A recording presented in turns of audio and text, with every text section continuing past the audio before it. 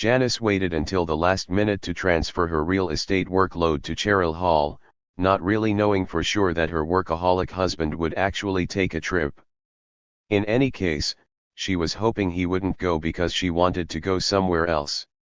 All she could recall of Mexico was torrential rains and the misery of Montezuma's revenge in otherwise beautiful Cancun.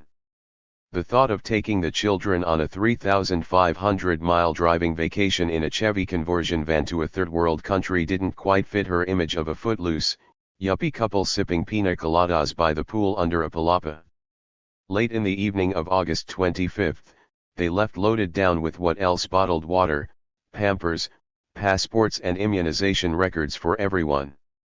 After crossing the border and sitting and breathing diesel smoke emanating from the long line of trucks waiting for Mexican customs, the border urchins were upon them trying to sell local Mexican tabloid newspapers with photos of maimed bodies. To calm his wife, he told her the usual line, "Hey, this is an adventure. Cheer up.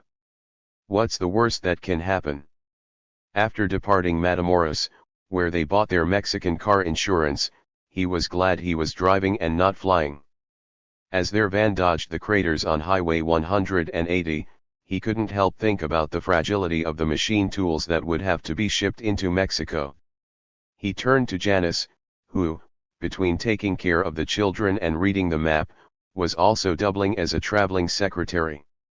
"Take note of the condition of this highway. Based upon the road surface, any machine tool shipment to Mexico City could not originate at Brownsville, Texas. They would have to be flown in. That ought to make SAT happy." Janice attempted to record the condition of this road segment, concerned that she would not be able to read her own scrawled notes as a result of pothole-induced vibrations. "Based upon this road surface, I'm starting to wonder if our tires will even survive, let alone sensitive electronics." "See, those State Department brochures were right," she chided. The Gulf city of Tampico was their first night stop in Mexico, midway between the Rio Grande and their meeting place. This made it a 2-day road trip from the border to the Black Rendezvous in Veracruz. The hotel billed by North as 5-star had seen better times. It was a large complex located on the south side of town with a large pool and an ocean view similar to what someone would find in Miami. Other than an electrical system that could not power a blow dryer and electric curlers at the same time, it was adequate.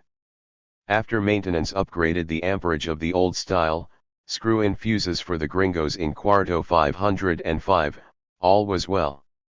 Most of the people staying there were wealthy Mexicans who enjoyed the luxury of their own maids and nannies. Mexico was starting to look better to Janice, even though she had discovered the country could probably swallow them up if it were not for the traveler's guides they purchased at the border. Mexico, they felt it wasn't necessary to clearly mark its roads, especially in towns. Terry had registered according to Kathy's instructions. The registry read Mr. and Mrs. Terry K. Reed. Terry was frolicking in the pool with Duncan when the Mexican waiter approached the pool's edge. "Señor Reed." "Si," Terry responded. "There is a gentleman in the bar waiting to meet with you." Terry got dressed and walked into the lounge. It was 1:30, and he was approached immediately by a rather handsome, swarthy Latino, who walked up and said in a rhythmic Hispanic accent, "Seen any boomerangs lately?" These were the code words, to which Terry replied, "Mainly in Arkansas, but I guess they're spreading south." The man smiled. "My name is Maximo Gomez. Come, let's sit by the pool. We have lots to talk about. Our mutual friend, John Cathy, speaks highly of you." As they strolled toward the pool, Reed studied him. Max was near his own height, around 6 feet, weighing 190 pounds or so. His black hair was short, neatly cut and beginning to recede. Terry guessed he must be in his mid to late 40s. He was neatly and expensively but casually dressed, wearing light-colored slacks, a loose-fitting Panama walking shirt, worn on the outside, and sandals. His attire, combined with his accent and tan complexion, made Reed think he'd probably spent most of his life south of the border. As they were being seated by the pool, Gomez switched suddenly to Spanish. Señor Cathy dice que usted habla español, verdad? Reed nodded his response. Gomez continued, Y nuestro amigo dice que sin odio para todos los comunistas. Yes, the only good one is a dead one, unless he owes me money, Reed answered, stealing a line from his old commie-hating Hungarian mentor Emery West and responding in a manner he figured Gomez would appreciate. Gomez laughed heartily, I'll use that one in the future. When he laughed, he had an almost innocent look about him, but as he snapped orders to the nearby waiters demanding immediate service, Terry noticed his expression quickly transformed into a more sinister one, the look of one who could take things very seriously if crossed. Being Latino, Gomez did not want Janice or the family involved at all. It was awkward for Terry, but he suggested that Janice go sightseeing or shopping. Max clearly did not want her there. One thing you must learn, Gomez said. Latin men get together without their women around. They have no place in business. This a very good custom, something the gringos could learn from, don't you agree? The rest of the afternoon was spent sitting under a paisano umbrella drinking agua quina and discussing Congress, commies, the Contras, and the cutout they were hoping to start. As they exchanged war stories, Terry gained information about what Mexican free trade was all about. Boastfully, Gomez told him he had lived in Mexico earlier and prided himself on his ability to purchase services for the agency, which included bribes to Mexican ex-presidents on down. From this conversation/briefing Terry learned of the United States government's need to have an offshore location for a weapons warehouse and transshipment point to support the Contras. This fit like a glove with Terry's plan, which Gomez obviously had been studying.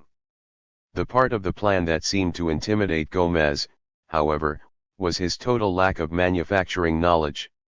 This would become an area of tension between the two men later.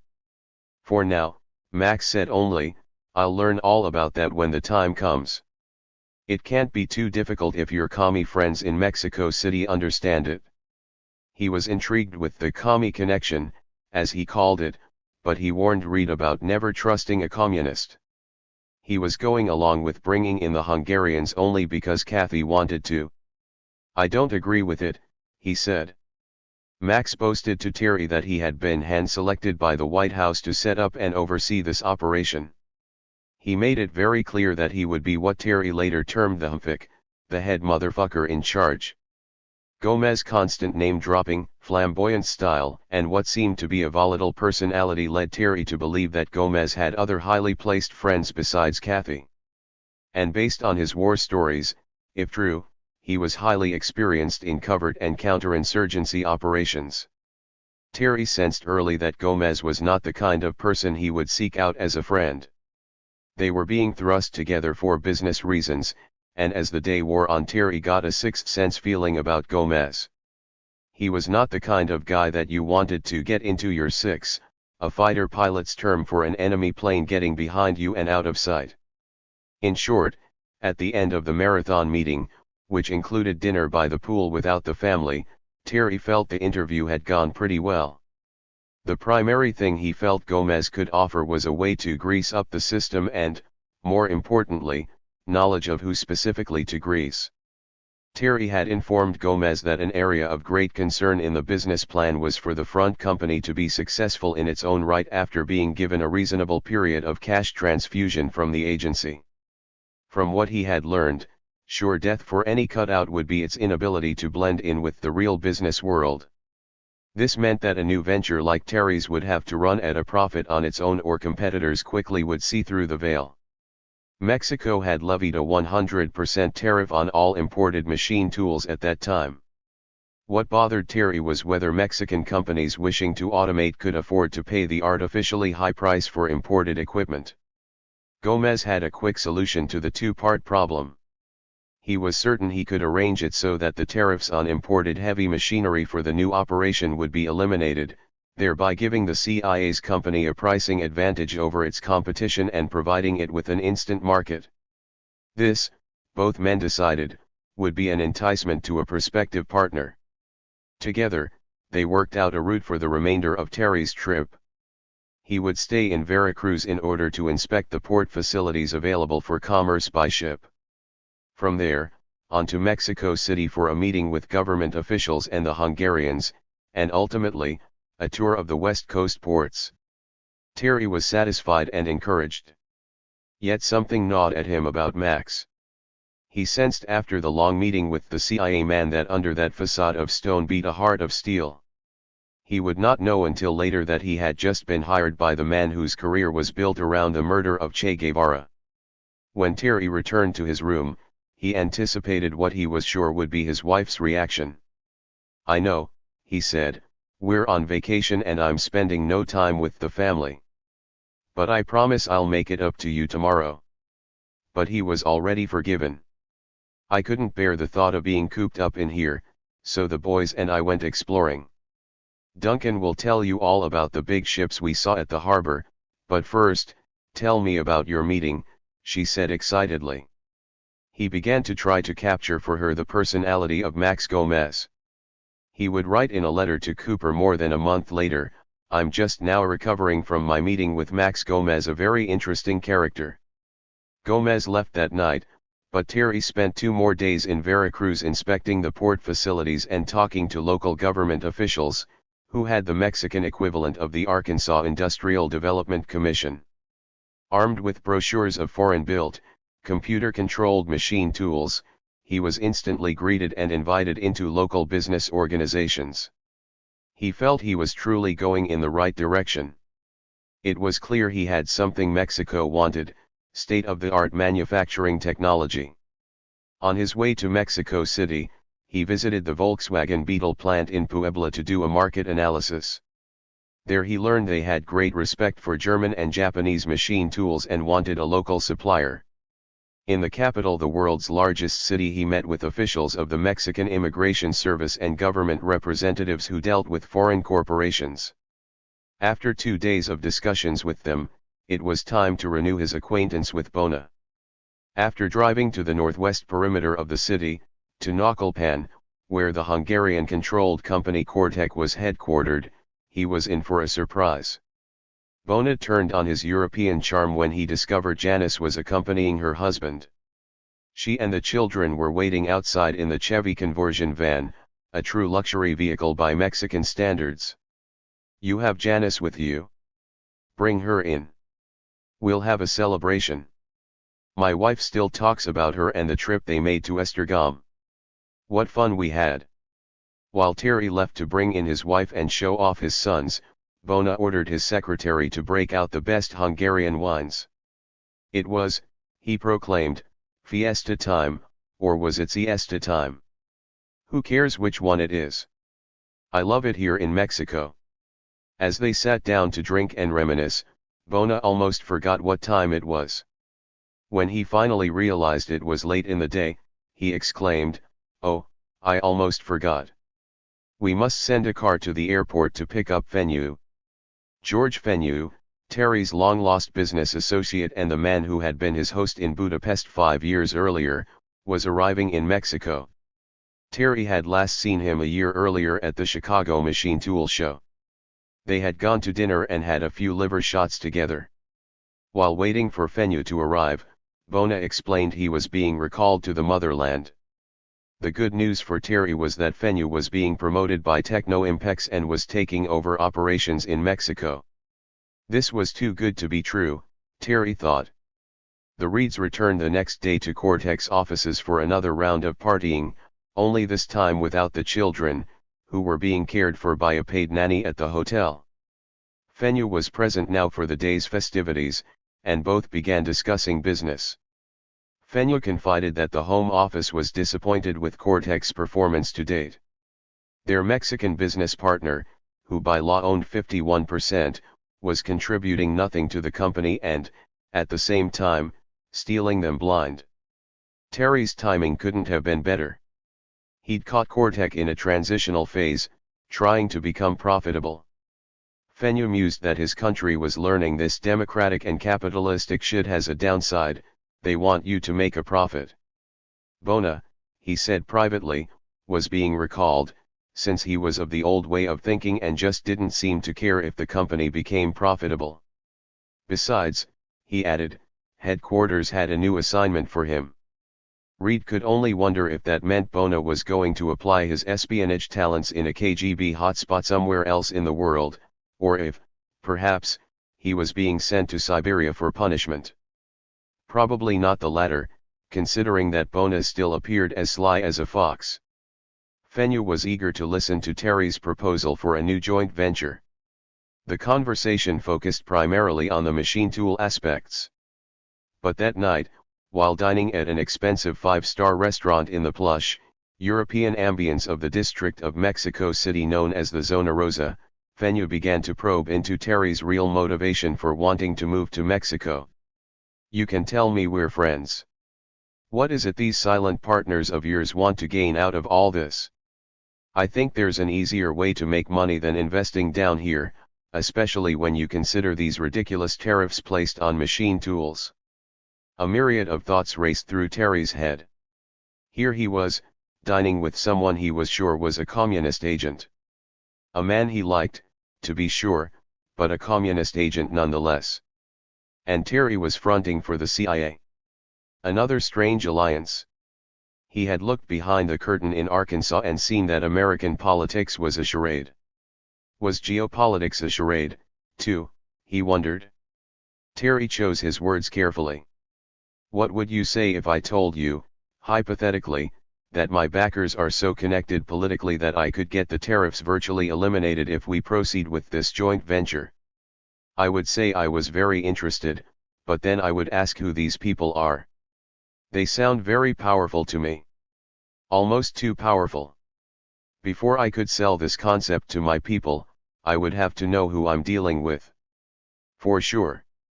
Terry left it at that. He would have to go back to Gomez or Kathy to see how they wanted to handle this. All in all, the trip had been a great success so far, in more ways than one. The door might be opening for a real joint venture, he thought.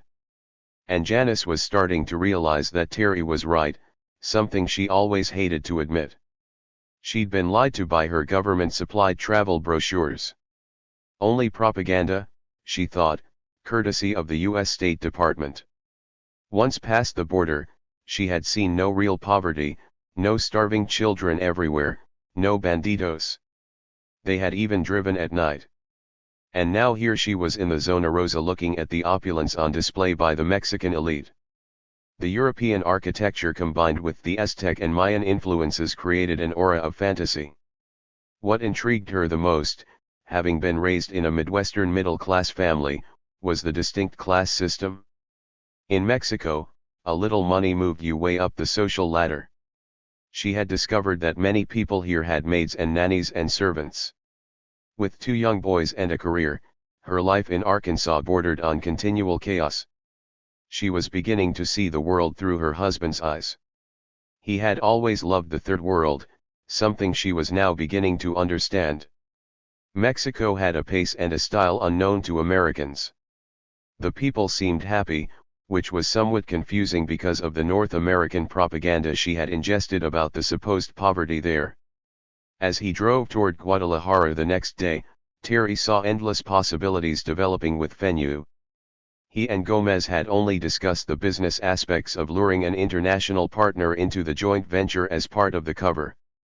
Their plan was to get Cortec, if possible, strictly as a stockholder in a machine tool venture. Another idea was now forming. The agency, through Terry, could set up a franchise to the parent company, Cortec, and attempt to run it autonomously, probably in Guadalajara. That franchise division would move the secret shipments of arms without the knowledge of the partner. Beyond that, another concept was unfolding, in his mind at least. He had not discussed the possibility with Gomez, but what if the partner became a willing participant in the arms traffic? Holy shit! He thought. The Hungarians, if they played ball and could be trusted, would provide the new venture with access to East Bloc arms. The smog and traffic of Guadalajara snapped him out of his deep thoughts, at least for the moment. After taking 2 days to make the rounds of the various government agencies and Terry dictating his reports to Janice while driving, they struck off for the west coast port city of Manzanillo. Looking at the Mexican equivalent of a Rand McNally map, the Reeds thought this drive would be a piece of cake. The map showed a new, 4-lane highway, Route 54, extending from Guadalajara to Colima near the coast. But they found this road existed only in the political rhetoric of Presidente Miguel de la Madrid, whose family lived in Colima. This had been a campaign promise and, in Mexico, a road can exist if you simply put it on the map. After a tortuous trip on a 2-lane winding road filled with switchbacks and jackknifed trucks, Janice penciled in under her heading marked Highway Infrastructure, Guadalajara to Manzanillo. Non-existent, air freight only. Southern Air Transport wins again. Due to the delay in getting to the coast, they proceeded up Highway 200 to the port city of Puerto Vallarta, situated in the center of a beautiful bay, bypassing Manzanillo, which appeared at that time to be inaccessible by well-surfaced road. At Puerto Vallarta, Terry performed the same exploratory work as he had at Veracruz. They spent 2 peaceful days at a tourist hotel on the bay's north side. Janice played the role of the tourista norte americano and spent the days sipping pina coladas by the pool while watching Duncan play in a tidal basin. When Terry returned to the hotel after visiting the commandante of the Puerto Vallarta International Airport to analyze its cargo handling capabilities, she was sitting pensively in the shade and informed him, "I've been watching ugly Americans all day. Why is it Americans live a life of misery and then attempt to make up for it by taking frenzied vacations?" She had spent the day watching tourists from the US with pale bodies arriving at the hotel and wearing clothes just purchased from the hotel's Banana Republic clothing shop. They all were caricatures, running up their credit card bills and carrying coconuts filled with anesthesia. Why? What were they running from, and what were they searching for? She had analyzed her own suburban culture and concluded that it was grotesque. What was really going through her mind now was that life could be very different for her and the children if they settled in Mexico. Up until that day, her husband's pipe dream of running a CIA proprietary on foreign soil was something she thought of only in the abstract. Why hadn't she taken him seriously? Hadn't he always created reality by the sheer force of his will? "So tell me the truth," she asked her husband. "Do you think you can really make all this happen?" Up until today, Terry, I have to confess, this whole thing seemed like a pipe dream of yours. I guess I needed this day off here by the pool to clear my mind. It's really happening, isn't it? You're actually meeting with Mexican dignitaries, and the CIA is actually paying for this vacation. It's scary, but I have to admit it's exciting. Is this what you really want to do? Because if it is, what can I do to help? Her adventurous soul had been tapped. Terry was somewhat surprised. He hadn't fully realized that he had to sell her the way he was trying to sell the agency. He had assumed all along that she would be a willing participant. But, in any case, he was glad she was now on board. The trip continued up Highway 200 until taking Route 15 back to Guadalajara. This road surface was considerably better. Janice penciled in, possible for manual equipment, -CNC. Their plan when they checked into a Center City hotel was to spend one night and leave the next day for the trip home. But as they dined that night in the peaceful ambience of Mexico, they both realized that their return to Arkansas meant an immediate resumption of the rat race. It was September 9th. "Why are we going back tomorrow?" Terry asked her. "I just heard about an area near Lake Chapala that's south of here. If Max decides to put this operation in Guadalajara, we should take advantage of this time together to explore the area. Call your office. Have Cheryl cover you for another week." "What the hell, the CIA's paying the bills." The next day they headed for the ancient Lake of Chapala, 50 miles to the south. The lake is Mexico's largest and within its waters swims the famous Mexican whitefish. On its northern shore is a string of communities, the largest being the town of Chapala with a string of villages connected by the carretera extending west from Chapala. It is an area favored by about 5,000 foreign pensionados, mostly American and wealthy Mexicans who view it as a vacation retreat. The lush valley surrounding the lake, protected by a mountain range on the north, gives the area a much cooler microclimate and blocks out the smog from Guadalajara. The ancient Indian village of Ajijic, 5 miles west of Chapala, was the cultural center of the area.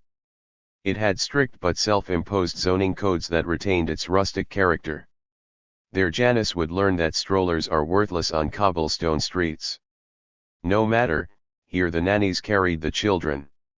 They checked in at the Posada Hotel and Restaurant, owned by a Canadian couple, and learned that Chapala Realty, owned by another Canadian named Richard Tingen, was the place to find whatever you needed. The following day they went to Chapala Realty to inquire about the essentials, schools, grocery stores, doctors, pharmacies, auto repair shops, and the like. They were directed to a woman named Diana Aguilar, an American originally from Southern California who had been raised in Mexico. She informed them, much to their delight, that an opulent lifestyle was possible in Mexico for $600 a month. The Reeds had told her they might be moving to this area, and they spent 2 days with her driving around in their van, touring homes. A fast friendship developed with Aguilar, who was 36 and lived with 2 of her 3 sons in Ajijic.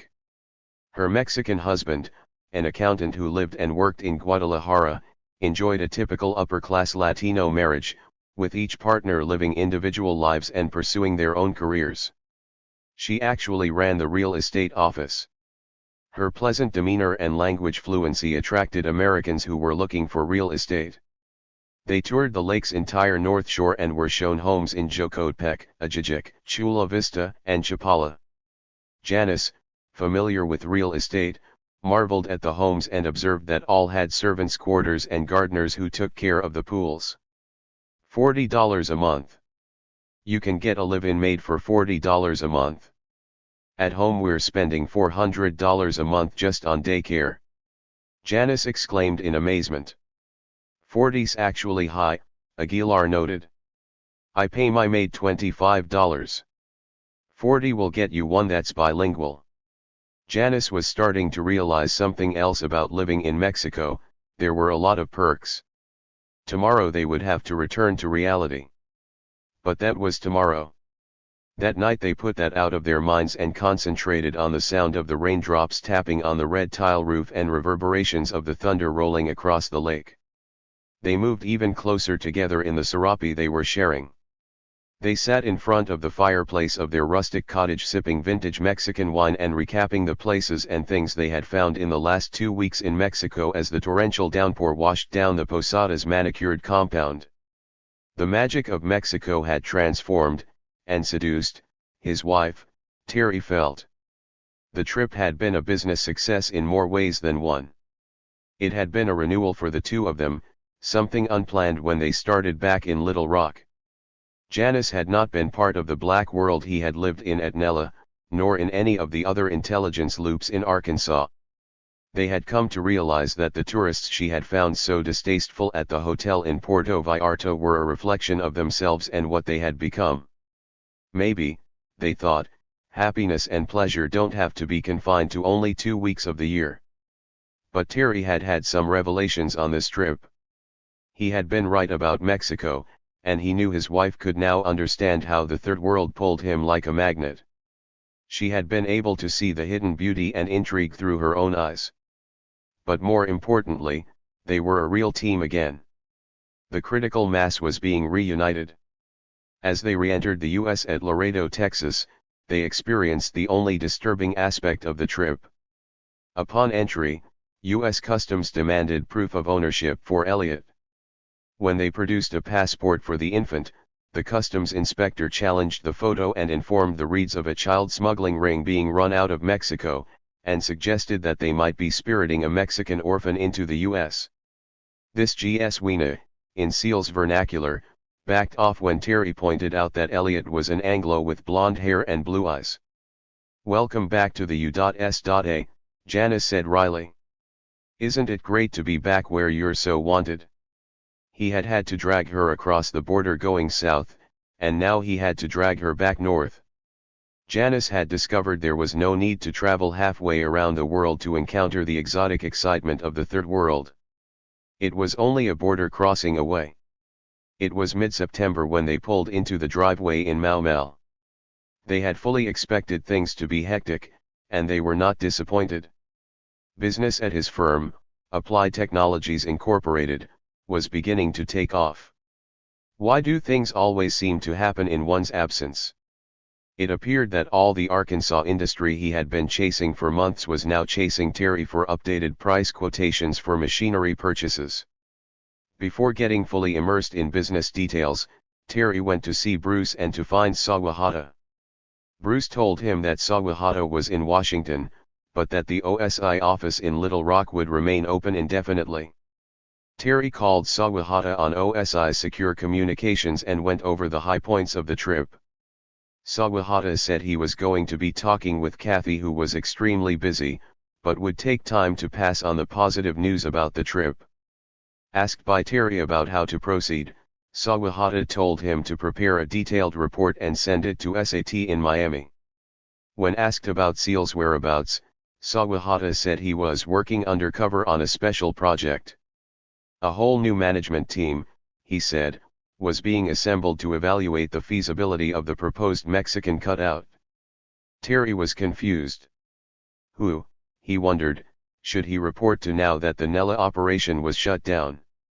Sawahata was now just a voice on the telephone, and Terry seemed to be supervised by no one in particular. Terry had been sent to Mexico by Kathy and had been interviewed by Gomez, but he was about to find out another boss had been brought into the Mexican loop. He was ill-prepared for the October 1st telephone call from a man identifying himself as Robert Johnson, who said he was chief counsel for Southern Air Transport. "This whole thing sorta got dumped on me recently," Johnson confided. "I'm looking at a file that's pretty disorganized, but there's all kinds of reports here indicating you've been the main source of a lot of this data pertaining to Mexico. I'd like to go over it with you in detail. My job is to review this project for legal considerations." Terry had no idea who this man was. He had never heard this name before and no one had ever mentioned him. He knew that people in Arkansas had not been told about Mexico, and Terry began to suspect this might be a pretext call from someone in Arkansas state government seeking to uncover the agency's future plans. Terry bought himself some time by saying his report was not yet complete, and he needed time to type it and send it on to Miami. The man on the phone said that would be fine. He told Terry to mail it to SAT, in care of Cooper, and he would intercept it. Unable to contact Cooper by phone, he did as Johnson had instructed. He prepared a recap of the trip's highlights and sent it to SAT on October 2nd. The report also highlighted an interesting development that had occurred since his return. In light of articles appearing in the Wall Street Journal concerning trade with Mexico, Terry was confident there was genuine interest within the machine tool industry as a whole to develop a Mexican market. He, therefore, had put out feelers for other possible investors in the joint venture, not wanting to limit his search to only the Hungarians. He had baited the hook and gone fishing for a company with the proper international connections, and he was beginning to feel tension on the line.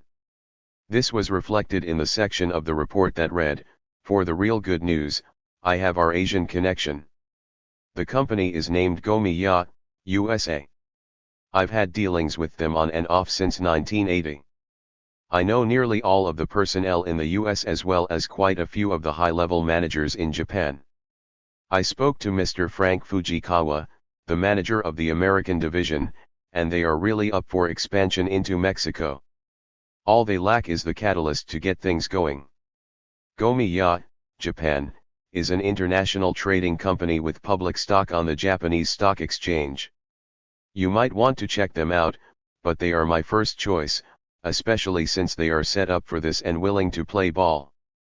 I will be seeing Mr. Fujikawa in Dallas soon, where, with your permission, I will go into greater details with him." With the report, Terry enclosed a map he had drawn of North America and entitled Proposed Distribution. It showed how the supply pipeline for the company could be developed to establish tentacles from Mexico to Asia, the United States and Europe. Under this plan, if the cutout found the proper investors, they would develop a supply network giving the CIA access to weapons worldwide, all of which could be shipped and disguised as machine tools. But, not knowing for sure if the agency would implement the Mexico plan, Terry still wanted to seize upon the increased business opportunities developing in Arkansas. Since his return, Terry had been devoting a lot of time to his own firm. He was no longer associated in any way with McAfee's company, which was on the verge of collapse and total bankruptcy, with his creditors seizing its assets. Terry had established an office in his home, and one customer he was developing was, in fact, Skeeter Ward. The subject of machine tools had become of primary interest to Palm, the Ward's parking meter firm in Russellville. Since Terry was the only machine tool dealer who actually knew the true application of the equipment Palm needed, he had a built-in advantage over any possible competition. Terry, in effect, had a security clearance the others couldn't obtain. As a result of Terry's engineering work on the applications with the younger Ward, Palm had targeted a brand of equipment built by Morisiki, Limited, of Japan. Terry found it amusing when the Arkansas media reported that Palm was planning a large expansion of its plant because of new government contracts it had recently received.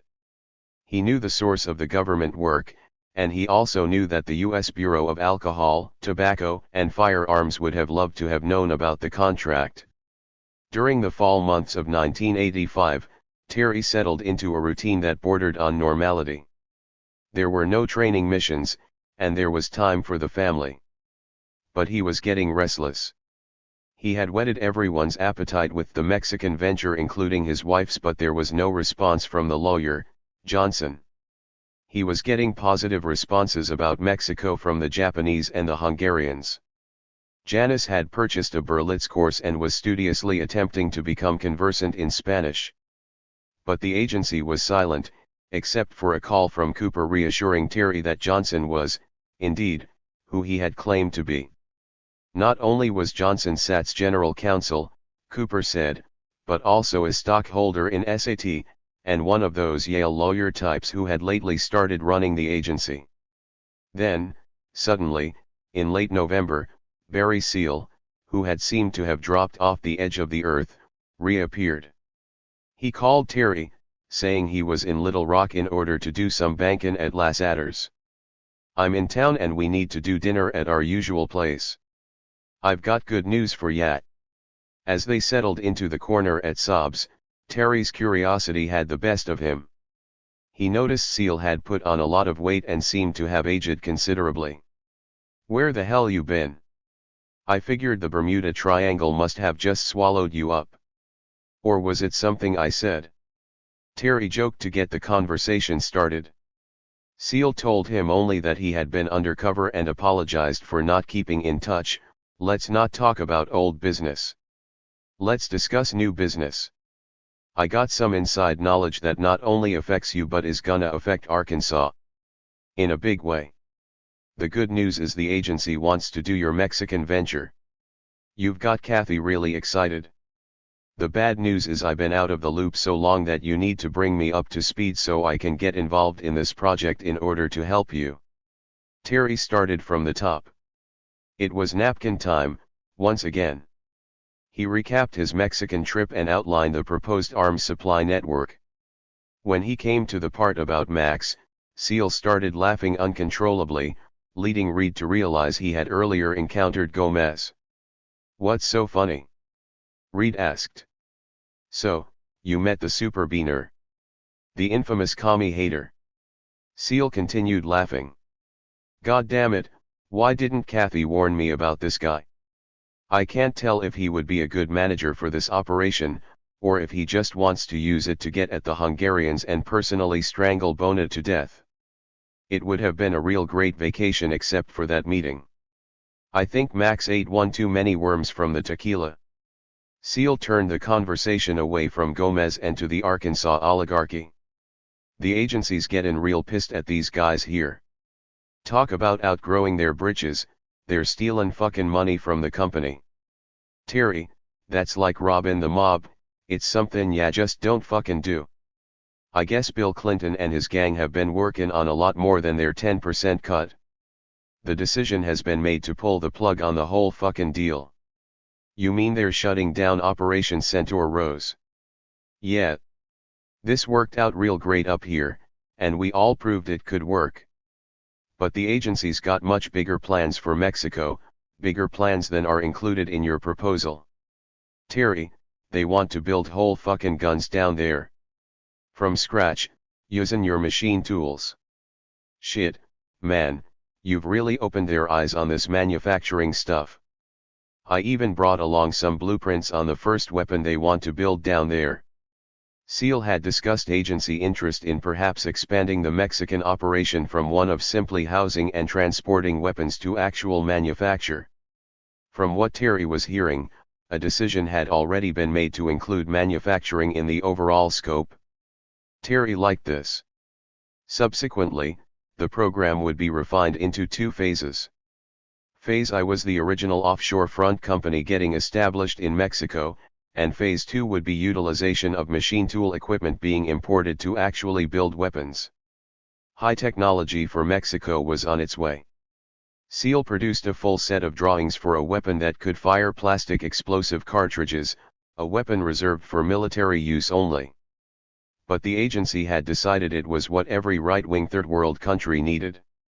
It would be a good weapon to begin building their offshore manufacturing concept around, due to the pent-up market for it. The CIA had even done its own marketing analysis. Now keep this quiet, Seal cautioned. It's real sensitive info, and these guys here haven't been notified. But Bob Nash is in deep shit. That nigger is gonna have trouble swimming with all that chain the agency is gonna wrap around him. Yes sirree, things are gonna get real interesting around here. And Governor Bill's gonna learn who's in charge. The hard way. He'll be lucky to get elected dog catcher after they're through with him. Getting back to Gomez, Seal said, we gotta tolerate him for now. He may appear like a loose cannon, but what's important for both of us is for you to take them up on their deal, get your butt down to Mexico and be in position to receive me once I help blow the lid on the whole Arkansas operation. How you gonna do that? He swallowed his last oyster and said, let me worry about that. That's my job. The rest of the time was spent with Seal telling Terry about a secret meeting he was trying to arrange between his CIA handler and Gomez. As a result of his undercover operation, Seal said he was real hot and wanted to set in place special security for the meeting. Remember how to piggyback? Seal asked. I think this is an appropriate time to use this procedure for something other than carrying cash. On the napkin, he drew a flight plan for a prek and piggyback mission and codes to be used over the phone when he would call Terry's house. I'll refer to my handler as my brother. I'm trying to get this meeting set up to take place out of the country for security reasons. We won't be gone long, they'll miss me up here if I'm out of the country more than a couple of days. Just be prepared for my call and don't say anything stupid over the phone. It's not secure. Can you give me an idea where we're going? Seal winked. I'll take you for a trip on the dark side. Notes. 1 U.S. Congress, Testimony of Oliver North, Iran-Contra Hearings, 100-7, Part 1, pages 78-79. Chapter 15. A Trip on the Dark Side. It was Friday evening, December 13, 1985, just 11 shopping days until Christmas. Barry Seal couldn't know that he had little more than 2 months left to live, and his telephone voice was filled with excitement. Glad I caught you, Santa Claus. It's time for the trip to my brother's place. I've checked winds aloft, and they're predicted to be 190 degrees at 13,500 feet. We should plan on leaving from my place day after tomorrow at 1,400 hours. You may want to bring a Ron kit, and remember, there's no phone at his place. You'll want to remind Janice, so she's not trying to contact you there. Sounds good to me. Will I need a hunting license where we're going? Terry asked. Yeah, but I'll take care of that. This trip's on me, and my brother is really anxious to meet you. I'll call my brother and tell him we're coming. Adios, Papa Bravo, Seal ended, as usual, with a chuckle. This cryptic conversation set in place a pre-planned sequence of events that Seal and Terry had devised at Sobs, a week earlier. All Terry had to do was remove ones from each of the coded elements of the message.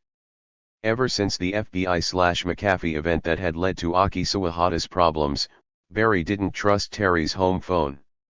Seal and Terry felt that McAfee was mentally disturbed and that he had probably listed Terry as being a known associate of Sawahata.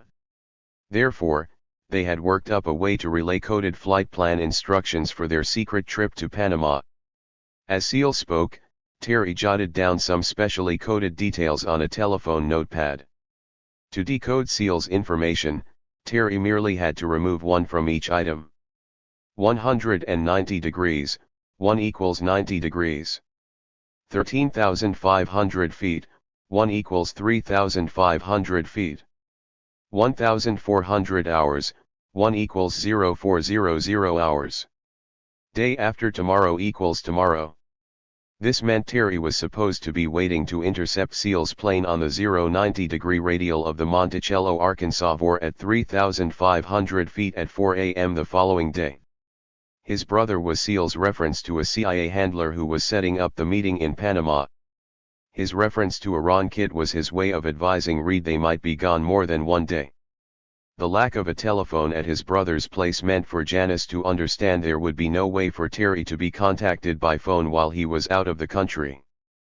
Papa Bravo was to be decoded as PB, or simply a cryptic way of calling the play or piggybacking. Terry would have to tell Janice he wouldn't be at the dinner table for a few days, something routine for a spook's wife. Seal's voice had exuded excitement, and Terry was sharing the feeling. Ever since his return from Mexico 4 months earlier, Terry had been consulting for the agency and developing an in-depth business plan that would utilize a machine tool proprietary as a cover for a weapons transshipment operation in Mexico. Operation Centaur Rose in Arkansas had proved to be a successful prototype of what the agency wanted to develop and expand upon, either in Mexico or some other offshore location. The CIA had decided that operating outside United States borders would reduce the nuisance factor that had come into play in Arkansas, where snooping and meddling by the local law enforcement groups had resulted, as in MENA, in too many prying eyes. This problem had been compounded by a major turf war that had developed between federal agents who held diametrically opposing views of who Barry Seal really was. Perhaps, in hindsight, the drug cover given the operation had not been an excellent idea. In theory, it was to have been a way to allow the FBI to be the controlling investigative body, giving the appearance of leading an investigation against the operation. This was to provide federal security, thereby keeping state and local law enforcement out. With this carefully orchestrated disinformation program, if an outsider later read the FBI's case files on MENA, they would appear to be the result of a criminal investigation. But, in reality, the FBI had been using its vast resources for containment and cover-up, the equivalent of a shadow shadowing a black operation asterisk. But the agency selected, counterintelligence FBI agents assigned to Jade Bridge and Centaur Rose had lost control, and it had become literally, a law enforcement feeding frenzy. This had forced the agency to assert its control with the Justice Department as well, to prevent arrests and prosecutions. Believing MENA to be a major drug smuggling mecca because of Seal's cover as a trafficker, a state police investigator would later testify that stakeout operations at the MENA airport by a joint task force even included agents from the Arkansas Game and Fish Commission. Nothing had been accomplished, because they did not realize that the CIA used Seal as a diversion to distract them from what was really happening at Nella, just under their noses 12 miles away. And by the time the stakeout even began, the training operations at Nella had already been shut down, and some of those involved at Nella were being groomed for bigger and better opportunities in Mexico. Mexico had been numero uno on the agenda at the meeting at Saab's as Terry and Seal renewed their friendship after several months of not seeing each other. Seal, like Terry, had been very busy with other things. Terry wasn't aware of the fact that Seal actually had been put into the Federal Witness Protection Program and had become the government's chief witness in a series of high-profile drug trials reaching from Las Vegas to Miami. He had proved to be one of the best undercover agents the government had ever developed and was an extremely effective witness. His testimony helped convict Norman Saunders, the chief minister of the Turks and Caicos Islands, whom Seal had ensnared on tape while giving Saunders a $20,000 bribe to protect drug trafficking in his tiny island nation. During this time, Seal had been kept under wraps in Miami, sometimes in an underground one-room cell for his own protection.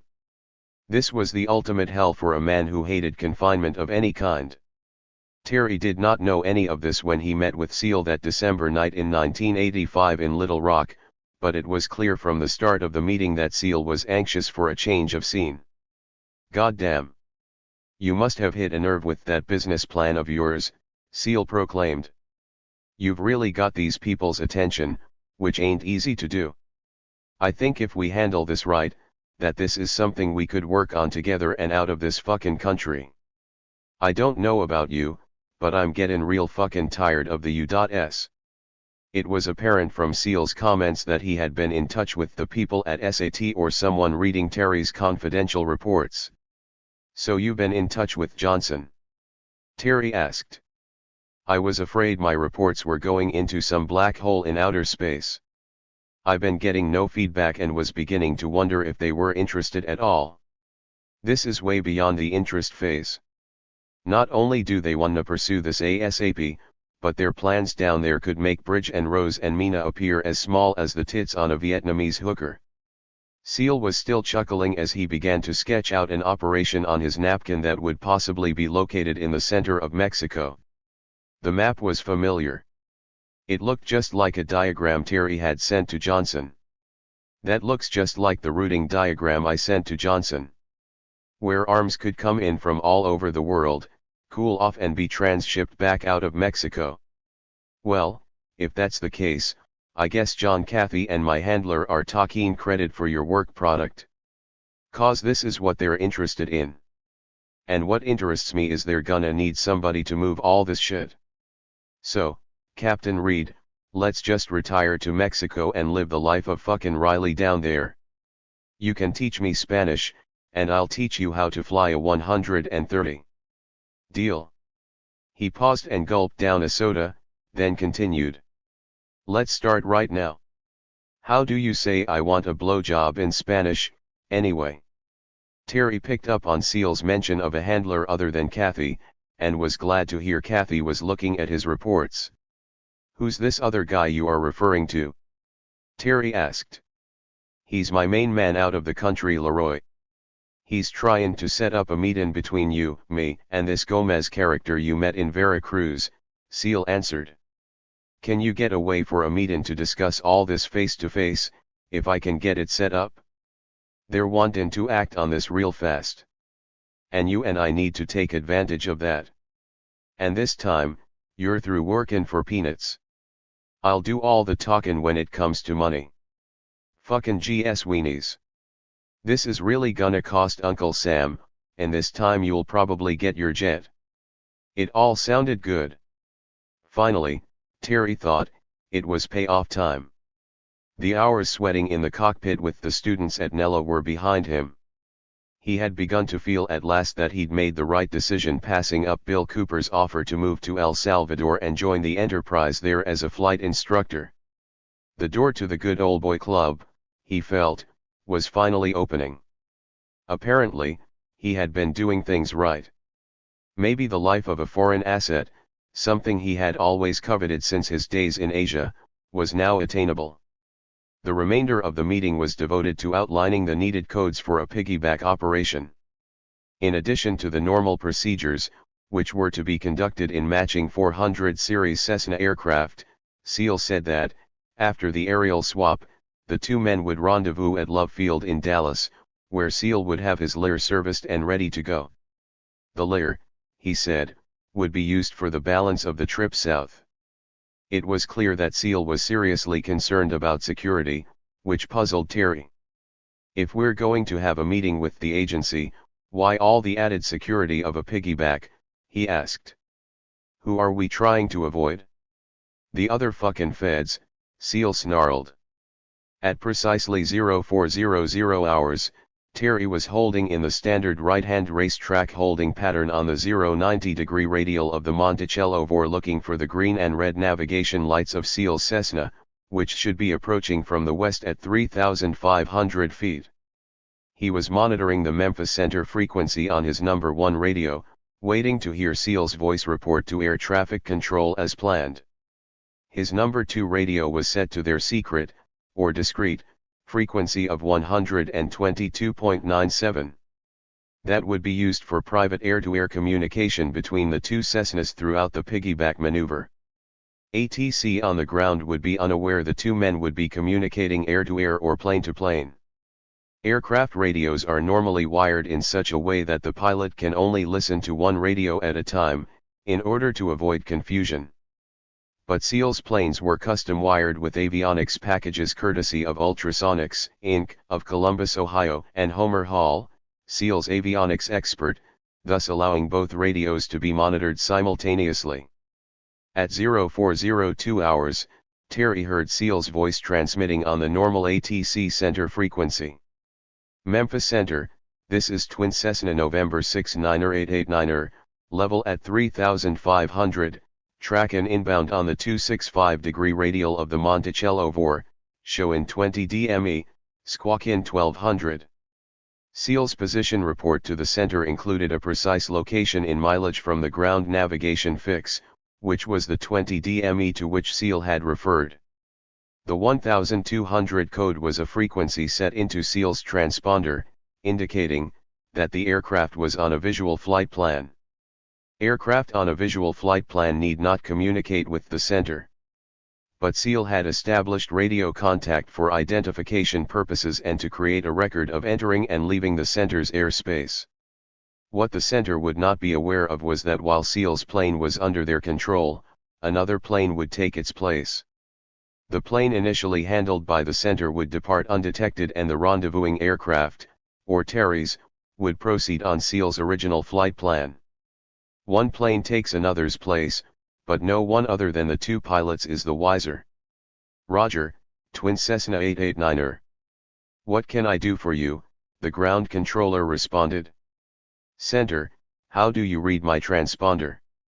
I am painting you 18 DME from the fix, ground speed 140 knots, squawking 1200, level 3,500 feet. What else can I do for you, Twin Cessna 889er? Oh, nothing. It's just that my transponder light appears to be intermittent, and I was wondering if y'all were painting me okay. The light SEAL referred to was an indicator on his transponder that lights up each time the center bounces a radar beam off of the airplane. This is referred to as having your transponder interrogated. There was nothing wrong with SEAL's transponder, he was simply establishing radio contact with the center in order to establish a record of his arrival and departure from their window of controlled airspace.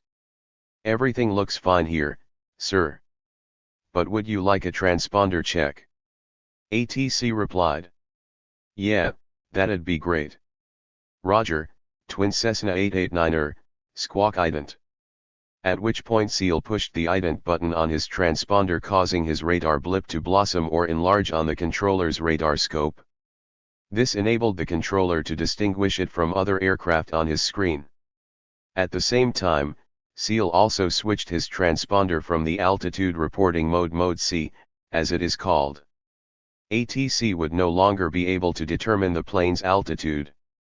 Terry, of course, had been silently monitoring this radio transmission between SEAL and ATC and had used SEAL's position reporting to locate the approaching aircraft visually from its navigation lights. Terry's plane had no lights on and was at minimum terrain clearance altitude below the surveillance envelope of the center's radar. The center was totally unaware of Terry's presence. He had been maneuvering his plane to intercept SEAL's flight path.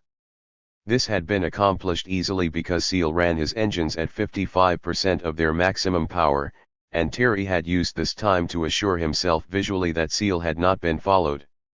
If this had been the case, he would have alerted Seal on their discrete frequency and the mission would have been aborted. "I'm below you and almost in position, your tail is clear. Stand by for a hack," Terry told Seal on the discrete frequency while Barry was faking the test of his transponder. "Twin Cessna 889er, this is center." "Sir, your ident looks fine, but I've now lost your mode C. It does appear you have an intermittent problem of some sort," ATC said. "Roger, center. I'm dual transponder equipped, and when I get time in a minute, I'll switch over to the other one and we'll see what she does." "Roger, Twin Cessna, whenever you're ready." By disabling his plane's altitude reporting capability, Seal's transponder now no longer would tell ATC his true altitude. This would be important, because Terry's plane soon would make an abrupt climb to Seal's altitude, and once Terry was directly behind him, Seal would turn his transponder completely off and dive his plane for the deck. His electronically enhanced radar blip would completely disappear from the scope. At precisely the same moment, Terry would switch on his transponder and squawk in ident mode. Terry's large radar return that would suddenly appear on the center's screen would mask any secondary return generated from Seal's plane during his diving maneuver away from Terry. Terry was now in place below and behind Seal and gaining airspeed as the distance between the two planes decreased. 30 seconds to hack, Terry said to Seal. Then, 20. Then, 10, 9, 8, 7, 6, 5, 4, 3, 2, 1, hack. Seal had now synchronized his clock with Terry's, and he knew that he now had exactly 1 minute until Terry's plane would be in position directly behind and slightly below him. Without causing a midair collision, it would be Terry's job in this dangerous maneuver to get his airplane close enough to Seal's in order to count the rivets as Seal had taught him. It required the same flight precision demanded of aerial stunt teams, and each pilot was entrusting his life to the other. It would be up to Seal then to execute a right wing over, or half of a split S-course reversal maneuver taught to fighter pilots to dive in on unsuspecting targets below. This would separate the two aircraft as quickly as possible. Seal and Terry's eyes were both locked on their cockpit clocks as the second hands approached 12. At 10 seconds till, Terry began the countdown, 10, 9, 8, 7, 6, 5, 4, 3, 2, 1, execute. At precisely that second, Terry switched on his transponder, which had been off, pushed the ident button and turned on his mode C, or altitude reporting capability. Seal switched his transponder completely off and at the same time abruptly turned his plane beyond 90 degrees of bank angle and dove for the surface in the reverse direction. If all had gone well, the controller on the ground would never have seen more than one radar blip. For all he knew, he had only assisted one airplane with a transponder problem. Twin Cessna 889er, this is center. I'm painting you now at 10 miles east of the fix, tracking outbound on the 090 degree radial, squawking ident, and your mode C is now operational, showing you at 3,500 feet. It appears that this transponder is a good one. Seal, not Terry, now replied to ATC so that the controller heard the same voice. Roger, center, thanks for the assistance. I'll be seeing ya. Good day, sir, and have a nice flight. The switch had been flawless. Seal continued to fly at low altitude to Dallas's Love Field below radar detection. There he landed and waited for Terry as they had earlier agreed. Terry continued flying on to Seal's original VFR flight planned destination, Greenville, Mississippi, airport, pretending to be Seal. Once on the ground and sure that no one was following him or, even more important, that no one was waiting for him, Terry flew back to Little Rock and landed at Adams Field. It had already been a long morning, and the sun was just beginning to rise as Terry boarded a Southwest Airlines flight at 6 a.m. for Dallas's Love Field. There he took the shuttle bus to the general aviation side of the field and rendezvoused with Barry. Their plan was to be in the air at 0800 hours in Seal's Learjet, N13SN, heading south. All went flawlessly, and as Terry's bus pulled into the general aviation parking lot on the north side of Love Field, he could see Barry overseeing the refueling of the Lear. The twin Cessna he had flown into Love was tied down on the transit parking ramp. Terry hoped all this hocus-pocus of the piggyback flight had been worth it. He knew Seal was security conscious, but it was still amazing the lengths he would go to ensure there was no tail. It was 7:30 a.m. "Your left engine on the Cessna is losing some oil," Terry said as they boarded the Lear and buckled in. "You better get it checked out when we get back." "How do ya know?" "Because it deposited residue on my windshield when I was tucked in behind you." "Jesus Christ. You must have been awful close to me." "Hey, you're the one who said get close enough to count the rivets." "There's exactly 26 holding on your tail hook," Terry laughed. The Lear's engines spooled, and it started its takeoff roll at exactly 0800 hours, as planned. As the airspeed rose to 125 knots indicated, Terry rotated the aircraft as Seal in the right seat called out V1, check, cross-check, positive rate, gear up, turn and burn. Terry banked the plane to the south as Seal briefed him on their planned 400-mile trip to Brownsville, Texas, where they would take on fuel and file a phony flight plan to Campeche, Mexico, a city on the western side of the Yucatan Peninsula. Seal told him they would file all the flight plans in Emil Camp's name and in his honor, since Barry had Emil's pilot's license and voter registration card from Slidell, Louisiana. "Here's your huntin' license. You file the flight plan in Emil's name once we get to Brownsville, and then we'll cancel once we're in the air over Mexico." "Oh, we're not goin' to Campeche." "No. We'll be flyin' direct to Ilopango for fuel and then on to Howard Air Force Base in Panama." Terry was excited. Terry knew that Mexican customs would not be a problem. Jets entering Mexican airspace do not have to clear at the port of entry, which in this case would have been Matamoros. Had they been flying a propeller-driven plane, they would not have been able to penetrate Mexican airspace as they crossed the Rio Grande coming out of Brownsville and just keep on truckin' as Seal had said. Flying jets certainly had its advantages. Terry knew they would not need Emil's identification unless an emergency forced them to land in Mexico, since there would be no identification inspection by the Mexican federals prior to leaving the U.S. He could tell that Seal was an expert at exploiting the world of regulations and had done this many times before. He wondered if there was any loophole in the rules that Barry wasn't aware of. "Keep this thing below 18,000 and we won't even file this leg," Seal said as they departed Dallas airspace. All clever choices, Terry thought. By staying below 18,000 feet there would be no legal requirement to file a flight plan to Brownsville. The only punishment for not climbing to a higher altitude would be that the Lear's Model CJ610-2 GE engines would suck fuel like crazy at this lower altitude. "Don't worry about the fuel burn," Seal said. "This trip is on Uncle Sam." After the brief hour trip to Brownsville, Terry went inside the general aviation terminal to check weather and to file their phony flight plan to Campeche. He felt a little uneasy using a dead man's pilot's license number. But as Seal had joked earlier, Emil won't mind. Where he's flying they don't need licenses. After filing the plan, Terry joined Seal on the ramp where he was chewing out the line boy for not topping off the tanks completely. "Son, the next time someone tells ya to fill his fucking airplane, I suggest ya do just that. All the way to the fucking top.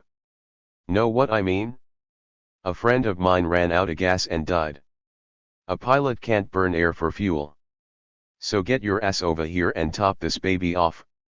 I bet she'll hold another 5 gallons per side. And don't forget the Prist this time."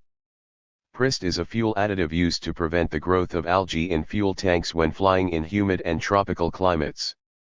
Terry had grown to respect Seal's demand for perfection when it came to the world of aviation. He, too, knew that a pilot couldn't assume anything had been done properly when it came to servicing an airplane. Aviation is very unforgiving, he could hear his instructor examiner, John P. Brown, saying from his training days at Mizzou Aviation in Joplin. And to prove it, on a wall behind Brown's desk was a picture of an old plane impaled upon and still stuck in the only tree that was visible for as far as the eye could see. A monument to what can happen anytime a pilot drops his guard. For any reason. Most aviation accidents can be prevented while still on the ground, he could hear the looming, somber, and often intimidating Brown still saying. Terry admired Seal for living by this rule, even after all the flying experience he had amassed. He may be a calculated risk taker, but he certainly knew how to reduce the risks. The White Lear was airborne and heading south at 10 a.m. with Emil Camp at the controls and Barry Seal on the radio. Once on their flight plan and in Mexican airspace, at a cruising altitude of 35,000 feet, Seal went to the rear of the aircraft, grabbed 2 pilot map cases and dragged them to the front. These were the same type of cases Terry had seen earlier in Seal's Aero Commander that blew the engine in Texarkana. Inside were custom aluminum boxes containing sophisticated electronics, some of which Terry recognized. GNS 500S. Damn, those things used to cost $500,000 apiece, and you've got to. Nothing but the best when you're workin' for Uncle. Seal quipped. And these ain't your normal 500s. They're modified to do special things. With these babies, we can not only pinpoint our position via satellite within about 10 meters, we can find the window to the Bermuda Triangle. That takes accuracy, son. GNS 500S are navigational radios that continuously read the aircraft's position in latitude and longitude via digital readouts. Coupled with their ability to store and process complex flight plans, to denote wind speeds at various altitudes and to determine ground tracks, they would give the jet the ability to fly without making contact with ground controllers. Earlier in his aviation training, Terry had attended an advanced navigation class in St. Louis, which taught the operation of this system, but he never thought he would see 2 of them, worth more than $1 million, in the same portable box. This was the same type of sophisticated navigation system aboard the Korean 747 airliner, Flight 007, shot down by a Soviet MiG in September 1983. That aircraft had only 1 GPS. Seal had 2 to guarantee pinpoint navigation accuracy. Under the control panel on the co-pilot's side, Red Hall had installed a secret power bus that Seal accessed with a jumper cable to power the GNS 500S. With another jack, Seal connected the antennas, hidden within the fuselage of the plane, to the radios in the box, making everything operational. Terry sat in awe as he watched while Seal remove a piece of paper from his shirt pocket and punched in the coordinates of the entire flight plan. Okay, I'll just hook up the ground and satellite communications equipment in this other box, and it'll be time for us to disappear, Seal chuckled. As he opened the second box, Terry saw an array of electronics and radios with ultra-high radio frequency ranges totally foreign to him. On a sticker in the middle of the control panel was a service note, saying, "Direct all service inquiries to Summit Aviation, Middletown, Delaware." Once power was supplied to these radios, Seal pulled a microphone from the box, smiled at Terry and said, "Now you're gonna know what it's like to fly into the Bermuda Triangle and just fucking disappear." What Seal was preparing to do was to blind a Department of Defense satellite designed as a sentry to give advance warning of incoming hostile weapons systems. This would provide a window through which the Lear could fly through undetected. At the same time, Seal said, secret military surveillance tracking stations manned by U.S. Army intelligence personnel would emit large bursts of energy to jam the U.S. and Mexican ATC radar. Terry felt he was seeing the results of all the Star Wars countermeasures technology. This, he now realized, was how Seal's Operation Jade Bridge aircraft, codenamed Dodger, had been able to enter and leave the United States without being detected. If there had ever been a doubt in Terry's mind about who Seal was, and how high he was connected, it had been put to rest forever. Seal got his flight plan authorizations not from someone on the ground, like most pilots, but from satellites out in space. You get ready to switch transponders to standby. I'll call our guys in Cuba on a secure frequency, Seal said to Terry. Sea Spray, this is Lear 13 Sierra November, 30 seconds from the window. How do you read? Loud and clear, Lear, came the voice from the ground. We've been expecting you. We're showing you being handled by Mexico City Center, squawking 0742, flight level, 350. That's a Roger. Give me a hack for the trip on the dark side. We're ready to go. 10, 9, 8, 7, 6, 5, 4, 3, 2, 1, hack. Seal had zeroed the LED clock on the dashboard of the Lear and pressed the on button as the controller called hack. He turned to Terry. When that clock reads 30, switch both transponders to standby, hit the speed brakes and let's dive this bitch to the deck. Use your emergency decompression checklist. Seal immediately went to the Mexico City Center frequency. Mexico City, this is Lear 13 Sierra November requesting handoff to Campeche approach. The Mexican ATC authorized Seal to leave his frequency and go to Campeche's, thus terminating Mexico City's service. 30 seconds later, the ground controller announced, your portal time is 16:45 Zulu. You're black. Terry saw that the transponder interrogation light was no longer working. As the Lear buffeted with its speed brakes extended and its altimeter indicating 20,000 feet per minute descent, Seal got on the radio to Campeche approach and said, Campeche approach, we are Lear 13 Sierra November. Cancel our flight plan to your destination. We are going somewhere else. At this point, they no longer existed as Lear 13SN heading for Campeche from Brownsville. Now, they were self-navigating, under no one's ground control. They would now swing out of Mexican and Cuban airspace by circumventing the Yucatan Peninsula and would establish a course of 230 degrees to Ilopango, El Salvador. Terry leveled the plane out at 10,000 feet and started reviewing the approach charts to Ilopango, now about 600 miles away. The fuel burn at low altitude was horrible, but Seal didn't care, as he had factored in the tailwind component supplied him by the GNS 500S. Now they were flying on the dark side, mused Terry, and he asked Seal about the term. It had a science fiction connotation. Yeah, some spook technocrat stole it from Close Encounters, Seal said referring to the movie. It was originally conceived as a way to hide the whereabouts and destination of top-secret military flights, including Air Force One. But once they got it perfected, the agency saw it had lots of uses. Seal went on to say it was rumored in the spook world that this technique of literally falling off the edge of the earth was used not only by the agency as a way of hiding agents who became too hot but by unscrupulous people who paid for such disappearances. Perhaps this was part of the Bermuda Triangle myth, Terry thought. Seal began connecting and activating portable low-frequency receivers called ADFs. These were needed to receive signals from low-frequency transmitters common throughout Central and South America.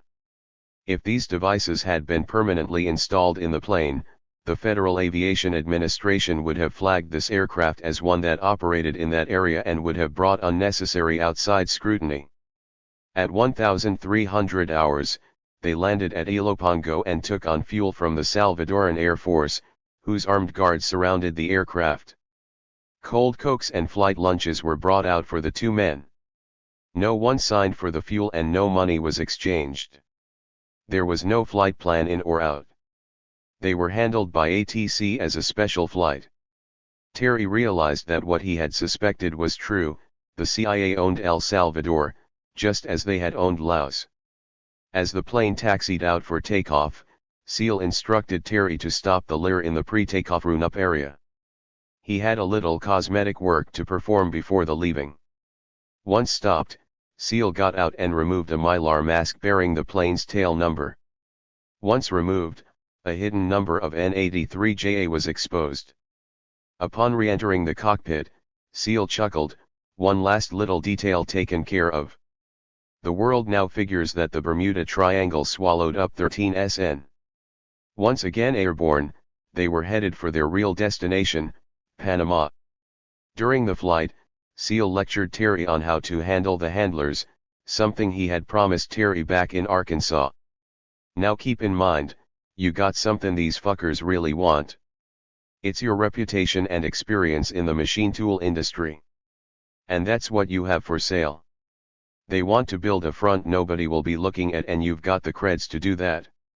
So don't sell yourself short, and don't talk money on this trip. View this as an operational discussion only, and don't let Leroy pin ya down on anything.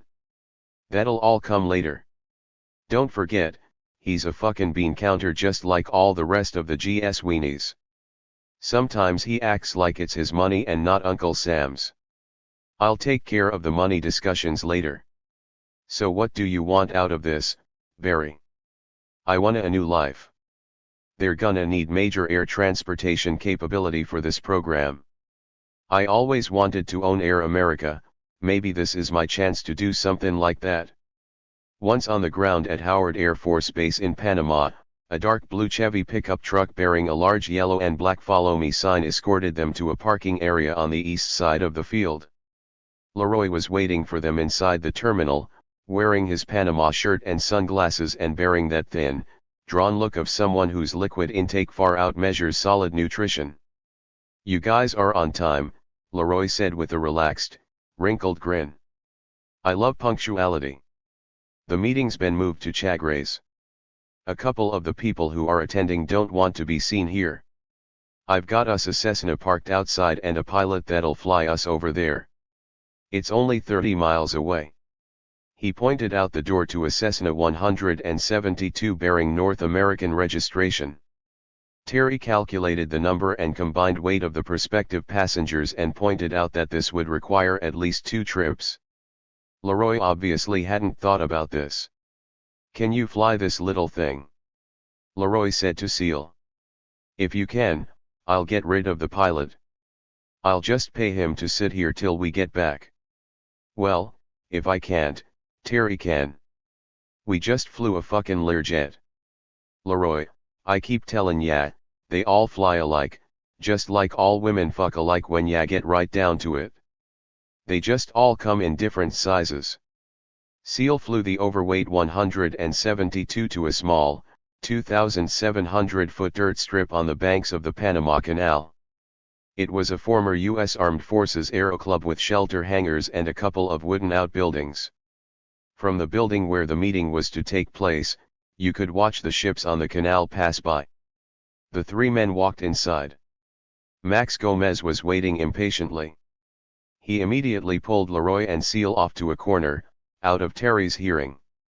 After a short, private discussion, Seal walked away from the other 2, returned to Terry and said, "This is a pretty sensitive area we need to talk about. There's another person present outside who represents another government that may want to get involved in this operation. This other person would like to sit in on this meeting but not be identified for security reasons.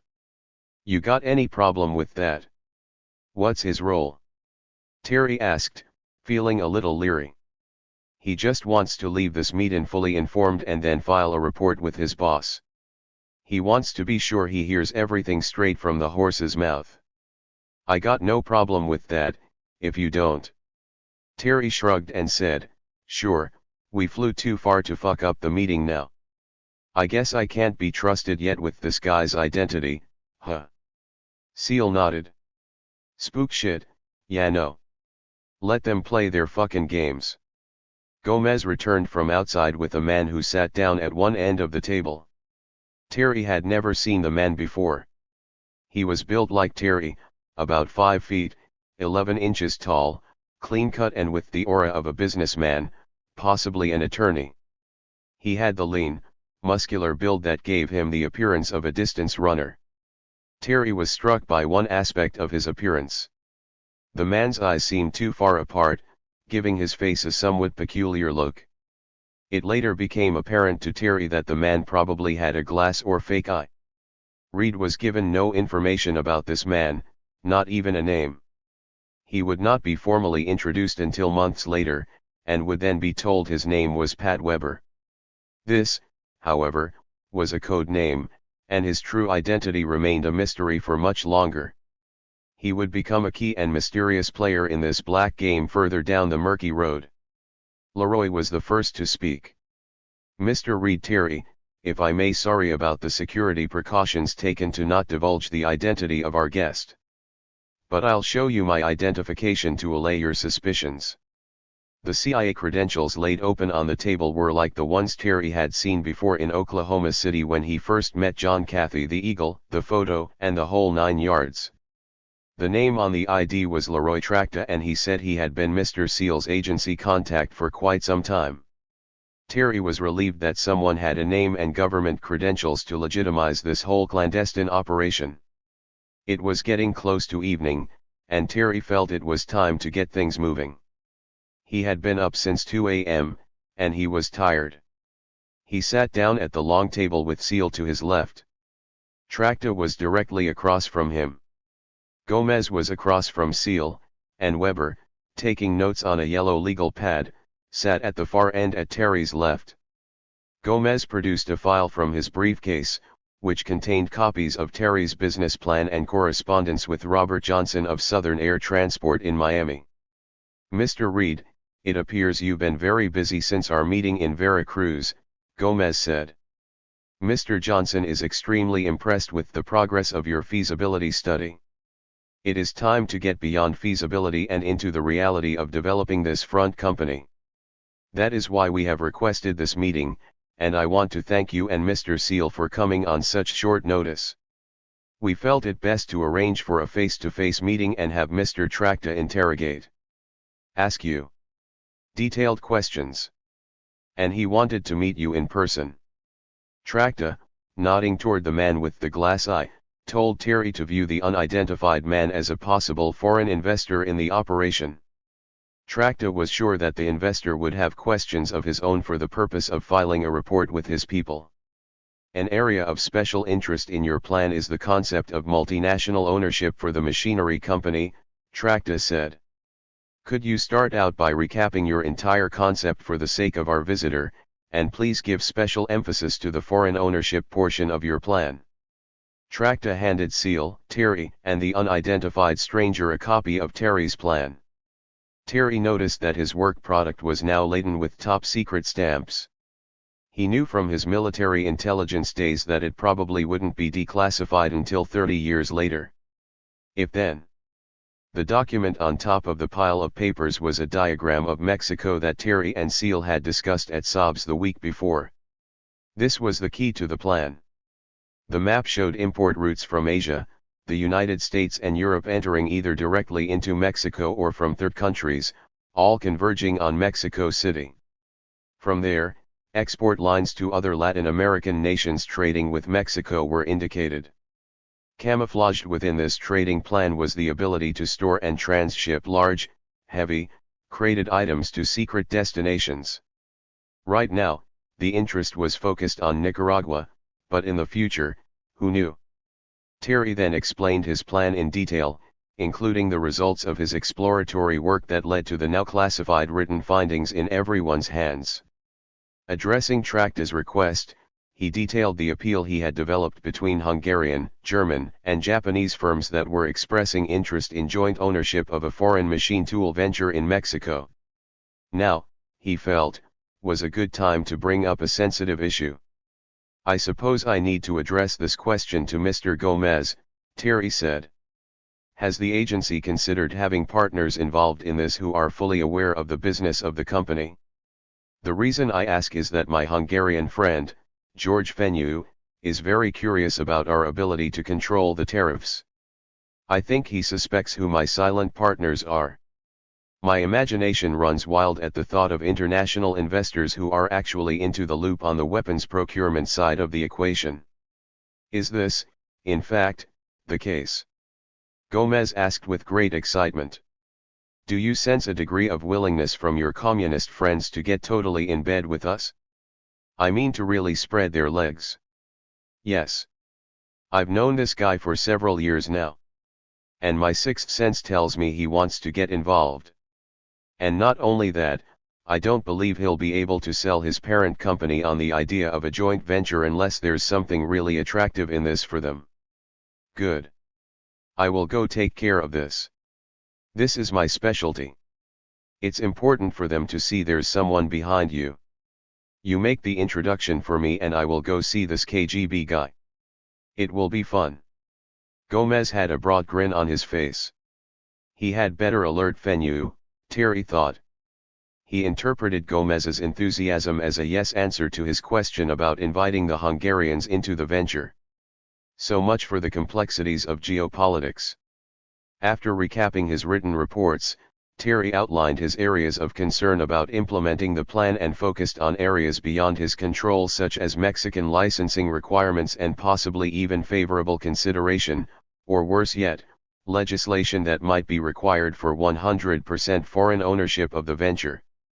As the conversation unfolded, it became quickly apparent that the stranger was not there just to take notes. In fact, he assumed the role of devil's advocate and began posing detailed questions about obstacles he felt had to be overcome to make the plan totally successful. It was clear that he was, by nature, very calculating and conservative. From his questioning, Reed wondered if his clients were as tough as he. He became a foil for Gomez, who took the typical Latin view that everything was no problema. Terry stressed that one major factor in favor of such a venture was that the project was something the Mexican government desperately needed. Mexico's president, Miguel de la Madrid, was publicly embracing the need for foreign technology that would allow Mexico to develop a stronger export market. To do so, the Mexicans would need modern factories utilizing state-of-the-art machine tools. Mexican machine tool industry is at this moment an oxymoron, Terry said. What's that mean? Gomez wanted to know. It was apparent the stranger was now embarrassed for Gomez. He means this is something that is non-existent in Mexico, the stranger replied. And from what I've heard, this is the major attraction of Mr. Reed's plan. When I file my report, I'm going to emphasize this point as well as to expand upon the joint venture concept. By his comments it seemed the stranger was favorably impressed with what he was hearing. Terry was beginning to feel this meeting was actually a very expensive job interview. Seal said very little until Terry pointed out that the poor quality of Mexican roads made air transportation vital because of the fragile nature of the electronics associated with computer-controlled machine tools. Terry stressed that large air cargo shipments coming in from all over the world to fill machine tool orders would disguise the arms dealing, reduce the risk of discovery and virtually eliminate scrutiny. It would be a perfect front. It was Seal's turn to speak. With all this air cargo activity, we're gonna need a very specialized carrier that can operate freely worldwide, move sensitive cargo and, most of all, keep its mouth shut. I propose the formation of a small, elite, air cargo operation based out of Mexico that would be like a scaled-down version of SAT. I can put all that together for ya and, considering the Black Ops capabilities in place from Sea Spray * will be able to move undetected throughout this region. The U.S. Army's anti-detection capabilities in the corridors around Panama and the Bahamas are excellently suited for this style of operation. Tracta had a simple question. What's this gonna cost me, Barry? With you, that's a question I'm always afraid to ask. He laughed. Seal answered with a question. Leroy, haven't ya always got your money's worth from me? I'm a professional, and you know it, and professionals cost money. I've instructed Terry to discuss no money figures today. He's sorta new at this. You come to me later, after Terry and I have had a chance to put a sharp pencil to it, and then we'll discuss money. Oh, shit. Just what I need, Tracta joked. Are you training him how to handle me, too, as you're always boasting? Even the newcomer was laughing now. How do ya know I said that? Ya got my phone's bugged again, Leroy. When the laughter died down, Terry had a question. I'm confused. What is the reporting procedure? I'm from the military, and I can't work without a chain of command. With my agency contact in Arkansas now gone, and with Barry out of the loop there, I feel isolated. Can anyone define this for me? Gomez had the answer. Right now, this is Mr. Cathy's project. View him as the big boss. Mr. Bob Johnson in Miami is like a one-man, legal oversight committee. You need to be filing all of your reports with him as this progresses. I will be operations manager for this project. If it's a go. The 3-hour meeting ended with everyone upbeat. Gomez and Tracta both said they would file a joint report to Cathy, who would make the final decision. It appeared all systems were go, only the money had to be worked out. It was still not clear to Terry what the unidentified man's role was. It was obvious he had been cleared for everything, but it was a mystery who, or what, he truly represented. All Terry knew for sure was that he had a glass eye and an accent he could not quite place, and he left with a copy of the business plan. By now it was dark outside, and the time was approaching 8 p.m. Terry had not slept for more than 18 stressful hours and the day had been anything but routine. Seal, Tracta, and Terry got into the Cessna and flew back to Howard, where they spent the night at the bachelor officers' quarters.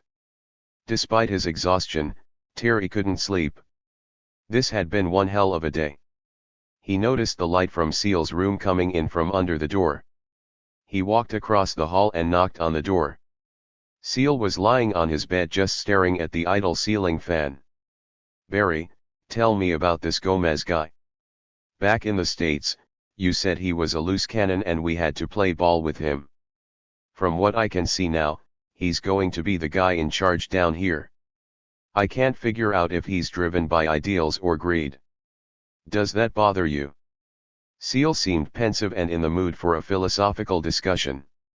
"Terry, as a young man I had ideals similar to yours. I was put into play early on with a group of guys wanting to liberate their country just as your freedom fighters want to liberate theirs. Anyone whose ideals drive them has to be a little bit crazy. Gomez falls in that category. My agency service has pivoted around a group of ragtag Cubans, and now, Panamanians. They just come with this business. They're always on the ragged edge between right and wrong, and sometimes they'll pull you in there with them. You just gotta keep your own head screwed on straight and remember why you got involved. Don't make their war your war or you can get into real trouble. But all I can tell ya from an agency point of view is they're the only game in town, at least on this side of the world. If you wanna play this game, you gotta associate with guys like Gomez. They've turned fighting commies into their own selfish, full-time profession. You don't know what really motivates them, greed or ideals or hatred. But I agree with you, fucking communism is a threat.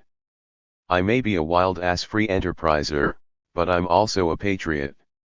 The following morning, after a hearty GI breakfast of SOS at the officers' mess, Terry was still trying to absorb all this. For him, it was still new, this sneaking off to a foreign country to hold intelligence briefings. It made him think of Thailand, watching the GIs walking around Howard Air Base, seemingly barely able to tolerate their surroundings during the Christmas season, gawking back at him and Seal. It reminded him of how envious he had been in Asia while he watched the civilian spooks come and go as they pleased while he toiled in the strict, disciplined environment of the military. That's just how he must have looked to the spooks who operated in Thailand. Now it was his turn to be the envy of the underpaid grunts. At the base operations building, Terry had to oversee the Lear's refueling while Seal and Tracta indicated the need for another private meeting. As the two walked away, Terry could hear Seal say, "Well, I'm sorry Leroy, if they feel like I'm blackmailing 'em. But this is business, and I just gotta do what I gotta do." At 10 a.m., after saying goodbye to Tracta, the two prepared to depart. Terry felt that he would be home for dinner with any luck. He was wondering what new excitement might be awaiting him on the trip back. It didn't take long for him to find out. As soon as the two were airborne, Seal laid it on him. He was full of pent-up emotion and startled his flying companion as they exited Howard airspace. Seal began yelling at the top of his voice, something totally out of character for him. Terry had never seen him this euphoric. "Yehey woo," he screamed. "I'm gonna fucking make it. We're gonna do this, Terry. We've got these assholes eaten out our hands. Yehey woo. Give me the fucking airplane." He grabbed the control yoke and executed a series of aileron rolls. Terry had never before been sick in an airplane, but he was sure he was about to lose his SOS now. "Okay, enough of that shit," Seal said after seeming to tire of the aerobatic antics. "You got the airplane, I'll hook up the radios." Terry sat silently at the controls, trying to figure out what was driving Seal.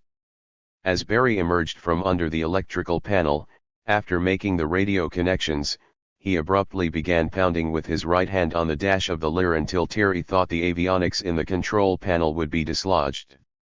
"There ain't nothing in this world more powerful than good ol' fucking blackmail, Terry. And don't let anybody ever tell ya different. Jesus Christ, I got some good shit on some big people. Will you let me in on your party?" "Calm down, Barry. Tell me what's going on." "Terry, what's most important right now is for ya to play ball with these guys and get your ass down to Mexico ASAP. You impressed the shit out of Leroy. Robert Johnson, too. I won't be able to come to Mexico right now, I've got a little matter to take care of. But ya get on down there and get in a position to receive me, and I'll be joining ya soon. Goddamn, this'll be great. Won't it be fun working together and spending all their fucking money? What's this blackmail you're talking about? Ever hear the old expression, it's not what ya know, it's who ya know? Well, whoever said that just hadn't caught the vice president's kids in the dope business, 'cause I can tell ya for sure what ya know can definitely be more important than who you know. You gotta calm down and tell me what you're talking about, if you want me to know. What's this about the vice president's kids and dope? I don't wanna tell ya too much, 'cause truthfully ya don't have a need to know. But Terry, I been working with several federal agencies for the past couple of years, as ya probably suspicioned. In the course of that business, a person can't help but run across some real sensitive information. It seems that some major players in the Medellin cartel, whom I personally know, ran across some knowledge that's very valuable to both the Republicans and the Democrats. Real national security stuff.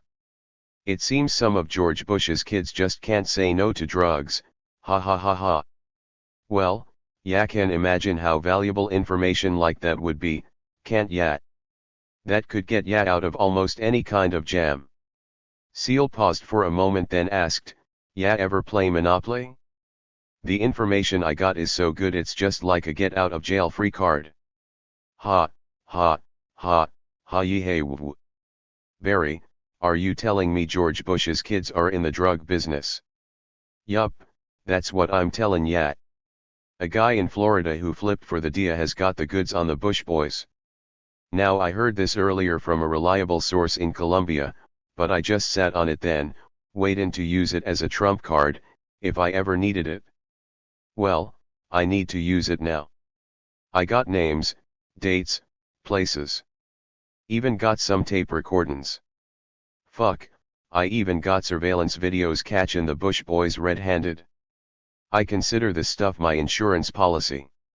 It makes me and my mole on the inside that's feedin' the stuff to me invincible. Now this is real sensitive shit inside of US Customs and DEA, and those guys are pretty much under control. It's damage control as usual. But where it gets real interesting is what the Republicans will do to the Democrats in order to dirty up the people who might use this information against Bush. So you've got direct knowledge of the Republicans trying to neutralize some Democrats before they can nuke Bush with this?" "Hell, yeah. I been part of it. Remember that meeting we had at Sobs when I told ya should play ball with these guys and get your butt down to Mexico and be prepared to receive me? Remember in that meeting I told ya I had a plan to blow the lid off the whole damn Mina deal and shut it down due to adverse publicity? Well, what I didn't tell ya was that project was already in effect, and the Republicans were already trying to neutralize some important people in Arkansas. Namely, the Clinton family. Seal took a break to communicate with ground control. When he turned back to Terry, he continued, "Yeah, that day ya explained to me the connection between the Ward family, the Rose law firm and the governor's mansion. Well, I about shit. Ya see, what ya didn't know was I was on a secret mission by none other than the agency to sort of dirty up some people real close to the governor. Now, I had been workin' on this through Dan Lassater. Now Dan's a good ol' boy and all that, but he's got a drug problem, and he's got the balls to be stealin' from the agency, too. From what I hear, Dan's been doin' a lot of questionable out-of-state investin'.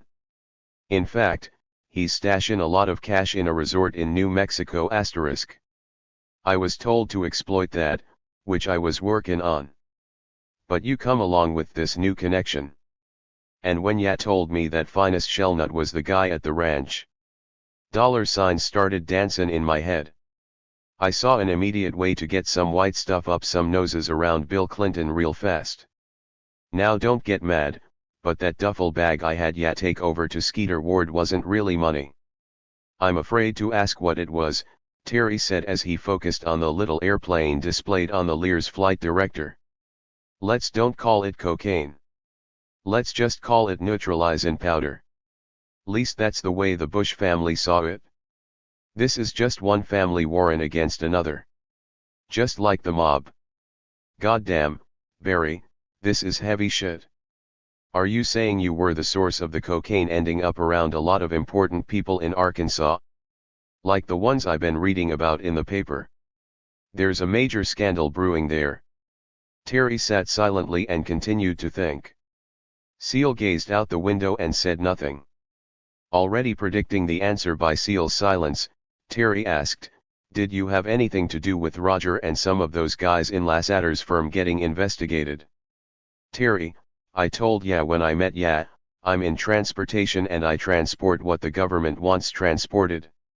In this case, the Republicans, the Bush family, wanted some stuff transported through Mena and into Arkansas that would end up in the noses of some very prominent Democrats.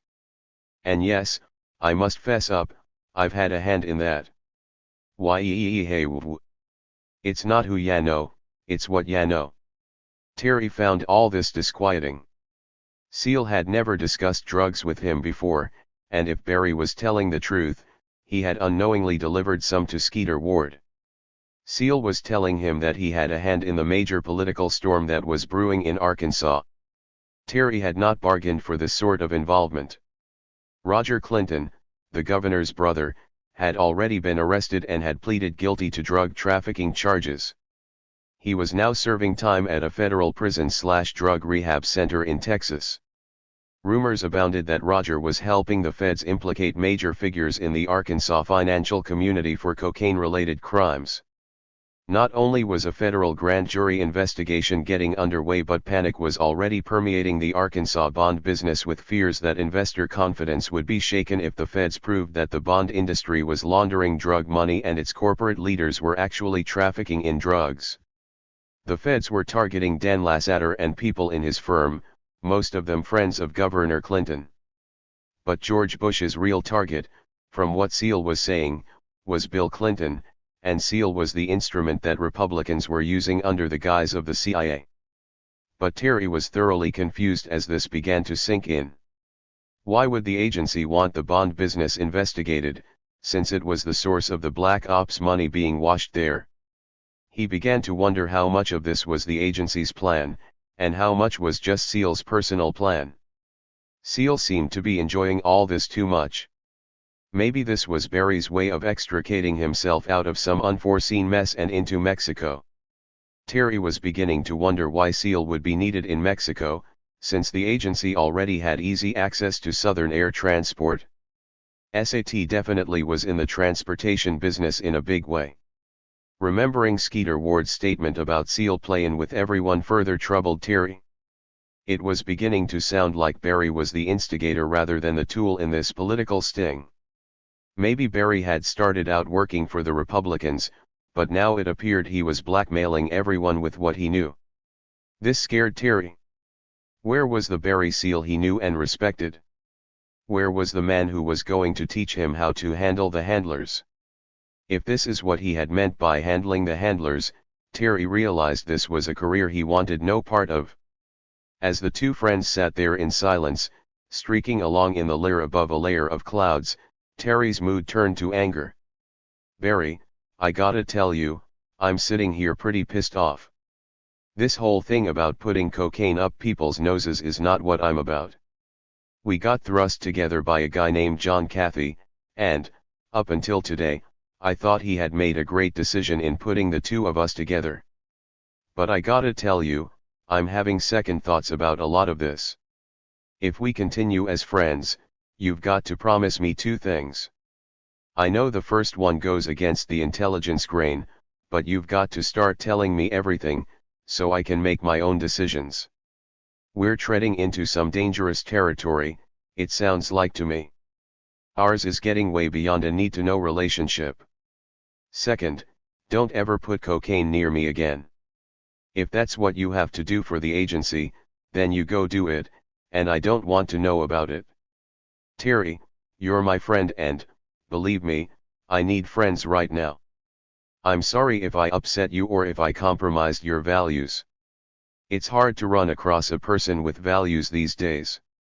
They're scarce." The conversation was interrupted by a radio transmission. "Lear 13 Sierra November, this is Sea Spray. We're painting you direct to Ilopango, squawking 4633, level flight, level 340. I assumed you'll be using Corridor Whiskey Echo, sir, then direct to New Orleans after you refuel.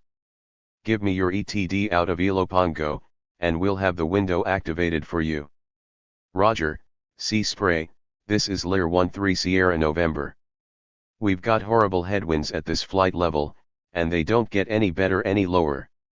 We'll wanna stay high till we get to the ADIZ, then we'll drop down and pretend we're flinging traffic till we get inland. Can you arrange all that?" "Roger, 13 Sierra November, we'll provide the cover out of El Salvador. Just squawk 0772 for identification when you're off Ilopango, and we'll receive you." The two left Ilopango at noon after a guarded military refueling, just like on the way down. Then the Mylar masks were reinstalled over the plane's N number, restoring the Lear's tail number to the one it bore when it left the States.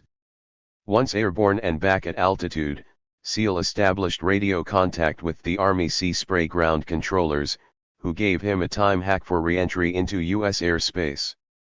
This would occur about 200 miles out over the Gulf of Mexico. The Lear then would have to be barely off the water, squawking 1,200 and at a speed slow enough that American ATC would not be able to differentiate it from helicopter traffic servicing offshore oil rigs. The Sea Spray service effectively masked the Lear's flight from El Salvador all the way to the ADIZ. Once safely within American-controlled airspace, the plane landed at New Orleans for a legitimate fuel stop and then on up to Little Rock where SEAL dropped Terry off. As they sat in the Lear at Little Rock, SEAL made a vow. "I'm sorry about the deal with Skeeter. I promise I'll never do it again. Captain, you and I have lots of good times ahead of us. I've taught ya all I can teach ya. It's time for you to solo. When will I see you next?" Terry asked, sensing that SEAL was cryptically establishing some sort of finality to their relationship. What was all this talk about soloing? He wondered. He didn't feel ready to cut the cord. He felt he still needed SEAL's instruction on handling the handlers. Without being specific, SEAL answered, "I don't know for sure. I've got to attend a legal orgy in Baton Rouge. A private matter *, be careful with these guys and I'll see ya soon down south." SEAL gave Terry a thumbs up and smiled out of the cockpit window as he started the jet engines of the Lear. It was Terry's last trip on the dark side with SEAL, and it was to be his last conversation with him. SEAL taxied out, probably still laughing, not knowing his life on Earth could now be measured in weeks. Notes. 1 FBI teletype provided in litigation, LRC 91-414. Date/time group F1822227Z, August 87, from FM Chicago to Director Priority, Attention, Drug Section, SID, and OI1, Section, INTD, Little Rock Priority. 2 CIA Base, a computer database on the CIA compiled by former intelligence officer Ralph McGehee, Herndon, Virginia, 1992. This became evident from an FBI teletype provided to Terry Reid through federal court discovery in 1993. The 3-page report, dated August 18, 1987, and marked secret in its entirety, proves the FBI was alerting the CIA and DIA that the residue of the MENA operation was in jeopardy of being exposed by the media. This document identifies Barry Seal as a CIA operative. 1. Sea Spray is an operational code name for a joint CIA Army program to mask covered flights entering and leaving American airspace. 2. Lasseter was a major investor in a ski resort named Angel Fire near Taos, New Mexico, where Governor Bill Clinton vacationed at Lasseter's expense. Lasseter later sold the resort to a savings and loan that eventually failed and was taken over by the Resolution Trust Corporation. In an article headlined "Probe of Clinton Pal Shut Down Early," ex-cop says, Mike Gallagher of the Albuquerque Journal revealed on September 20, 1994, that an Arkansas State Police investigator probing allegations of narcotics shipments by Lasseter to the resort claimed his investigation was stonewalled by federal prosecutors. This left the clear suspicion that Lasseter's money laundering activities for the agency gave him carte blanche to do what he pleased without law enforcement interference. The legal orgy Seal referred to was a deposition he was scheduled to give on Friday, December 27, 1985, in Baton Rouge. In the presence of his attorney, Louis Unglesby, he was grilled by Assistant U.S. Attorney Bradley G. Myers, IRS Special Agents William C. Duncan and Jerry Biz, and Arkansas State Police investigator Russell Welch, from 1:18 p.m. to 3:30 p.m. The questioning centered primarily around the cash that was turning up in Arkansas's banks around MENA as a result of Seal having paid for work done to DIA and other federally owned aircraft. This reckless questioning of Seal, under oath, administered by the IRS, clearly showed the difficulty the Agency was experiencing in controlling the security for Operations Jade Bridge and Centaur Rose. With the operations either shut down, or by this time moved, what the IRS perceived as money laundering of proceeds from narcotics trafficking was still bringing unwanted scrutiny. By reading the transcript of the proceedings, one can clearly see that Seal handled himself extremely well that day in keeping the agency's dirty secrets. Chapter 16. A Date with Death. What a long day it had been. The exhausting trip from Panama had answered a lot of questions, and yet created a lot more. Terry stood by the terminal at the Little Rock Air Center and watched Seal taxi out for takeoff. When the white Learjet strobe light became only a distant twinkle moving southeast, he paused to think about the man who had become his personal instructor in dealing with this dark and Byzantine world. He had seen a transformation in Seal over the course of the past 2 years. He had gone from a confident businessman, seemingly well established in Baton Rouge, to a man unsure of his future. Terry wasn't sure his friend could any longer control the forces with which he was dealing. Though still cocky, and often arrogant, Seal was beginning to react rather than act, and he seemed to be holding something back. And, indeed, he was. Seal had not told Terry everything on their long trip back from Panama. Terry didn't know about the previous 5 months of Seal's life.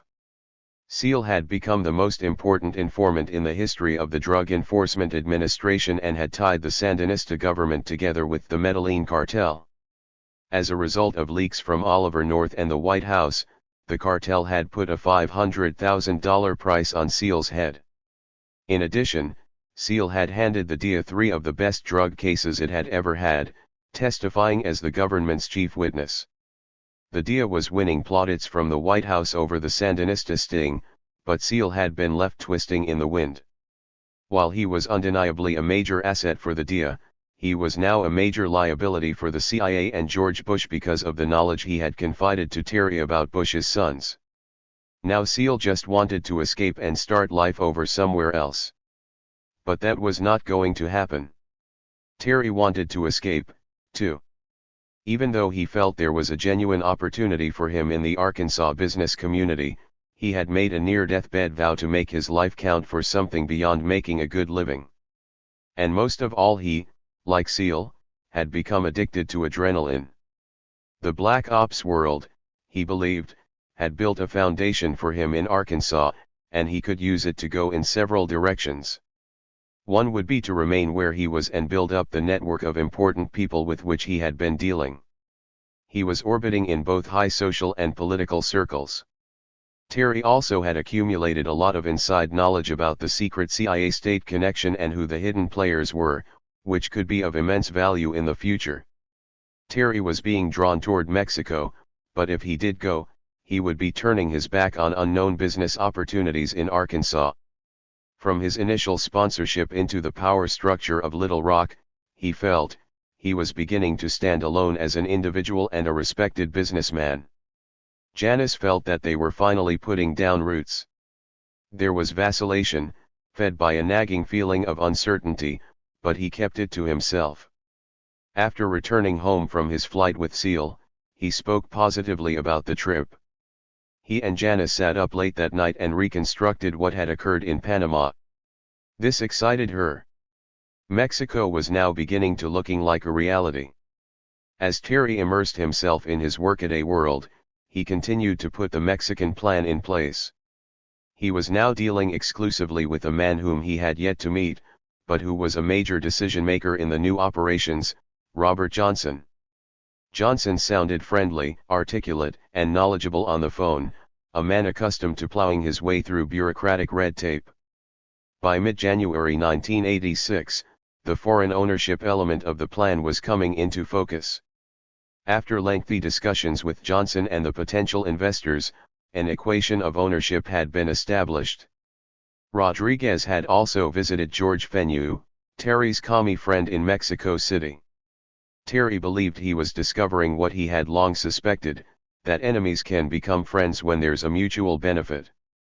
It was the enemy of my enemy is my friend story, he surmised, only he couldn't figure out who was the common enemy of both the CIA and the KGB.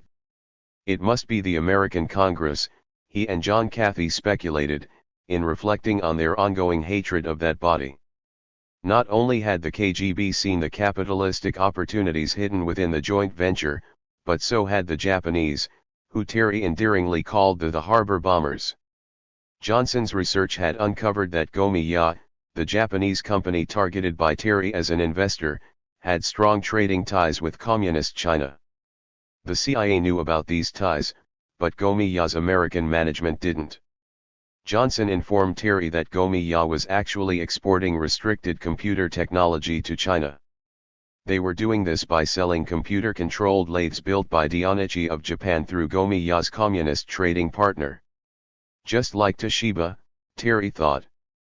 Was this another shining example of Japanese honor, he wondered. A sensitive morsel of information revealed by Johnson was that Frank Fujikawa, the Japanese humpick for Gomi-Ya USA, had helped set up the illegal trading link. Armed with this intelligence, Terry approached Fujikawa privately in Dallas about a hypothetical situation. What could be done, he asked, if the new joint venture company in Mexico had a need to establish a secret trading tie with Peking. He confirmed once again that the bottom line for these corporations' morality was the bottom line. By dangling the clout of the CIA's backing of the new company, the potential investors now had to be fended off. It was, Terry discovered, like trying to hand-feed a cheeseburger to a lion. Fujikawa was on board, with a passion. By January 21, 1985, Terry put all of this into writing so that everyone understood the arrangement. Reed's project was now going beyond talk and into legalities, which was Johnson's specialty. Terry recapped the proposed stock ownership for the new company, which would be incorporated in America as a holding company and called Machinery International Incorporated. Its only holding would be a Mexican company called Maquinaria Internacional, S.A. Stock, to be sold only in the name of Machinery International, would be issued as follows: SAT, 55%, Reed, 25%, the Hungarians, 10%, and the Japanese, 10%. Johnson had devised a plan to further insulate the company's true ownership. All potential investors were instructed to form new corporations to hold the stock of Machinery International Incorporated. That way, if anyone was able to penetrate its corporate veil, they would find only that its owners were other corporations. Terry learned that's the type of business charade the CIA used. Like a cat, the agency was covering its own dirt so it could not be easily tracked. And Fujikawa saw another advantage of doing business with the agency. With a big toothy grin, he added, "It's nice to be in joint venture with people who can eliminate competition." Based upon Terry's prior knowledge of Fujikawa's freewheeling business ethics, he probably actually hoped to have the agency kill selected competition. Fujikawa had received a private visit from Gomez, whose job was to scout and do a final interview with all the potential investors. During their meeting, Max brought up the capitalization requirements for the new offshore venture. Gomez, in a prior discussion with Terry, had pointed out that there would be a financial price to pay for what he called the privilege of working with the agency. Johnson had moderated Gomez's language to the more business-like phase of placing value on the stock. At the Fujikawa-Gomez meeting, the Gomiya executive was informed that 10% of the company would cost $250,000. Johnson told Fujikawa to view this as good faith money from the Japanese side. The Hungarians, after all, were capitalizing their stock with their already operational facilities in Mexico, along with their business licenses. As January came to a close, Terry and Johnson were ecstatic about how quickly the venture was coming together. There was one unexpected development, however, one that would eventually cause Terry legal grief. Fujikawa, like many Japanese managers, was simply a company man, a salary man as they call it in Japan. He saw this new venture as a golden opportunity to go into business for himself, something very few Japanese even dare to think about. He informed Terry of his plans to front company big time and secretly collateralize his new company, Okamai, Limited, with Gomiya's corporate funds. From this plan, he said, he would eventually end up owning Okamai himself. When Terry pressed him for the details of the scheme, he responded, "Do not want to discuss on phone. We can talk on trip to Japan." This was reflected in Terry's letter to Johnson on January 21, of which one paragraph read, "A new twist to the program, though, is that Mr. Fujikawa of Gomiya has indicated he may like to use Gomiya's name initially but eventually do the Japanese procurement side on his own. I informed him of the necessity of forming a new corporation if that's the case, and also of his being able to carry his own weight in the new company. Anyway, I'm going to Japan next month with him, and he and I will discuss it in great detail, especially the need to have access to the Chinese market." Fujikawa later privately told Terry that he had a plan to temporarily divert the needed $250,000 from Gomiya's receivables in the U.S. division, and then cover the shortfall through a bad debt write-off procedure with the parent company out of Japan. If all went as planned, he said, he would be tricking the fat part of Gomiya's international trading company to cover his skinny venture with the agency. He closed the conversation by saying, "It is time I start acting like you gaijins and take care of Frank first. I work for company many, many years, and they do not appreciate my effort and sacrifice." Terry was beginning to feel that there might be some hope for America after all, and that eventually the Japanese onslaught into our markets might be stemmed. It sounded like American capitalistic selfishness was starting to undermine and corrupt the Japanese value system. If Fujikawa was typical of Japanese managers after extended tours of duty in the US, eventually the Japanese firms would have the same problems as American ones, namely constant management turnover. Little did Terry realize that Fujikawa was only hedging his bet with his crafty and complex plan, and that eventually Terry's firm, Applied Technologies, would pay a heavy price for his Japanese colleague's capitalistic endeavors. But capitalistic endeavors of his own were on Terry's mind on February 19, and it was an upbeat day at Applied Technologies. New machine tool business was pouring in, and Terry was preparing for a quick trip to Japan to close a large sale to a firm in Texas. He would be traveling with Gomiya management and visiting Gomiya's headquarters in Osaka. This would solidify his relationship with his potential new partner, since Fujikawa was also going along. During 24 hours in a jumbo jet, a lot of CIA business could be discussed. During the same time period, Seal was trying desperately to reach Terry in Little Rock. Terry's last-minute preparations for his trip, which included taking care of passport documentation for the customers traveling with him to Japan, kept him away from his phone. Janice had intercepted several of Seal's telephone messages requesting Terry to call him.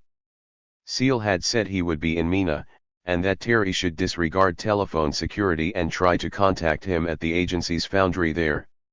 Reed thought this a strange request, but tried to comply and called the foundry to no avail on 3 separate occasions between February 13 and February 18, 1986. The reason behind Seal's desperate attempts to communicate with Terry is still a mystery. This still haunts Terry. Perhaps Seal was reaching out for help only hours before his termination. Wednesday, February 19, 1986, turned out to be the last day of Barry Seal's life. His blood, along with pieces of flesh and bone, were splattered all over the interior of his car. The Baton Rouge police report, in cold official language, described what happened to him that day. Autopsy determined the cause of Seal's death to be multiple gunshot wounds fired by an automatic weapon, the crime report said. 3 rounds entered Seal's upper torso, and 4 entered the left head. Some 15 rounds were recovered at the murder scene. 1 round traveled from inside the car through the roof. A portable sign approximately 120 feet away was hit by 3 projectiles, 2 of which exited the rear of the sign. Seal's 2 assassins had ambushed him outside a Salvation Army halfway house to which Seal had been committed by U.S. District Court Judge Frank Palazzola, who had sentenced Seal December 20, 1985, shortly after he returned from Panama with Terry. This nighttime confinement, ordered by Palazzola, had been viewed by Seal as a double cross by the government. By now, the Internal Revenue Service had slapped Seal with an incredible $29 million jeopardy tax assessment and stripped him of most of his property, including his airplanes. This assessment was based on voluntary testimony given to the Presidential Commission on Organized Crime, a year before his death about profits he said he had made moving drugs for the Medellin cartel while working undercover for the U.S. government. He testified as an expert witness to demonstrate how deeply he had penetrated the cartel, and on the level of sophistication of the modern-day drug trafficker, which included the use of Defense Department navigation and communication equipment designed for use in nuclear war. 1. His attorneys had worked out a plea agreement. The government guaranteed Seal that he would serve no more time in Louisiana than he had received for his conviction in Florida. Because of his cooperation with the DEA, the judge in Florida had sentenced Seal to the short time he had already served, a matter of days. This meant, Seal thought, that he would walk out of the Baton Rouge courtroom a free man. But Palazzola had other ideas.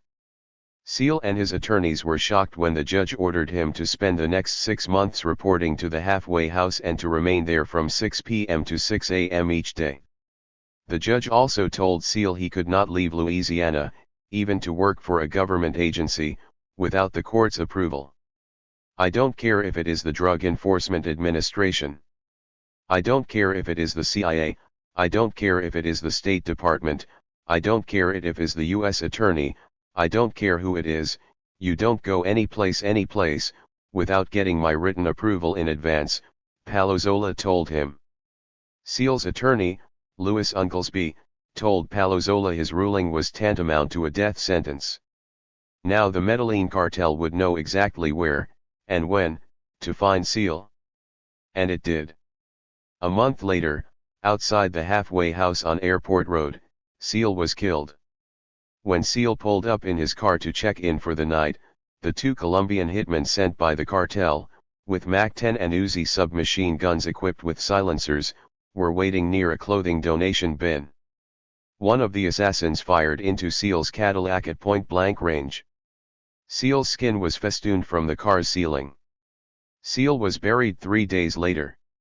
He had written his own epitaph in the family Bible, which was read at his funeral: "A rebel adventurer, the likes of whom, in previous days, made America great." Terry was not informed of the death until weeks later, and the government did not allow federal agents to attend his funeral. Seal had been an asset, but assets can become liabilities. To an accountant, a liability is a red number on a spreadsheet. To George Bush and the top echelons of the CIA, Barry Seal had become a lot more than a red number. They couldn't just offset this liability. This one had to be erased. Seal knew too much. He had already told Terry about his plans for blackmail. His expertise in handling his handlers had not gone unobserved by his handlers, the GS Pukes, as he called them. He perhaps had underestimated his handlers and had come to feel invincible. "What you know can be power," Seal had said to Terry. But, unfortunately, that same knowledge can also turn you into a liability. Seal knew what had happened to other people who screwed the agency. Somehow, he never thought it would happen to him. Whatever the case, Terry would now be going to Mexico alone. Reed left for Japan February 24 at 8 a.m. without knowing of Seal's assassination in Baton Rouge. Janice received a phone call an hour later from Aki Sawahata, who said he urgently needed to reach her husband. "It is very important I talk to Terry-san," he said. "I have bad news for him." Janice said she would try to intercept Terry in Seattle, if that's what Aki wanted. "No, that will not be necessary. I do not wish to spoil his trip to Japan. Bad news can wait, so please do not tell I called. Please tell him to call me through Bruce after he returns." Terry returned on March 7 to learn of Sawahata's call. He called OSI's office and asked Bruce if he knew what the bad news was that Sawahata had referred to in his conversation with Janice. Bruce asked him to report immediately to the office, where Terry received the shocking information. "What do you mean, Barry's dead? He didn't crash, did he?" "No. He was shot to death in Baton Rouge." As Terry stood there and absorbed what he had been told, his emotions ran the gamut. After learning Seal had been killed nearly 3 weeks previously, there was no action he could take now. He couldn't even truly grieve. The funeral was over. It came to him that he had now lost 2 friends, Emil Camp and Barry. Death in this war had now touched him more closely than it had during the Vietnam War. Arkansas was a dangerous place, he began to realize. Bruce informed him that, because of Seal's death and other new developments that he could not explain, the OSI office would be soon closing. Sawahata, he said, was out of the country and unavailable. Terry had had a premonition about Seal since the flight to Panama. Barry had been acting erratically during the trip, and he had felt sure that Seal was dealing with something way beyond his control. The whole idea of blackmailing political groups, presidents, and governors frightened Terry. From what he had learned through Seal about knowledge being power, he was beginning to suspect that same knowledge could be lethal. "Bruce, tell me all you know about the killing. This is extremely important to me. I've got to know what happened.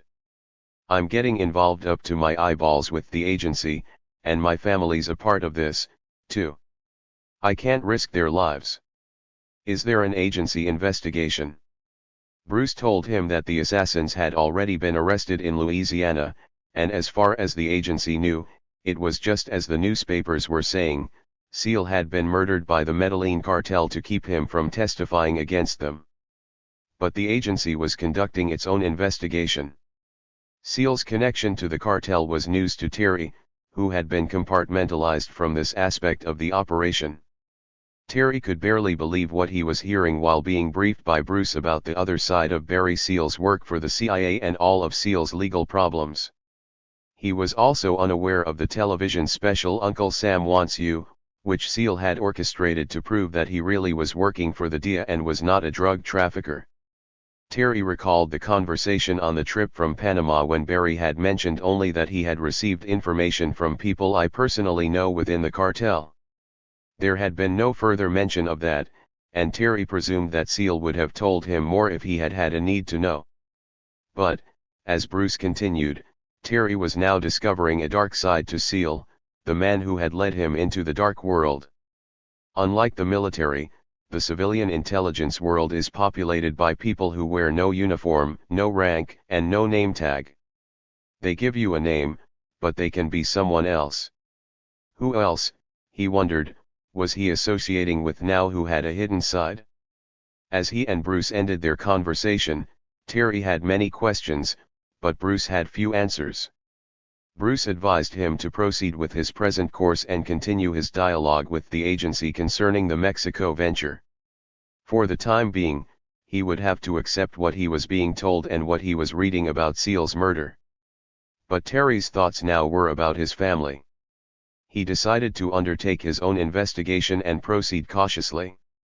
For now, at least, he would stay on the path that he hoped would lead to Mexico. He was worried. He had no evidence, yet he felt that some powerful people in Arkansas had the most to gain from Seal's death. If anyone in Arkansas was involved in the murder, he was sure the agency would unearth it. Bruce had told him that the CIA was very upset about the loss of Seal. He was a good agent, Bruce said. But Terry wondered about the sincerity of the CIA's investigation. That night, he took Janice and the boys to Sobs. The children loved the ragtime band, and for Terry, this was a kind of farewell. While driving home that night, he was mentally preparing his answers for the questions Janice was sure to have, once he shared the bad news. He didn't want to upset her unnecessarily, so he told her only part of the truth, that Barry died in his car, leaving her to infer he was killed in an auto accident. She was shocked and upset because she, too, had wanted Seal to be part of the Mexico venture. She knew how close the two men had become, and she was looking forward to meeting Seal's wife and forming a new spook support group like the one she had known in Oklahoma. On March 16, 1986, Ronald Reagan went on television to address the nation and apply pressure on Congress for aid to the Contras. The Reeds watched as Reagan displayed the undercover photos Seal had taken in Managua. Every American parent will be outraged to learn that top Nicaraguan government officials are deeply involved in drug trafficking. There is no crime to which the Sandinistas will not stoop. This is an outlaw regime. There was no mention of Barry Seal. But in Washington, the push for Contra funding was falling on deaf ears and reports were beginning to leak out about the secret resupply operation called the Enterprise now being run by Secord. North was informed in a memo from the field that what you had hoped to remain quiet is now being discussed openly on the street. 2. It was now becoming obvious that the war was only a business for Secord and his partners. Pressure was building within the inner circle of aides close to President Reagan for a long-term solution, not only to keep open the supply lines to the Contras, but to create a new, perhaps foreign-owned, entity that would bypass Congress altogether. Toward the end of March, Terry had satisfied all the prerequisites of the Mexican plan. From his point of view, he had done all he could do as a consultant. Whatever happened next would be in the agency's hands. Any further participation on my behalf in my present capacity would be a waste of time and money, he told Johnson in a telephone conversation. If Max Gomez is taking care of the areas you tell me he is, we can proceed no further on this, in my opinion, unless we implement the plan. There will certainly be problems we haven't thought of, but as we said in the Air Force, it's time to kick the tires and light the fires, or go to the officers' club and just get drunk. At that point, Terry considered the plan dead unless he heard to the contrary.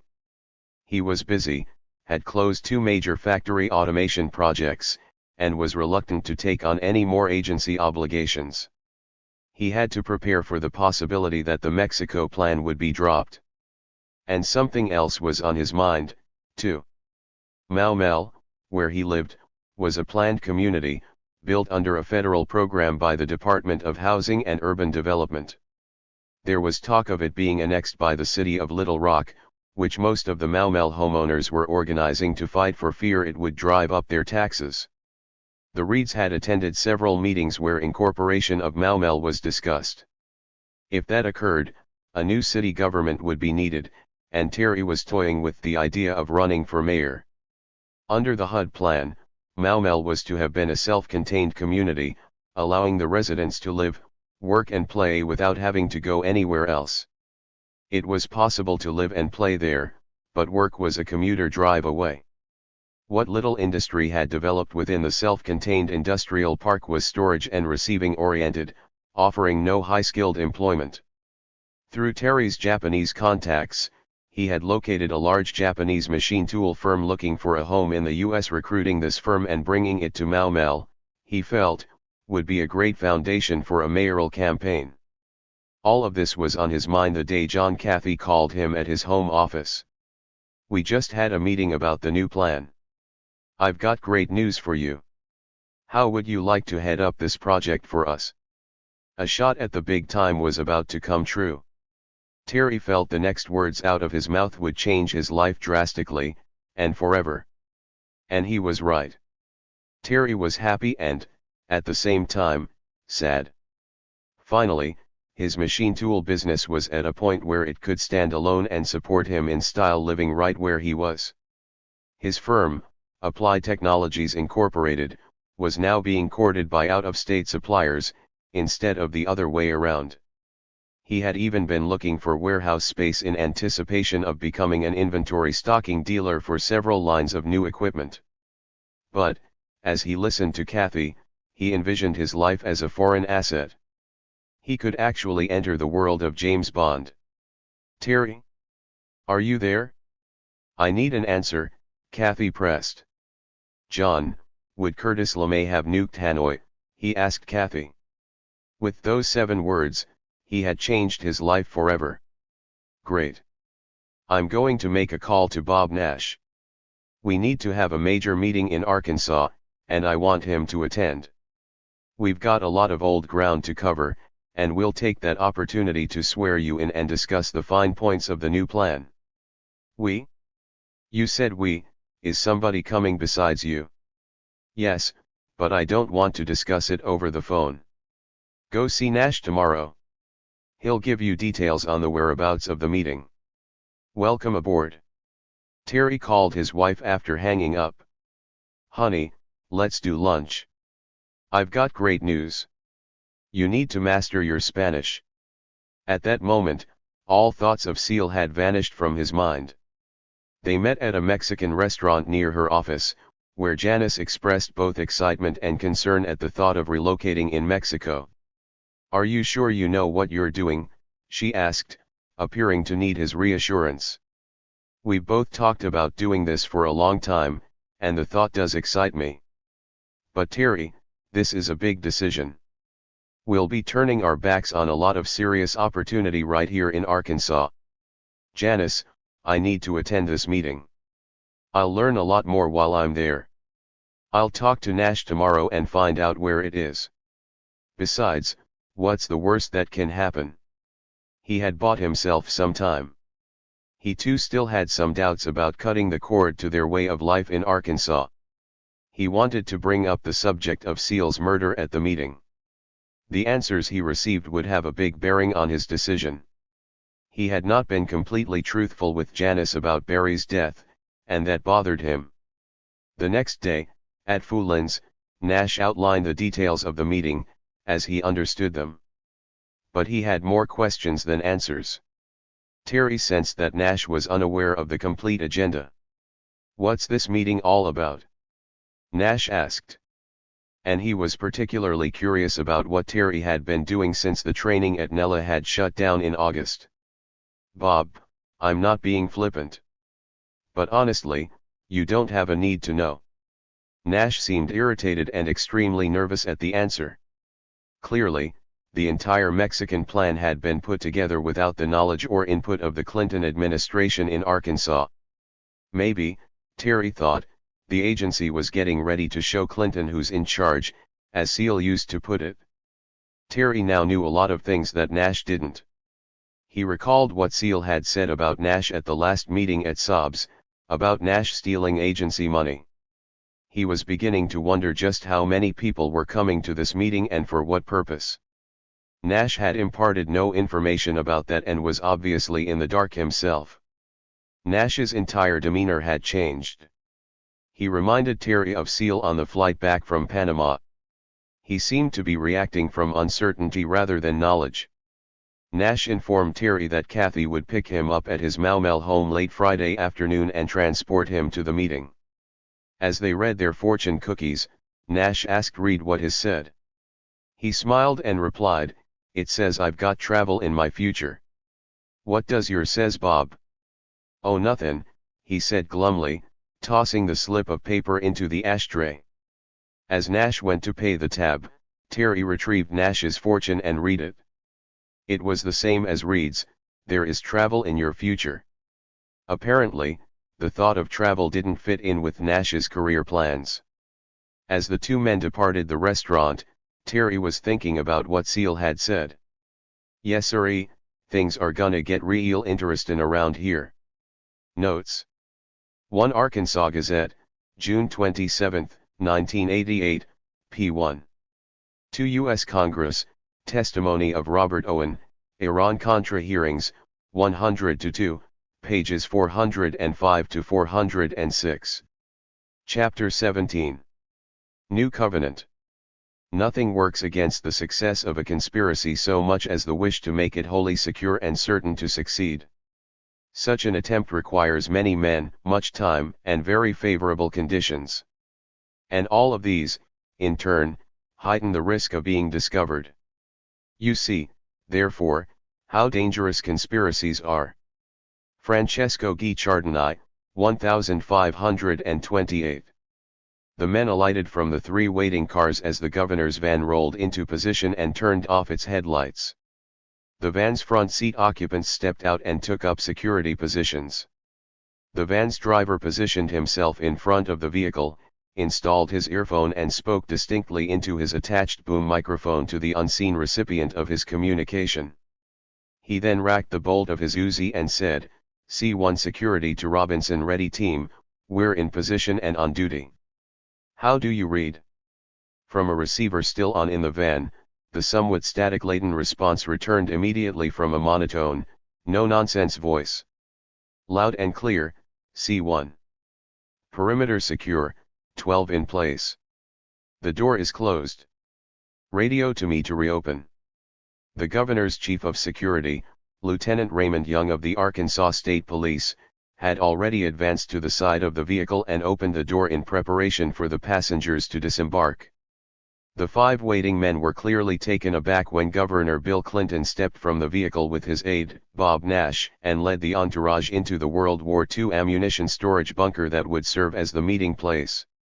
In a low tone, Kathy turned to Terry and said, "Shit. I was afraid he'd show up. That'll certainly upset our agenda. I'm glad Johnson is here. He'll be able to handle him." The waiting group of five had expected Nash, but not his boss, Arkansas's Commander-in-Chief, Bill Clinton. By his mere appearance, Clinton was risking exposure of his involvement in unauthorized covert operations. But he seemed desperate. The meeting had been called at Camp Robinson, an Army facility outside Little Rock, to get some problems ironed out.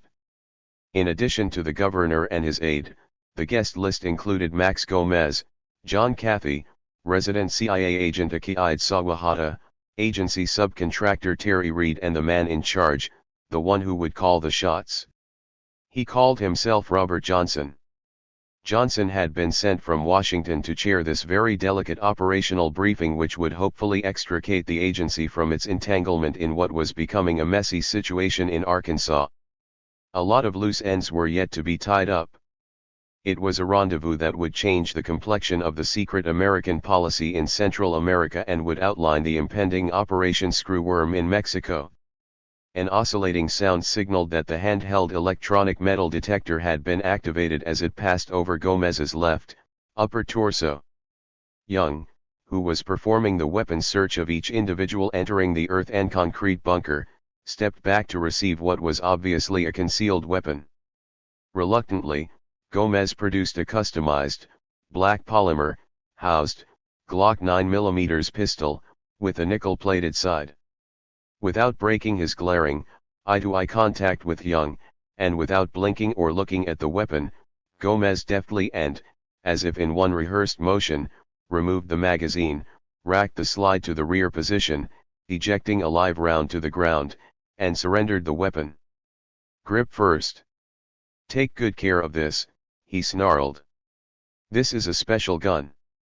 It was a gift from the Presidente of El Salvador, and I feel naked without it." The piercing stare of Gomez's eyes forced Young to stutter, "Oh, yes, sir. Ya can trust me. It's only a formality anyway. It'll be right here for ya when ya leave."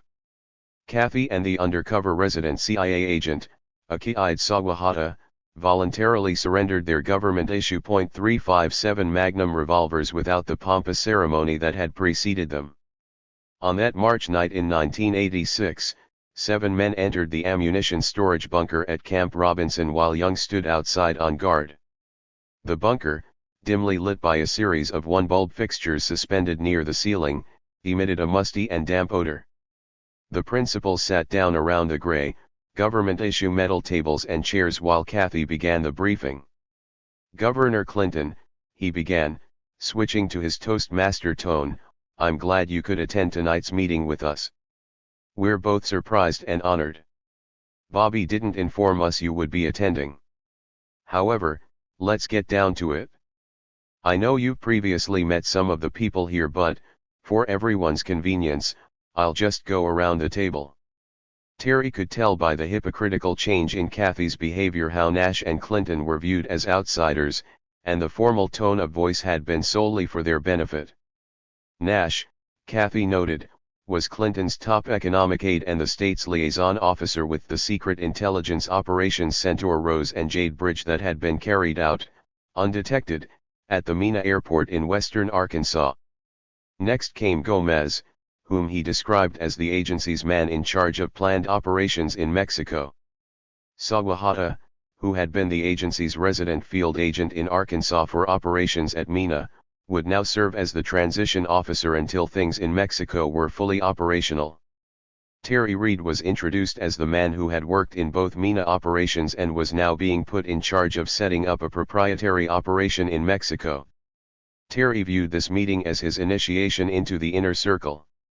This impromptu appearance by Governor Clinton, however, would expose Terry to yet more things that he had no need to know.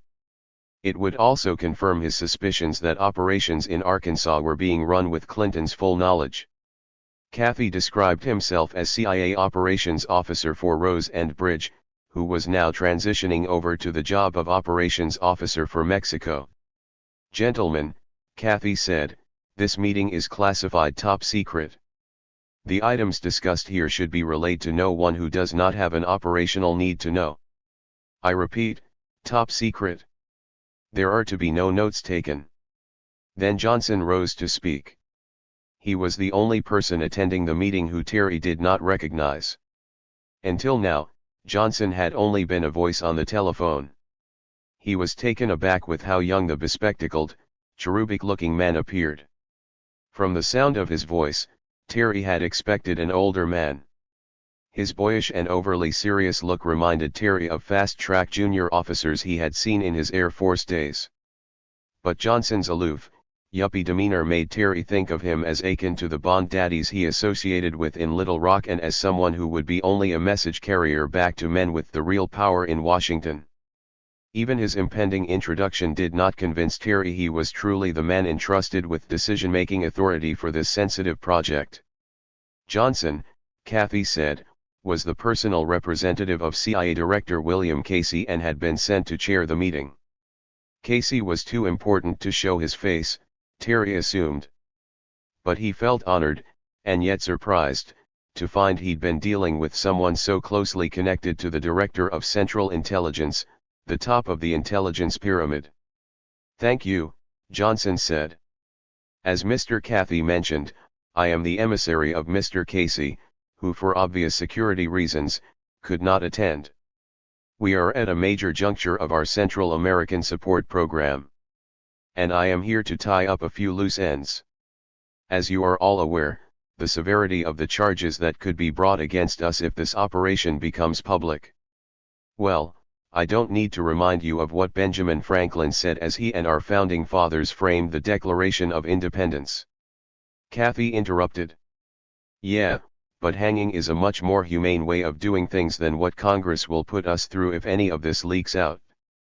This marked the only time during the briefing that laughter was heard. "This is true," Johnson replied. "And therefore, Governor Clinton, I'm going to find it necessary to divide this meeting into groups so that we don't unnecessarily expose classified data to those who don't have an absolute need to know.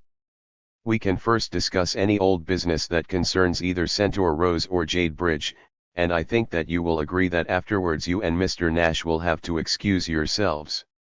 Clinton was visibly indignant, giving the angry appearance of someone not accustomed to being treated in such a condescending manner. "It seems someone in Washington has made decisions without much consulting with either myself or my aide here, Mr. Nash. And I'd like to express my concern about the possible exposure my state has as you guys skedaddle out of here to Mexico. I feel somewhat naked and compromised." "You're right, there are definitely some loose ends." Based upon his comments about Mexico, Clinton already knew of the agency's plans to withdraw from Arkansas. And he was not happy about being left out of the decision-making loop. Nash interjected. "Sir, Governor Clinton's concerns are that there may be some loose ends cropping up from the MENA operation in general. As you know, we have had our Arkansas State Police Intelligence Division riding herd on the project. And that has been no simple task. Even with some of our ASP officers undercover over there, we couldn't have gained any real inside knowledge had it not been for Mr. Reed's ability to report it directly to me. This thing about Barry Seal getting Governor Clinton's brother involved is what's got us all upset. I mean, as we speak, there's an investigation going on that could spill over onto some very influential people here in Arkansas, and people very close to the governor personally." Johnson looked like he was getting irritated. Clinton had not been scheduled to be there, and his original agenda now was being discarded. "Hold on." Johnson shot back. "Calm down. Mr. Casey is fully in charge here. Don't you old boys get it? Just tell me what has to be taken care of, or who needs to be taken care of, and I'll fix it for you." Johnson boasted to the group that Attorney General Edwin Meese, by arranging the appointment of J. Michael Fitzhugh as U.S. Attorney in western Arkansas, had effectively stonewalled the ongoing money laundering investigations in MENA, where the Contra training operations had been centered. It was his impression, Johnson said, that everything was now kosher and the containment was still in place. Operations Rose and Bridge had not been exposed because federal law enforcement agencies had been effectively neutralized. But Johnson said he was now concerned that the drug investigation there might expand beyond his control and unmask the residue of black operations. Now the meeting was starting to turn into a shouting match. Terry quietly observed that Clinton appeared on the verge of losing his well-rehearsed, statesmanlike demeanor. Stopping investigations around MENA had helped the CIA and its bosses in Washington, but it had not solved any of the governor's local political problems. And these same problems were threatening to unveil the MENA operations. It was the spring of 1986, just over a month after Barry Seal's assassination in Louisiana. Clinton was facing a very tough and dirty re-election campaign. His Republican opponent was certain to be ex-Governor Frank White, the only man who had ever defeated Clinton. The newspapers were filled with stories about Clinton's brother, who had been convicted and served time for federal drug trafficking felonies, giving White the dirt he needed to launch a serious and damaging political attack. Roger Clinton had rolled over and turned informant, enabling the feds to begin an investigation of investment banker Dan Lassater, a close personal friend and campaign contributor of Clinton's. This investigation, it was clear, could spill over into Lassater's firm, possibly exposing CIA money laundering and other possible illegal activities. 1. The investigation of Clinton's brother had been carried out largely by disloyal state police officials who were backing White, and without Clinton's knowledge, when the inquiry was first initiated. Terry wondered whether a coup was building. Clinton was clearly in big political trouble, and his demeanor now was not the cool and composed man people saw on television. Perhaps the CIA and the Reagan administration wanted another Presidente, a Republican one, in its banana republic. Rumors were also running wild that the bond underwriting business, in which Lassater was a major figure, had been used to launder drug money. In addition, candidate White had another big issue to run with. He would charge later that Clinton was directing choice state legal work as bond counsel to the prestigious Rose law firm, where his wife, Hillary, was a senior partner. And Clinton had to be fearful that exposure of the MENA operations would be the death blow to his re-election hopes. And if that weren't enough ammunition, the governor was also facing a possible state budgetary shortfall of more than $200 million.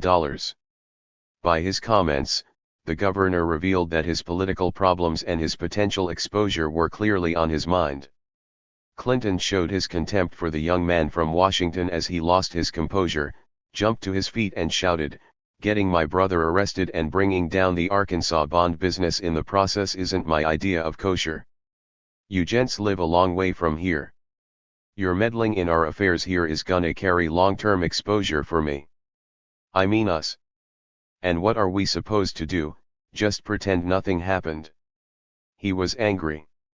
"Exactly, pretend nothing's happened," Johnson snapped back. "It's just like the commercial, you're in good hands with Allstate. Only in this case, it's the CIA." Johnson paused, took a deep breath, and continued. "Mr. Clinton Bill, if you will, some of those loose ends you refer to here were definitely brought on by your own people, don't you agree? I mean, your brother didn't have to start shoving Mr. Seal's drugs up his nose, and your friend Lassater has been flaunting his new wealth as if he's trying to bring you down. We're having to control the SEC and the IRS just to keep him afloat. Our deal with you was to help reconstruct the South," Johnson sniped, using a term Southerners hate, since it reminds them of the post-Civil War Yankee dominance of the South. "We didn't plan on Arkansas becoming more difficult to deal with than most banana republics. This has turned out to be almost comical. Bobby, don't sit here on your black ass and take this Yankee shit." Clinton yelled at Nash in an appeal for support. "Tell him about Seal bribing those federal agents." It was getting to resemble a verbal tennis match, as volleys shot back and forth, each one with more intensity. From the comment about Seal, Terry concluded that Clinton in fact had his own intelligence network, too. "Why, Mr. Clinton, with racial slurs like that, the federal government could terminate educational busing aid here," Johnson wryly shot back. "I thought Arkansas was an equal opportunity employer." Nash touched the governor's arm, coaxing him back into his chair. Johnson continued, "The deal we made was to launder our money through your bond business. What we didn't plan on was you and your token nigger here to start taking yourselves seriously and purposely shrinking our laundry." "What do you mean by shrinking the laundry?" Clinton asked, still shouting. By now, Clinton's face was flushed with anger. To the CIA, Arkansas had to be a money launderer's heaven. To understand why, one must realize that intelligence agencies have the same problem as drug traffickers, laundering cash. To do that, a trafficker must either find a bank willing to break the law by not filing the documentation required for cash deposits or go offshore, where reporting requirements are less strict. Like traffickers, once offshore, the CIA must use wire transfers to get their money into the US, but at great risk of detection. The trafficker, having broken the law to make his money, has no legal recourse if his banker double-crosses him. In other words, it's an insecure investment, which pays low interest, if any. Arkansas offered the CIA something money launderers are rarely able to achieve: a secure business environment containing a banking industry where vast amounts of money move around unnoticed as part of the normal course of business. Through its substantial bond underwriting activities, the state had a huge cash flow that could allow dirty and clean money to commingle without detection. All they lacked was a dirty banker to cooperate with them by ignoring the federal banking laws. And that they found within the Clinton administration.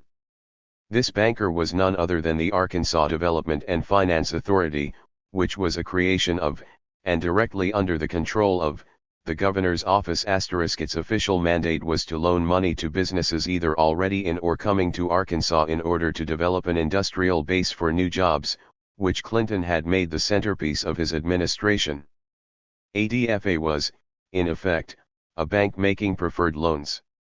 However, from what Terry had learned from Seal and Sawahata, that was not all ADFA was doing. ADFA, in effect a state investment bank, was being capitalized by large cash transfusions that the agency was taking great pains to hide.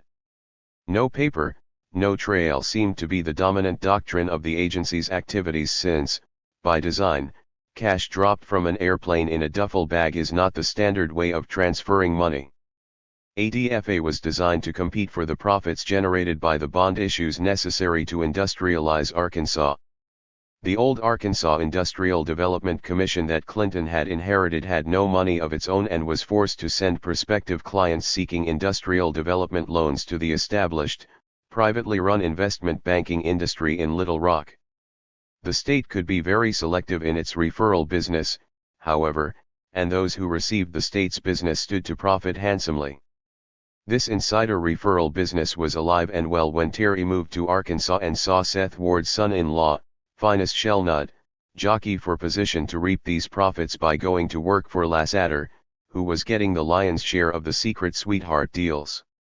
Before ADFA's creation, the state sent preferred business directly to investment banking firms like Lasseter's. All that was needed for money laundering was the firm's silence and a source of cash, which, in this case, the CIA provided. The heads of these firms were a coterie of wealthy and well-connected people who got even richer by doing what comes natural in Arkansas, the natural state, as it's called, dealing incestuously under the table. Arkansas desperately needed new businesses and so did the CIA. It had plenty of black money, but that alone was not enough.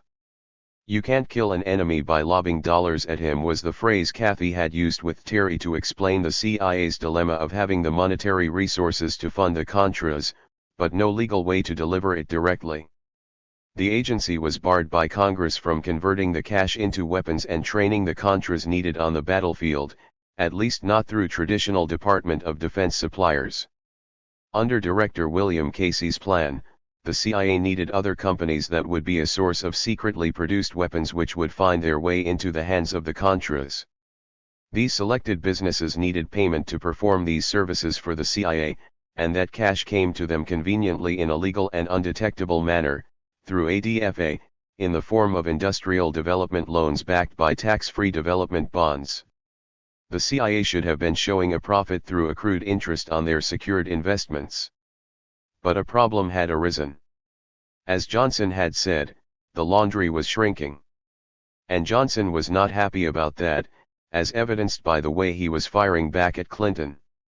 It was apparent that Johnson knew Clinton and his people had not abided by his agreement with the agency. "Our deal was for you to have 10% of the profits, not 10% of the gross," Johnson sternly admonished. "This has turned into a feeding frenzy by your good old boy sharks, and you've had a hand in it, too, Mr. Clinton. Just ask your Mr. Nash to produce a business card. I'll bet it reads Arkansas Development and Finance Authority. We know what's been going on.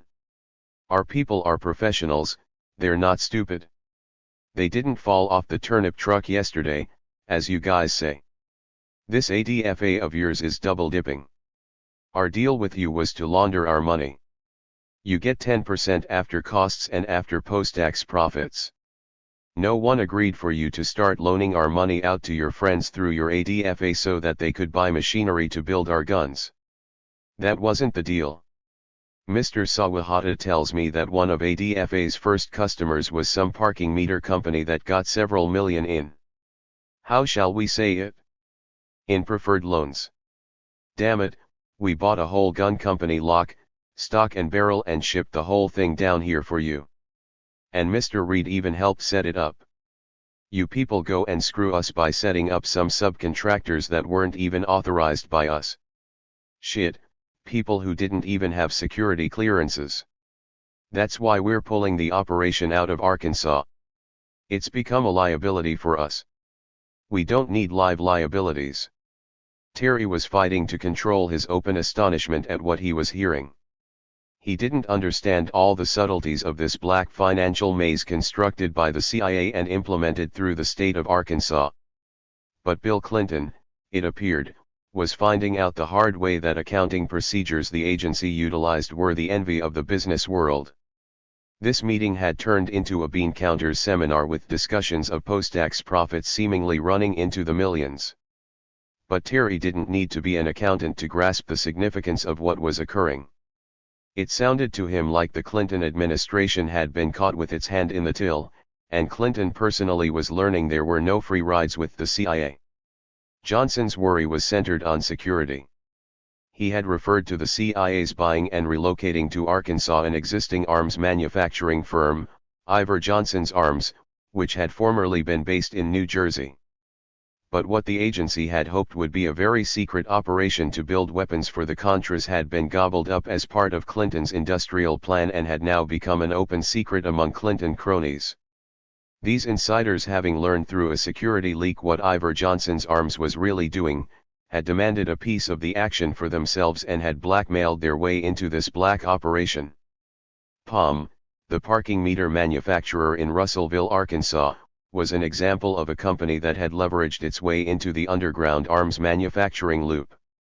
Terry concluded that the people running these companies must be the good old boy sharks that Johnson had referred to.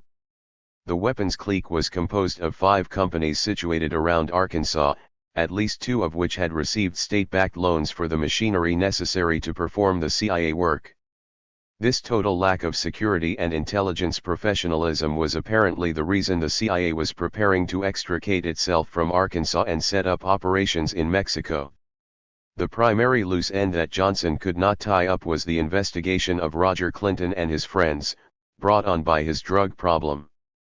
His arrest had brought widespread attention to powerful people in Arkansas who were involved in the CIA's operations.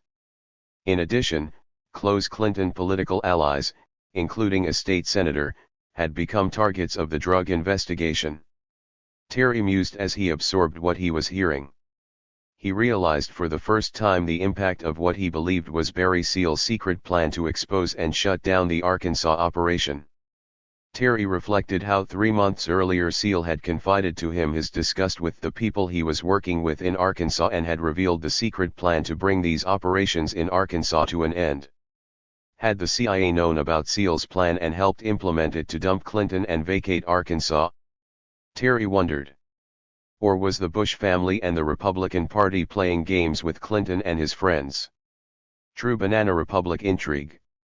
The place was primitive, but the politics were not.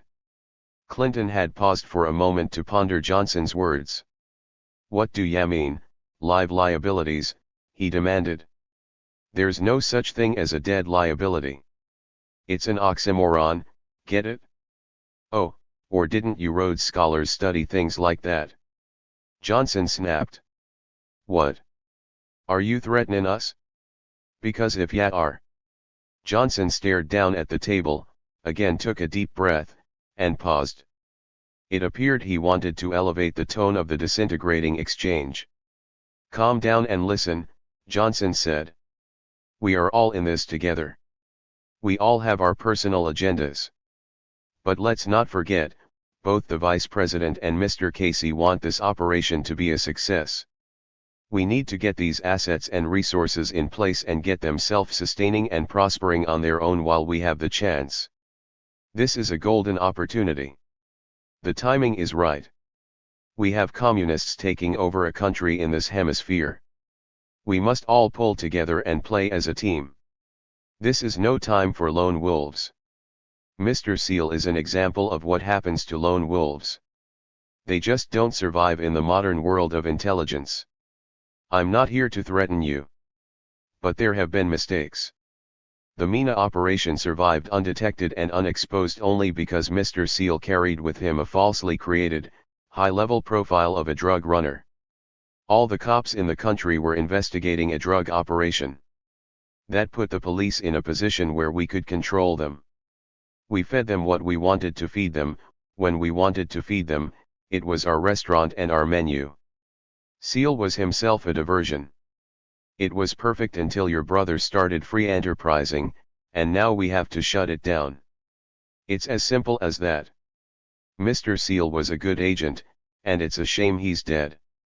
But, hopefully, our new operation will build on Seal's success in sustaining our Contra support effort while goddamn Congress dilly-dallies around and the Russians take over Nicaragua. Clinton just glared back. That was a good sermon, but what can you specifically do to end this investigation concerning my brother and the bond business? Your brother needed to go to jail, Johnson said, staring at the governor. As governor, you should intervene and make things as painless as possible now. As far as the money investigation goes, Mr. Meese is intervening right now. There will be no money investigation. The U.S. Attorney's Office in Little Rock is getting religion as we speak. There may be nothing we can do about your friend Lasseter's drug problem. I suggest that he and everyone else caught with their pants down take the bad along with the good and do a little time as your brother has. It's a shame. But bartenders shouldn't drink. If some of our people are going to be in the drug business as a cover, they should do as Mrs. Reagan says and just say no. Johnson had applied the bomb, and now the massage began. Bill, you are Mr. Casey's fair-haired boy. But you do have competition for the job you seek. We would never put all our eggs in one basket. You and your state have been our greatest asset. The beauty of this, as you know, is that you're a Democrat, and with our ability to influence both parties, this country can get beyond partisan gridlock. Mr. Casey wanted me to pass on to you that unless you fuck up and do something stupid, you're number one on the short list for a shot at the job you've always wanted. That's pretty heady stuff, Bill. So why don't you help us keep a lid on this, and we'll all be promoted together. You and guys like us are the fathers of the new government. Hell, we're the new covenant. Clinton, having been stroked, seemed satisfied that the cover-up was expanding to at least protect the bond business. Like Lyndon Johnson, Clinton had learned that politics is the art of the possible. He had not gotten everything he wanted, but he was at least walking away whole. It appeared to Terry that Johnson had won the debate. Clinton and his administration had no grounds to complain about the agency terminating its operation. Too many errors had been made. The young governor seemed to recognize he had lost, for now, and didn't want to continue the argument in front of the others.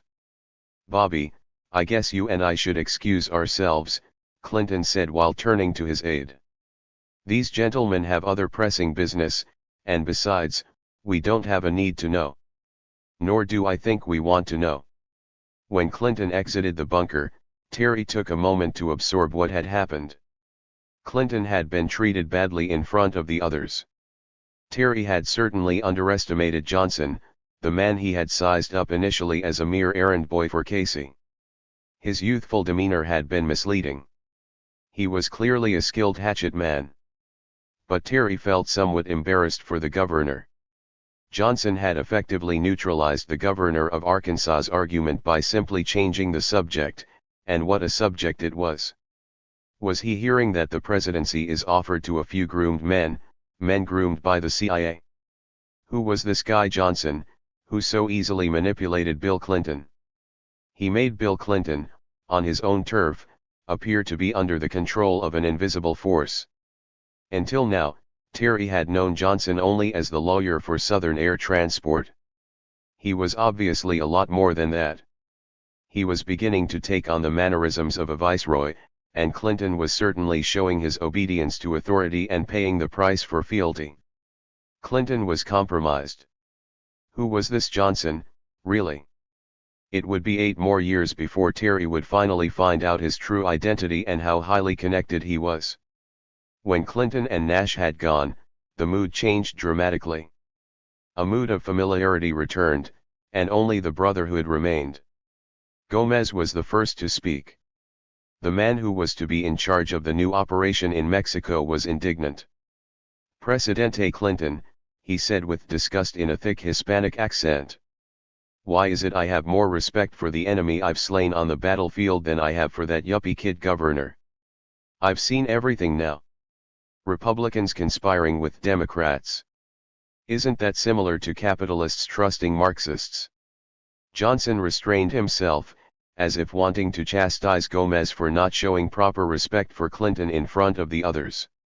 "You need to realign your thinking about black and white, good and bad, us and them. Under our new plan, we all get along for the advancement of the common goal." Gomez spit contemptuously on the concrete floor. "Sounds like Mao Zedong or Leninist philosophy to me." Kathy stepped in. "Let me apologize for Max and the rest of us cold warriors here.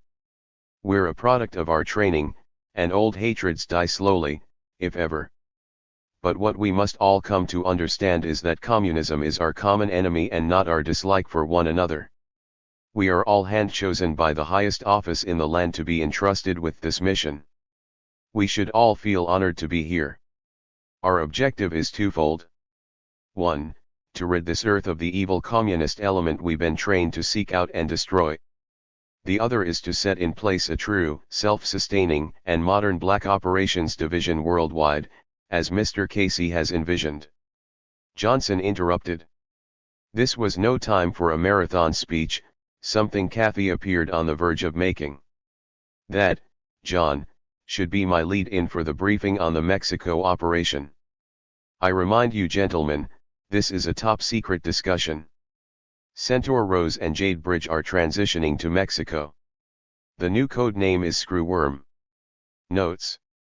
1 Arkansas Democrat, September 18, 1986. 2 Washington Times, April 10, 1992. 3 Arkansas Democrat, October 25, 1986. Nothing works against the success of a conspiracy so much as the wish to make it wholly secure and certain to succeed. Such an attempt requires many men, much time, and very favorable conditions.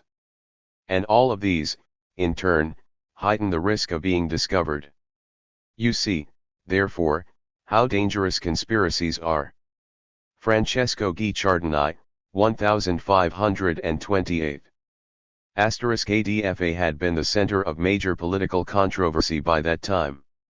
Some members of the Arkansas financial community charged that ADFA had been a money cow for years for Clinton and his political supporters. State records show that ADFA private activity bonds totaled more than $719 million between 1984 through 1991, while creating only 2,700 new, mostly marginal jobs paying an average wage of only $15,000. ADFA, at the same time, had proved a bonanza for investment banker Jackson T. Stevens.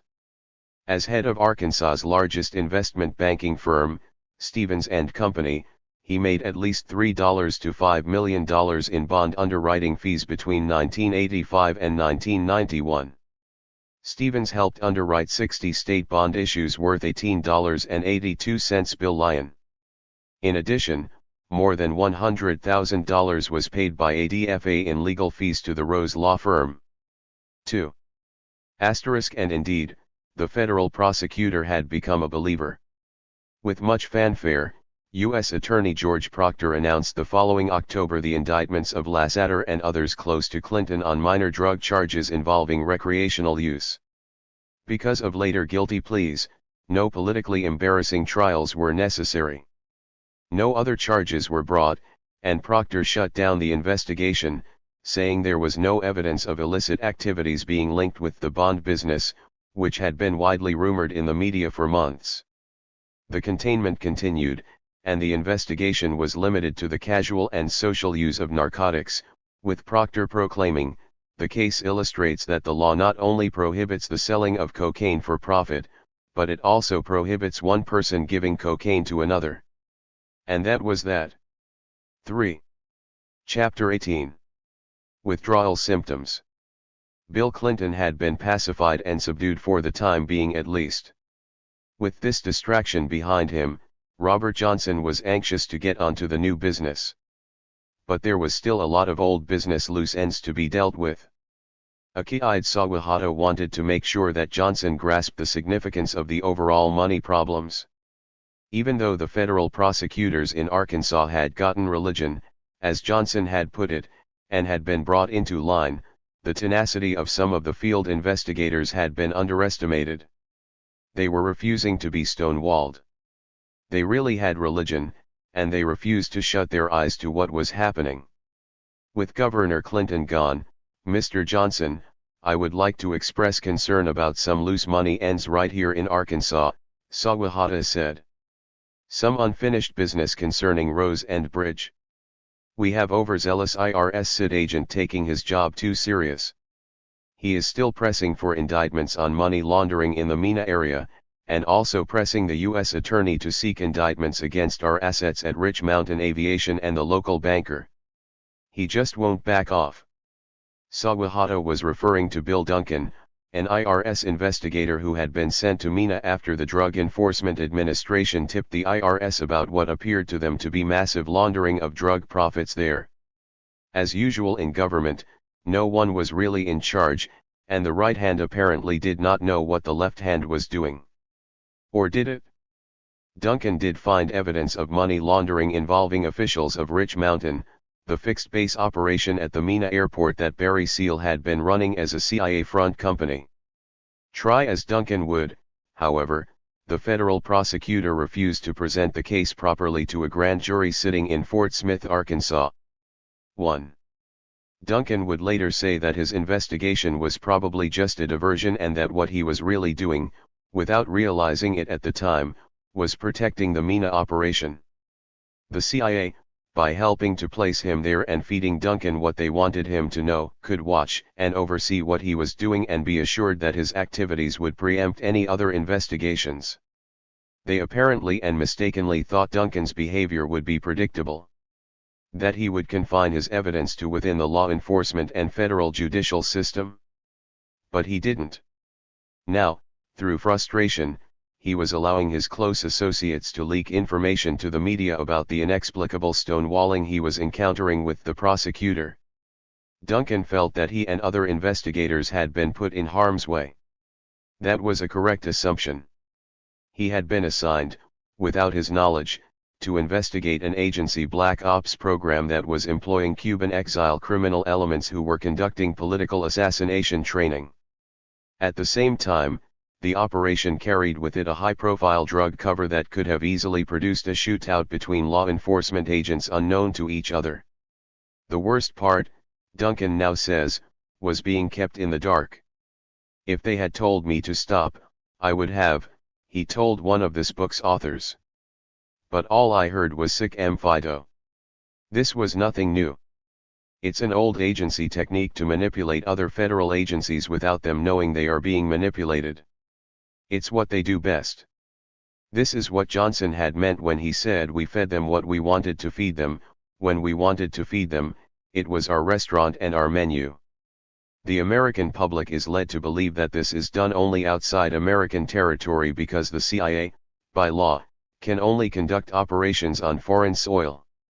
But in Arkansas, the agency was applying their usual banana republic tactics on their own citizens.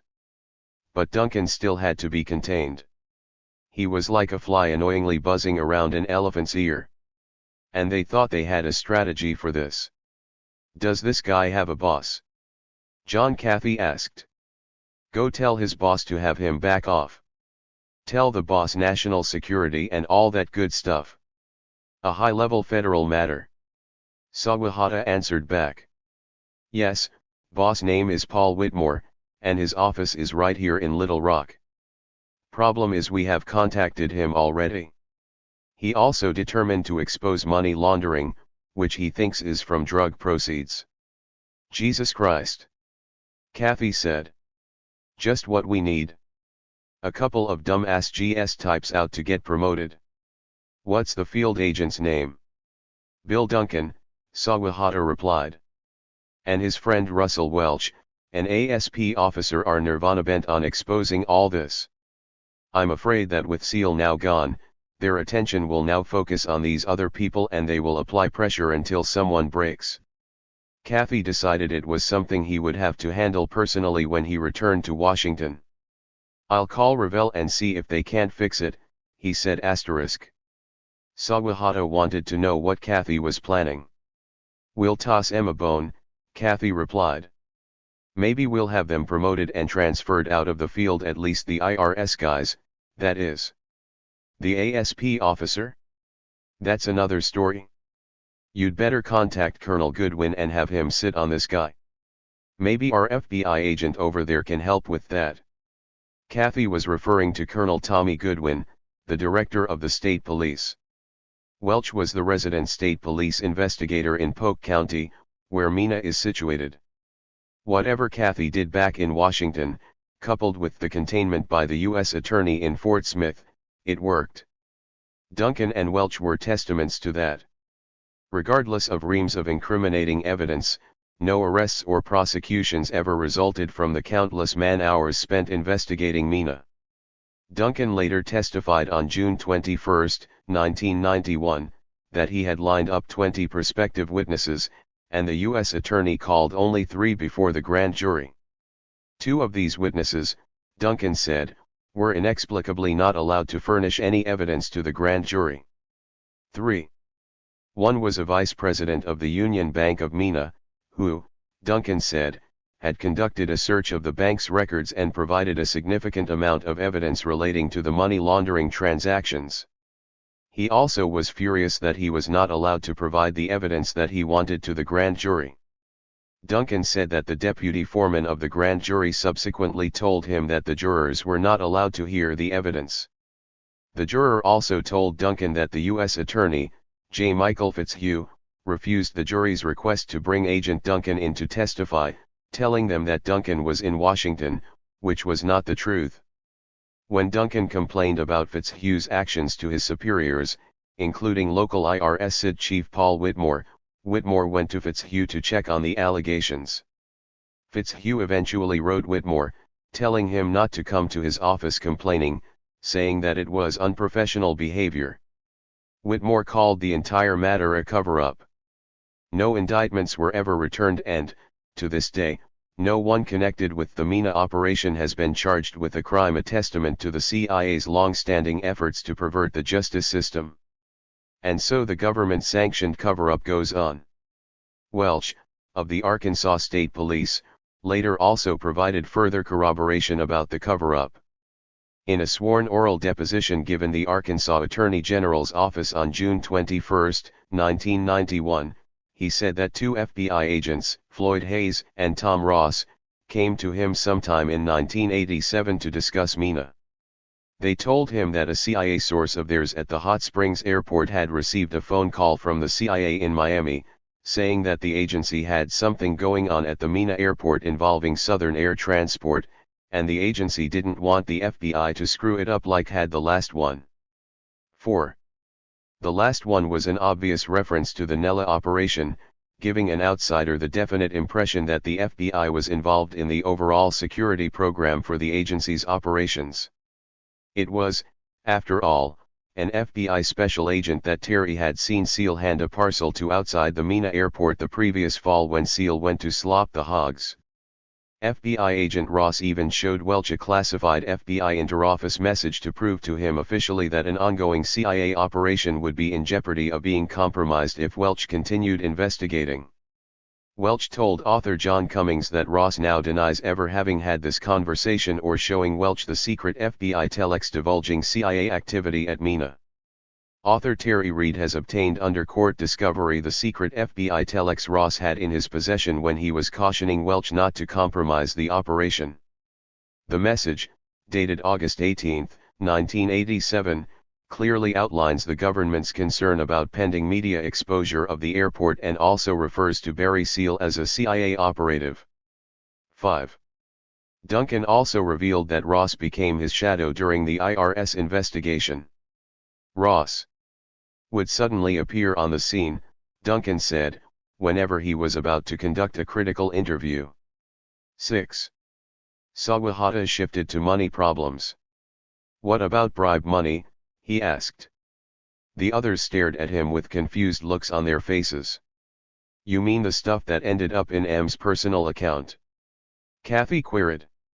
Johnson, by now totally confused, asked both to cut out the code talk and spell out to him what they were saying.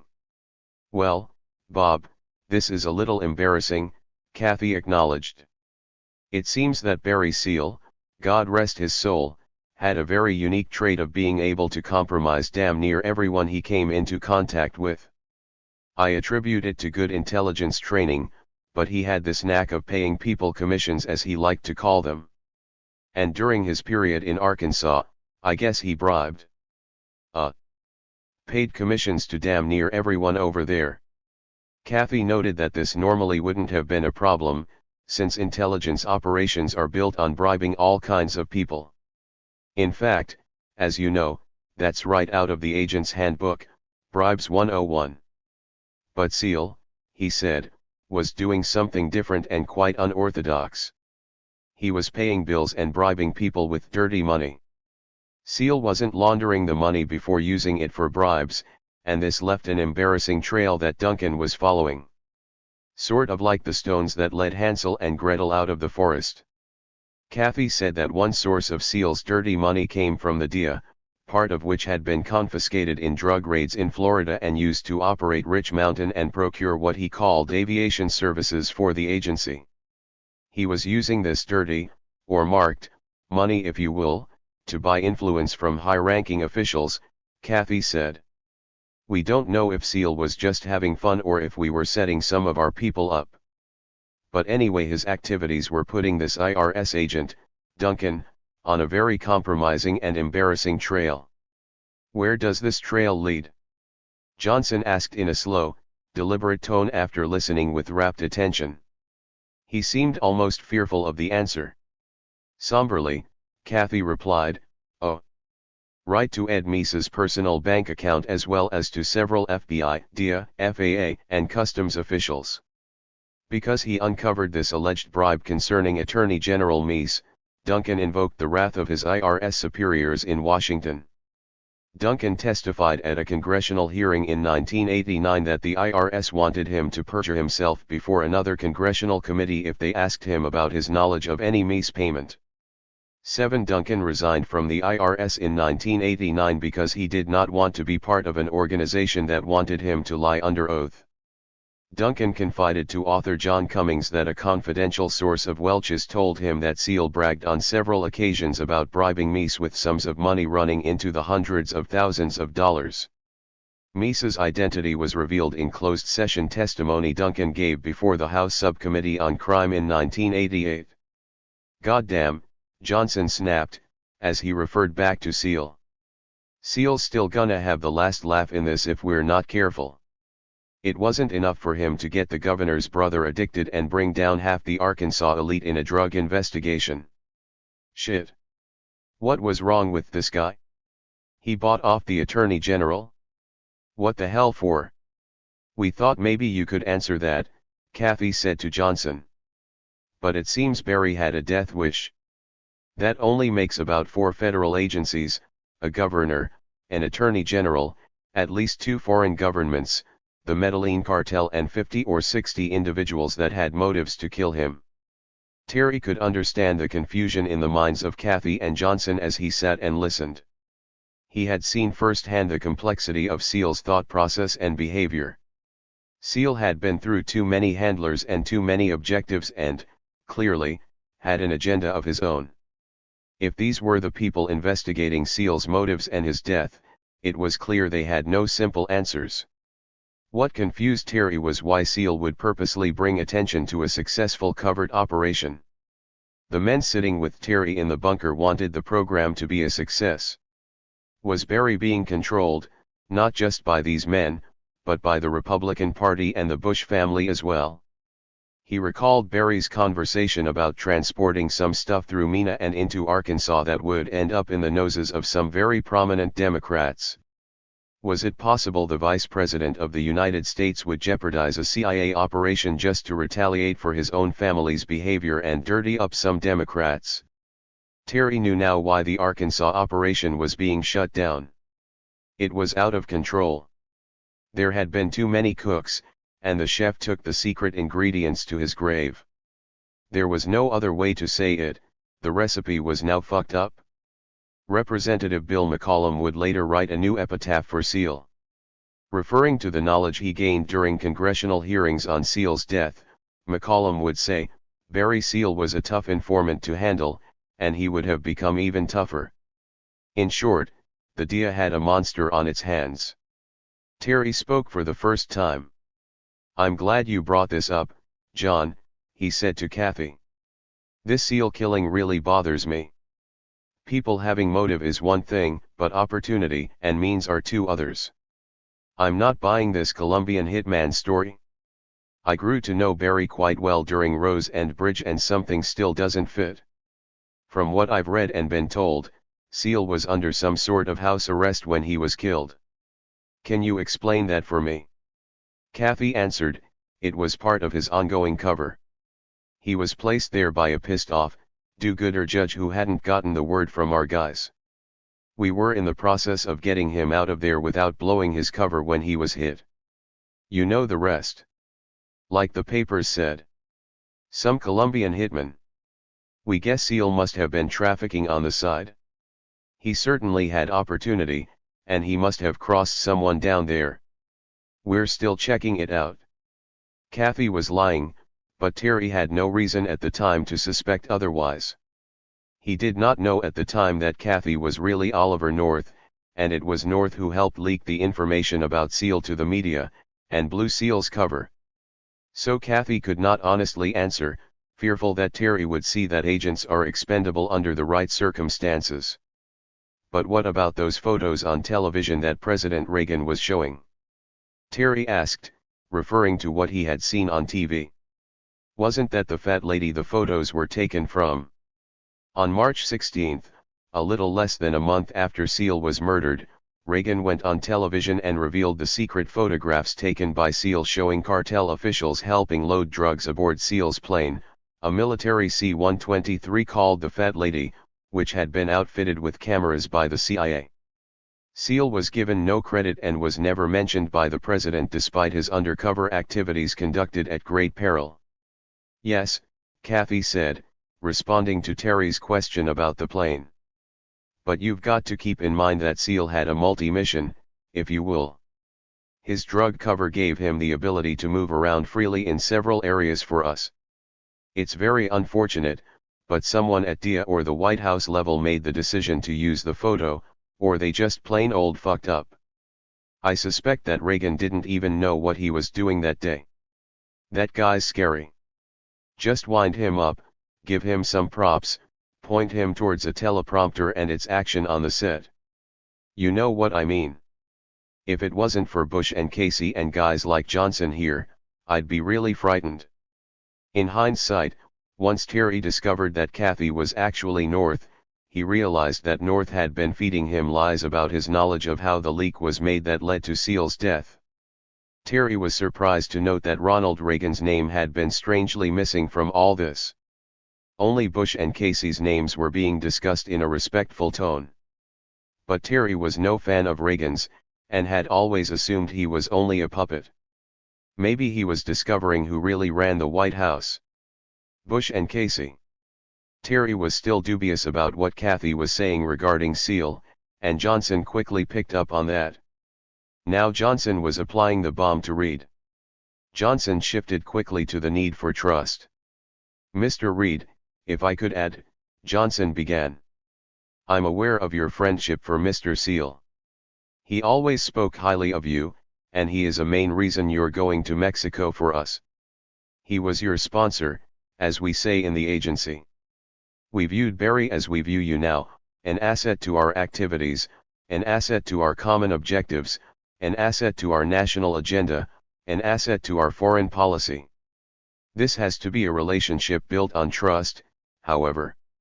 Johnson apparently felt the need to stress the difference between Terry's structured Air Force intelligence service and what he would now be doing, outside that structured environment, as an asset in charge of a proprietary CIA front company. At the CIA, we're under constant monitoring and scrutiny. We're structured and regimented. Christ, we're a government agency, understand? And there'll be times we will have to insulate you from certain information in order to not compromise ourselves. He was defining what spooks call a deniable link, but he was also effectively diverting Terry from pressing further about SEAL. You were in Air Force intelligence. As you know, the government side is just a chicken shit outfit full of rules and regulations. But your side, that's different. The side you and Barry come from. You're the operational side of the CIA as Bill Casey and others before him envisioned. You're deniable. You can move around unobserved and undetected. You can hold meetings like this without 20 idiots armed with machine guns guarding you. Understand? Johnson added that SEAL had become a liability by violating the basic rule of trust, one that controls assets. By doing so, he said cryptically, SEAL had grown outside the agency's control by trying to go into business for himself in Mexico, an allusion perhaps to the agency's fear that SEAL was trying to force himself on the Mexican operation with his small Air America operation duplicating Southern air transport. To support the premise that SEAL was possibly going into business for himself, Terry recalled how SEAL originally had sworn Terry to secrecy about plans for weapons manufacturing in Mexico. Manufacturing had not been part of the plan Terry had originally drawn up for Johnson. Maybe SEAL had learned enough about weapons manufacturing from Terry and was planning to go into production without the agency. Or with someone else. It's very unfortunate about Barry's death, but we had nothing to do with it, Johnson assured. These problems have a way of taking care of themselves. What did he really mean by that? Terry wondered. Had they conveniently allowed SEAL to be murdered? In any case, Terry got the message. He would be trusted as long as he was not caught going his own way and screwing the agency. It was becoming, from what he had read, like the mafia, whose rules were simple: you don't go outside the organization and freelance without prior approval of the bosses. Maybe Barry's fate was proof of the underworld saying, you live with the mob, you die with the mob. But Terry persisted with his questions. He still wanted to know why the agency had allowed the IRS and the Arkansas State Police to question SEAL under oath on December 27, 1985, just 2 months before his death. Bruce, at OSI in Little Rock, had informed him of this interrogation, flabbergasted that the agency had allowed it. Isn't that just inviting problems to allow an agent to be scrutinized? That way? Terry asked Johnson. Kathy intervened. Barry handled himself quite well with that legal orgy you're referring to. And yes, it's unfortunate that happened. Remember the old saying in the military, there's always someone who doesn't get the word.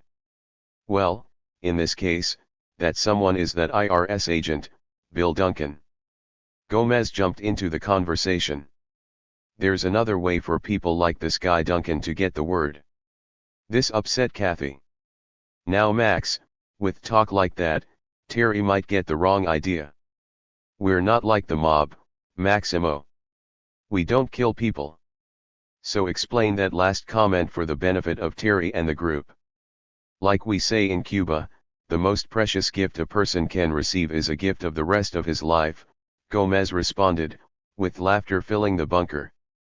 I simply meant that a direct warning in many cases takes care of problems like these. Sometimes. Terry's gut drew in as Gomez's eyes twinkled in the reflection of the enameled military lighting suspended from the ceiling above. He got the distinct feeling that Gomez would truly enjoy dealing with those occasions he had referred to when a threat didn't work to scare someone off. Johnson tried to reassure Terry. Don't let this kind of talk upset you. We need to get this conversation back on track, Gentlemen, do these answers take care of the seal issue? I guess so. For now, Terry answered half-heartedly. He let it go at that. From what he had heard, a lot of people had a lot of reasons to kill Barry Seal. But as far as anyone here seemed to know, it had happened just the way the police in Baton Rouge were saying. Nevertheless, he was assured the investigation of Seal's death was continuing. Sawahata then turned back to where he had started by, I am real glad the governor is not here to discuss our big problem. The papers are full of it. State has big money problems. Johnson shook his head, what's this, another loose end? It looked like Johnson didn't have a realistic understanding of all the problems, which, like an Arkansas diamond, had many facets. Sawahata knew all too well that Johnson's simplistic reassurances to Clinton about the impending phase-out of the MENA operation were, to say the least, misleading. Containing an investigation was one thing, but shoring up a state's finances was quite another. Economic chaos in the Arkansas bond business could ensue unless a new source of bridge capital was found right away to shore up the freewheeling lending policies of Clinton's aggressive industrial recruitment program. Yes, Sawahata answered. And this could cause long-term problems for our other operations in Arkansas. This state has terrible budgetary shortfall with the closing of Rose End Bridge. Governor Clinton has real problems on his hands. Our operations transfused over $250 million into his economy in less than 2 years. And his people diverted from us another $75 to $100 million. Sawahata felt compelled to spell it out. Johnson seemed to grasp Clinton's addiction to this money, but not the magnitude of it and the danger that could ensue from all the loose financial ends. The state's habit now required fixes totaling hundreds of millions of dollars annually to support the economic growth package Clinton had promised his electorate, not to mention meeting the financial obligations for which he was already committed. For Arkansas to go without the black money would be the same as a junkie trying to go cold turkey. The state would face serious withdrawal symptoms. Johnson quickly grasped the political implications with the gubernatorial election just 8 months away. Is he in danger of not being re-elected over this money issue? Johnson asked.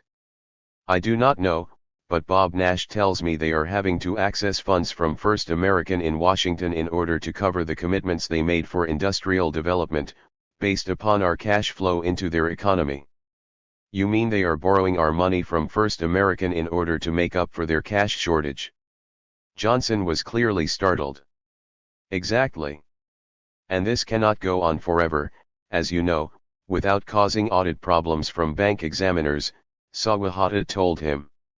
Johnson, in astonishment, replied, Mr. Casey and Mr. Clifford wouldn't like that. The last name seemed to slip from his mouth as an afterthought. Mr. who? Sawahata was puzzled by the second name. He reacted as if he had not heard of Clifford before. Oh, just another guy who's got his butt sticking out over our banking business, Johnson said, dismissing Aki's question and getting on to his own. But I'm curious, how did Mr. Clinton and company gain access to our funds in First American? Through bond business here in Arkansas. It seems this was brainchild of Mr. Dan Lassater. But with Mr. Lassater out of way, state has implemented the plan through biggest firm here in Arkansas, Stevens and Company. Let me get this straight, Johnson said. Clinton needs money in order to keep his promises to bring industry to Arkansas. So, Stevens issues a municipal bond or whatever, and our bank, First American, buys or underwrites the goddamn thing. So our offshore money is laundered right here in Arkansas through legitimate industrial loans, and Clinton benefits. Asterisk. By offshore, Johnson was referring to CIA money held in foreign banks to disguise the fact that it was money used to fund intelligence operations. This was a Cold War technique designed to prevent the money's source from being traced back to Washington. Oliver North and the others had learned that this was an ideal way to move money to the Contras without congressional investigators finding out. That's about it, Sawahata replied. Goddamn. Clinton is presidential material, isn't he? Johnson chuckled. And I thought the South lost the war. It now became clear to Terry as he sat and listened that the money delivered by Barry Seal's green flights and the profits from black operations in Arkansas had built the laundromat that was now permanently in place under the guise of the Arkansas bond business. Having run short on laundry, Clinton and his friends had tapped into other sources of dirty money. The public would learn years later of the tenebrous connection between Stevens, First American Bank and the Bank of Credit and Commerce International, later to have its acronym, BCCI, emblazoned in headlines throughout the world. CIA Director Robert Gates later labeled it the Bank of Crooks and Criminals, Inc., but admitted to its extensive use by the agency. And Jackson T. Stevens, the chairman of Stevens and Company in Little Rock, who would later be identified as the one who helped BCCI get its financial foothold in America, had replaced Lasseter as the state's investment banker of choice to attract new capital. 9. Through these discussions in the bunker, Kathy was realizing the urgency in helping Arkansas find new investors to replace the BCCI money, before federal bank examiners launched an investigation that would lead to Arkansas and, more importantly, the agency. This was especially important since state investigators in New York would later charge that First American Bank and Trust in Washington, owned by First American Bank shares, had hidden ownership ties to BCCI. This allegedly secret tie was vehemently denied by BCCI's chairman, former Defense Secretary and Washington power broker Clark Clifford, and his partner, Robert Altman, both of whom were indicted in New York in connection with that banking tie. The full impact of the money debacle seemed to impact Kathy as he said, "Let's not take this money thing too lightly, Bob.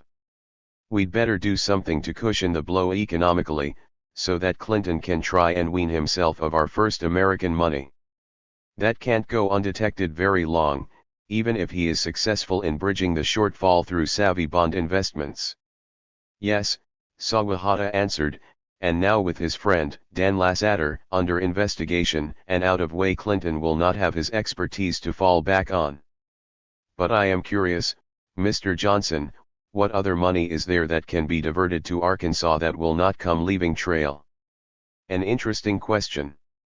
Just what other money might have been diverted through the Arkansas investment banking business will never be known because of Robert Johnson's efforts in aborting the then ongoing federal investigation in Little Rock. This was just the type of behavior that George Bush's Attorney General, William Barr, was accused of by Congress during the ensuing BCCI scandal when the Justice Department contained its BCCI investigation to one area of the country, Tampa, Florida. 10. By not allowing the inquiry to expand where federal agents saw its tentacles reaching, BCCI's ties to intelligence was suppressed. Gomez, even though Sawahata's question had not been directed to him, had an answer. He had extensive connections within Latin America that he had obtained either through bribes or previous operations. "I can talk to my people in Panama," Gomez said. "I'm sure they would love to replace First American and become Arkansas's sugar daddy. They're always looking for good third world investment opportunities. Maybe they want to buy stock in Arkansas. I'm sure they will be interested, especially considering the capabilities that are in place, thanks to Mr. Seal's and Terry's efforts." "Excellent idea, Maximo," Kathy chimed in. "I'll go with you to see Noriega's people. If we're successful, Aki, you can brief Nash that there'll be a new investor for Arkansas, which means he can begin curtailing his bond underwriting through First American.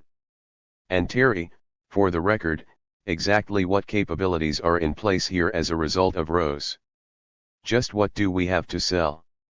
Terry, having the most direct knowledge of the assets in place in Arkansas during the past 2 years, then began his briefing on what they were.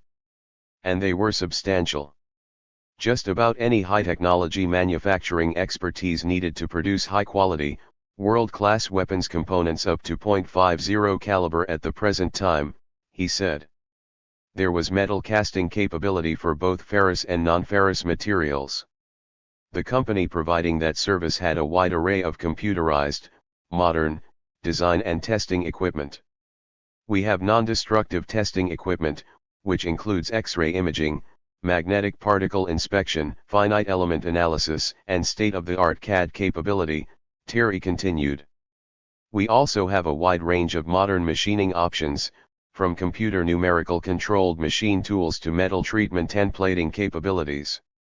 In the electronics area, there is the sibling of the Albuquerque-based, military-approved facility located in Piggott, Arkansas, that has automated circuit board manufacturing and enclosure capability. As I understand it, they're making perfect copies of Stinger circuit boards. Terry had given a detailed explanation of the high-grade weapons manufacturing facilities that had been secretly put in place in Arkansas to support Operation Centaur Rose. He had described decentralized, modern manufacturing factories possessing in-house, computer-controlled capabilities to produce untraceable weapons parts or components.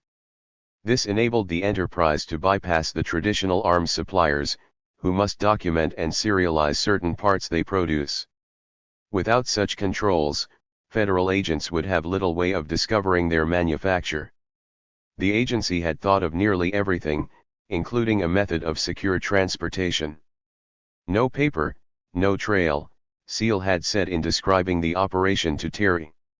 Terry continued, all of this, combined with the secure waterway transportation system afforded by the Arkansas and Mississippi rivers, which are controlled by the U.S. Army Corps of Engineers, I would say to a potential investor, makes a complete, turnkey weapons manufacturing capability for anything short of nuclear weapons.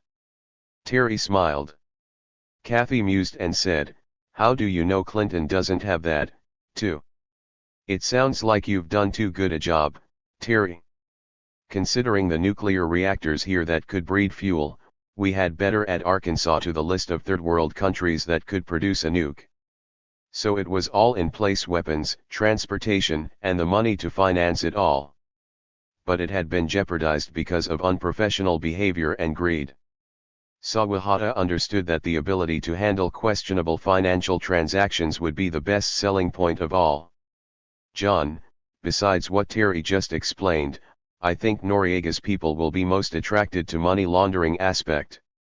Under Bill Clinton's leadership, Arkansas has set in place permanent money laundering industry concealed as their everyday municipal bond business.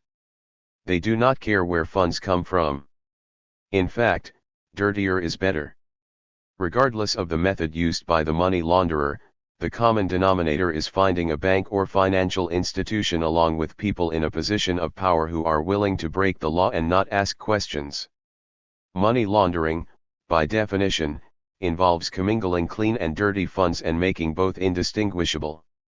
Arkansas offered this environment under the umbrella of its cooperative bond business. All that was lacking was a way of consistently and inconspicuously moving large amounts of money offshore to be deposited as collateral against loans generated for industrial development. Once this activity was underway, dirty money could occasionally be substituted by the agency for clean money without drawing attention to it. An example of this is the deposit of $50 million offshore by the Arkansas Development and Finance Authority with Fuji Bank, Limited, in the Cayman Islands on December 29, 1988. This was a very strange transaction, indeed, for an organization chartered and founded on lending money for investment and development within Arkansas, not for moving large sums of funds offshore. Fuji Bank's name reappears as the bank that purchased the industrial development loan of POM Incorporated, the parking meter company in Russellville, Arkansas, owned and operated by the Ward family. Oddly, the underwriter, or issuer, of this loan was initially an out-of-state bank in Memphis, named First American, the same name as Clark Clifford's bank, First American Bank Shares, in Washington. By purchasing the loan from First American Bank of Memphis, Tennessee, Fuji effectively retired the loan, and the Ward family presumably continued making their payments directly to Fuji.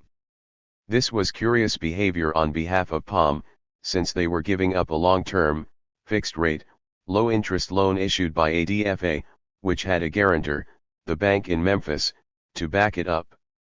Curious behavior, indeed, to forfeit a loan that has a co-signer, since this action would normally reduce a company's line of credit.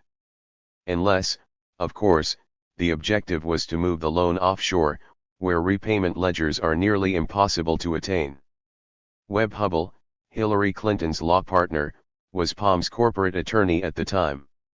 ADFA, being a state authority, is not legally required to publicly divulge its records.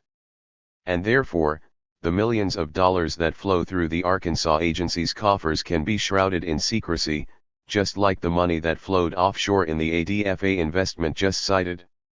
One possible reason the money was deposited in the Cayman Islands was to set up a laundering process similar to that provided by Panamanian banks. Panama, then under the leadership of General Manuel Noriega, was the country of choice for drug traffickers wanting to hide their money. But even once the money was safely in Panamanian banks, there was still the problem of moving the funds, particularly into the United States. But Arkansas offered its own version of what bankers call the Dutch sandwich in slang. The Dutch sandwich is a method perfected in the Netherlands Antilles, a small group of Caribbean islands off South America, and is a legal tax avoidance maneuver in the Antilles. 11 There, funds remain offshore on deposit and are used only as collateral to back legitimate loans in the United States. Legitimate loans are what Arkansas needed to underwrite industrial development bonds at low interest rates to attract business to the state. If Arkansas allowed the CIA to guarantee its loans by collateralizing its industrial bonds with dirty, offshore money, the interest from the loan, which is repaid in the form of clean money by the borrower, has in reality accomplished the goal of generating clean money from dirty money. Arkansas, in effect, could become the cooperating banker in the equation. The owner of the dirty money would get back clean money from the stateside loan's interest. In this case, the stateside bank, a bank like First American, supplied the upfront cash through CIA sources. This apparently was what Sawahata was referring to when he said the dirtier, the better. Sawahata then continued, I suppose if you have to launder money, it is very secure way even though there is risk, considering the fact that a high percentage of out-of-state businesses Arkansas recruits fail within the first few years of being transplanted. But when it pays off well. You get back clean money plus tax-free interest, and no one in Arkansas asks questions. At least not at state auditor level. Sawahata noted that the state gets the high-risk venture capital it needs to grow and the investor can't complain when he loses his money in what appears to be the normal course of business. But to offset this risk, the investor could even attend the bankruptcy sale if a business failure occurred, and possibly buy back his undocumented and hidden assets wholesale. Through possible combinations of laundering CIA money, either offshore, domestically, or by direct infusion into the lending system, the Clinton administration had evidently developed an insatiable appetite for money that could only be compared to that of the plant from outer space in the movie The Little Shop of Horrors, which continually said, "Feed me, feed me." So far, Sawahata continued, they have gone through all MENA black money that started it all. Now they are laundering First American's black ops proceeds, and we are going to help them attain Panama as client. What a deal for Arkansas. Money launderers nirvana. Johnson expressed hope that the loose ends had been dealt with through the possible solutions that had been put on the table. Maybe, he suggested, they could get on with the original purpose of the meeting. Terry, it sounds like we've selected the right person for our Mexican operation. From your correspondence with me, as you developed your business plan and strategy for us down there, I could tell you were a star at this game, which brings me to the major reason for coming. Your initiation. So before we go any further with this briefing, I'll ask Mr. Sawahata to excuse himself if he's finished with all the loose ends of Bridge and Rose. The remainder of this meeting will focus on Screwworm, and frankly, Aki. I know, I do not have need to know, Sawahata said. Intel 101. Yes, I am finished for now, but I would like to say goodbye and good luck to Wita Okamai. It has been pleasure. Sawahata shook Terry's hand and then walked toward the bunker door. The sanctity of the initiation began to set in. Terry was beginning to feel a little panicky. Butterflies. Just like before an FAA check ride, he thought. With Sawahata in the process of leaving, he was now looking at the faces of men he didn't know well. Of those left, Kathy was the only one with whom he had any real familiarity. Feelings akin to those of religion that he had long ago abandoned were starting to rekindle within him. He was convinced that he was entering into a patriotic brotherhood of honorable men. A secret society. Terry had to push his doubts about Seal's death out of his mind. It was a time of decision. He felt there would be no turning back. It was all falling together, he thought. All knowledge gained from Air Force intelligence, combined with his skills and experience in the business world, were coming into play. His reward was in sight. There was a secret world of sponsorship for patriotic men like him. Doing things the hard way was paying off. He was glad he'd made the right decision to serve his country in time of war. Surely that was a prerequisite for joining the inner circle. The thought of being expendable had not entered his mind. Since the publication of this book in March 1994, the unexplained, explosive growth of the Arkansas economy in the 1980s under Bill Clinton's leadership has come under intense scrutiny. This book was the first to focus on the mysterious capitalization of the Arkansas Development Finance Authority, which few outside of Arkansas had ever heard of. This sent authors like L.J. Davis of the New Republic scurrying to Arkansas to peer inside its financial superstructure and begin questioning the sources of money that started flooding into the state. 12. ADFA and its directors began either stonewalling or responding with half-truths to questions from the public and media alike, leading to Freedom of Information Act lawsuits by a citizens group called the Arkansas Committee. This eventually forced ADFA to turn over at least partial records, which it had tried to hold back. Among these was an internal letter from ADFA's accounting firm, Deloitte & Touche, revealing gross irregularities. This letter was intended solely for ADFA's board of directors. After reading the letter, it is easy to see why ADFA wanted to keep it secret. It underscores why ADFA is now known worldwide as Bill Clinton's piggy bank. Among the irregularities cited were: the board did not even conform to its own policies regarding review of its loans. Recipients of loans were not submitting current financial statements at the time of the loan application. Loans, when reviewed, were reviewed without oversight by the same person who had recommended the loan in the first place. Insider loans were approved even after they were rejected by the ADFA staff. Few files contained audited financial statements, a gross deviation from normal banking procedure for loans. The rating system for loan qualification was flawed because it invited favoritism for insiders. Despite these criticisms, Deloitte & Touche, one of the world's foremost accounting firms, signed off on the audit anyway. But even more shocking, and supportive of money laundering charges, was a L 988 audit by the same firm saying that ADFA had funds of unknown origin.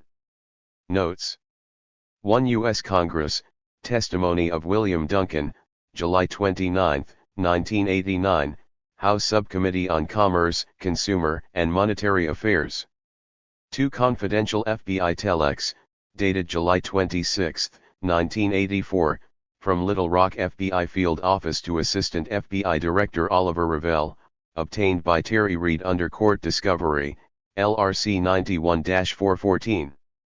3 Testimony of William Duncan, deposition given the Arkansas Attorney General's Office, June 21, 1991, p. 6. 4 Ibid. Testimony of Russell Welch, pages 35-36. 5 Classified FBI Airtel, date/time group, F182227ZOG87.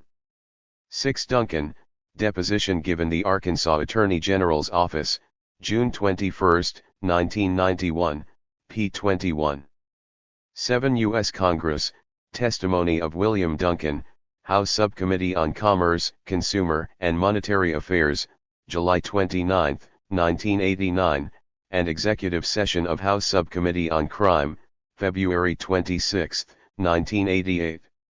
8 Arkansas Democrat, November 14, 1990. 9 Arkansas Gazette, August 14, 1991, and the Wall Street Journal, July 7, 1993. 10 New York Times, November 13, 1991. 11 Time, December 18, 1989, p. 50. 12 The New Republic, March 1994. This is believed to have been a reference to Oliver Revelle, then an assistant director of the FBI and a person that North would later turn to in times of crisis when the Iran-Contra affair began to become public knowledge. Author Terry Reid has documents showing that Revelle was being briefed on MENA. 2. In the fall of 1990, the Internal Revenue Service began a statewide investigation in Arkansas, saying it believed the state had become a magnet for dirty money.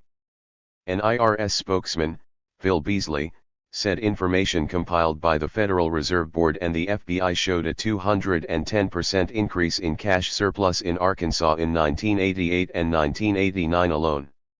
8. A federal financial investigator consulted by the authors said the millions of dollars that Seal was dropping each week could easily have been laundered and disguised, leaving no clue as to its source, if the right people, bankers and organizations worked together and kept their dealings to themselves. All that would be required, the former investigator for the Securities and Exchange Commission said, was cooperation among a triad of key financial services willing to enter into a white-collar criminal conspiracy to work together for their mutual gain. And such a triad was already in place in Arkansas. ADFA, investment banker Jackson T. Stevens, a stockholder in several Little Rock banks, and Dan Lassater, then the CEO of Lassater and Company, a brokerage firm specializing in bonds.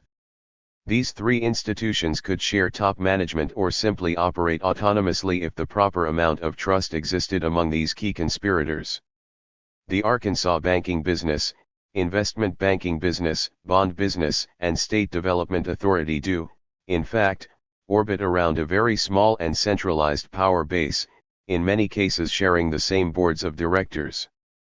The most likely scenario, the investigator outlined, would work as follows. A trusted courier deposits the cash in a bank or banks under various corporate names. No federal banking attention is drawn to the deposits, since the banker waives the requirement of filling out the CTRS. ADFA attracts a preferred client in need of a loan. This client can be a firm or an individual from within the state, which is involved with the secret group, or even an out-of-state corporation, since ADFA's charter allows it to underwrite business outside of Arkansas. The financial banking firm announces it is seeking capital to underwrite a bond issue to develop the money needed for the loan. The bond will be guaranteed by the state, since ADFA will be the issuer, thereby eliminating the SEC scrutiny of the buyers of the bonds, and reducing or eliminating the collateral requirements needed by the client. Lassater announces that he has sold the bonds to various customers. ADFA handles all the paperwork and contracts at the time of loan closing, becomes the guarantor of the loan, and retains the right to sell the entire loan package to another financial institution in the future, if it wishes.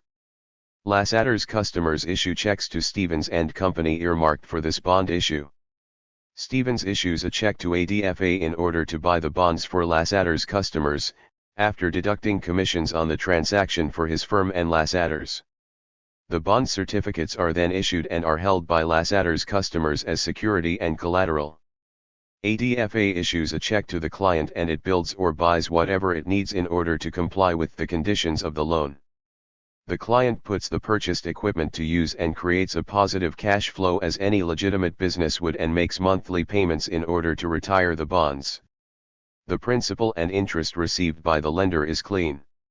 At any point during the life of the loan, ADFA is free to find a buyer for the entire loan package, retire the debt owed to Lassater's customers, and distance itself from the client's operation if the CIA wants to sell off the assets. Chapter 19. Operation Screwworm. As Aki-eyed Sawahata approached the bunker's large metal exit doors, his footsteps echoed from the concrete floor. His knock on the plate steel door, signaling his wish to leave, reverberated as if it had come from a hollow steel drum. The returning echo followed the arched roof and was reminiscent of the acoustics of a church's vaulted ceilings. A faceless guard opened the door. As Sawahata started to step out into the chilly night air, he paused, turned and focused on Terry, saying, "I guess it's sayonara time." "Goodbye, Terry-san." Reed felt alone now that Sawahata was gone. It was time to decide his future. One chapter of his life was ending. Another was about to begin. Terry thought, as the door slammed shut, his time was at hand. He was about to join the cabal. The other three men took up new positions at another table, facing Terry as if sitting at a tribunal. It was a change from business as usual to solemn ritual. The bunker took on a hallowed atmosphere, and he felt he was taking a sacred vow, like being knighted. He had been found worthy of acceptance to the round table, where he would live under unwritten rules and, he hoped, be judged an equal. Kathy was the first to speak. "Terry, you're now crossing the line. Few operatives, assets, if you will, are ever given the opportunity to cross. You understand this is an honor, and we feel confident you won't let us down. You've proved yourself time and time again. You are, in fact, a star. So from this point on, you will be known by your code name, Señor Estrella. Congratulations." With those flowery words, Terry was initiated. In the darkened room, whose lights cast long shadows over the faces of the three other men present, he felt as if those in a position of sacred trust were placing their faith in him. This was an appeal that went to the core of his being. It was not only a position of honor but of obligation. He was to protect the core of American values. He felt he had been part of a sacred ritual, but he did not realize then that there was a Judas among them. Turning to Kathy, Robert Johnson, and Max Gomez, he said, "Thank you, gentlemen. I feel deeply honored. I will do everything in my power to make Screwworm a success and to represent our country with honor and professionalism." Johnson continued the briefing, "Terry, as you know, from this point forward you will be in the gray zone, a no man's land in which assets operate. You have no written contract to protect you nor to hinder you. You can move freely. We will always be near you, yet you must be kept at arm's length for built-in deniability for your protection, as well as ours. We will be your shadow in Mexico, and Max will see to it that the maximum allowable security will be provided for you and your family. But we will not be in a position to directly or overtly intervene in an emergency for fear of exposing your cover. Beyond the three of you, who else in country will know of Señor Estrella and his mission?" Terry asked. "At an agency operational level, only our local handler in Ajijic and the Consul General in Guadalajara," Johnson answered. "Others may have to know that you are somehow aligned with the State Department and getting preferential treatment, as is not uncommon for U.S. businessmen being supported overseas by our government. But only those two individuals know exactly your, and our, true objectives." Later on, only 12 names, the dirty dozen, surfaced in the Iran-Contra scandal as having detailed knowledge of the affair. By design, Terry began to realize how small the circle was of those in the loop. Kathy had an additional concern. "And Terry, that brings up another point. I know you told me your wife knows generally what's going on here in Arkansas up to now. But from this point forward, you should begin limiting her knowledge of details that may compromise her or put her at risk." Johnson then revealed what Terry had already assumed. The agency had done an extensive background check on his wife and her family. Johnson said his wife had been cleared for a general operational knowledge on a need-to-know basis. "But it's important for you not to forget that we're investing a great deal of time and money in you," Johnson stressed.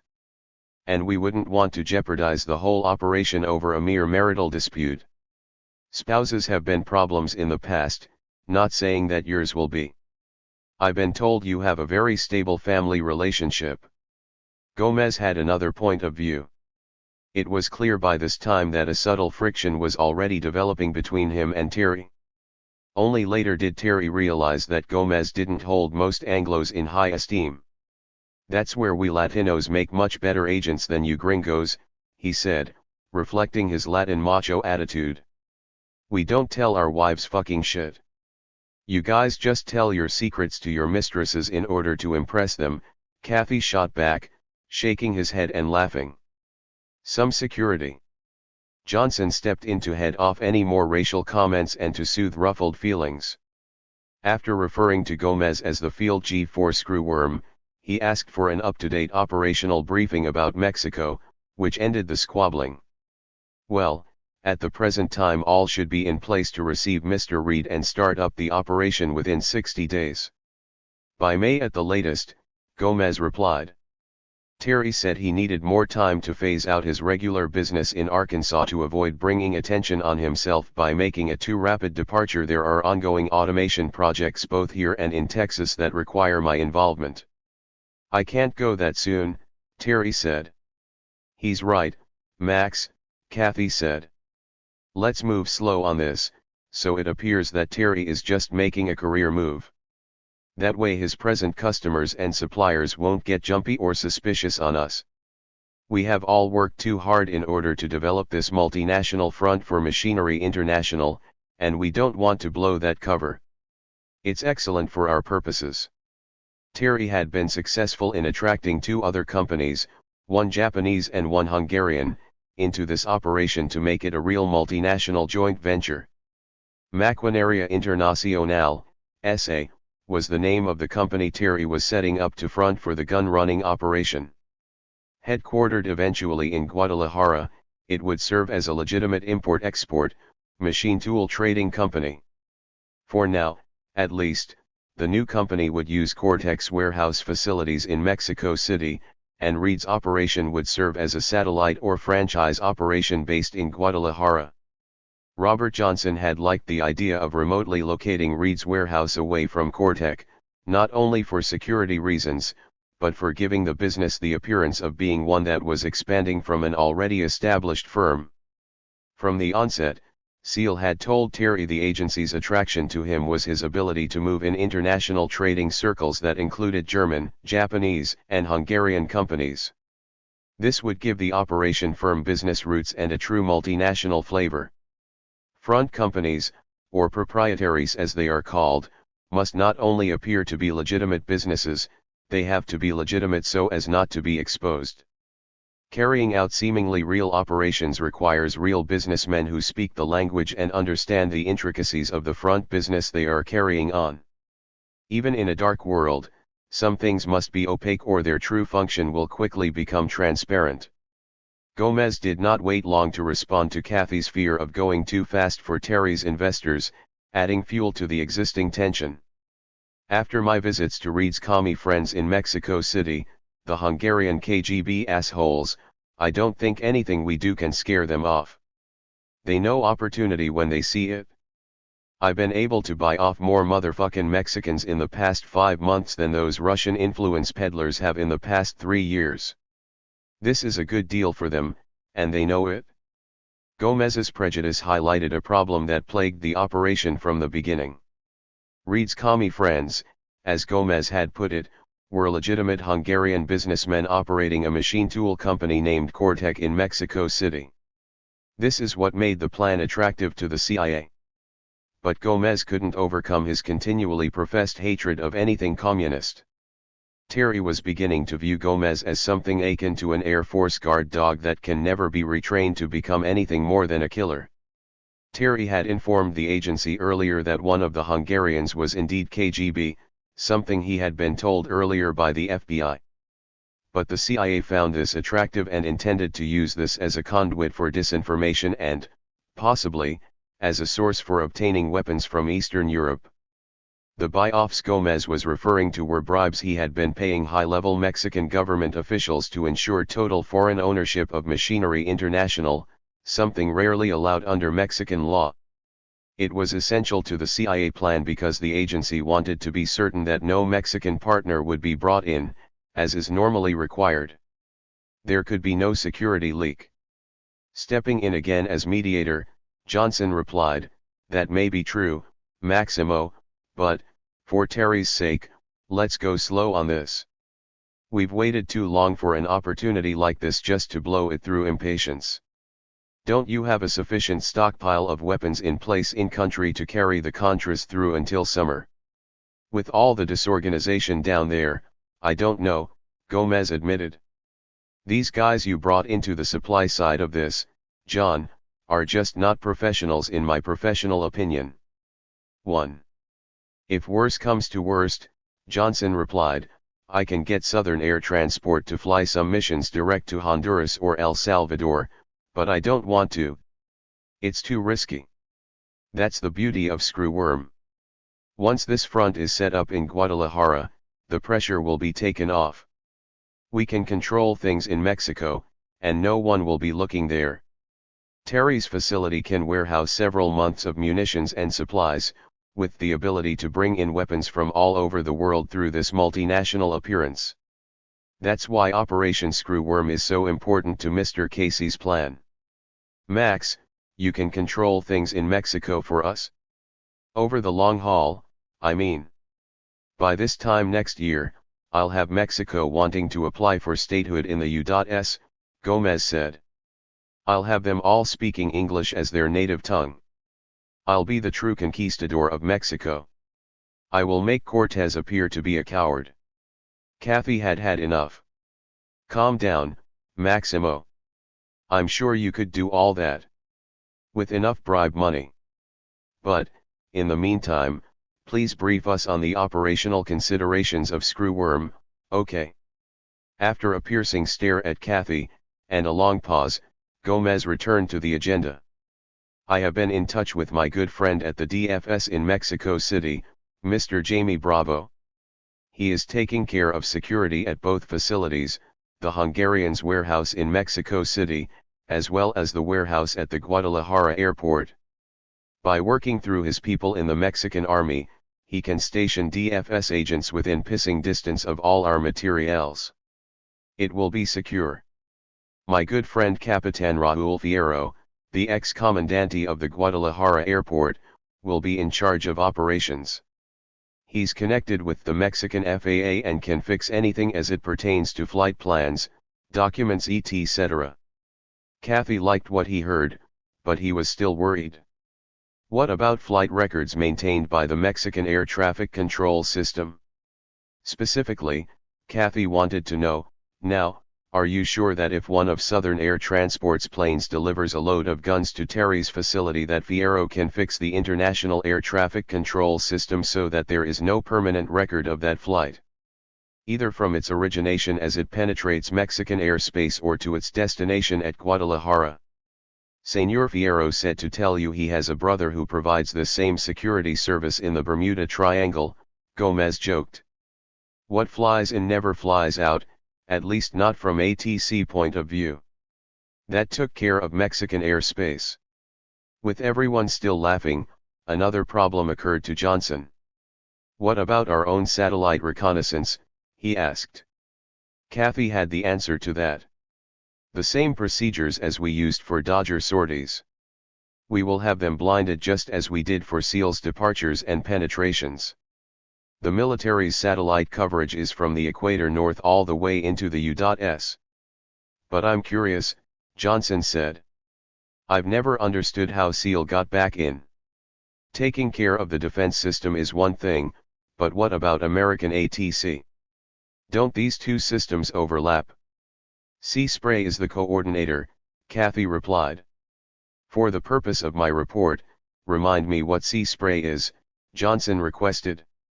Kathy explained the technical details of Sea Spray, itself a black, Joint Army-CIA unit that provided cover for covert ops flights to enter and exit American airspace undetected, and added, Terry knows how it works. He went on a Sea Spray flight with SEAL down to Panama. Remember, Max? Gomez nodded.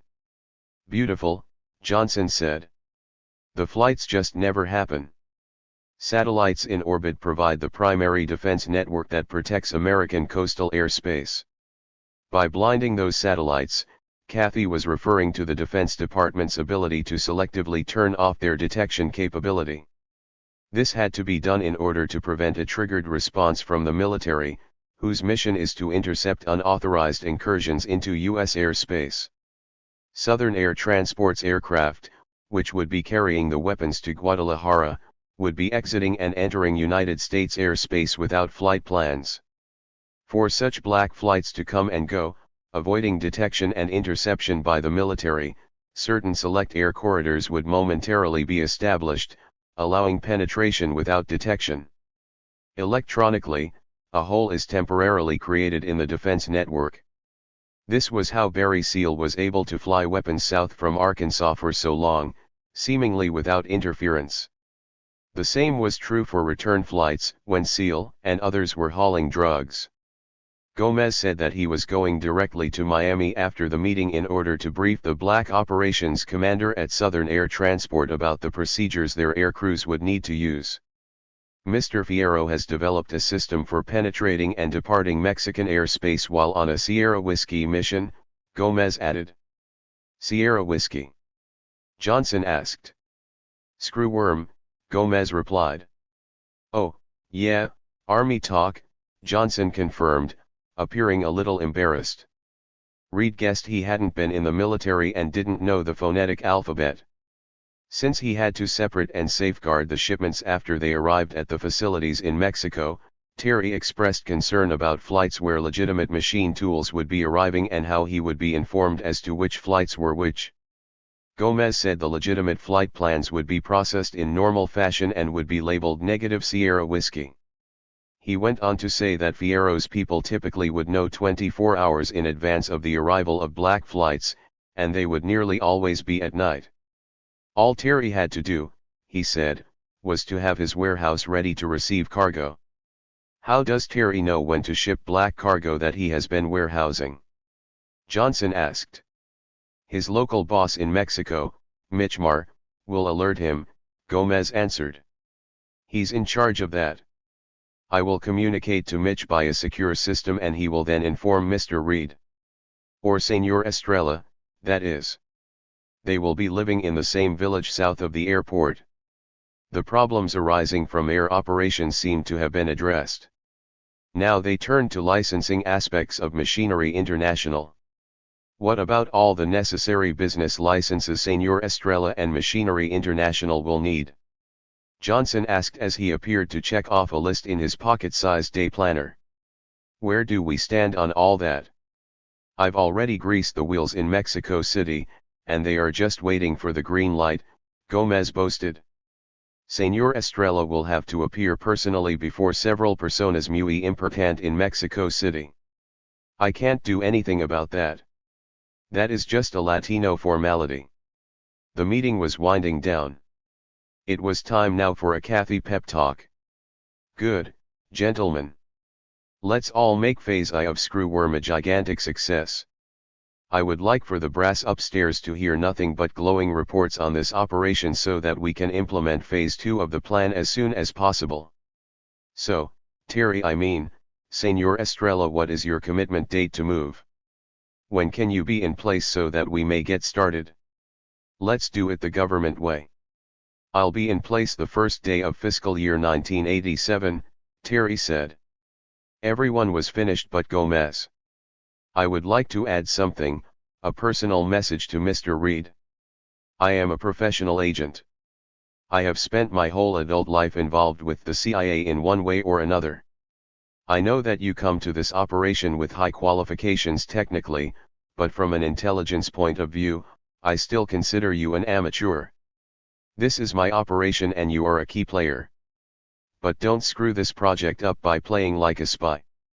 You are to be an American businessman conducting high-technology trading in Mexico, period. Just go about your business, and leave the spy work to us professionals. You provide the cover and we pay the bills, it's just that simple. Comprend? Don't play spook and don't cross us. Kathy again felt the need for moderation. What Maximo is trying to articulate, Terry, is that it's our job to handle the dirty end of the business. Your job is to attend to the clean end. A good asset always remembers who he is and what his mission is. It's imperative that you not compromise our agents and our methods. This will take a lot of self-control. But try to turn a blind eye to our side of the operation and do not delve into areas in which you do not have an absolute need to know, Terry said, finishing the sentence. I know, Intel 101. Johnson now was closing down the meeting. Gentlemen, this concludes our operational meeting. Senor Estrella, with Mr. Seal gone, you can continue reporting directly to me at SAT, just as you have been doing. Keep us informed of your progress as you move to Mexico. There was one more small piece, or so it seemed then, of unfinished business for Terry, a small detail that would come back to haunt him. He had been maintaining a hangar at the North Little Rock Airport at agency expense. He thought he would not be needing it now as he moved on to Mexico. One question. With the Arkansas operations all but shut down, will the company need me to maintain the hangar at North Little Rock, once I depart for Mexico? Good point, Johnson said. Yes. Keep it rented, leased, whatever your arrangements are. The SAT maintenance people are always in need of secure storage facilities, safe hangars if you will, especially considering all of our flight activity here in the central U.S. Gomez was now thinking of something beyond the meeting. Senor Estrella, where does a good-looking Latino ladies' man go around here in order to surround himself with these southern belles I keep hearing of? It's still early, and I don't go back to Miami until tomorrow. Kathy had the answer. Maximo, for a guy like you, I would suggest a place on the Arkansas River not far from here called Snug Harbor. The women there are accustomed to servicing all of the different racial elements stationed here at Camp Robinson. But on second thought, I don't think they'll fuck Cubans. You wouldn't say things like that if I had my weapon. Speaking of which, where's my Glock? Gomez snapped back with a smile. I feel naked without it. The four men left the bunker and joined the security force outside. Kathy volunteered to drive Terry back to his home on the golf course in nearby Maumelle. Terry would think about this night for a long time. Notes. 1 U.S. Congress, testimony of Felix Rodriguez, Iran-Contra hearings, 100-3, pages 302-306. Chapter 20. Mexican handoff. Terry was quiet during the ride home. John Cathy, who was driving, sensed something was troubling his passenger. What's wrong? Are you upset because we didn't go with Max to Snug Harbor? Cathy asked, trying to inject a little humor and draw Terry out of his funk. No. I gotta be truthful with you. I still have to sell this idea to Janice. I thought she was totally on board. She is, based on my deceit. I haven't been totally truthful with her. She's not aware of the circumstances of Barry's death. And John, I'm gonna go home and tell her everything. It's just not fair for me to ask her to give up her life here in Arkansas and move to Mexico based on a scenario of half-truths. Well, all I can tell you is, I'm counting on you. We've gone with you a long way on this program. This was your idea, whether you realize it or not. Call me as soon as both of you have made up your minds on this. I've got to know, one way or the other. The car's headlights illuminated the lawn of Terry's new house at 32 Club Manor in Maumelle. Its serene setting wasn't helping him cut his ties with the community he now felt part of. The light was on in the upstairs bedroom as he got out of the CIA man's car. I'm not gonna tell anybody about your indecision for 72 hours. Then I'll be obligated to alert them, Cathy said in parting. Thanks. The sedan pulled away from the house, leaving Reed alone with his thoughts and his problems. Damn. He didn't feel any happiness, and it was his own fault. He had just been sworn into what he thought was an elite brotherhood. A once-in-a-lifetime opportunity to work undercover as a secret intelligence agent in a foreign country lay before him. What the thousands of Walter Mitty's would pay to trade places he could only speculate. But on the opposite side of the scale was Janice, the mother of his 2 sons and the woman he had vowed to love forever. He had lied to her. He had let her down, he had let himself down. He had to confront her with the whole truth. "So tell me how it went," she said, peering through her reading glasses. She put her book aside to give him her full attention. "Who all did you meet? Is it real? Do they really want you to go?" The questions came tumbling out. He now had to dampen her enthusiasm, and the answers came as fast as the questions. "Janice, I've let you down and you don't even know it. I'm sorry I lied about Barry's death. He died in his car all right. From multiple bullet wounds. He must have gotten in way over his head. All I know is, he died a violent death. And I've led these guys on as if you're 100% behind me. And now I've got to back up and deal with reality. The reality is that this could be a very dangerous business, and I've got you and the boys to think about. I'm willing to abide by your decision if you want me to pull the plug on all this." She was furious. It was not only that he had lied, she said, but that he had not trusted her enough to be honest. Now he was tossing the problem in her lap, putting her in the position of a spoil sport. If she wrecked his opportunity and said no, he would rebuke her all his life. It was a long and tormented night. After telling her everything, including all he knew about Barry's murder and assassination as she saw it, the decision was made for him.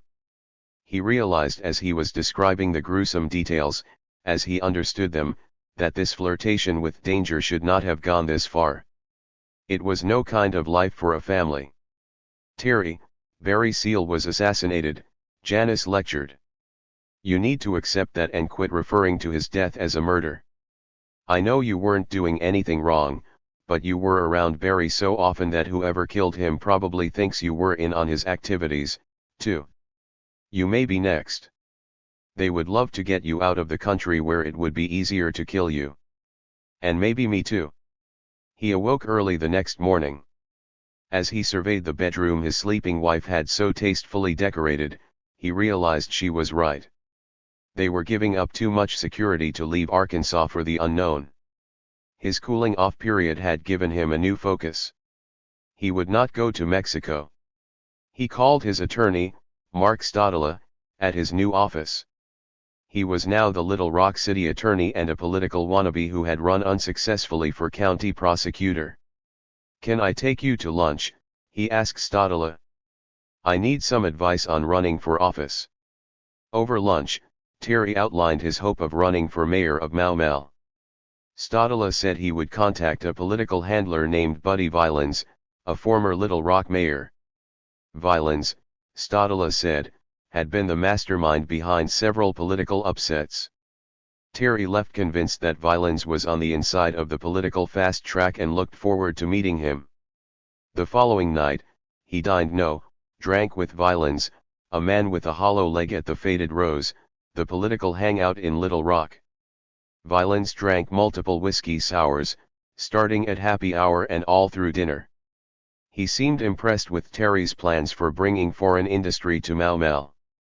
"If you can deliver, or even come close to delivering, on your promise of a new factory in Mau Mau, I'll be your campaign manager," Violins told him. He then gave Reed on a paper napkin a cost per vote analysis. "I'm glad Stadler sent you my way. This could be fun. You know Bill Clinton is making a lot of noise right now about his upcoming trip to Japan to recruit industry. We can steal his publicity. It's a good idea." Janice was excited when she heard about her husband's plans to enter the political arena. She got the nominating petitions and began collecting the mandatory signatures he would need to get on the Democratic primary ballot. "Are you sure this is what you want to do?" she asked. "You're not doing this just to put excitement in your life since you're not going to Mexico." He told her no. He lied. In fact, he genuinely dreaded informing John Cathy of his decision. He scheduled lunch with Bob Nash instead.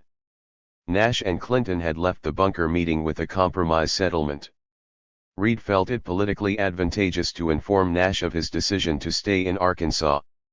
He still was having ambivalent feelings. He was trying to convince himself he was more an Arkansan than part of the cabal he had joined in the bunker. In hindsight, he was unhappy about the cavalier way Nash and Clinton had been treated by the men from Washington. "You need to inform your people that I'm not going to Mexico," Reed told Nash as he spooned his egg drop soup at Foulin's. "I have new plans." Reed told him of his desire to stay in Arkansas, where he saw great opportunities in the machine tool business. Besides, he said, he was planning to run for office, and there was a possibility of attracting a Japanese company to Mau Mau. "Why this sudden change of heart?" Nash asked. "To tell you the truth, Bob, this Barry Seal death has strongly influenced my decision. I just can't get it out of my craw that there's a lot more to his death than we all have been told." Nash sat silent, looking at Reed. "This'll really be a disappointment to our friend," Nash said, referring to Kathy. "Have you informed him yet of your change of mind? You know he's already factored you into his plan." Reed told Nash that he had not informed anyone up to now.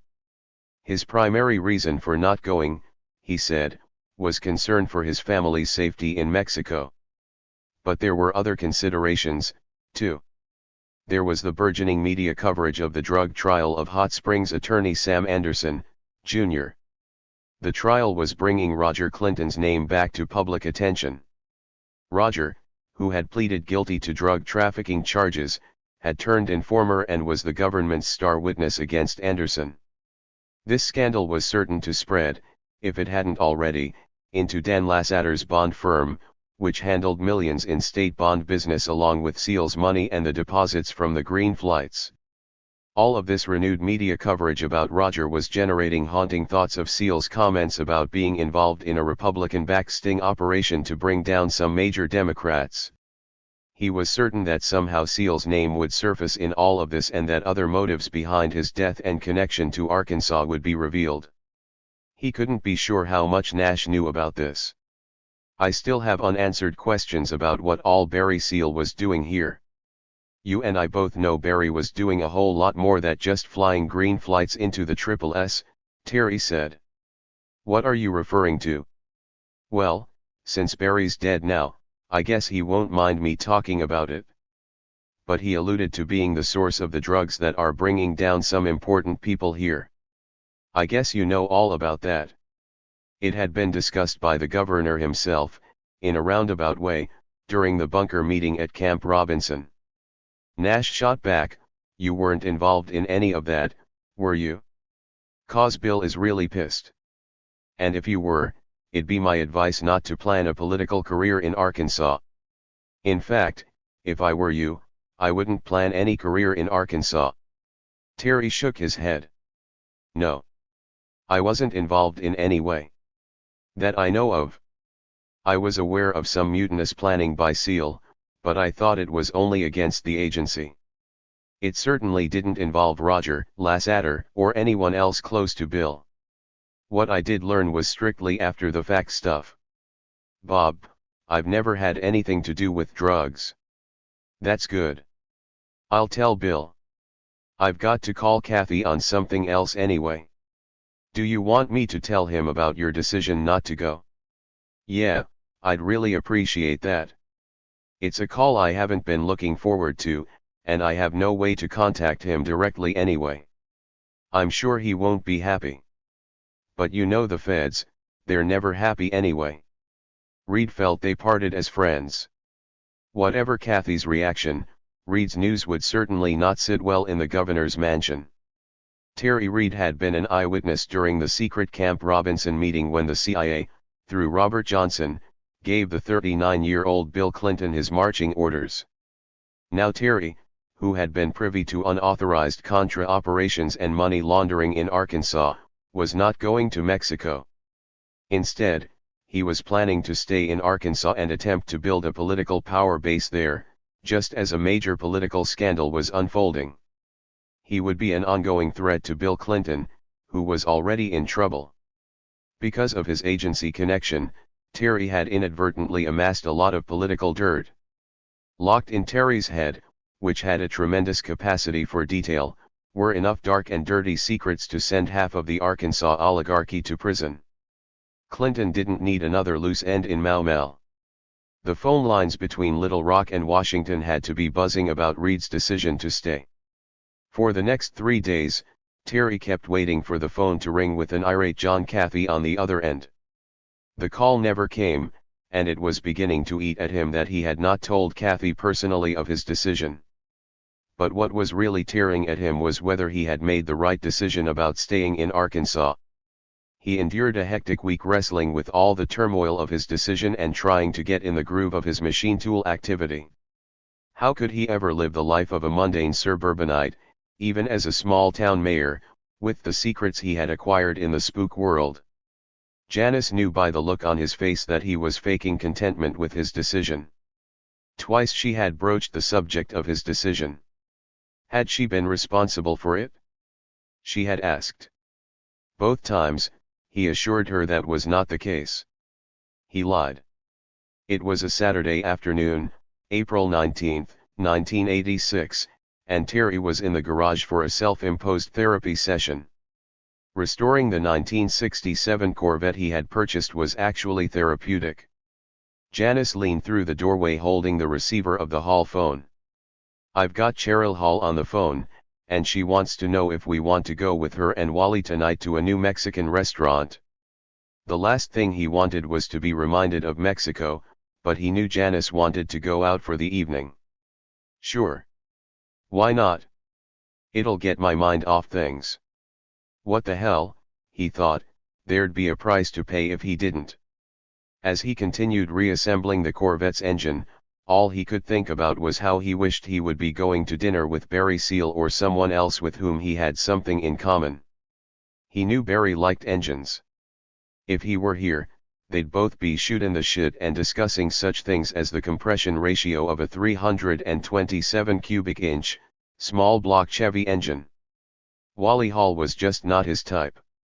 It wasn't that he disliked him, they simply had nothing in common.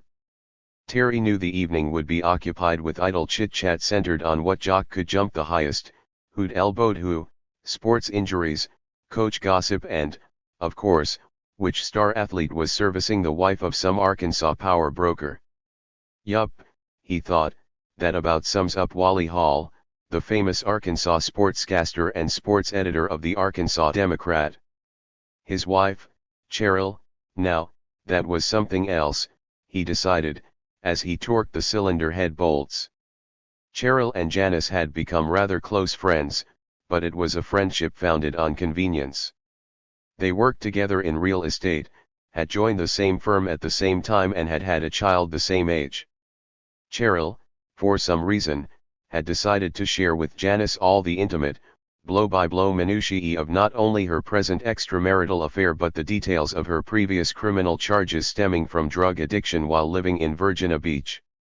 Wally was totally in the dark about his wife's jaded past and her current sexual indiscretions, making it a pain for Terry to try to remember what he could and couldn't say around the halls for fear of bringing up something he, or Wally, wasn't supposed to know about.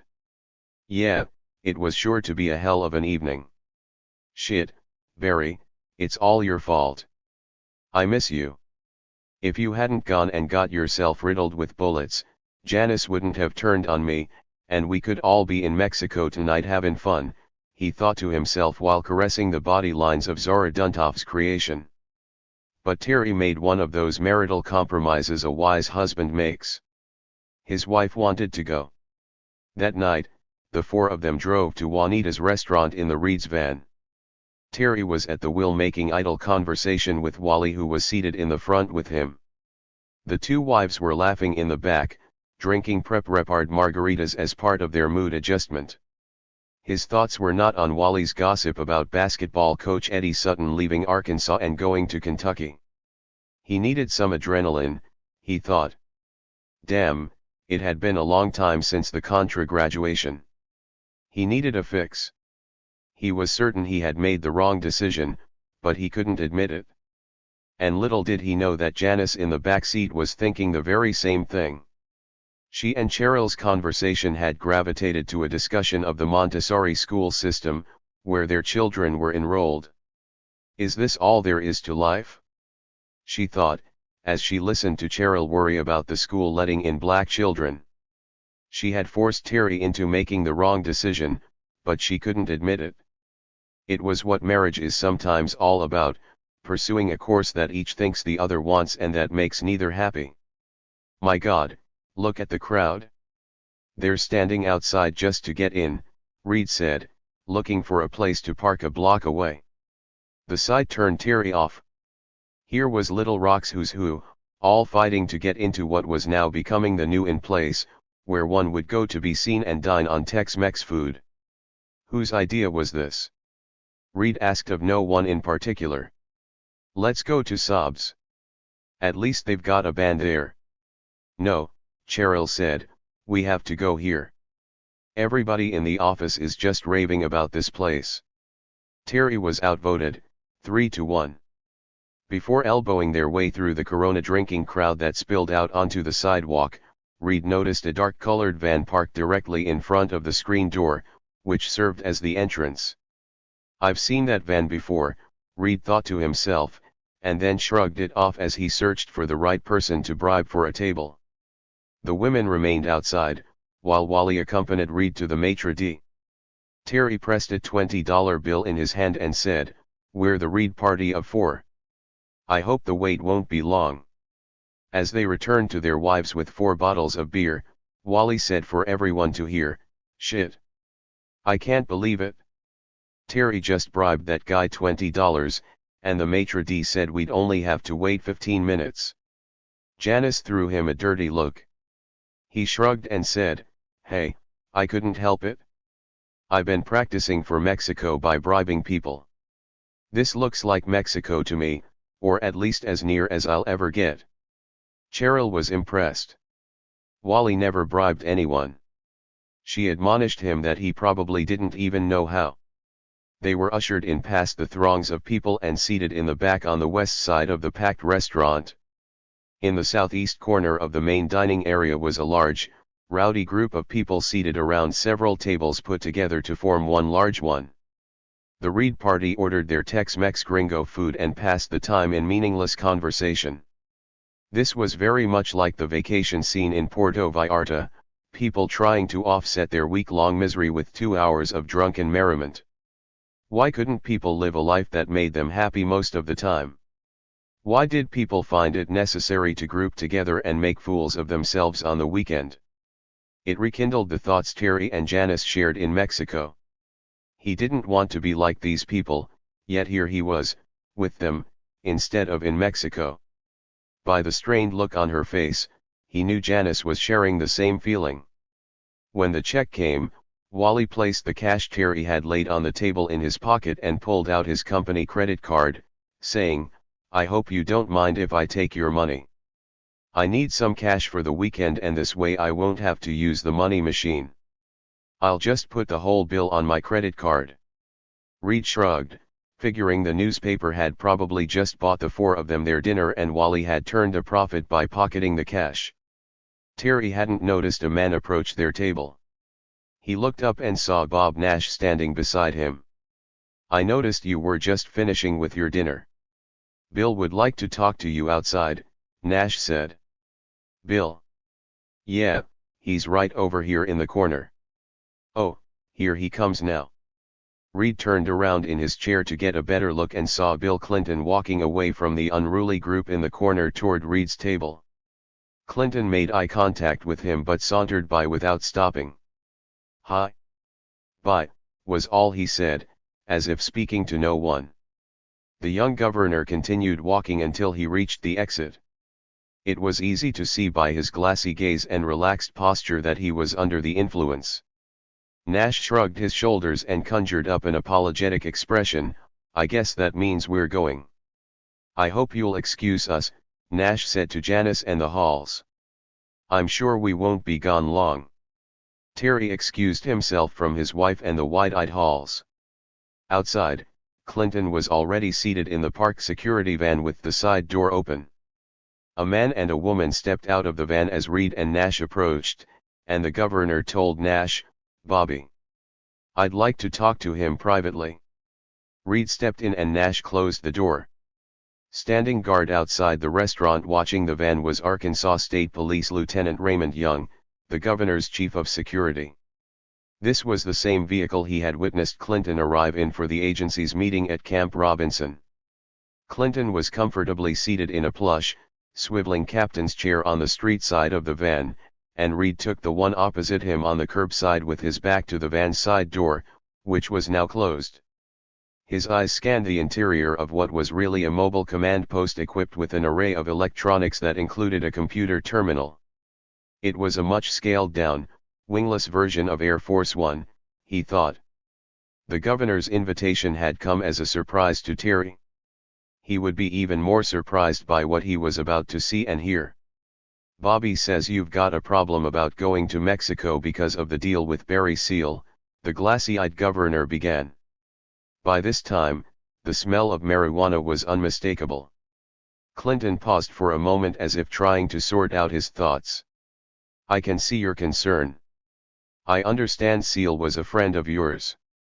His death does appear suspicious. And Bobby says you got a feeling somebody here in Arkansas may have had a motive to kill him. But nobody here had anything to do with that. Seal just got too damn big for his britches, and that scum basically deserved to die, in my opinion." With that, Clinton got up from his chair and went to the back of the van, returning with a half-smoked joint. He reseated himself. He took a long, deep drag. After holding it in until his cheeks bulged, he then exhaled slowly and deliberately. He extended his arm and offered the joint to Reed. Terry shook his head and gestured. "No, thanks. Go on. I'm the commander-in-chief here, you won't get busted," the governor said with a straight face while exhaling. Reed felt uncomfortable with the cop standing right outside the van, and he sure didn't want to cloud his mind with anything more than the 2 beers he had already consumed in the restaurant. "No, thanks. I just want to get all of this straight. You're saying that Seal's death, from what you know, is just as the papers say, that he was killed by some Colombians because of his connection to the Medellin cartel?" "Yeah. And I think you're making a big mistake by passing up the opportunity to go to Mexico for Kathy.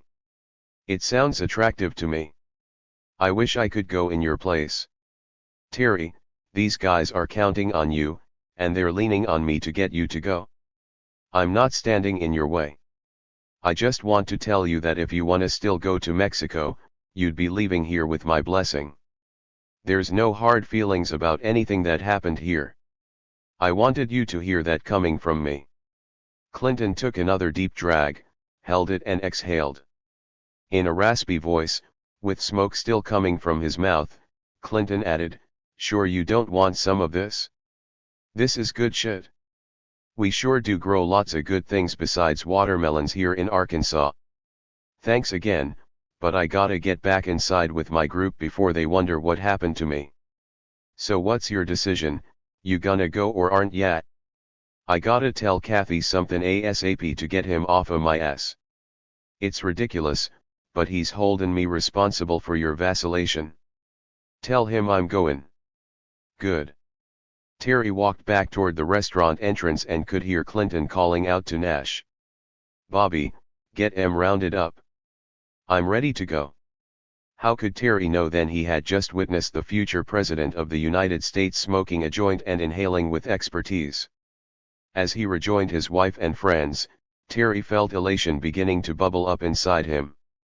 He had spent a miserable evening with boring company and had just left a man close to his age who was the governor and who should be on top of the world. Yet this same man had just expressed the desire to change places with Terry. Nobody's really happy, he decided. Like Grandpa said, the grass is always greener. Somehow the thought of grass seemed fitting. He had needed a fix, and the adrenaline was now flowing. Yes, he was going. Back at the table, Cheryl, always nosy, was chomping at the bit and demanded to know what had just happened. "I didn't know you knew Bill Clinton. What's that all about? Where'd you go?" Ignoring the question, Terry turned to Janice and smiled. "We're going to Mexico." Oblivious to their dinner guests, she asked, "Are you sure you're making the right decision?" "Yeah. What's the worst that could happen?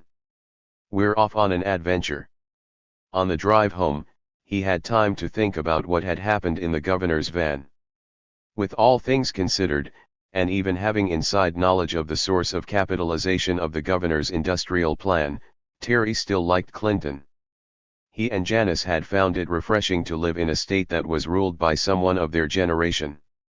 Clinton was doing a lot of good things for Arkansas and was taking it from its corncob pipe and moonshine past to its proper place in the industrialized world. But he couldn't help feeling let down by the hypocrisy demonstrated by Clinton smoking a joint in his presence and yet not possessing the strength to campaign openly to reform marijuana laws. When, he wondered, was someone from his generation going to stand up and tell it like it is to the voters?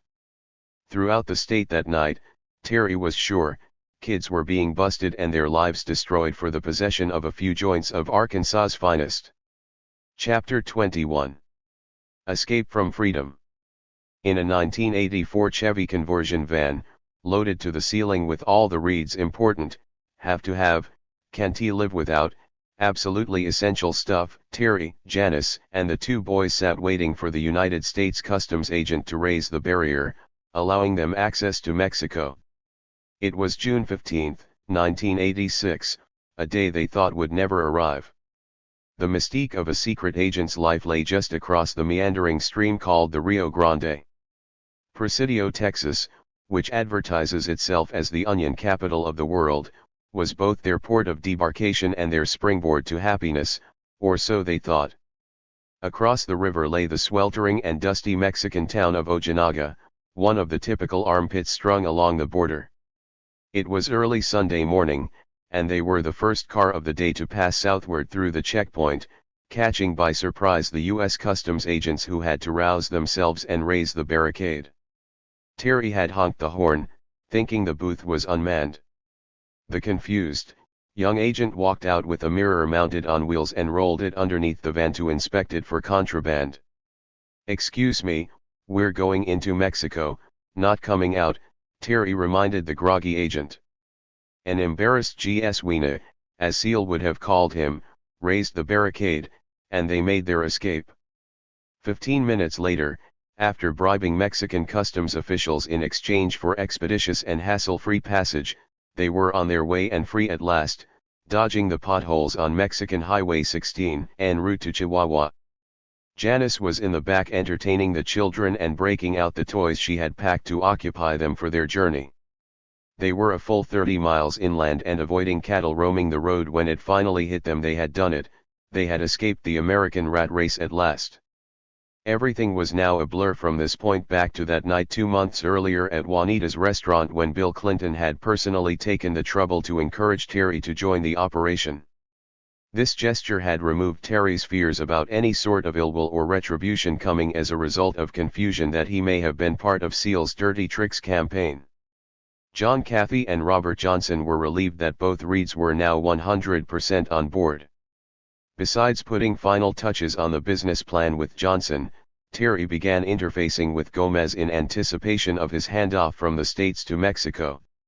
The itinerary had been difficult to plan, due to machine tool business that Terry had to clear up before leaving. The cover story for Terry's departure was that he was expanding his machine tool business to Mexico and wanted to test the Mexican market for factory automation. In addition to contractually transferring maintenance obligations that Applied Technologies had with clients in Arkansas and Texas, Terry had been busy mothballing the firm just in case Mexico didn't work out as he hoped and he wanted to return. Janice had frantically shut down her real estate activities in Little Rock just days before the moving van arrived to transfer their household goods to storage.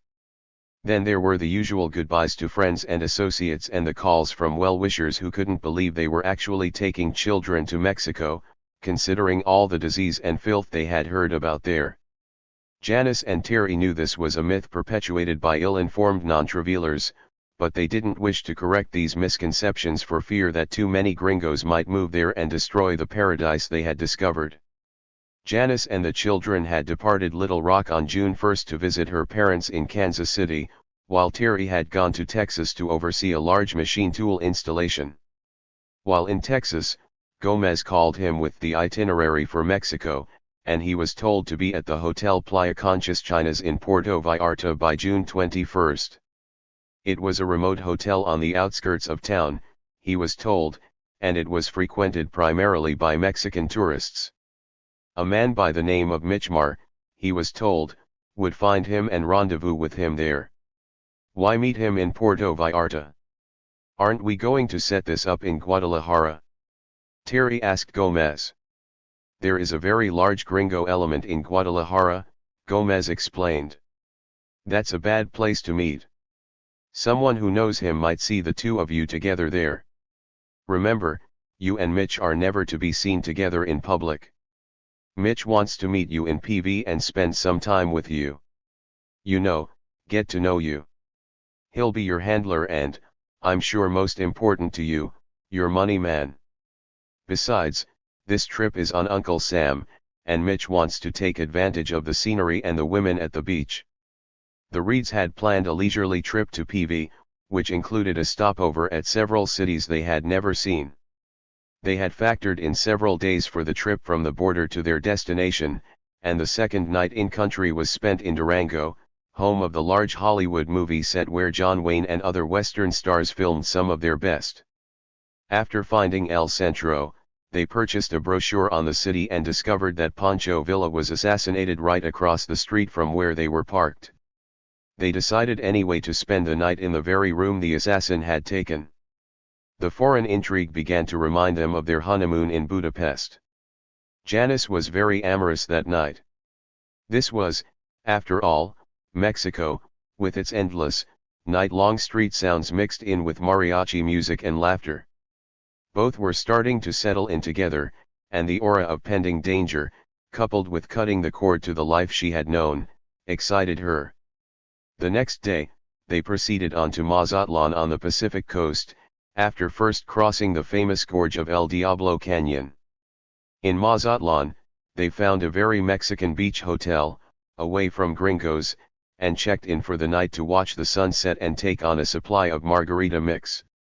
They were, after all, on vacation, and tequila was why Mexico was famous. Jose Cuervo was only $3 a bottle. They quickly discovered that it was the tourist off-season, due to the sweltering heat and the summer invasion of insects.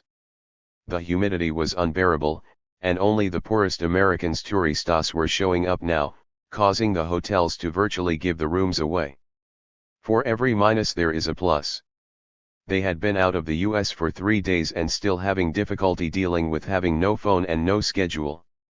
Work habits die hard for gringos. Even though there was nothing to plan, Janice kept her daily planner up to date and attached her yellow Mexican automobile insurance policy sticker with a phone number to call in case of accident. They hadn't yet discovered that only gringos believed in and were required to have insurance. The entire industry was one that Mexicans not only avoided but ridiculed, classifying it as a Yankee problem and creation, not one of theirs. The following day brought them to Puerto Vallarta, their destination, a day ahead of schedule. After asking directions, they discovered the hotel they were seeking was situated on the far southern limits of the cove that defines the port city. The southern area geographically shared nothing with the central city and the Hotel Row on the north, built on flat coastal terrain. This area had steep cliffs and was much more private and exclusive, reserved more for wealthy Mexicans and foreigners who wanted to avoid the tourist element. The hotel was built on the side of a cliff and had 40 junior suites that extended down to beach level from the lobby level, which was the top floor. On the 21st, a Saturday morning, the phone rang around 9 a.m. in the Reed's room. The desk clerk, in his best English, told Terry, "Your friend is waiting for you at our Oceanside bar. He requests for you to join him for desayuno." Terry would soon find Weimar rhymed with bar. He left his sleeping family and went to join his new handler at the Surfside bar. There, under the shade of Palapas, the Mexican beautiful people were taking breakfast by the beach, most enjoying fruit or a continental breakfast. From among the beautiful bodies attired in coordinated beachwear, Terry searched for a person he had no face to hang on. Unlike the movies, There were no whispered code words, no passed notes. Mar spotted him first. In a loud voice, he beckoned, "Terry. It's me, Mitch. Come join me over here." Mar was easy to find. Besides shouting, he was the only one wearing an iridescent tank top, Bermuda shorts, and tennis shoes. Terry joined Mar at a small table near the bar. He would soon learn why Mar had selected this strategic location. Once seated downwind, he caught the aroma of stale booze. Mar was a man in his late 50s, sporting a flat-top haircut with closely cropped sides. His full head of hair, which showed no signs of receding, was salted with gray and joined what appeared to be a 2-day growth of beard. He was about 6 feet tall and had a burly chest above his sagging middle. Mitch was one of what the media later called the over-the-hill gang. Like Bill Cooper, Mar was ex-Air America, men long thought to have been put out to pasture. But Terry was learning that old CIA men never really retire but become dormant, to be recalled, recycled, and used again. For Mitch, it'd been a long time between secret projects and government-paid expenses. "I got here day before yesterday," Mar belted out, once Terry was seated. "Thought I'd come on down early and check out the broads at the beach. It's hotter and shit this time of year, but a lot of the classy Mexican cunts come down here in the off-season and run around half fucking naked. They leave their fag Latino lovers at home and come down here in pairs and a lot of 'em wanna fuck around. You're gonna like it here, Reed." He paused long enough to down the remains of what appeared to be a screwdriver. "Coops told me all about ya. Ain't this great? Startin' up Air America again. Fuck, I was about to go crazy in retirement down here till all this shit blew up down south. Goddamn, let's order a pitcher of Bloody Marys and drink to communism and Daniel Ortega." Terry was observing the results of too many years with not enough to do in Margaritaville, as he would later call it. He knew he would like the life here, but only if he stayed busy and didn't end up a drunk like Mar. "So, you still doing any flying down here?" Terry asked. "No, flyin' brings too much attention to me. I've sorta grounded myself for security reasons." Terry would learn later that was a lie. Mar was grounded, but not of his own volition. He simply couldn't pass the pilot's physical anymore, and he had lost what a pilot calls his edge. The booze had gotten him. Terry didn't realize that morning, as Mar inhaled his Huevos Rancheros while washing them down with Bloody Marys, just how bad Mitch's drinking problem was. The two men spent several hours while Mar gave Terry his operational briefing and consumed the bulk of the pitcher. "You met Diana Aguilar from Chapala Realty when you were here last September," Mar said between swallows of the Bloody Mary. "I've had her lookin' for a house close to where I live for you and the family. After this trip, we should not be seen together in public unless it's at a fiesta or some gringo shindig like the ones that go on at the lake." He was referring to the Lake Chapala area south of Guadalajara. "I believe Aguilar has lined up several homes to show your wife and is expectin' ya to call her once ya arrive in Chapala. Gomez said you'd be needin' a phone for business reasons, and the problem is that none of the ones she's targeted has one. A phone stays with the house and is just passed on from one occupant to another. It's damn hard to get a phone down here. Last time I checked, the wait-in list for a new phone number is over a year. And only then after ya bribe some motherfucker about $500. You'll soon learn that greenbacks make anything possible down here." Again, it was napkin time. As they talked, Mar sketched a map of the village of Ajijic, showing where he lived. "I don't have a phone either, so if we need to communicate directly, ya can walk over to my house, at night. I'm normally at home then. Don't drive. I don't want the neighbors to see your car near my home. We'll only have reason to see each other a couple of times a month once things get set up. It's my understandin' you'll just be comin' to me for money, and for monthly progress reportin', which I'll just pass on to Gomez." "How do you communicate with him if you don't have a phone?" Terry asked. "Say, you know better than to ask questions like that. You just do the reportin'. Communication's my problem. Mar, he learned, was going to play strictly by the rules, at least for now. Mar would be Terry's only communication link to the Enterprise, as Oliver North and Richard Secord called it. For security of the entire operation, Terry was being insulated and, as he would find, isolated as well. He had learned as far back as the Air Force Intelligence School in Denver that you can't compromise what you don't know, no matter how much someone would try to extract it from you. And for now at least, he realized his linkage to the intelligence world started and stopped with Michmar.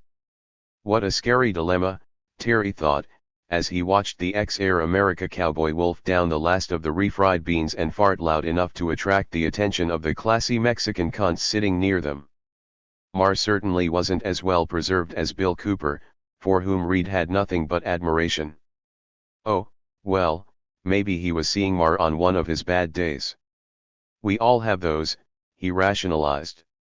The reality of what was happening began to make Terry feel a little claustrophobic. To the world, Terry was to appear as an entrepreneurial-driven American businessman. Only he and his wife would know the deep, dark secret about their sponsorship into the Mexican business community. From what Mar was telling him, only the CIA retread could attest to Terry's secret linkage. For this reason, Terry decided to confirm what he had been told during the bunker meeting back in Arkansas.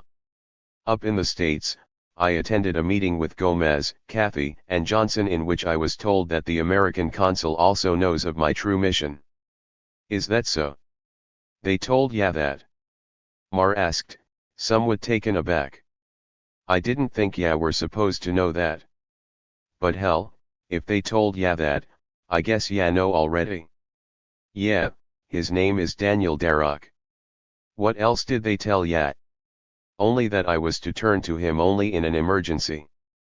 This made Terry more comfortable, knowing that someone officially linked to the State Department would be on hand if something went wrong.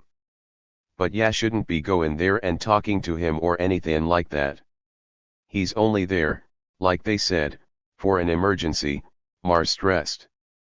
I'm the only guy you're supposed to be having official contact with. Understand? Reed nodded.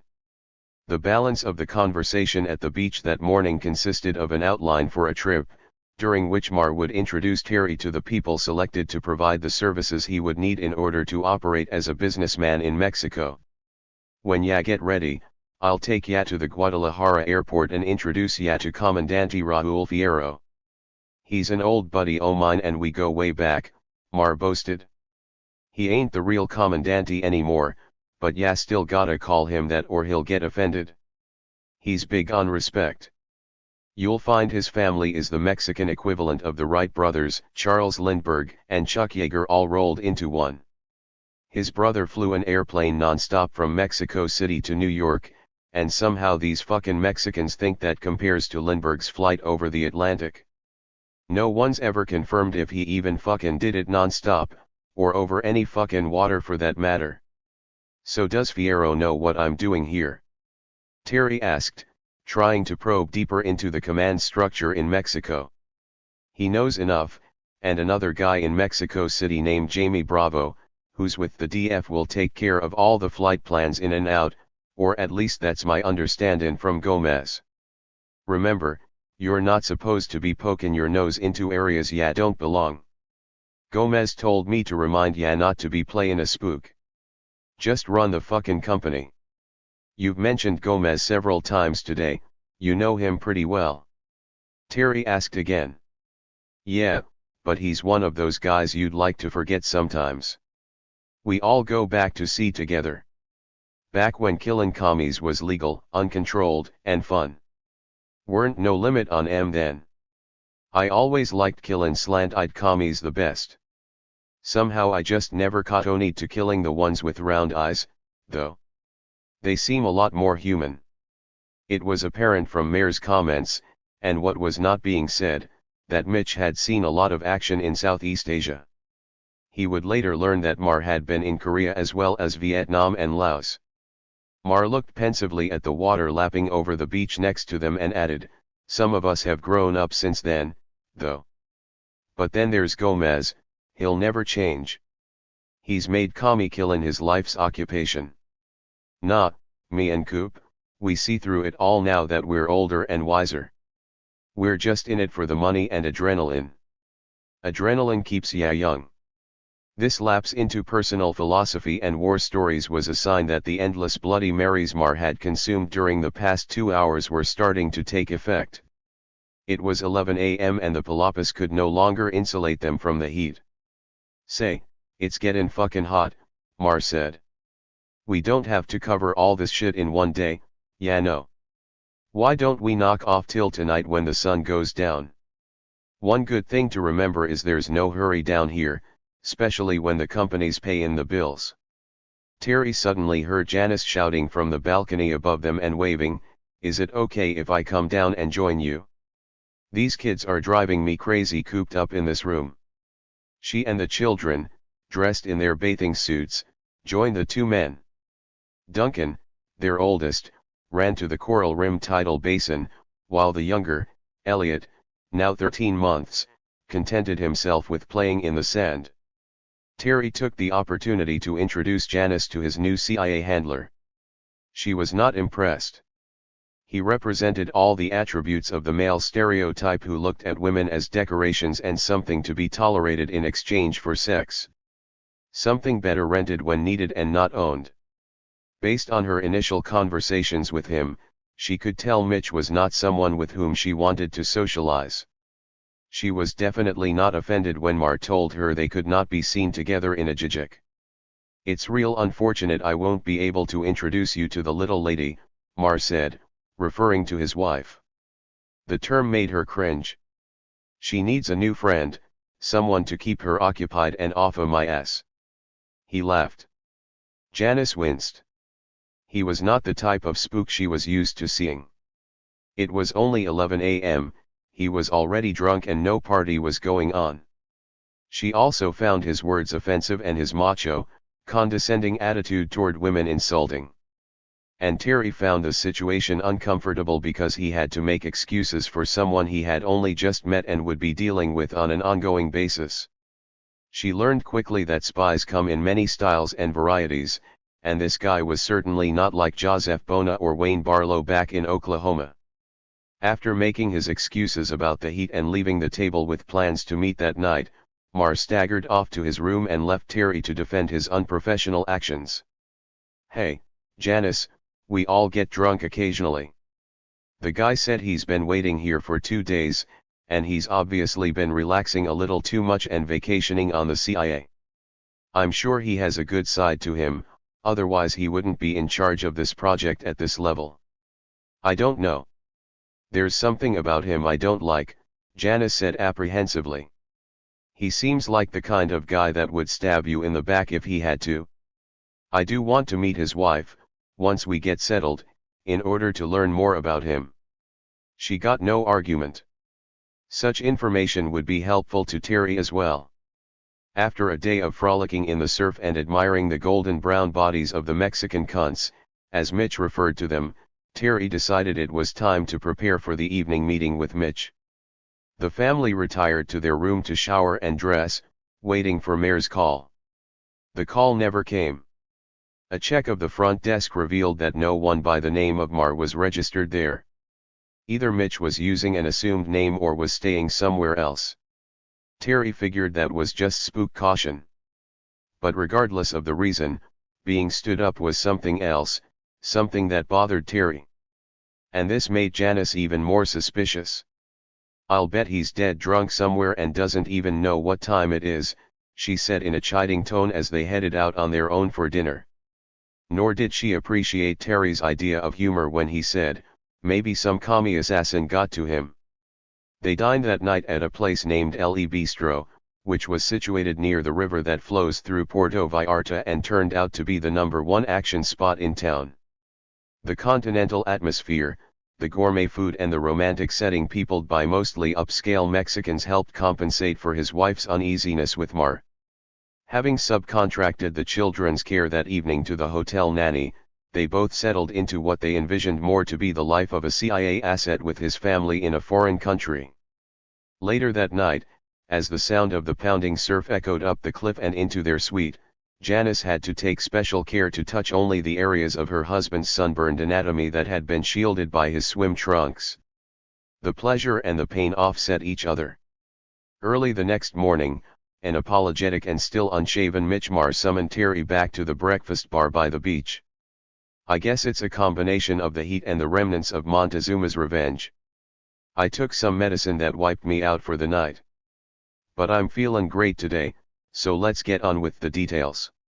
Hey, waiter, give me and my friend a pitcher of screwdrivers." Terry nursed one glass, while Mar quickly emptied the multi-liter pitcher. It was becoming pretty apparent the type of guy with whom Terry was dealing. Since Mar was having some hair of the dog, Terry decided he had better get this meeting over with quickly and get the important points out of the way before Mar needed more medicine. Not the least important topic was Reed's need to get in touch with William Cooper. "Do you have a way of contacting Cooper?" Terry asked. "He and I still have a little unfinished business up in the States." The Charlie Quattro was still where Terry had buried it in Little Rock. Terry revealed the C4 situation to Mar and informed him that Mark McAfee's building was going to be auctioned off in the fall. Someone, he said, had to remove the explosives before the new owner moved in and increase the chance of the C4 being discovered. "I'll be making weekly trips between here and Texas for the next 6 to 8 weeks in order to finish up a factory startup I'm involved with. I'd like you to help me take care of this matter before I get permanently situated down here." "Yeah, I can contact him for ya," Mar replied as he downed another screwdriver. Mar said Terry's concerns would be relayed to Cooper and, in fact, indicated that Cooper would be flying in and out of the Guadalajara airport from time to time. Mar said he was planning to have a reunion of Air America old flyers when circumstances permitted. After a discussion of finances dealing with the methods of payments, disbursements, accounting, and draws for the new operation, Mar handed Terry an envelope. "Don't open it and count it here, but there's 10 grand here. That ought to take care of ya for a couple of weeks, at least until I get back from a trip to Washington. They want to talk to me about all of the chicken shit aspects of this operation. Remember, if ya wanna be reimbursed, ya gotta have receipts." As Mar was heading to Washington to discuss chicken shit details, there was good news and bad news for the enterprise. With congressional elections 5 months away, the White House apparently had twisted enough arms to get the House of Representatives to reverse itself and approve, after a vote of 221 to 209, a $100 million appropriation for military and humanitarian aid for the Contras. It was a major victory for Reagan, reversing as it did the most recent Boland prohibition on military aid. The bad news was that North and Rodriguez were at each other's throats again. It was clear from what Terry had heard during the bunker meeting near Little Rock just a few months earlier that their personal animosity toward each other could not be contained. But this time, North, in the presence of former Air Force Colonel Robert Dutton, another operative who had been activated for the operation, accused Rodriguez of talking about secret information over open phone lines. Rodriguez countered with the same charges against Dutton and William Cooper. This behavior resulted in internal power struggles based on conflicting ideology, animosity, jealousy, and greed. It was beginning to show that there was no real chain of command holding the operation together. The commie killers were turning on and devouring each other. 1. Mar continued with his instructions for Terry while he was away in the States. "All you need to do is get settled into your new house and begin scouting around for a suitable attorney, etc. Gomez tells me that you and Johnson are taking care of all the business paperwork up in the States. So I don't have to fuck with any of that, I hope. I don't like fucking paperwork unless it's green and has pictures of Benjamin Franklin," Mar joked, making reference to $100 bills. It was flashback time. "Did Coop ever tell ya the story of the time I flew a DC-3 loaded with Mio tribesmen and $10 million in gold bullion out of a 2,500-foot strip built on a cliff overlooking the side of a karst mountain near Chapone on the plain of Jars in Laos while getting hit by over 50 rounds of 23mm AK fire? The day's business, obviously, was over. Mar was slipping off into one of his "there I was at 10,000 feet with both engines on fire" stories. Terry could have listened all day.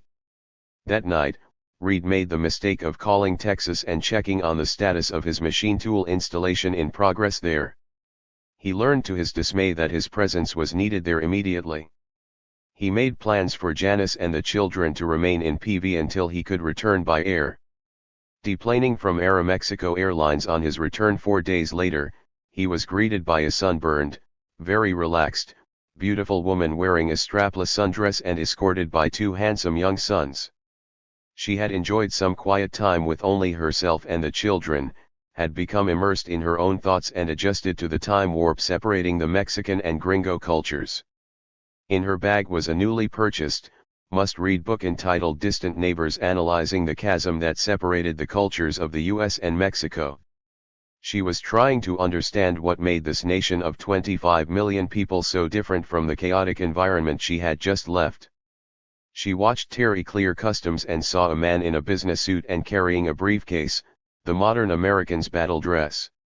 As Duncan, dressed in his surfer outfit, rushed to greet his father, Terry felt he was viewing a family that in 4 days had become foreign to him. It was unnerving to see how fast his family had shed their Yankee look and attitudes. Terry truly hoped that what lay ahead was a life that would give him the one thing he had not had in the US: time to spend with his family. He no longer wanted to subcontract the care of his children to a daycare system that had turned into an industry. He hugged Janice and kissed her and, while Duncan embraced his leg, he spoke softly. "You sure you're up for this? We can turn back now. I don't ever want to hear I made you do this." He needed the assurance from Janice that she was still a consenting adult participant in the cultural shift underway. "Hey, what's the worst that can happen?" she said, using his favorite line and grinning. "Let's get you out of those funny-looking clothes and go find our new home." Notes: 1 U.S. Congress, testimony of Felix Rodriguez, Iran-Contra hearings, 100-3, pages 221-222, 275-276, testimony of Oliver North, Iran-Contra hearings, 100-7, pages 302-306, 333-335. Chapter 22. Margaritaville. Home for the Reeds was now less than a day's drive through the layers of Mexican climate. From the steamy, tropical coastline upward and through the high desert elevations into the cool microclimate around Lake Chapala. It was Mexico's rainy season, and the foliage on the mountains that provided the backdrop to Chapala and Ajijic was a sharp contrast to the smog-laden air of nearby Guadalajara. They departed Puerto Vallarta on June 27, 1986, and arrived in Ajijic the same day. After checking into La Posada, they contacted Diana Aguilar, as Mar had instructed.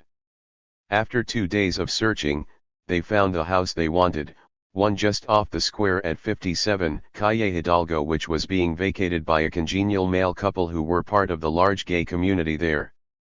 As is often the case, this artistic pair was drawn to this romantic, isolated and naturally beautiful area. Strangely, the macho Mexican culture made less ado about homosexuality than America did, causing many to flee south, where they lived openly in their relationships and seemingly were accepted by the Mexican community. The expensively furnished house was on a cobblestone street that fed into the Zocalo and had once been converted into a private art gallery. From its exterior, the walled compound gave no hint of the opulence hidden inside. A large palm tree rose from the lush, manicured lawn and provided a perfect, shaded playing area that could be viewed from inside the glass-encased house. A casita, or guest house, was included in this single-story, stone and glass, L-shaped home with a secure, off-street parking area. All of this third-world elegance came at a grossly inflated rental price of $350 a month. By July 4, the Reeds were ready to celebrate their housewarming, with the help of their new day maid, Concha, a woman in her mid-30s with 6 children of her own and 2 foster children. It was fitting that the 4th of July, the day America celebrates its independence, was being celebrated by the Reeds in a foreign country, from which Terry hoped freedom for Nicaragua would be spawned. Congress be damned. There would be victory this time whether they approved of it or not. Terry Reed and John Cathy would make it so. He felt elated that he was part of something, a cabal about which only a few knew. It was time for Terry to cash in, believing that the members of the cabal had singled him out to collect his reward for what he had suffered in Southeast Asia.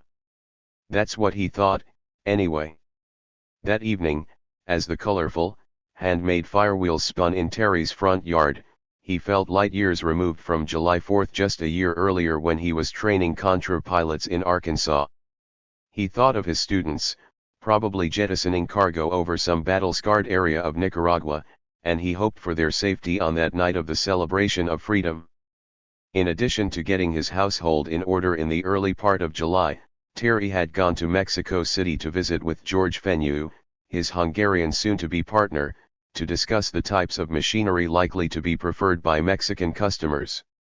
Mar had quietly returned from his trip north and found Terry mired in decision-making concerning compliance with Mexican laws as they related to the new company. Mar arrived discreetly at Terry's house one evening in mid-July and invited him back to his home for a secret operational meeting. The two men departed separately for Mar's house so as to not be seen together in public. Terry seated himself in Mar's favorite room, his den. It contained his essentials, an overstuffed, rattan papasan chair from Southeast Asia, a fully furnished wet bar and his Sony Trinitron large-screen TV. Recessed into the masonry wall was a major collection of mostly pirated videos of Rambo, John Wayne, Clint Eastwood, and Rocky movies, including anything that pertained to Vietnam or martial arts. Enshrined in a special place was the videotape of Apocalypse Now. He had even recorded the film's soundtrack on an audio cassette, which he later loaned to Terry so that he could listen to it in his car. "So what are you drinking? Have you discovered Mexican White Lightning yet?" he asked as he produced a plastic milk carton from the refrigerator. Scrawled on the side with a black marker was 1982. "It's worth living in Mexico just for this. It's green tequila bought right at the factory and personally aged by me. I've got all the years aging, going back to 1975. However, 1982 was a very good year. So I chilled this just for us. Maria. Traiga dos limones, por favor." The Mexican maid appeared with 2 limes, 2 tumblers, and a jigger of salt. It was obvious she had served her master his liquid drug paraphernalia many times before. Her silent actions were so rehearsed as to be almost mechanical. She filled both tumblers to the brim with the aged green tequila which had been purchased at one of the factories in the city of Tequila, north of Guadalajara. The fiery Mexican drink, which comes from the fermented juice of the tequila cactus, is something akin to rocket fuel. Tequila could be bought there in bulk at a certain time each year for approximately $1 per gallon as the maturing product is moved from vat to vat. It was part of an annual pilgrimage for the American expatriates living in Mexico. It was a way to lay in a 12-month supply cheaply and was another fringe benefit of living south of the border. While Terry was busy biting his limon in preparation for the taste test, Mar was preparing the entertainment. He thumbed his remote control to activate the videotape of Apocalypse Now already loaded in the VCR, as he emptied half his tumbler in one gulp. The previously cued tape was strategically wound to show the invasion scene with Robert Duvall as commander of the air cavalry unit attacking a Vietnamese village by helicopter at sunrise while loudspeakers blared the music from Wagner's Ride of the Valkyries. Terry coughed as he swallowed the tequila in his glass.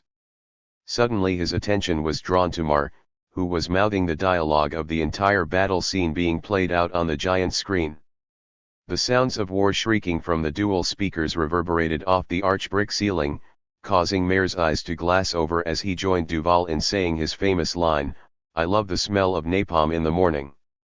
Mar switched off the movie, drained his tumbler and said, "God damn, I miss Nam. They don't make scenes any better than that, do they? Sure wish you and I could hang out together. I've got lots of war stories I could share with ya. It gets pretty lonesome down here between wars. And that bitch of mine is driving me fucking nuts. She just don't understand me. Know what I mean? Terry viewed the whole scene with a mixture of humor and sadness tinged with respect. He also felt somewhat uneasy in that he could remotely identify with Mar. Wondering if he was seeing himself years from now. He had observed that seasoned combat flyers like Mar often substitute alcohol for the adrenaline high they can no longer experience. They couldn't kick the habit from the rush their own bodies created, and at this stage in their lives instead ingested foreign chemicals. Adrenaline's repeated and controlled rush not only raises one's threshold of fear but lowers one's threshold of boredom. It may enable a person to deal with fear and stress, but it's as addicting as tobacco, Reed knew from his previous 2-pack-a-day habit. For now, Terry put this thought out of his head and felt thankful to see a fate he wanted to avoid. Yeah, Mitch, that's a great movie. Duvall's a great actor. But it's getting late, and I don't think you asked me here just to look at a movie, did you? By the way, where's your wife? I was hoping to meet her. Ah, we're not getting along right now, Mar responded in a low, melancholy tone. She's up in the States visiting her grandchildren. Besides, that's the best place for her right now with all the action we got going on down here. He paused and then continued in an upbeat way. And guess what? I think Coop is coming over for a visit next month. Glad you brought up his name, Terry interjected. I mailed him a letter while I was up in the States and haven't heard back. I'm hoping to rendezvous with him in Arkansas sometime this month. He mentioned to me that he'd probably be attending his daughter's wedding this summer. Has he said anything to you about that, 'cause that would be a perfect time for him to pick up the Charlie Quattro we talked about? Yeah. I saw him while I was in Florida, Mar noted. It's my understanding he'll be attending the wedding. It's a big occasion for him. His last kid living at home is finally leaving. I nearly forgot, he said to tell you to pencil in July 31st as a target date to meet in Little Rock. Terry was relieved.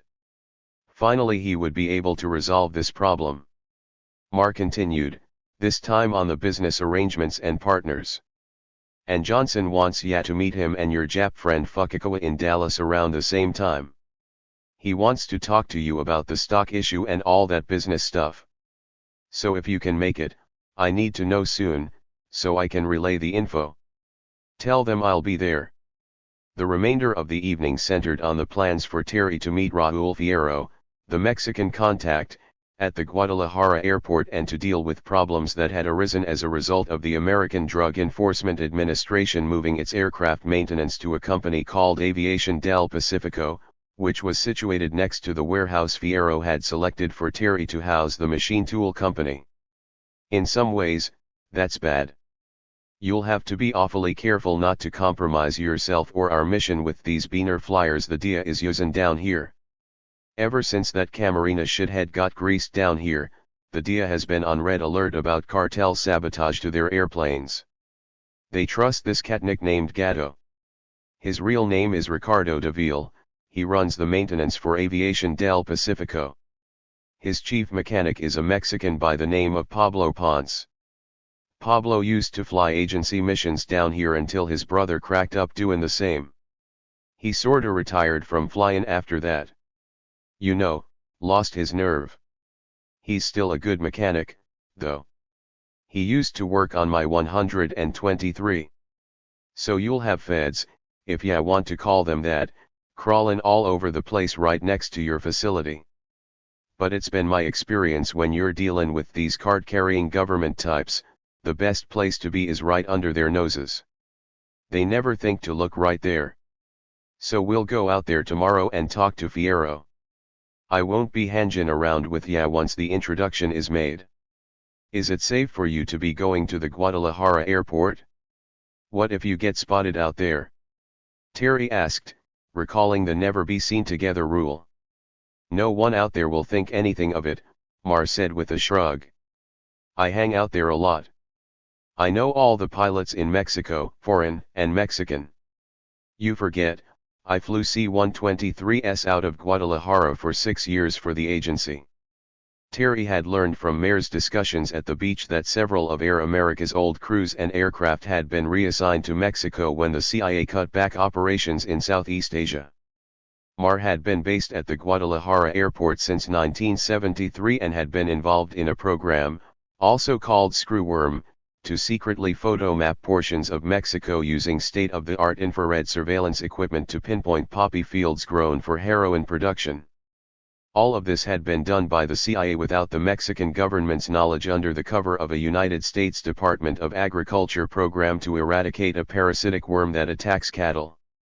This was one way the agency could retain the pilots and planes that had been used by Air America during the Vietnam War without congressional knowledge. The code name Screwworm, Mar told Terry, was being resurrected for the new operation being started in Mexico as a way to further disguise the arms transshipment program.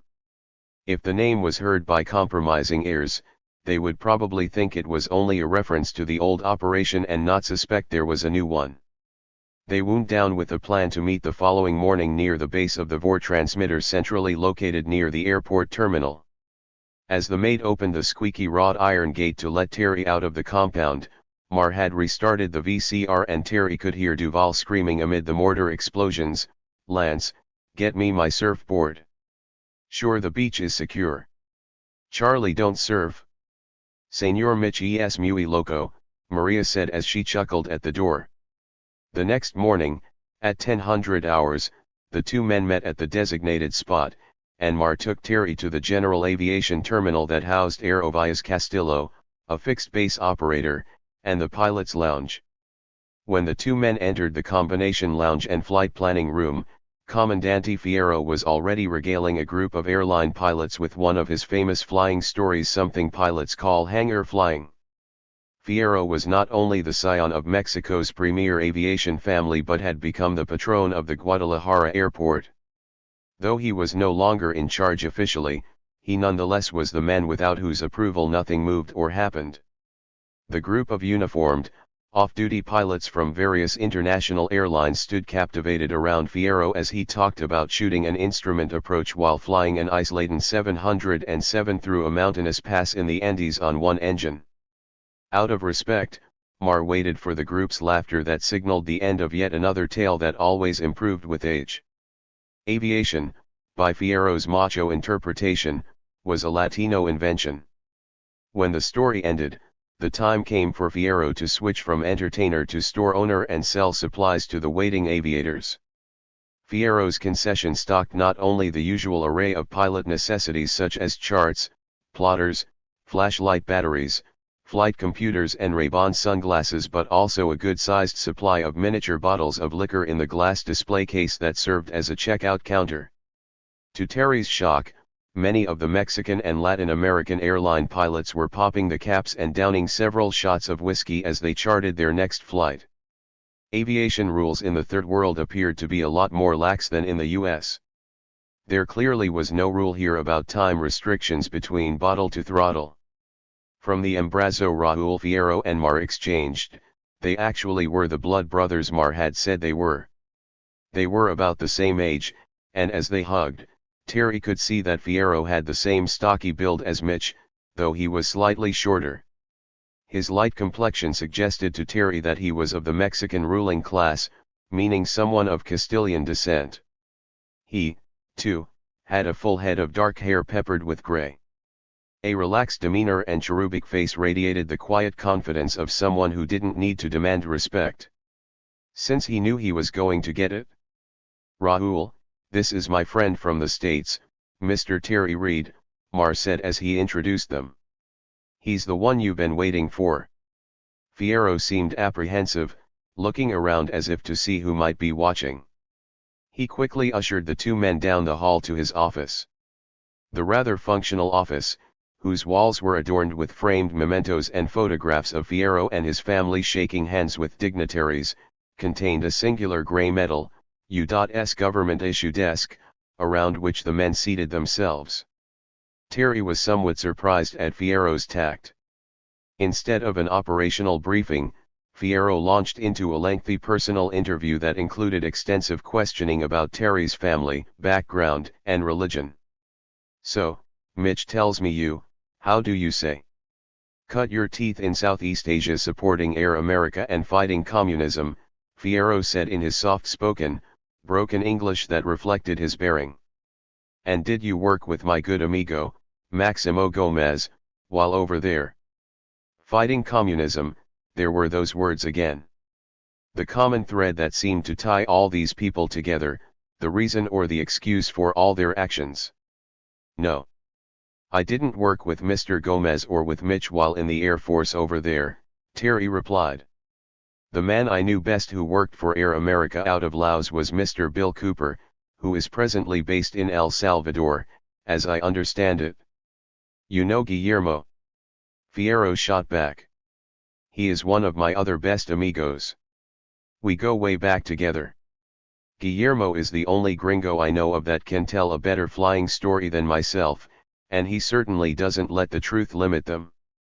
The ensuing laughter broke the initial tension, and now Fierro had found a common link with Terry, namely, their joint friendship with Cooper. Fierro had seemingly found his personal comfort level with Terry. Everyone was now relaxed, and Terry felt he was being accepted into the Mexican fold. His bona fides had been established, and he was being handed off with the usual ritual, but this time it was spiced with a Latin flavor. Terry had apparently met the test. "You come back tomorrow afternoon after siesta, and I will make the necessary introductions for you here at the aeropuerto," Fierro told him. "You will need a flight line pass for your coach, and I will show you the complejo industrial I've selected to house your new company. And Mitch, it is my understanding you are not to be seen with Mr. Reed, so I don't think you should leave here together." "Sure, but on the way out, I need to buy a 6-pack of those little miniatures from ya," Mar said. "Just for the flight home, if ya know what I mean." When Terry returned home that day, he found a 1978 red Ford LTD with Texas license plates parked in front of his house.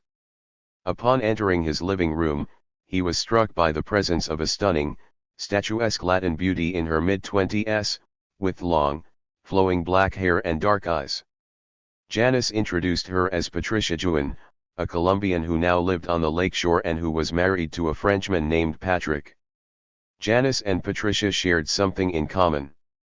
Patricia's daughter, Joanna, was the same age as Duncan. The two children were happily playing in the yard as their nannies watched over them. Judging from the smiles on the faces of the two women, and from the half-dozen or so empty miniature Corona bottles and the lunch leftovers still sitting on the table, it was obvious they had established an instant informal friendship. "Terry, this is Patty Juin, she lives right here on the lake, 2 miles down the road, and you won't believe what her husband does.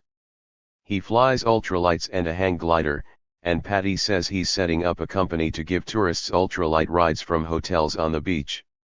Terry extended his hand, but instead Patty caught him off guard by leaning over to be kissed on the cheek, a traditional Latin response among close friends. Terry kissed her perfunctorily, but this custom was something that always bothered him about the Latin culture. They just didn't do this in Missouri. The striking woman with a naturally tan complexion had already decided that she liked Janice, and therefore, Terry, because, to her mind, they were not like most of the Americans she had met there. Those gringos were older, retired and symbolized the stereotypical ugly American. Many had become alcoholics since they spent most of their time socializing, entertaining, and drinking. Live cheap and drink, was how it looked to her. In the Reeds, she told them both later as their friendship blossomed, she saw the type of people with whom she had always wanted her family to associate. She wanted her daughter to speak English without an accent and, in one afternoon of playing with Duncan, that process had already started. Janice had explained that Terry was a businessman there to advance Mexican manufacturing technology, something that intimidated yet fascinated her. "Oh, we are so glad to see people like you moving down here," she gushed. "Diana Aguilar is a friend of ours, and she told us all about your business plan here in Mexico. I can't wait for you to meet Patrick. He'll be home tomorrow, and I've invited you all over for dinner. We live on the lake and have a pool the children can play in." While engaged in conversation with her, Terry was struck by her bearing aristocratic without pretentiousness. Patty Jewin displayed all the positive aspects of the Latin culture and none of its negatives. She was bilingual and intelligent, demonstrated a knowledge of the world, and was someone who could really teach the Reed family the inner workings of the Mexican culture. He was hoping they had found a mirror family to ease them into their new lifestyle. And if they could contribute to the Americanization of the Jewin family, it could evolve into the perfect cultural exchange program. The best part of all was that Janice now had linked up with a young, female friend she could relate to and who would help her assimilate into their new lifestyle. And even better for Janice, they would soon discover that Patty didn't allow Patrick to smother her with his Latin machismo, which they already had noticed was dominant in most male-female relationships. The day following, after Terry had spent the afternoon with Fierro and was being shown around the airport, he took his family to dinner at the Jewins' home, situated on the Carretera midway between Ajijic and the lakeside village of Jocotepec. The two-story, salmon-colored, masonry house on the lake had an attached casita and conveyed a subtle elegance. By Mexican standards, it was opulent. And not only did it have an unobstructed view of the mountains on the south shore of Lake Chapala, it had another characteristic to which the Reeds were unaccustomed. It was fully paid for. The Jewins, not a bank, actually owned it. A strange concept for Americans to deal with. That night the Reeds and the Jewins became a tight foursome. Terry and Patrick Jewin found they each had a common goal. Each strangely was searching for something they believed existed only in the other's culture: true happiness. Patrick thought he saw in Terry a man about the same age who was launching a business in his adopted country, Mexico. Patrick harbored ambitions of starting a business exporting Mexican-manufactured goods to the U.S. As the evening wore on, both realized that each viewed the other man's country as his golden opportunity. Neither could see the downside in the other's culture. Here was a classic example of how the grass is always greener on the other side. Patrick Jewin was an interesting person. He had a European outlook and features. Born the son of a French couple, Jewin's father had started his own firm in Mexico to market famous French perfumes. Patrick was born in Venezuela and, at one time, held triple citizenship, but had voluntarily given up his Venezuelan citizenship and had tried to renounce his French citizenship, which is impossible under French law and custom. After an earlier, unhappy marriage, which produced two teenage daughters now living in Mexico City, Jewin told the Reeds he underwent a personal metamorphosis, working as a musician and becoming a drifter searching for something he could not define. He found the answer while windsurfing off the beach at Puerto Vallarta. Patty, the daughter of a wealthy Colombian family, was vacationing there, too. Patricia, he said, represented to him Eve when Adam first saw her, someone he could mold to his liking. Their love had produced one child, a daughter, who was the best of both cultures. During dinner, Patrick told the Reeds that he had just sold a jewelry business in Ajijic that catered to foreign tourists and that he was about to launch the ultralight airplane project. As the night wore on, he sat with Terry by the pool pointing out the features of the heavens as seen from south of the Tropic of Cancer. Their talk centered on aviation, ultralights, the modernization of Mexico, the decay of the United States, and the meaning of life. Through Jewin's eyes and experiences, Terry would get a condensed and practical education on Mexican culture and Latino attitudes. Throughout the remainder of July, Janice adapted quickly and easily to the land of mañana and life on the shoreline of Lake Chapala. Her biggest domestic problem was maid management, or how to stay in charge in her own house and not end up working for her hired help. Terry, having once lived on the local economy in Thailand, had become knowledgeable about servants and the third world mentality when he lived off the base. She refused to take his and Jewin's advice to be non-friendly to servants and establish the necessary class lines. This led to a constant turnover of domestic help until Janice finally mustered up the correct game face and attitude to supervise the professional maids who were abundant in the area. Every day brought a new discovery. Janice found delight in probing the area's large art community, discovering the region's posh hideaway hotels, endless artisan gift shops, and, more importantly, the interesting people who in actuality were mostly misfits and malcontents. Terry, on the other hand, had to immerse himself in the business of setting up a company.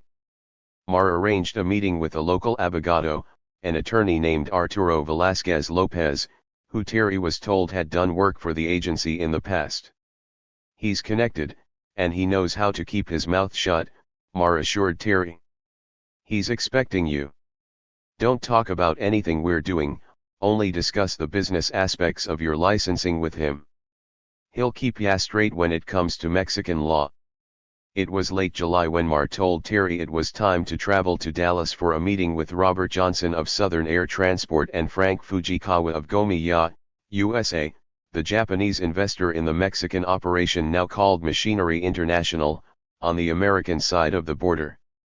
On the same trip, he would link up with Cooper in Little Rock to recover the storage item. Terry left Guadalajara early on July 31 aboard American Airlines for the planned afternoon meeting in Dallas.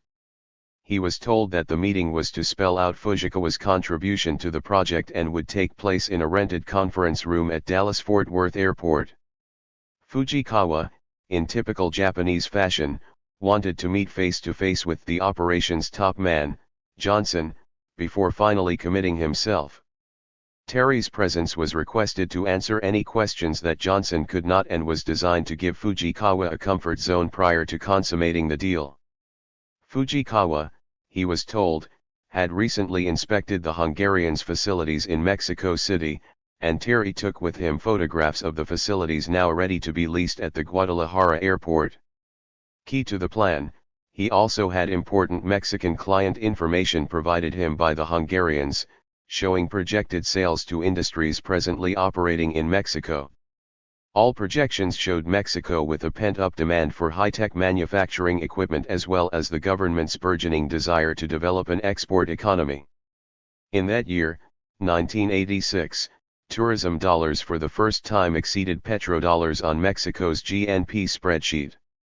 Elements of the de la Madrid government were pressing hard for immediate expansion of tourism to bring in more hard currencies desperately needed to prevent default on Mexico's massive international bank loans.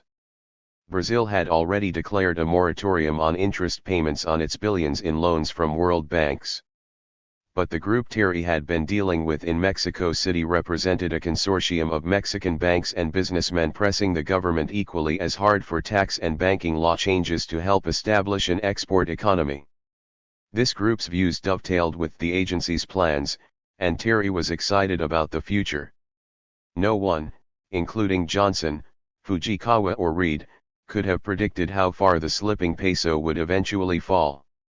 While Terry was flying to Dallas that morning, there already had been a devastating 23% drop in 1 week during June.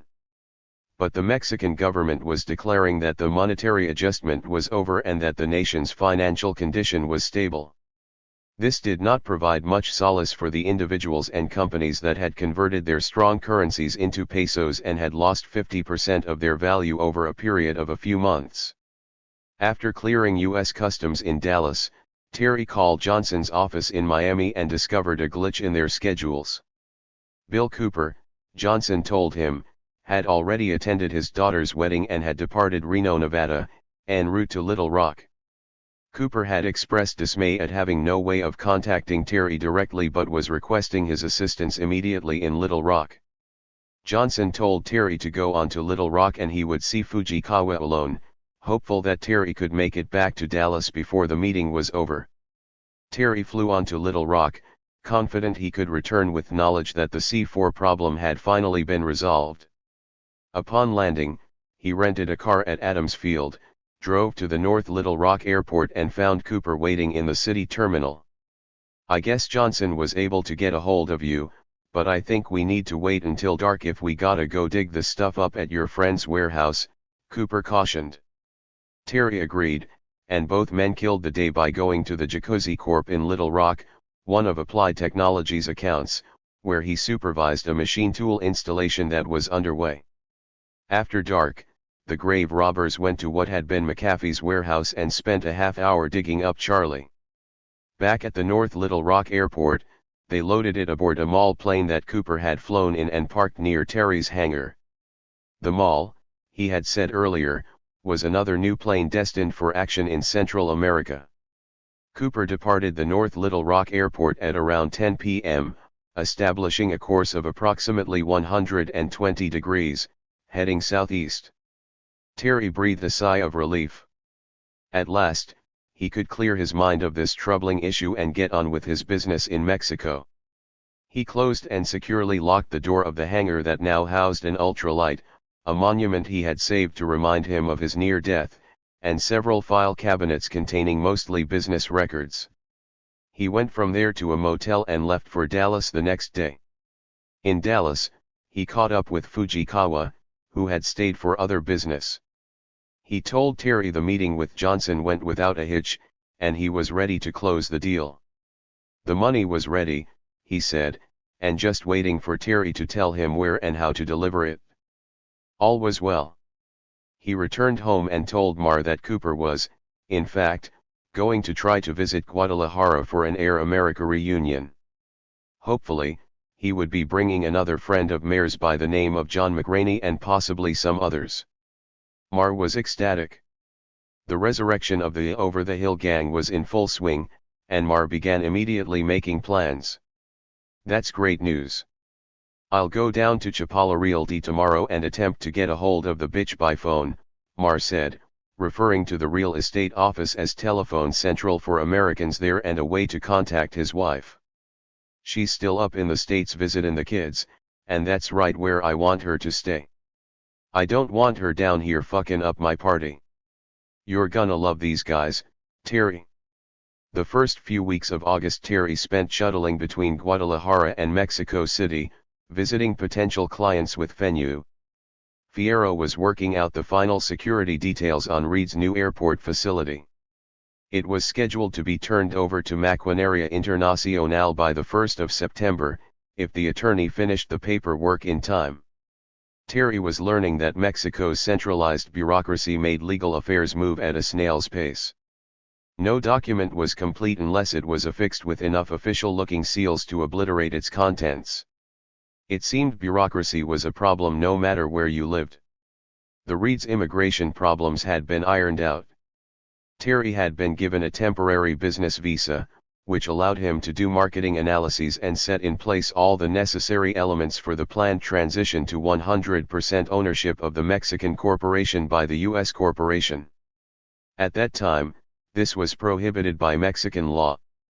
As far as anyone could tell, he was an American deeply involved in creating a venture to import machinery, something the country desperately needed, and a company for which the government would make an exception to its ownership rule.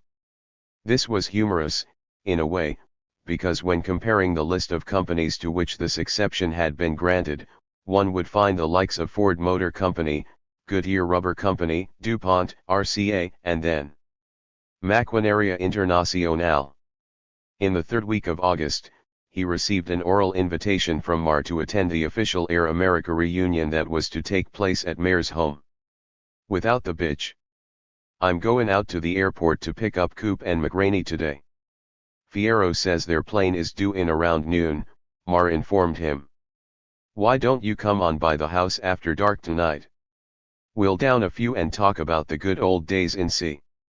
That night, as Terry walked under the Roman-style stone arch that defined the entrance to Mare's posh subdivision, he was hoping his new Nissan pickup wouldn't be stolen from the shoulder of the highway where he had left it. He was being cautious because Mar was violating a key rule by even inviting Terry to the party, and he did not want his 1985 orange, four-door Mexican-made pickup seen in Mare's neighborhood. As Terry approached Mare's compound, he could hear the VCR blaring away, but this time it was John Wayne's voice on the soundtrack of The Flying Leathernecks. By the sound of the laughter echoing from the den area of Mitch's house, it was clear that the party was in full swing. Terry rang the klaxon and a voice boomed back, "What's the password?" "Sierra fucking Hotel."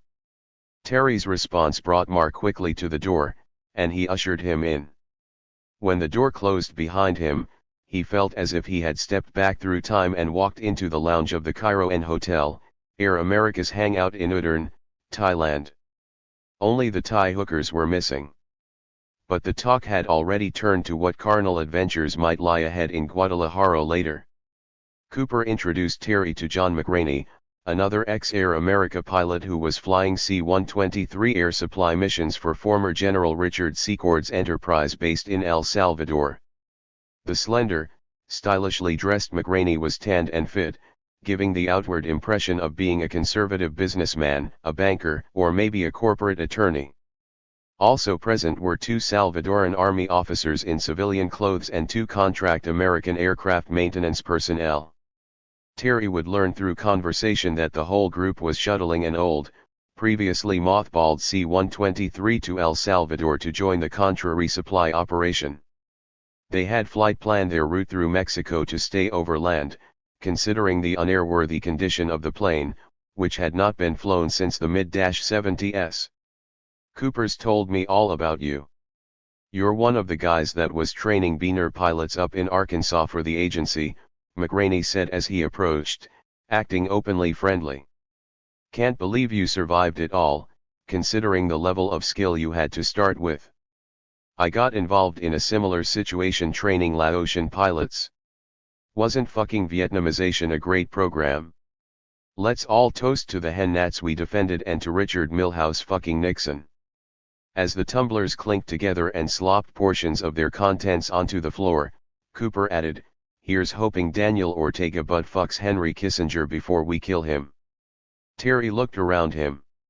He realized that what he saw in Mayor's Den defined the term post-Vietnam stress syndrome. But this group didn't suffer from the mental condition that the psychiatrists have defined, an illness in which veterans have frequent, stress-related flashbacks triggered by an ordinary event that reawakens some wartime experience. Nor was it their inability to control their reactions to these flashbacks, which rendered them unable at times to cope with the stress of everyday civilian life. These men, Terry observed, were like himself. They were not the kind to walk into a schoolyard and kill a dozen Oriental children. They were combat veterans locked in time, suspended in an anticlimactic state of not having been allowed to complete the mission for which they were trained. Society had taught them that they were males and that their mission was to defend their nation and its way of life, if called to do so. They were called, but for all the wrong reasons, and then not given the go-ahead to do what their training had prepared them for. They came home defeated, and in many respects they could be compared to impotent males who never had the psychological satisfaction of knowing they had fully consummated their marriage with their own society. He found humor in the stories and enjoyed the camaraderie of these men of men, who had risked their lives and were not like Bill Clinton and other modern leaders, men who sat back and debated the morality of it all at Oxford after the fact and after the shooting had started and the body bags were coming home by the thousands. These men at Mayor's house were known commodities, tried, proven and tested and could be counted on when the going got rough. But Terry found sadness in a lot of this as well, since their bond was built on mutual failure, their inability to win and come home victorious. These veterans found it hard to accept that they had been manipulated by the likes of Nixon and Kissinger and that they were, truly, expendable. And for what? Détente, they once again concluded. The reason, they each decided in their drunken soliloquies, had to be Nixon's obsession with being the president who recognized China. Nixon couldn't figure out if he wanted to marry and make love to Mao Zedong, or to fuck him to death and shit on his grave, John Cathy had once said. We need leaders that know what they're doing, where they're going, and define the role the military plays in all this détente shit. That about summed it up as the over-the-hill gang toasted Ho Chi Minh, to a better man and leader than anybody we had on our side. Least he was there to win. Here was a roomful of intelligent men burying their problems in alcohol and living in the past. Terry hoped he wouldn't end up like the men he was watching. What seemed apparent to him was that these men could share their feelings only with one another. and this made him sad. One thing for sure, he had the comfort of knowing he had a wife he could talk to. He was jarred from his thoughts by the arrival of Raúl Fierro, who couldn't resist any kind of reunion with storytelling combat aviators. Each took the floor in turn to regale the others in one-upmanship, hyperbole, and just plain bullshit. As each man spun his tale, Mitch broke out the milk containers with the 1975 tequila, his oldest and best. As each container was drained, the subject of conversation turned to the current war, the one that had brought them all together. Terry felt a sense of uneasiness because Mar was the only one who had been cleared to know his true role or mission in Mexico. All the while, Terry was hoping the conversation wouldn't turn to Machinery International's role in all of this, especially in front of the outsiders present. Mar asked McRaney, "So how you guys doing down there? How many sorties a day are ya flying, and what kind of tonnage are ya putting on target?" "We're not doing too good, Mitch," McRaney answered. "I'm glad our pay isn't tied to our performance. We're all getting older and slower, and so's our equipment. It's a hell of an undertaking considering what we've got to work with." The fact was that during this period in the summer of 1986, the air resupply operation was floundering. Felix Rodriguez would later claim when testifying before a congressional committee that the Enterprise flew only one successful mission during July and August of that year. "Goddamn, Mitch, you ought to be down there flying with us," Cooper said. "It's just like old times. They're putting pressure on us from Washington to get fully operational by the first of the year, and we could use another skilled 123 pilot. I've got my hands full just keeping this old iron in the air." This was a reference to the antique aircraft being retrieved from boneyards in the desert, where surplus military aircraft had been stored, as well as those being borrowed from military museums. Barry Seal's C-123K that had been used in the Sandinista sting was but one example of an old Air America warbird conveniently finding its way into civilian hands when the CIA deemed it necessary. "Yeah, I'd love to go, but the agency needs me here right now," Mar replied. He lied. He knew why he had not been recruited to fly, and so did most of the people at the party. "That's not your problem, Mitch. We know why you're not flying with us," an inebriated McRaney injected, in an obvious reference to Mayor's problem with the bottle. The room went silent. Cooper defused what was about to become an uncomfortable situation by saying, "Yeah, Mitch, we know you're not flying with us because of your wife. Some of us know how to control our women. Can't believe that the Mitch Mar I knew in Asia has now settled down answering to only one woman. And being pussy-whipped besides." The roar of drunken laughter broke the tension. "Pussy-whipped my ass. I'll show ya. Let's go to Guadalajara and fuck some of them fine Mexican cunts. Line 'em up." "I'll show ya," Mar slurred. Fierro suggested that they all leave for Guadalajara, where he could arrange for the local DFS commandante to take over a private club for the night's entertainment. Terry knew he could not be seen in public with these people and was surely passing up a memorable night, and can now only imagine what it must have been like. Before leaving, they all decided to hoist one more tumbler of Mayor's high-octane libation in memory of the men left behind in Southeast Asia. The thought of prisoners of war and the knowledge of what happened to many of them saddened Reed. It angered him that he was silenced by a sworn secrecy statement and couldn't share this classified information with them. What a depressing way to end an otherwise interesting night. One key player in all this was not there. Felix Rodriguez was back in El Salvador creating some mischief. Oliver North would later claim that Rodriguez's ego was getting out of control. At the same time, Rodriguez was aligning himself with the Nicaraguan rebels and trying to freeze out Secord and the others dealing with North. Rodriguez claimed in his book, Shadow Warrior, that the Nicaraguan rebels were being screwed by Secord, who was simply trying to sell the whole supply operation to the CIA for a quick profit. This was unquestionably true, but what was Rodriguez's motive in all of this? Terry believes today that this was part of a power struggle based along racial lines. Rodriguez wanted to control the aerial operation and its assets so that he and his Salvadoran military friends could profit personally from other business ventures that Terry would discover later. It was more of his trademark smoke, mirrors and war on communism that he used to hide his greed and true motives. Rodriguez admits he even went so far as to meet with the rebel leadership and act as their champion in the tug of war over who really controlled the resupply aircraft and the operations assets. This clearly was mutinous behavior, since Rodriguez was not in charge, nor empowered with the authority to do so. So why was he generating all this turmoil? Was it because he saw himself as Humphick in the Nicaraguan war? Or was he operating under secret instructions to do so?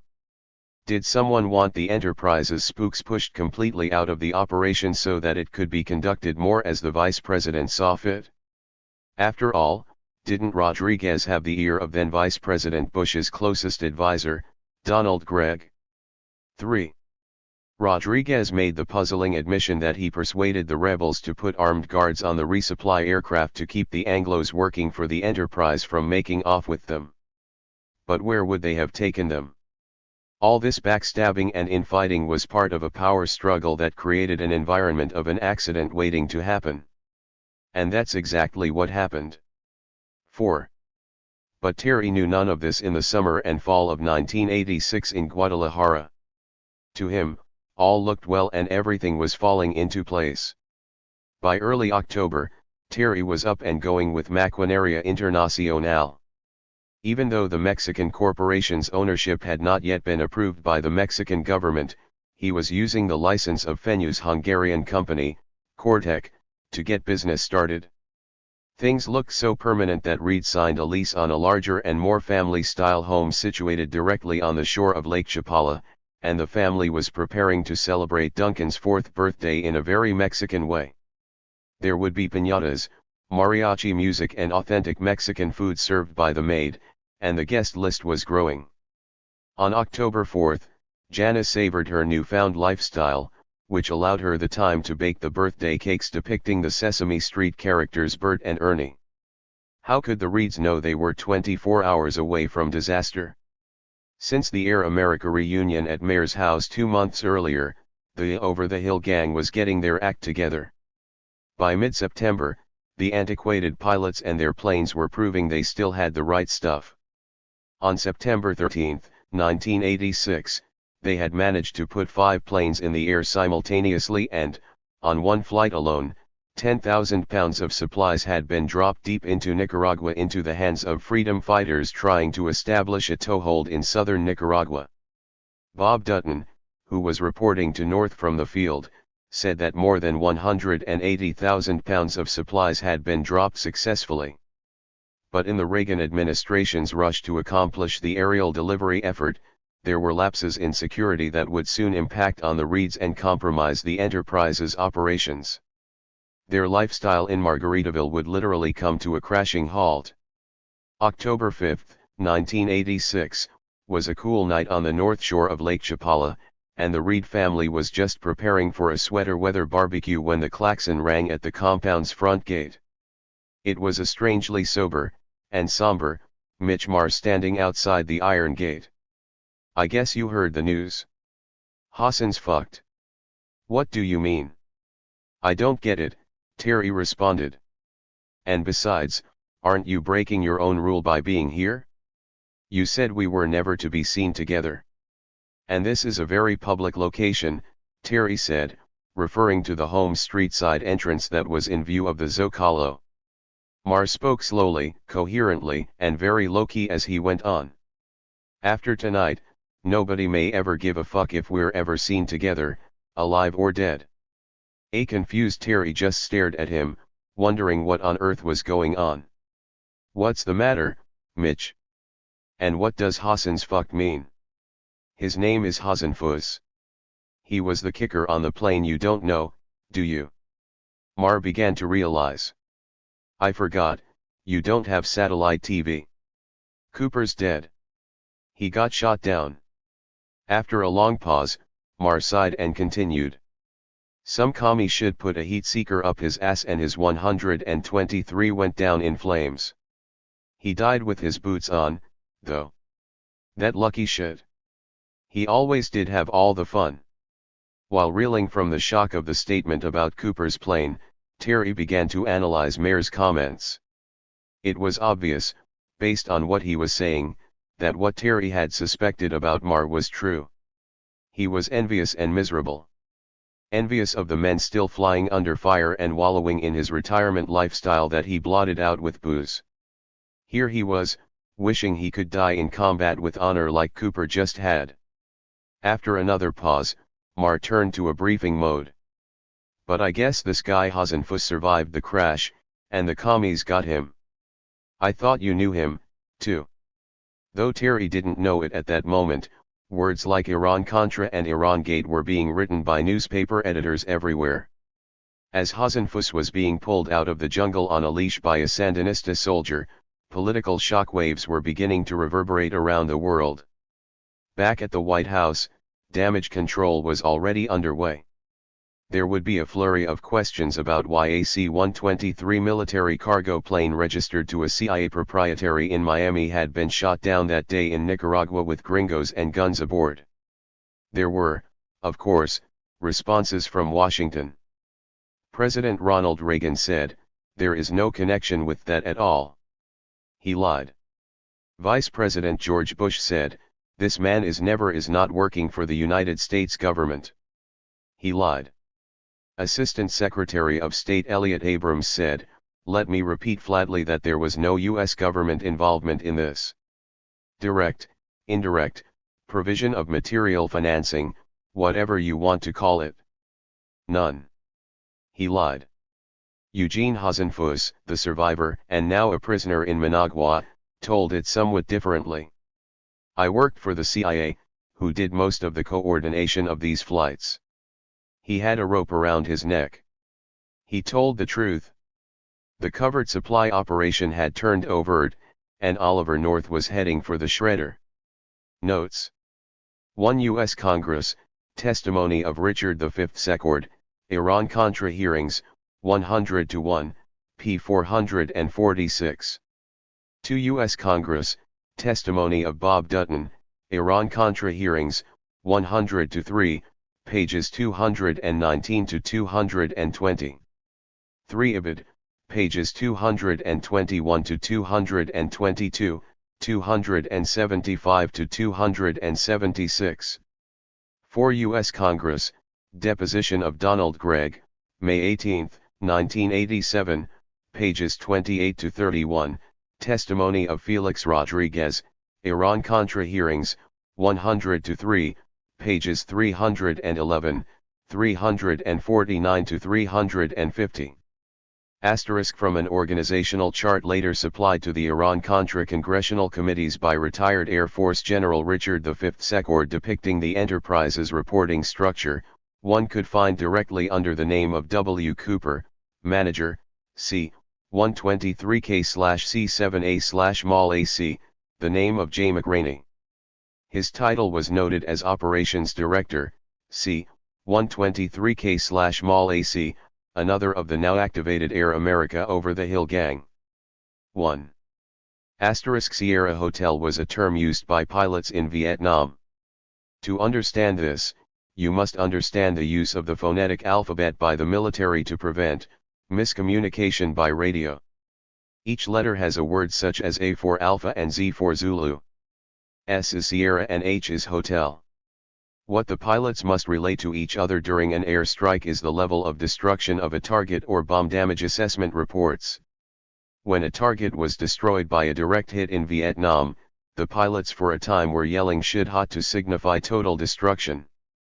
The politicians were becoming upset at such ungentlemanly language, and that forced the pilots into code talk. "Shit hot" was refined to Sierra Hotel. Reed kept this information to himself until August 3, 1992. He officially revealed the sacrifice of the POWs during an oral deposition in a Freedom of Information suit, John Cummings vs. Department of Defense, in the United States District Court for the District of Columbia, 91-1736 Gag. Chapter 23. On Ice. Mitch Marr told Terry that Operation Screwworm was on hold indefinitely, if not permanently. "So what am I supposed to do?" Terry asked. "I've got my whole family here. I'm set up and in place. I've signed a lease on a new home. I have to move tomorrow. I'm ready to go." "Take a vacation," Marr advised. "Drive around Mexico. Get to know the country. Enjoy. Good bourbon is only $2 a bottle here. I'll authorize ya some expense money till these guys figure out what they wanna do for sure." Marr then turned and walked away, leaving Terry in shock and disbelief to mourn Cooper. He needed to find a newspaper or something to confirm what he had just heard. It wasn't that he didn't believe Marr, he simply couldn't accept what he had just been told. The training in Arkansas had been undertaken for the sole purpose of avoiding the type of catastrophic exposure the Hasenfuss incident would now reveal. They had better be beaners, Barry Seal had said when talking about the necessity to quickly train Latin pilots for the aerial resupply operation. What had gone wrong? And why weren't beaners piloting the plane? From what Marr had said, there was an American survivor to interrogate. Cooper had mentioned the name Hasenfuss back in Arkansas, thinking he was someone Terry might have known back in Southeast Asia. The blood had drained from Terry's face.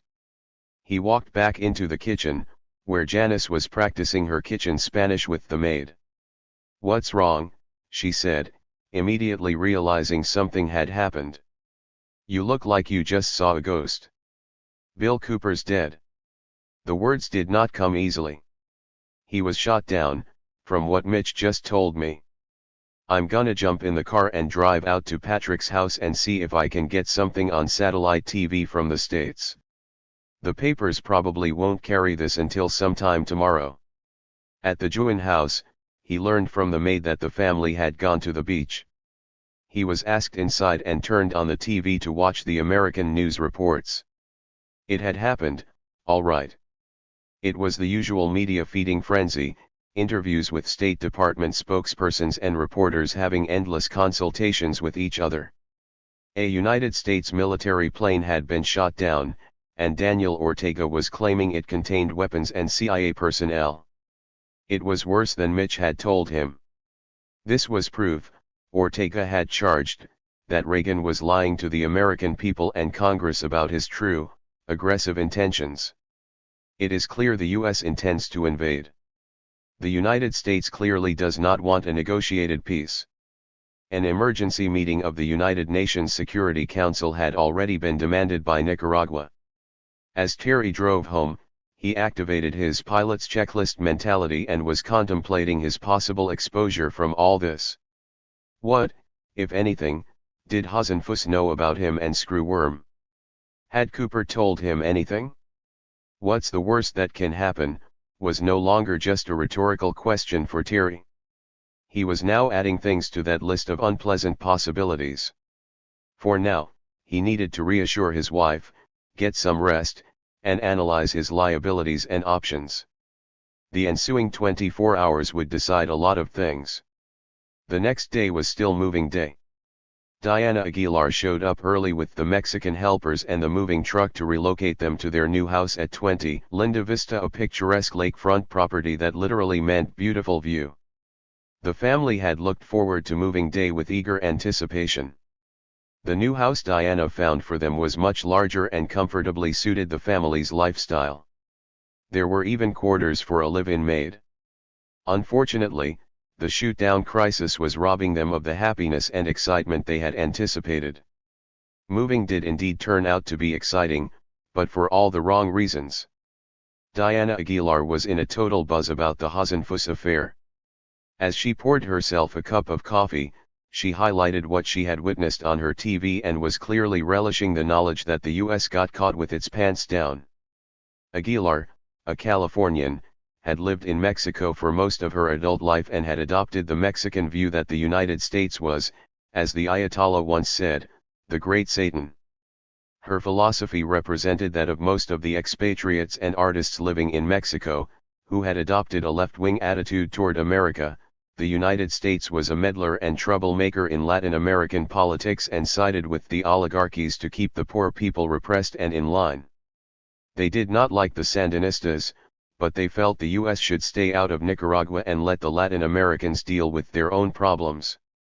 After having spent several months in Mexico listening to these views, Terry was beginning to agree with them. He saw no contradiction in this because he believed his efforts would result in the anti-communist Nicaraguans having sufficient weapons and skills to force Ortega to the negotiating table. "Where do you keep the Kahlua?" Diana asked as she rummaged through the kitchen cabinets. "I need to calm down. They finally caught this damn Reagan doing what we Mexicans knew he was doing all along. I hope this time the American people crucify the son of a bitch. It seems like all you Americans want is war, war, war. The Kahlua is in the cabinet to your right. And, Diana, you talk like you're a Mexican. Aren't you still an American, or have you been down here too long?" Terry asked, wanting to pick a fight. "Come on, let me teach you about the balance of power and how we'll never be able to coexist in peaceful harmony as you ex-hippies all think." He knew that would get her going. What the hell, he felt like a good argument. At least it would get his mind off things. The Reeds and Diana moved to the garden and engaged in a heated debate as the Mexican workers lethargically loaded their belongings onto the truck. Terry and Janice had decided to continue with their lives as if nothing had happened, just taking one day at a time. Anything else, Terry was sure, would bring attention to himself. Before sunrise that day, he had visited Mar to confirm their earlier understanding, namely, that Terry's personal overhead would be covered by the agency as the CIA, Washington, and the world began coping with the political shockwaves that were sure to come. So far, Mar was convinced that Hasenfuss knew nothing about Screwworm and could not compromise their upstart operation, regardless of how tough the interrogation in the Managua prison might be. "I know this guy," Mar had said. "He's a pretty tough cookie. He may tell em a little." "I would. Yeah, just need to sit tight and, like I said, take an extended vacation on Uncle. I've already talked to Gomez, who's talking to Washington, and they figure any kind of abrupt change in your behavior might bring attention to ya. Go on about your machinery business in a very low-key way. Don't be signing any legal agreements beyond what you've committed to already. Tell your Jap and commie business partners that we're gonna go slow on this for a while. I'm sure they'll understand. Here's 10 grand more, and there's more where that came from. I'm gonna be leaving for the States for a while, so I won't be here. If there's an emergency, do as you've been told and go see Darroch, but don't use the front door at the embassy. Just give your code name to the guard and they'll let ya in." This had made Terry nervous. "Where are you going, Mitch? You're not gonna leave me here all alone, are you?" "Terry, there's no use shitting yet. I got a drinkin' problem that I gotta take care of," Mar said with resignation in his voice. "My wife's not comin' back down here unless I dry out. She's checkin' me into one of those damn clinics up in the States. It's probably best. I need to get my head screwed back on straight so I can be useful to you and the agency. I don't mind tellin' ya, Coop's death has brought me back down to earth. This is pretty serious fucking business at times. I guess we all need to be reminded of that occasionally."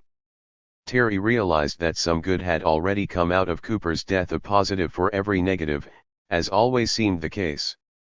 Mar was now going to dry himself out, and, if the operation did continue, Mar would hopefully become more professional and shun the party mode reactivated with the over-the-hill gang.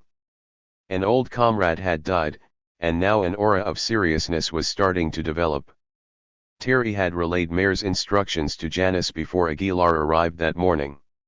She was still going strong as she sat and drank the Kahlua. "Well, considering who you used to work for, I would expect you to have nothing but an American warmonger view on this," Aguilar said, referring to Terry's military background. "Diana, cork the Kahlua," Terry told her. "You've had enough, and we're not going to solve the world's political problems sitting here arguing on a beautiful morning in a jijik.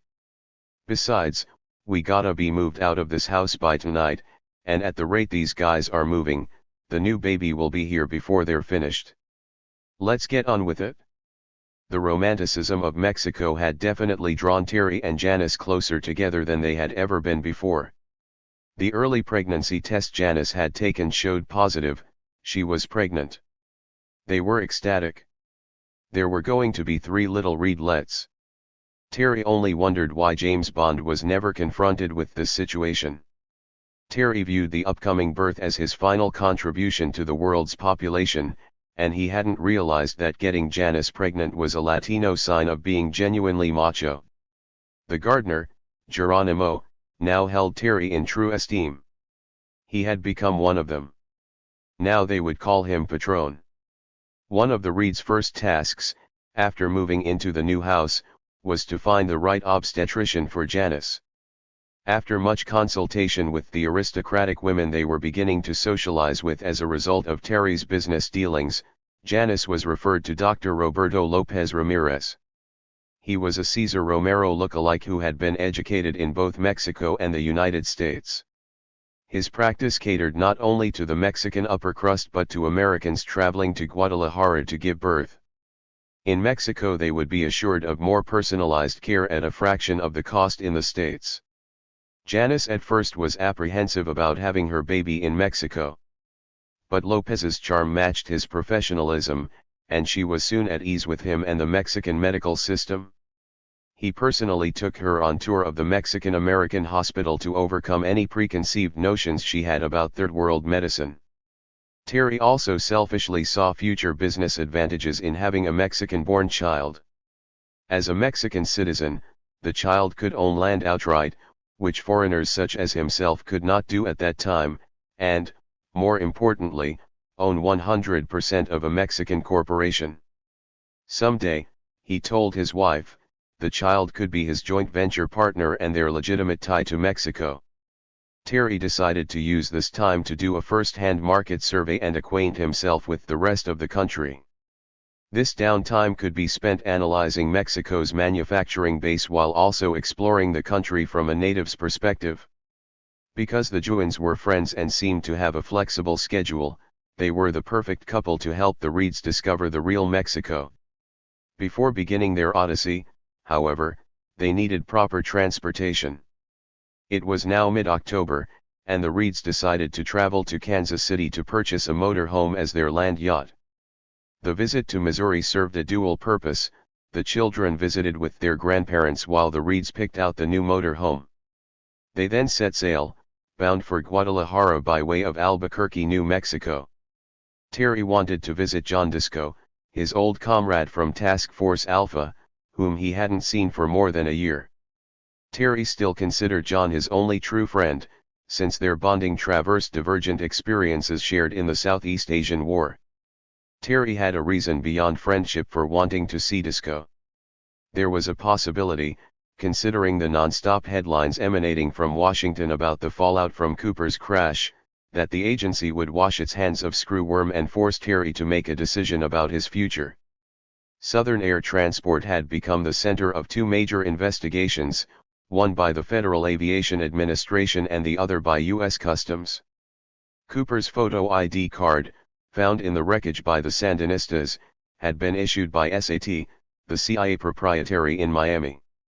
The FBI also had joined in the investigation, and Oliver North, whom Terry still did not know was John Cathy, was intervening with the Justice Department to have it stopped. 1. For Terry's part, he could not understand why Cooper would be carrying something so sensitive. It was totally out of character for a seasoned spook like him. Air America planes, and particularly their crews, had been completely sanitized for agency work in Asia.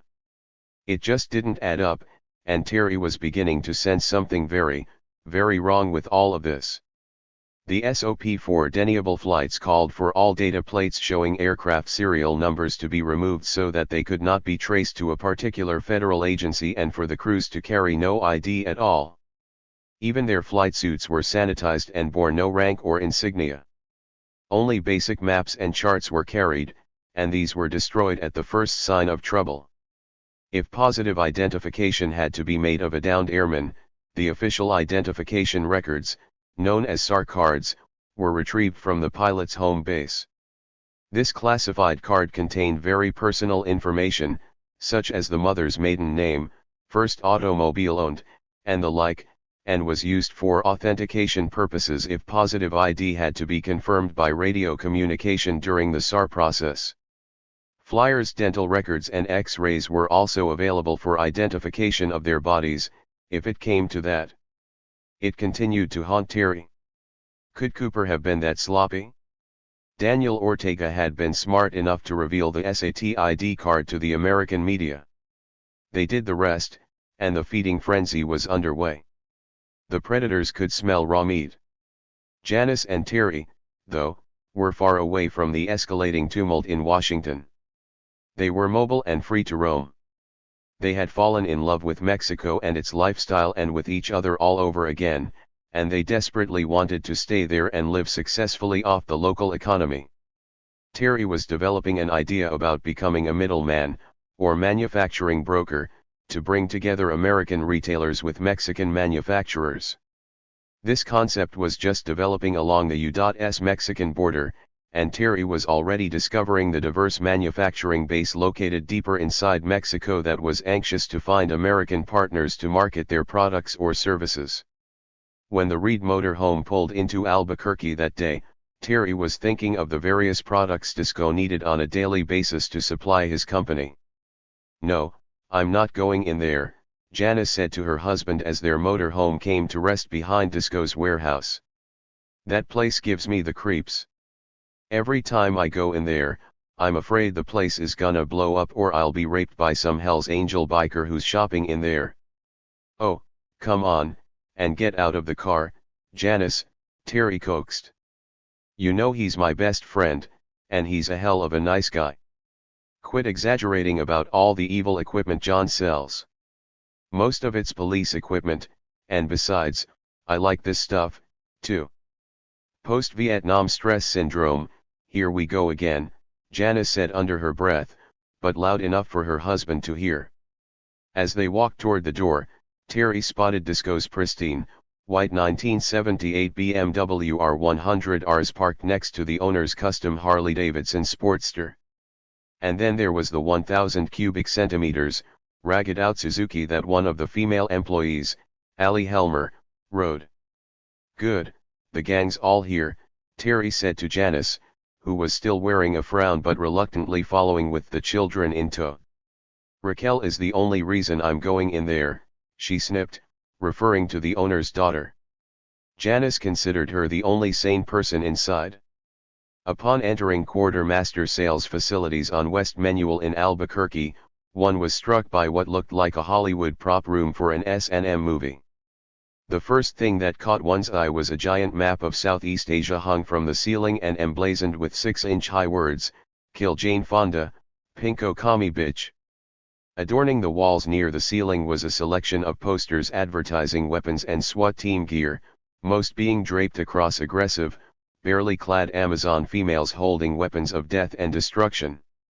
These, combined with posters of heavily modified Harley-Davidson motorcycles depicting women wearing skin-tight leather, established the mood of what adventures might lie ahead for the adventuresome customer.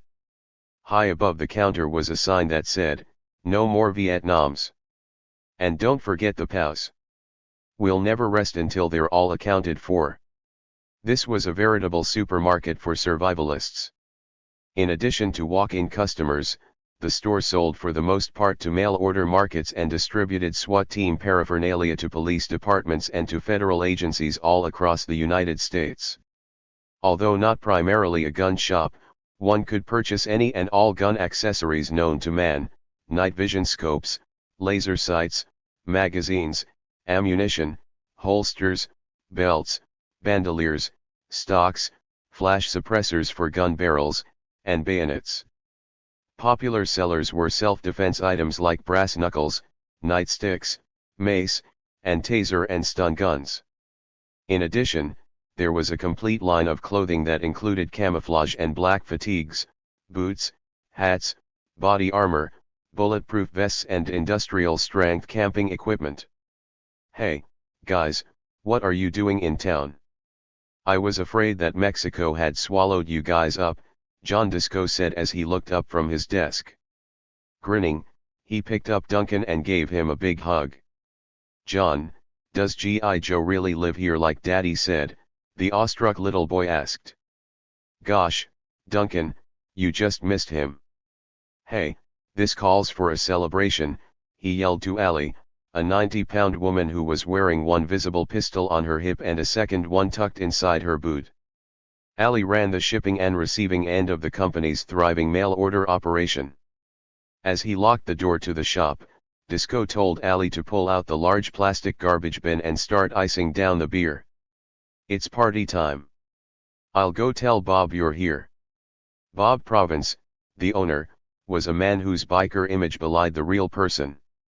Beneath the pseudo-biker look, which normally included a healthy growth of hair and beard, a bandana, Levis, t-shirt, leather vest, motorcycle boots and a chrome chain belt, beat the heart of an astute businessman and close friend of Disco's. He had found that there were many Walter Mitty civilians and that they harbored a craving for military paraphernalia. And Province was no stranger to operating most of the equipment he sold. In actuality, he was a highly decorated Vietnam veteran who served with the U.S. Army's elite Black Tiger Division in Nha Trang, South Vietnam. Province saw ground action while performing in a combat role with the 44th Battalion, 4th Training Brigade, and his company commander was the famous Captain Gerald Devlin. Both Disco and Province worked hard to project the image of survivalist-oriented soldiers of fortune. But Terry knew that beneath the facade were two men who had discovered a way of making a good living doing what they really liked, namely, purveying to the world of mercenaries. And they had the added benefit of keeping themselves surrounded by guns and the latest inexpensive toys. Province, happy to see the Reed family, pulled the blinds, locked the doors and put the closed sign outside. It was time to party. "Terry, stop him, Janice screamed, trying to get her husband to rescue Duncan, who had just pulled the pin on a hand grenade sitting on Disco's desk. "Calm down, Janice, it's just a joke," giggled Raquel, Province's 22-year-old daughter, who was a quintessentially wholesome and normal woman. With that, Disco picked up the dummy grenade, which was mounted on a wooden board that said Complaint Department. "Please take a number." Duncan was innocently holding the red tag attached to the grenade's pin, which said No 1. Province laughed. "This is our hottest mail order item this year, Janice. It's only a joke. Get it? We don't sell explosives. Have a beer and tell me about Mexico." Janice breathed a sigh of relief as the Reeds were toasted by this engaging group of characters. Disco then whipped out his latest creation. He had seized on the marketing potential of the front page news by using it on his latest bumper sticker. "Whatta ya think, Terry, want one for your motorhome?" Disco said, holding it up. It read, "Free Hasenfuss/Kill Ortega." Terry wished he could confide in Disco the truth about what he was doing in Mexico. By doing so, he would become an instant hero to the quartermaster sales gang. Bob would probably have closed for the remainder of week and done some serious partying. As Janice observed the camaraderie between these Vietnam veterans, she felt a slight jealousy, since they seemed to be able to talk in their own special code. Much of their feeling and communication was in what was not said. She was reminded of a line she had heard in a movie whose title she had long forgotten. "Women never get to share anything so important as a war," the heroine had said. If she didn't know these men, which included her husband of 5 years, she would think she was watching The Road Company of the Dogs of War, a movie about mercenaries. It disturbed her to think that before falling in love with her husband, she had viewed most Vietnam veterans as sickos and not as they truly were, men who had been done an injustice by their country, especially their leaders. As the conversation shifted to gun control and the National Rifle Association's view of it as a communist conspiracy to disarm Americans, Janice and the children gravitated toward Allie, who was opening soft drinks for the children. "What kind of gun you carryin' down there in Mexico, Janice?" Ali asked her. "We just got in a good selection of used Smith & Wesson .38 caliber airweight specials. They make great girl guns, especially if you have the hammer shaved like mine so you can carry it in your boot. Make Terry buy you one." "Ali, just being around guns makes me nervous," Janice told her. "I'll leave all that up to Terry. My role in life right now is packing diapers and wet wipes, not pistols. It's still sort of a secret, but I'm pregnant again. We're going to have a Mexican baby." "Hey, guys, Janice says she got pregnant by a Mexican," Ali blurted out across the shop. A blushing Janice had to explain to the group what she meant. The women then turned their conversation to the subject of life in Mexico, and the men focused theirs on the business purpose of Terry's visit. Having discovered the textile industry of Mexico, Terry was telling Disco and Province about the significant cost savings they could realize by having their most popular clothing items custom manufactured in Mexico. They requested quotations for comparison and agreed to consider Mexico as a source in the future, if things were as Terry claimed. With business matters out of the way, the talk turned to fast motorcycles, fast cars and fast women. All three men were happily married, but a private discussion of women was somehow mandatory. Province took the opportunity to produce his latest bumper sticker, which read, "If it has tits or wheels, it will cost you money." Janice found no humor in it. The Reeds accepted Disco's invitation to spend the night at his home. Over dinner and considerable reminiscing, the old friends agreed that they would meet again in Mexico the following summer, provided the Reeds were still living there.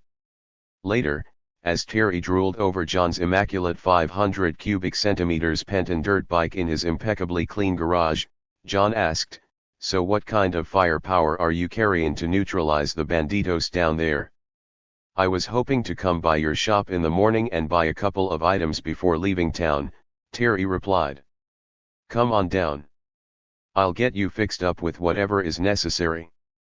The next morning, Terry met with Disco to make his weapons purchases.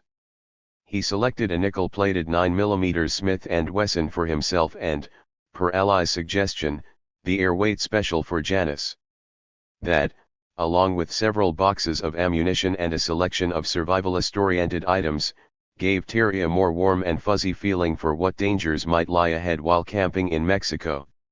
Yup, he and Disco again agreed, that's why they had fought the Vietnam War, to protect the American way of life, which included owning guns. With the motorhome now loaded for the trip south back to Mexico, Disco's wife began to get teary-eyed while standing on the manicured lawn in front of her suburban home. "We're gonna worry about you guys traveling on those dangerous roads down there. We'll pray for you. You let us know if we need to come rescue you." "I won't come, Terry, but I'll send Bob and John." Disco stood on the opposite side, out of view of his wife, rolled his eyes and shook his head. After having spent an entire year on a remote jungle air base with Terry, he knew Terry would not be exposing his wife and children to needless danger. "No shit, if you do have any problems down there, call me," Disco said reassuringly. "I'll call in an air strike. Just let me know what kind of ordnance you want delivered. Better yet, me, Bob and the gang would love to live out Let's Go Get Harry." "My penrai, Coop," Terry answered in Thai, which means "don't sweat it." During the 4-hour trip on I-25 to the border, Terry mulled over the meaning of the special relationship he shared with Disco. It was just one of those automatic things. You didn't have to work at it, it just happened. It did give Terry a sense of security knowing he had a friend like Disco. After they motored through El Paso, the usual third world harassment by the Mexican customs inspectors awaited them. In the customs booths were men dressed in tight, unkempt dress resembling bus drivers' uniforms and bedecked with medals for unknown achievements. The Reeds wondered what these medals were for. Had Mexico won a war? Not that they could recall. Terry concluded that they were probably rewards for baiting gringos and negotiating bribes. As their motorhome waited on the Rio Grande Bridge to clear Mexican customs, Terry appreciated the nooks and crannies a motorhome afforded in which to conceal the newly purchased handguns. He had not confided to Janice that they were hidden in the R.V's waste tank for fear of making her more nervous. Border crossings always had that effect on her, even when they had nothing to hide. They cleared customs with no problem, despite the hidden booty and the Hasenfuss bumper sticker. The motorhome was an instant hit in Mexico, but the bumper sticker had to go. Immediately upon returning to Ajijic, Terry went by Mayor's house for an update on the crisis. The Mars weren't there, but Maria, the maid, informed him that Señor Mitch está muy enfermo en un hospital en los Estados Unidos. No sé cuándo regrese. Terry knew what that implied. Feeling like he was now flying blind and on autopilot, with no new instructions, Terry decided it best to drive around Mexico and get to know the country, as Mitch had suggested. The Reeds began mapping a practice camping trip to the Pacific coast to familiarize themselves with the motorhome and to get accustomed to guiding the large vehicle over the narrow roads, which were normally jammed with heavy truck traffic. They set off with the maid on a round-robin trip with 2 stopovers, and planned to return to Ajijic several days later. You never fly into combat in untested equipment with untested skills, Terry always cautioned. To Janice, just packing the proper items for 2 small children to live in Mexico's radically diverse climates was a major undertaking. Terry had come to have nothing but respect for Mexican drivers, who displayed courtesy and unquestionable skill in maneuvering their vehicles over less than desirable roads. In the short time he had been there, Terry had grown to sincerely believe that the State Department was spreading disinformation concerning Mexico. The U.S., he was now sure, didn't want Americans to discover what a paradise it was. The propaganda about crime, hunger, and economic collapse was simply not true. Instead, he and Janice had discovered a country with a true national identity, something no longer found north of the border. Milk, tortillas, and medicine, basic human needs, were subsidized and guaranteed by the government. That, he believed, was why the people appeared so passive and content, displaying no threat of an armed revolution. The Reeds were discovering firsthand that the American system seemed to be driven by one evil catalyst: credit. The pressure Americans felt for their daily, aggressive performance could be summed up by the words of one bumper sticker Patrick Juin loved to sing, "I-oh, it's off to work I go." Juin had invited them to join him and his family at a beach hotel north of the resort town Manzanillo near the quaint village of Boca de Iguana. Prior to their arrival, all the Reeds knew was that Patrick was a friend of the hotel's owner and that the Juins were living there for the tourist season. The Juins had moved to the beach in order to run their new business of taking gringos up in ultralights for a bird's-eye view of the incredible coastline. The Reeds were not expecting what they would soon find. As their motorhome pulled off the main coastal highway and lumbered down the unimproved dirt road through the palm groves toward the beach, Janice feared they were getting lost. "This can't be right." Patty said they were living in a 5-star hotel that has 200 rooms. "The holes in this road can swallow up a small car." 30 minutes and 5 miles later, the ocean finally came into view. Nestled among the coconut trees was an eerie, dated, third-world hotel complex that had the appearance of being abandoned and in desperate need of maintenance. Parked under the covered entrance where a doorman normally would stand were the Juins' 2 vehicles and 3 ultralight aircraft with their wings folded. Abandoned described it, all right. What the Reeds learned was that the hotel belonged to a wealthy Mexican businessman who had built it some 20 years earlier. He had shut down the hotel, and Juin was providing security from vandals by living there, at the same time giving him a cost-free base of business operations. The hotel was to have been the prototype for a number of resort-sex hotels the owner planned to build in the world's most beautiful places. His plan was to take the Club Med environment one step further and eliminate the haunting fear of every male vacationer: am I going to spend all this money and not get laid? His master plan was to build a plush, elegant, 5-star romantic setting situated near but not directly in an already popular tourist location. Male vacationers would not only escape the pressures of society but create a hedonistic society of their own, without the stigma of having to negotiate with a prostitute. After selecting their female companion from the hotel's photo menu, which would have been mailed in advance to the prospective vacationers, they were guaranteed not only a positive answer to their nagging question but a face to put on their fantasies. All this at a packaged price that included airfare and baggage handling. The creator of the resort had thought of everything. Juan was not sure why the hotel had failed, but his wife Patricia suspected it had something to do with the developer's spouse discovering its existence. Both Patrick and Terry concluded that the hotel's failure had surely set back societal advancement by light years. So much for macho idols.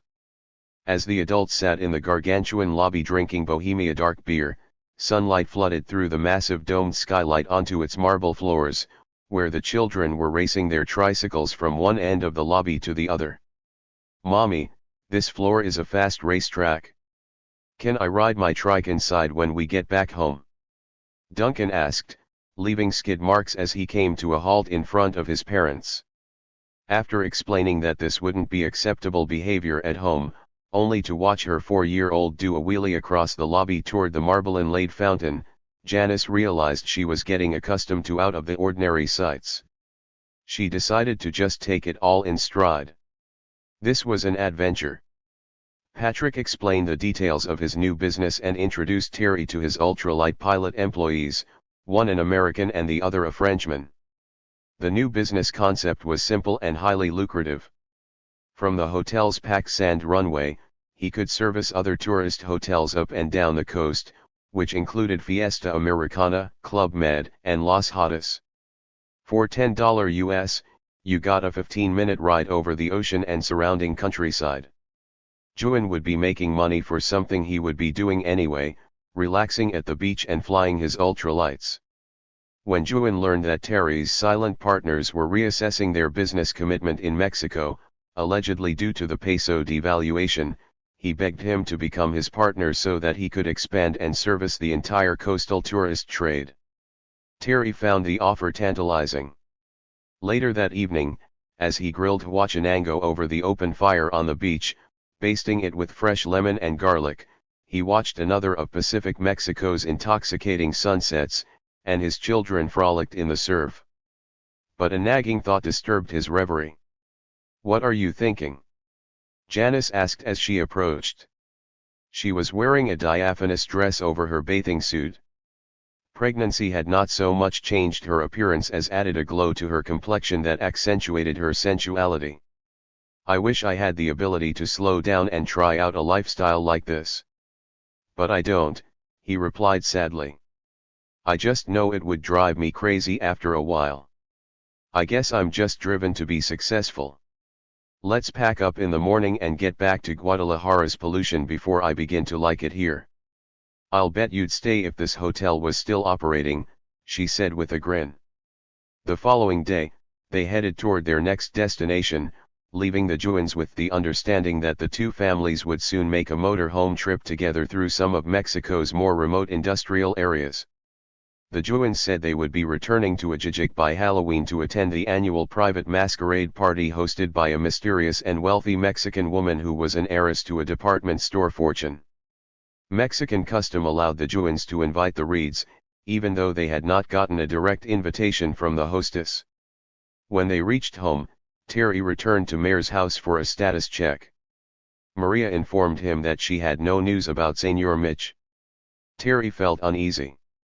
The Mexican papers were now filled with speculation about the scandal that was developing in the U.S. Strangely, the American media seemed to have lost their initial enthusiasm in covering the story, but Daniel Ortega continued to receive extensive coverage in the Latin American press as he raged on about the Yankee imperialist pigs. Terry felt sure that Operation Screwworm was doomed and that he had better start firming up his own personal business plan for Mexico if they wanted to remain there without the agency's assistance. For the Reeds, each day was like another chapter in a book, and they were becoming as close as the pages. They were not only discovering the true Mexico, they were learning to have old-fashioned fun. But to offset their more relaxed lifestyle, Janice had encountered a problem in Mexico that was driving her up the wall. She was discovering that controlling a Mexican maid was a full-time job. It was late October and she had just fired the third maid they'd had since arriving in June.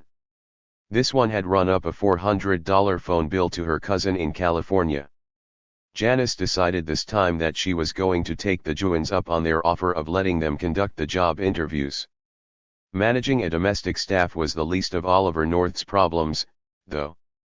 He knew that he had to create some sort of diversion of his own, and fast. And it was not the diversion of money to the Contras from Iranian weapons sales that then, Attorney General Edwin Meese referred to 3 weeks later in his White House press conference. The real diversion ended up intertwining a major foreign policy initiative with the scandal that was erupting and had to be contained. What better way to contain it than to shroud it in secrecy and blend it with true national security interests? Putting a humanitarian edge on it and masking the scandal behind the release of the American hostages in Beirut was a stroke of genius by the CIA. After all, who could denounce such a morally correct mission? North was working overtime with the White House. He was on his way to Israel to try to work out the problems connected with another secret shipment of arms to the Iranians. His trips, coupled with increased hostage negotiation activities, became the foundation for grafting the illegal Contra support operation to national security interests in the Middle East. From this, the term Iran-Contra was invented. And the media later signed on, taking the bait hook, line, and sinker. By Halloween, Terry was beginning to breathe a little easier. It had been nearly 4 weeks since the shootdown, and maybe this would all blow over despite the fact that the previously slumbering American media, which was getting its information from a Beirut weekly, was pressing hard now for more details. But Terry was amazed that so far nothing at all had surfaced about Arkansas's involvement. Was the investigation at a dead end? Arkansas, he knew, was where all the trials would lead if someone was smart enough to follow them. He was fearful that perhaps some of the weapons on board the Cooper plane might be traced to factories in the Hawk State. Weapons without serial numbers should create serious questions if the Nicaraguans were smart enough to know what to look for. And not only had there been pilot training in Arkansas, Terry knew that somewhere in Rich Mountain Aviation's maintenance records in MENA there had to exist a paper trail showing repair work performed on aircraft used for the Contra program. And what about the hundreds of millions of dollars in cash that SEAL had dropped on Arkansas? What if investigators began following the money trail between the drop zone at the Triple S Ranch outside Little Rock and the Arkansas Development Finance Authority by way of Lassater and Company? These undocumented transactions and unexplained injections of cash into the Arkansas financial community could spell imminent disaster for everyone involved. Terry's memories of Watergate centered on Deep Throat saying, "Follow the money." And how was the CIA's Hasenfuss holding up? By now he had a team of American attorneys and was starting to change his story and play down his connections to the U.S. government. This would certainly test the CIA's ability for scandal containment and damage control. The federal spin doctors had to be working overtime. Terry speculated that if the agency could masquerade the whole tawdry mess as a national security matter, they might just pull off the deception. It certainly seemed their only option. On that afternoon before Halloween, his attention was also focused on his costume for the masquerade party that night. The Juans were back in town, and the 4 of them had a date to meet for an evening's celebration Latino style. The Reeds had decided to go all out and get absurd with their costumes. They had created his and hers potted palms as their theme. The look was achieved by attaching 8-foot palm fronds to the interior of a bottomless wicker basket large enough to be worn around the legs with feet protruding, thereby allowing the wearer of the plant to walk around. As Terry put the final touches on the costumes, Janice was having difficulties of her own. She was furiously clearing out the personal effects of the newly hired live-in maid. She had just discovered the children riding their trikes around the swimming pool while the maid was preoccupied by an intimate conversation with her boyfriend through the back fence. She was history. After making last-minute babysitting arrangements with the Juan's maid, the 4 adults finally arrived at the picturesque estate near the lake. The Reeds were taken aback by the hostess's live giraffe, a member of her menagerie. The hostess, in true aristocratic Latin tradition, did not attend her own party until nearly midnight. When the orchestra arrived around 8 p.m. and set up studio-quality professional sound equipment, Terry began to realize he had never before been to a real party. The guests, dressed in extravagant costumes that looked as though they had been rented from a Hollywood studio wardrobe, outgrew the capacity of the elegantly decorated home and began spilling into the courtyard and onto the lawn. A live band provided the music and, during breaks, blasted the entire valley with a recording of Latin America's idol, Franco, singing the song of the year, Toda la Vida. The merriment, drinking, and dancing continued non-stop until the Reeds realized they had reached the limit of their endurance. There was a ritual that usually preceded a party like this, one with which the Reeds were not familiar. The practical thing to do in order to survive this type of revelry, they were told, was to sleep until 6 p.m. the day of a party, arrive around 10 p.m. and indulge until sunrise. The next day should be spent sleeping. You lose at least 24 hours when you party properly, Juan told them. At 2 a.m., just as the mobile taquito cart, the Mexican equivalent of a New York hot dog stand, and its owner arrived to begin serving food to the 300 people, the award for the best costume went to the Reeds, to the dismay of many partygoers who had outspent them but had lacked true originality. November dawned for Terry with a hangover from the party and from the Hasenfuss incident. He had to come down to earth and attend a business meeting November 4th with Fenyu in Mexico City. Gomez already had met with Fenyu a number of times, and Fenyu and his company, Techno Impex, had been clued in on the capitalistic, profit-making opportunities ahead. The Hungarian knew that the machine tool company was to be a front for weapons shipments and that things right now were on hold because of the Hasenfuss incident. Fenyu had no knowledge of how connected Terry had been to the pilot who had been shot down and killed, or about his true activities back in Arkansas. Fenyu knew basically that Terry was running a cutout for the CIA just as Fenyu was running one for the KGB. Strange bedfellows, he thought. They simply viewed each other as peers. But the two men agreed that this time should be used to mutual advantage and to continue developing their joint marketing analysis, at least through the first half of November. That way, if by chance all systems became go, they could launch into the actual sales phase. Just as the Reeds and the Juans were preparing for their first joint motor home trip, Mitch Marr reappeared in a jijik, dried out and seemingly ready to get down to work. He relayed to Terry in their meeting that there had been discussions in Washington about getting Screwworm back on course and gearing up for weapons shipments. Marr kept saying everyone was cautiously optimistic that the Mexican operation had not yet been compromised by the shoot-down and the ensuing investigations. Marr expressed the belief that Reed's front operation was now a necessity if the Contras were to continue being supplied. He knew for sure that all resupply activity out of El Salvador had been curtailed, he told Reed.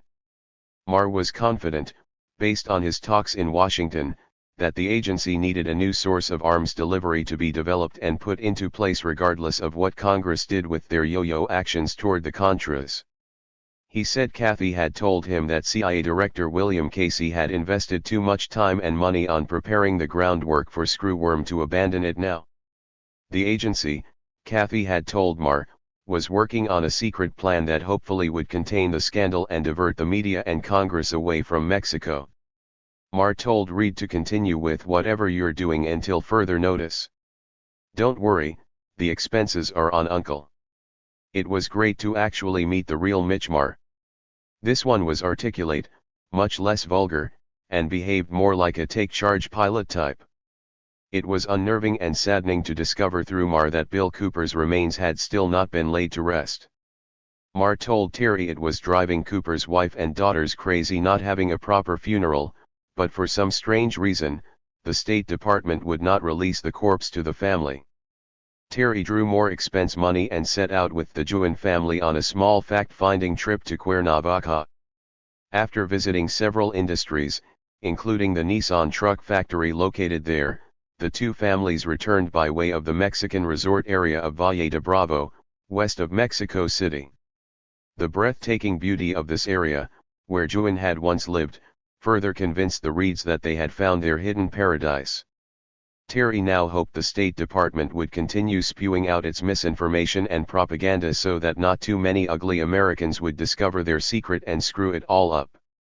Even though Terry had lived abroad before and Janice had traveled extensively throughout Europe, both were just beginning to see their country from another perspective. Through the eyes of the Juans and others, America's arrogance and dictatorial policies toward third world countries were just coming into focus, and the Reeds didn't like what they were seeing. In many respects, Mexico was taking much better care of its social problems and had retained and was building upon a very unique institution being discarded by Americans: the family.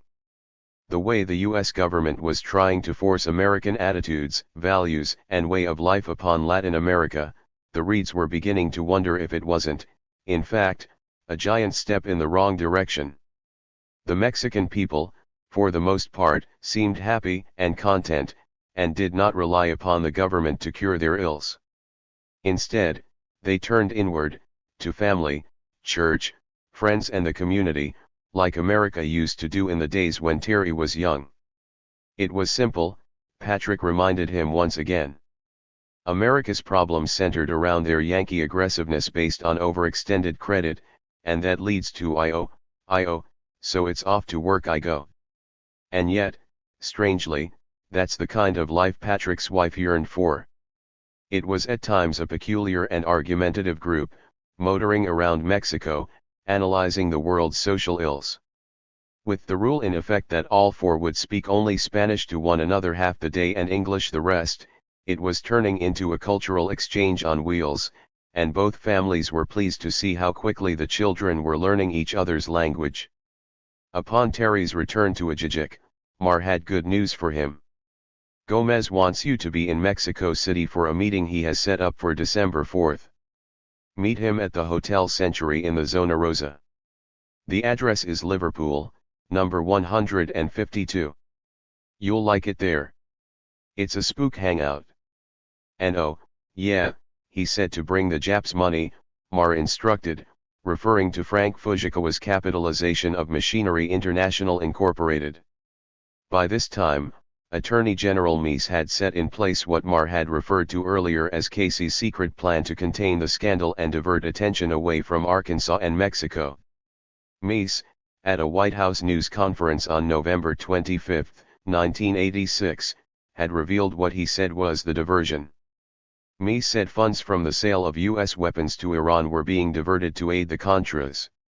The investigation was continuing, but a National Security Council staff member by the name of Marine Lieutenant Colonel Oliver North had done this all alone. Somehow, Meese indicated, North had taken over the entire government bureaucracy without anyone else noticing. Incredibly, just about everyone bought it. Meese never said specifically if anything was wrong with the diversion and was evasive when pressed by reporters on this scandalous behavior. He replied that the U.S. had no control over the diverted funds because they were never the property of the United States. But if these funds were not American funds, whose were they? Meese speculated that the money belonged to the party that sold them to Iran, and that was Israel. So was the diversion itself a diversion? What's to prevent an increasingly cynical public from thinking that you were looking for a scapegoat and you came up with this whopper, but it doesn't have a lot to do with the original controversy, was a question posed to the Attorney General. Meese replied that he was laying out the facts, but he didn't say anything more about the original controversy for the rest of the press conference. Nor was he asked. Meese had thrown out enough peanuts to send the trained monkeys in the White House press room scurrying to pick them up. Somehow they overlooked the fact that this really didn't make sense. And the inquiry ended there. North, of course, knew the truth, though he was not remembered for being particularly adept at uttering it. North himself remarked later in his book Under Fire, the diversion was a diversion. Notes. 1 U.S. Congress, Testimony of Robert Dutton, Iran-Contra Hearings, 100-103, pages 239-240, 280, North Testimony, 100-7, Part 2, p. 105, Deputy FBI Director Oliver Revelle deposition, June 11, 1987, pages 60-71. To the New York Times, October 17, 1986. 3. Theodore Draper, A Very Thin Line, pages 544-546. Chapter 24. The Snake That Wouldn't Die. Attorney General Edwin Meese was performing his post-mortem on the viper conceived by Ronald Reagan and the CIA. As he attempted to peel back the epidermis surrounding the Cooper shoot-down, he found two black cancerous growths that appeared to have metastasized the organs of the presidency, not unlike what John Dean had described during Watergate when he told Richard Nixon, "There's a cancer growing on the presidency." And perhaps even worse, this viper, labeled Iran-Contra, was still twitching and might still be alive. Secretary of State George Shultz wrote recently in his memoirs, "I feared that, despite the press, congressional and public uproar, some version of the operation was still alive." Those who were responsible for the operation now seemed desperate to vindicate their judgment in the face of overwhelming criticism. 1. Shultz was deeply troubled in December 1986. The roof was falling in on the Reagan administration. The president's dual obsession with keeping the Contras together body and soul and trying to free the American hostages in Beirut had blown up in his face. The president was facing serious problems, maybe even impeachment. But Shultz was learning to his dismay that Ronald Reagan and William Casey were still dealing behind the scenes, and behind Shultz's back, with an Israeli named Amram Nir, who had been North's link to the Iranians. This is what Shultz referred to when he said he was disturbed by finding elements of the operation still alive even after Meese's disclosures to the nation that as much as $30 million from the sales of arms to Iran had been diverted to the Contras. After Shultz gained knowledge about the depth of the CIA's involvement with Iran, conducted through the Israeli cutout Amram Nir, Shultz tried to make Reagan see that his explanations were not truthful with regard to America's dealings with Iran and that this was undermining public confidence. Reagan had, in fact, been trying to swap weapons for hostages, while saying at the same time that the United States will never negotiate with terrorists. 2.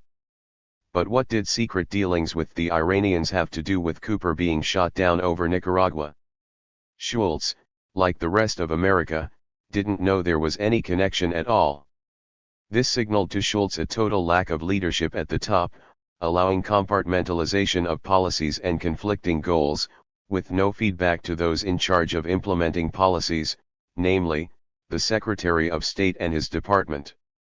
The CIA and NSC staff, with the apparent support from the Vice President, were still proceeding just as though nothing had happened, Shultz wrote. Congress was being misled now, a month and a half after the revelation first appeared. What was worse, John Whitehead said, the CIA has told the Iranians that the State Department is just a temporary impediment, and that after it calms down, Cave and Secord will be back in action. The president is being ripped to pieces, and the CIA is reassuring the Iranians. 3. CIA Director William Casey seemed to be stepping into an apparent vacuum of leadership and seizing de facto control of the government. Was some kind of coup developing? If Shultz had been getting briefings on this type of behavior going on in another country, he would probably have called it just that. A coup.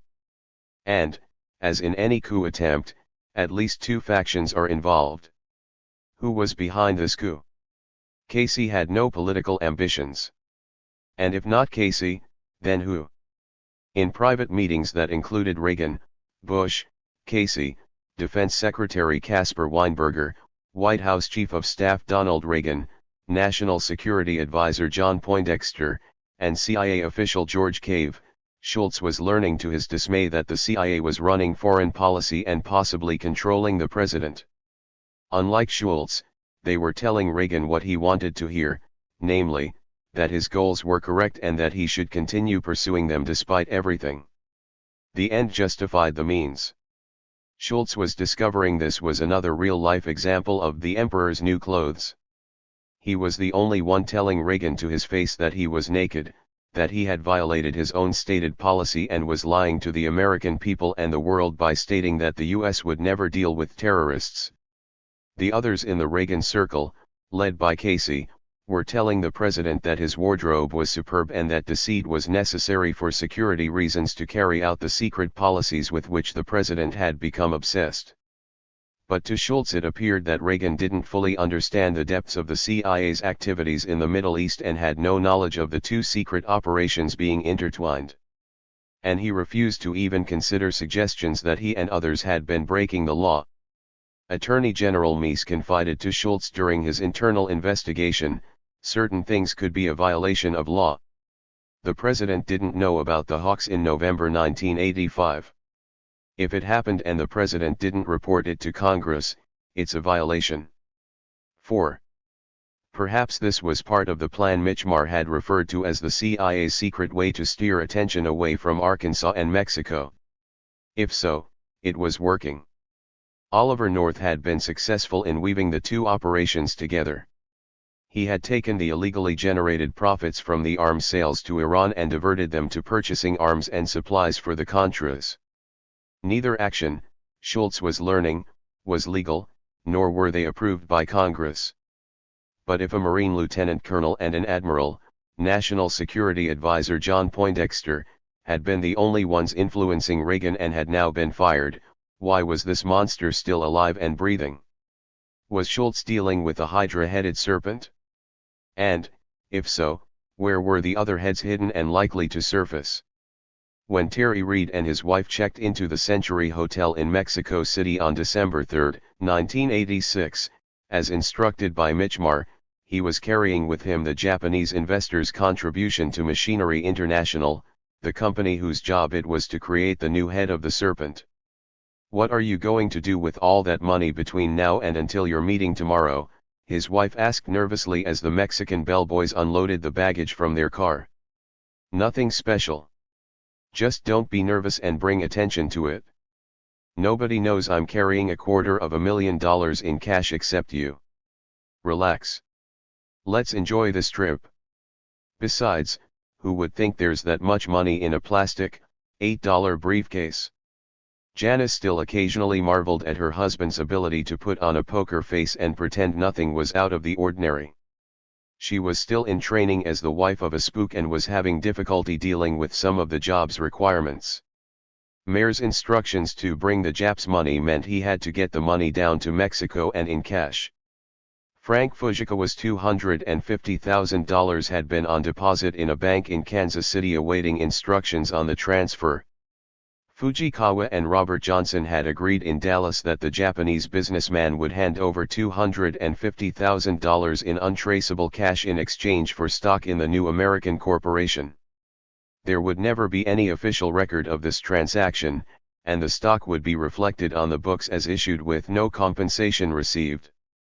They had agreed for security reasons that the transfer would take place outside the United States in order to throw off any banking trail between the withdrawal of the funds and the eventual redeposit. No paper, no trail, as Barry Seal had said. By withdrawing the funds from the bank in Kansas City and physically handing them over to Max Gomez, there would be no linkage between Fujikawa's newly formed holding company, Okamai Limited, and Machinery International. Thus, the investors could remain anonymous, since it was a privately held corporation requiring no public filings or disclosure. Security and deniability required taking risks like carrying around large amounts of cash. Furthermore, Fujikawa's company, Okamai, had no corporate or legal ties to Gomiya USA, the Japanese company that Fujikawa managed in Chicago. The linkage had been broken, Fujikawa assured Reid and Johnson, meaning that there was no trail between the two companies. After checking into the hotel, the Reids were beginning to appreciate the digs the spooks had become accustomed to in Mexico City. The small and elegant European-style hotel was lavishly furnished with imported marble, and its rooms had sculptured walls with no intersecting corners. Each mini-suite automatically came equipped with a large sunken tub with ornate gold-plated fixtures. It was strategically situated on the eastern edge of the Zona Rosa, an area of the city with a European ambience and close to Insurgents Boulevard, the Mexican equivalent of the Champs-Élysées. The hotel itself was on a small, uncluttered street that allowed easy access to the autopista looping around the world's largest city, and that was within walking distance of the elite shopping district where Mexico City's chilangos lived, played, dined, and shopped. Within the Zona Rosa were streets closed to all but pedestrian traffic and lined with scenic gardens and sidewalk cafes and dotted with paisano umbrellas over tables where beautiful people stylishly dined, flirted, sipped cappuccino or just watched the world go by. After dining at the Vagabond Trucha, a popular seafood restaurant within walking distance of the hotel, Terry and Janice walked to the monument dedicated to the Niños Heroes, the hero children of Mexico. At the large traffic circle there, they sat in the park and read the inscription that told the story of young military cadets who defended their academy from foreign invaders. Terry choked with emotion as he learned that they all committed suicide with honor rather than surrender to the invading forces who held them under siege. As they were about to be overwhelmed by superior numbers, he read, they climbed to the highest point on the wall, wrapped themselves in the Mexican flag and leaped to their deaths. Why wasn't this story taught in American history, Janice wondered, since it indeed involved Americans. The invading American forces, she was ashamed to read, were under the command of Theodore Roosevelt. How many monuments like this, they wondered, were scattered throughout the world? The term ugly American took on a new meaning for them. The next morning Janice was preparing to spend the day Christmas shopping for the upcoming holidays and for her soon-to-be needed maternity wardrobe. Just as she was getting ready to leave, their room was buzzed, and Terry was informed that the meeting was at hand. To Terry's surprise, waiting in the coffee shop was not only Gomez but another man he had met before. He was the same man who had sat strangely quiet during most of the meeting in Chagres, Panama, a year earlier. This brought back sad memories of Barry Seal's last days. Maximo Gomez went straight to the introduction and business at hand. Señor Estrella, I know you've met this gentleman before, but now I would like for you to understand more about him, who he is and the role he is about to play in all this.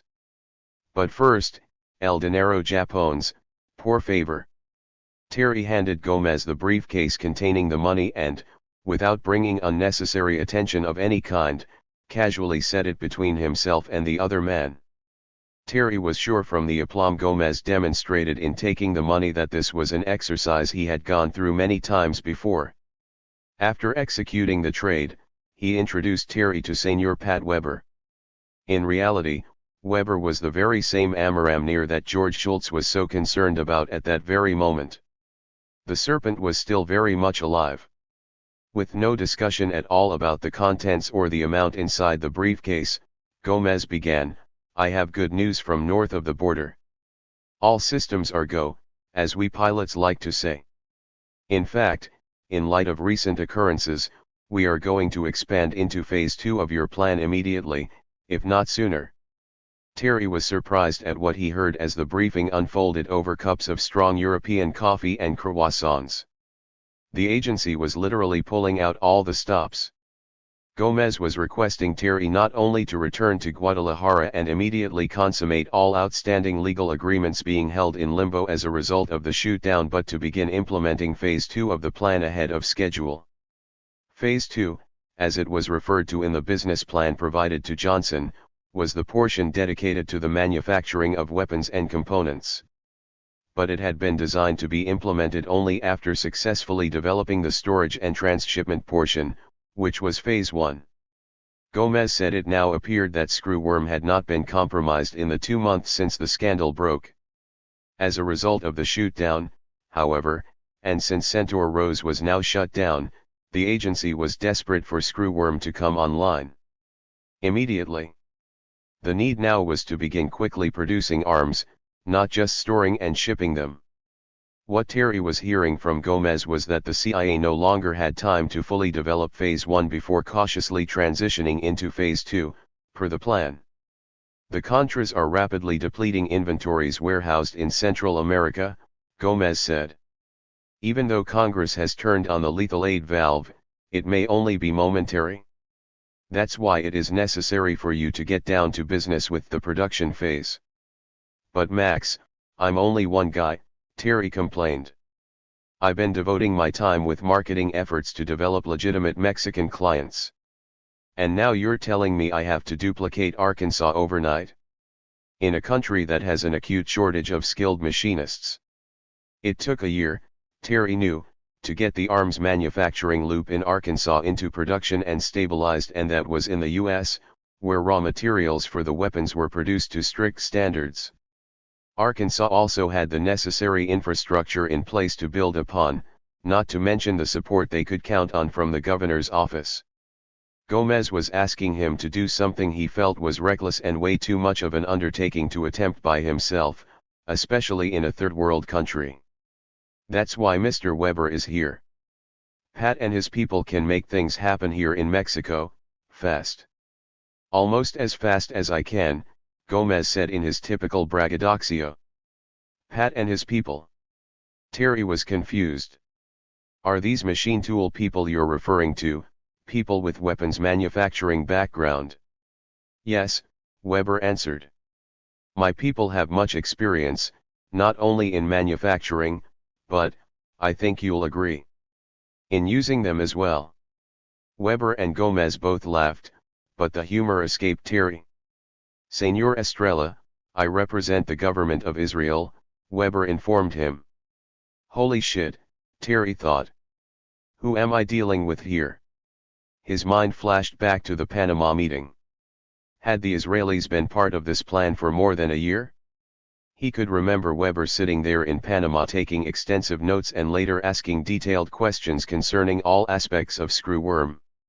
And since no one from his side intervened as he answered Weber's questions, Terry could only conclude that the government of Israel must have been Weber's silent investor all along.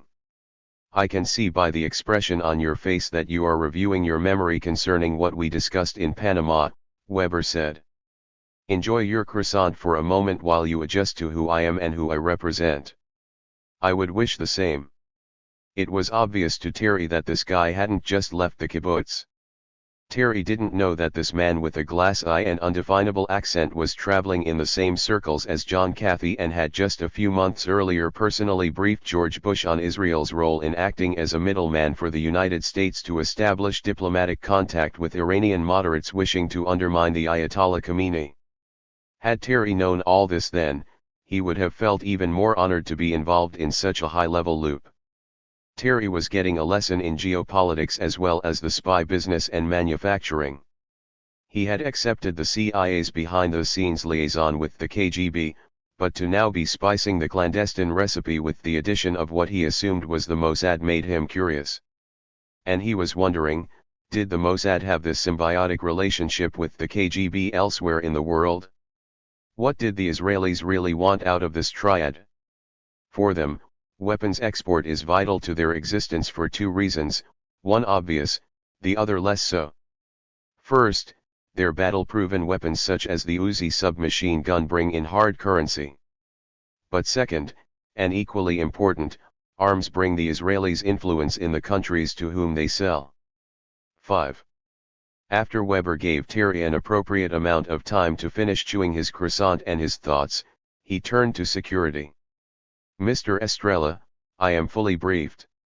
Not only on Screwworm but on your prior intelligence activities as well. You have served your country well, and I am honored to be working with a professional. I know you were a friend of Mr. Seals, and I join you in grieving over his death. I am sure Mr. Gomez will agree that you should not share any knowledge concerning my country's involvement in Screwworm with your wife.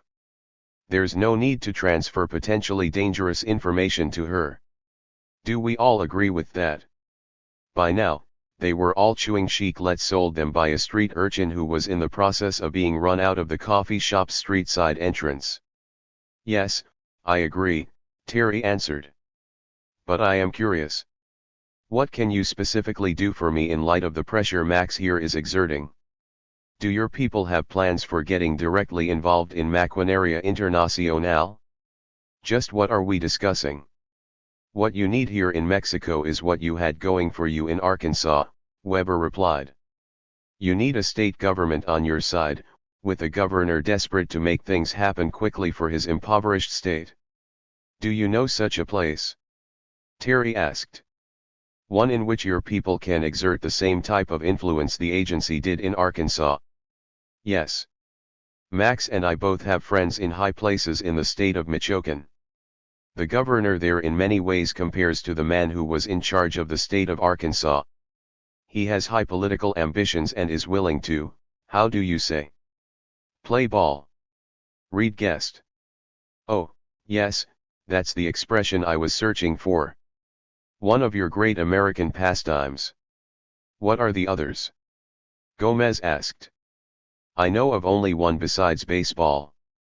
Starting wars. That's what you Americans are known for worldwide, Weber joked. This time, we're not only going to start a war, we're going to finish one. Gomez boasted.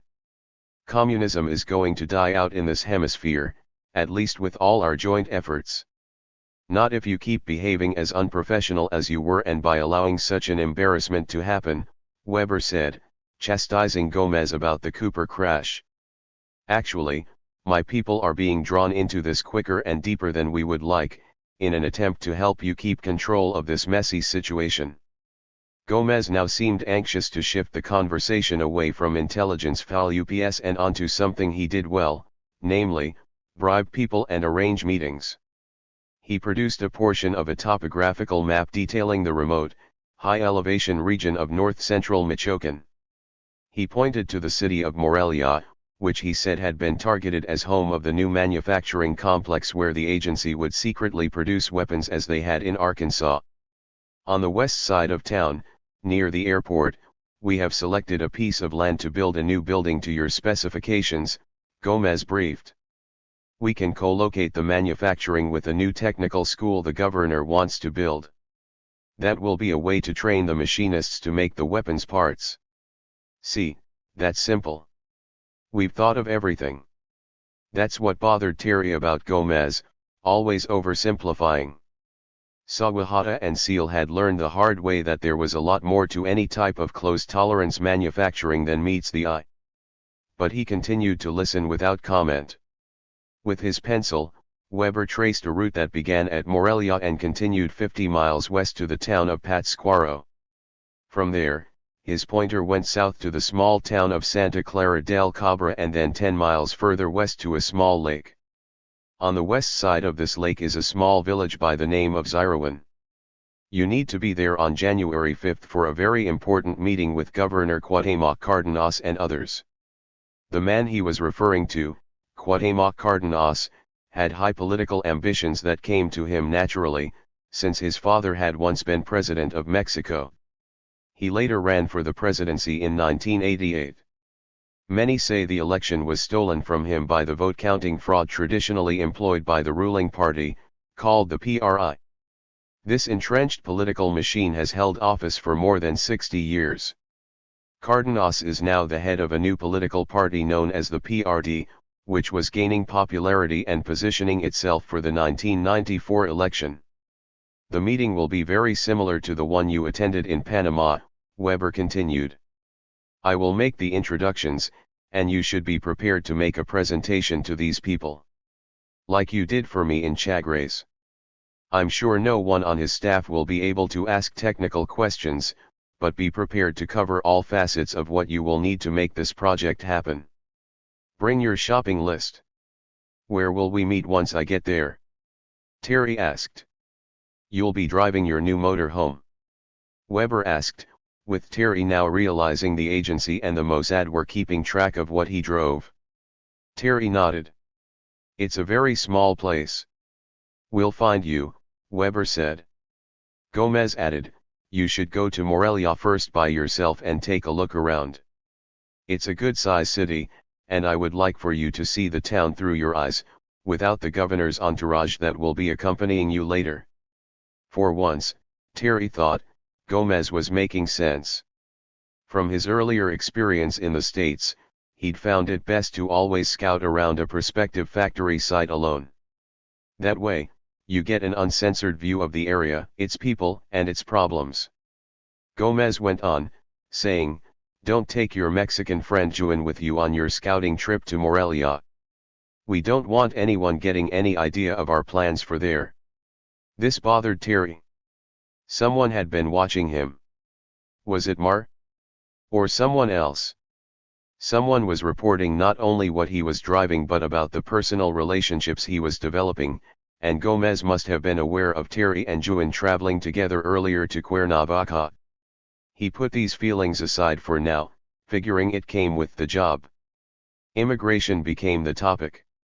Gomez informed Terry that he had been applying some lubricant to some key Mexican immigration officials who would now surely expedite Terry's papers, allowing him to work legally in Mexico. For one to appreciate what it takes for a foreigner to be gainfully employed in Mexico, you have to understand why Mexico is protectionist. Having been invaded by foreign conquerors beginning with Cortés, Mexicans say with some irony that they never fought a war they didn't lose. This is why they are distrustful of everyone, particularly Norte Americanos. So laws and a bureaucracy were created to keep foreigners at arm's length and in the country only long enough to spend their money and leave.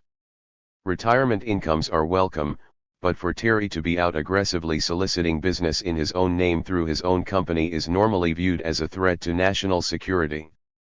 In their view, that's stealing both jobs and income from deserving Mexican citizens.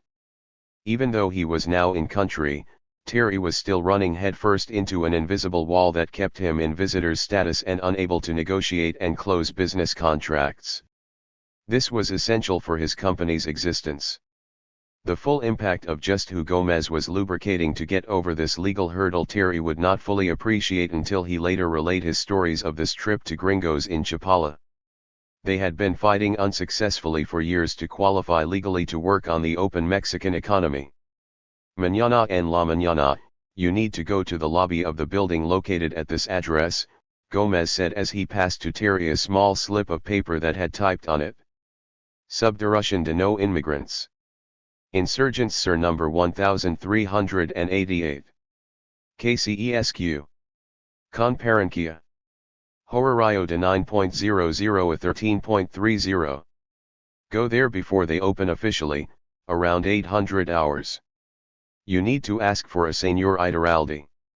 He is Chief of Mexican Immigration Documentation. Give him your correct name. He is expecting you." "What is he going to do for me?" Terry asked. "Any fucking thing you ask him to do.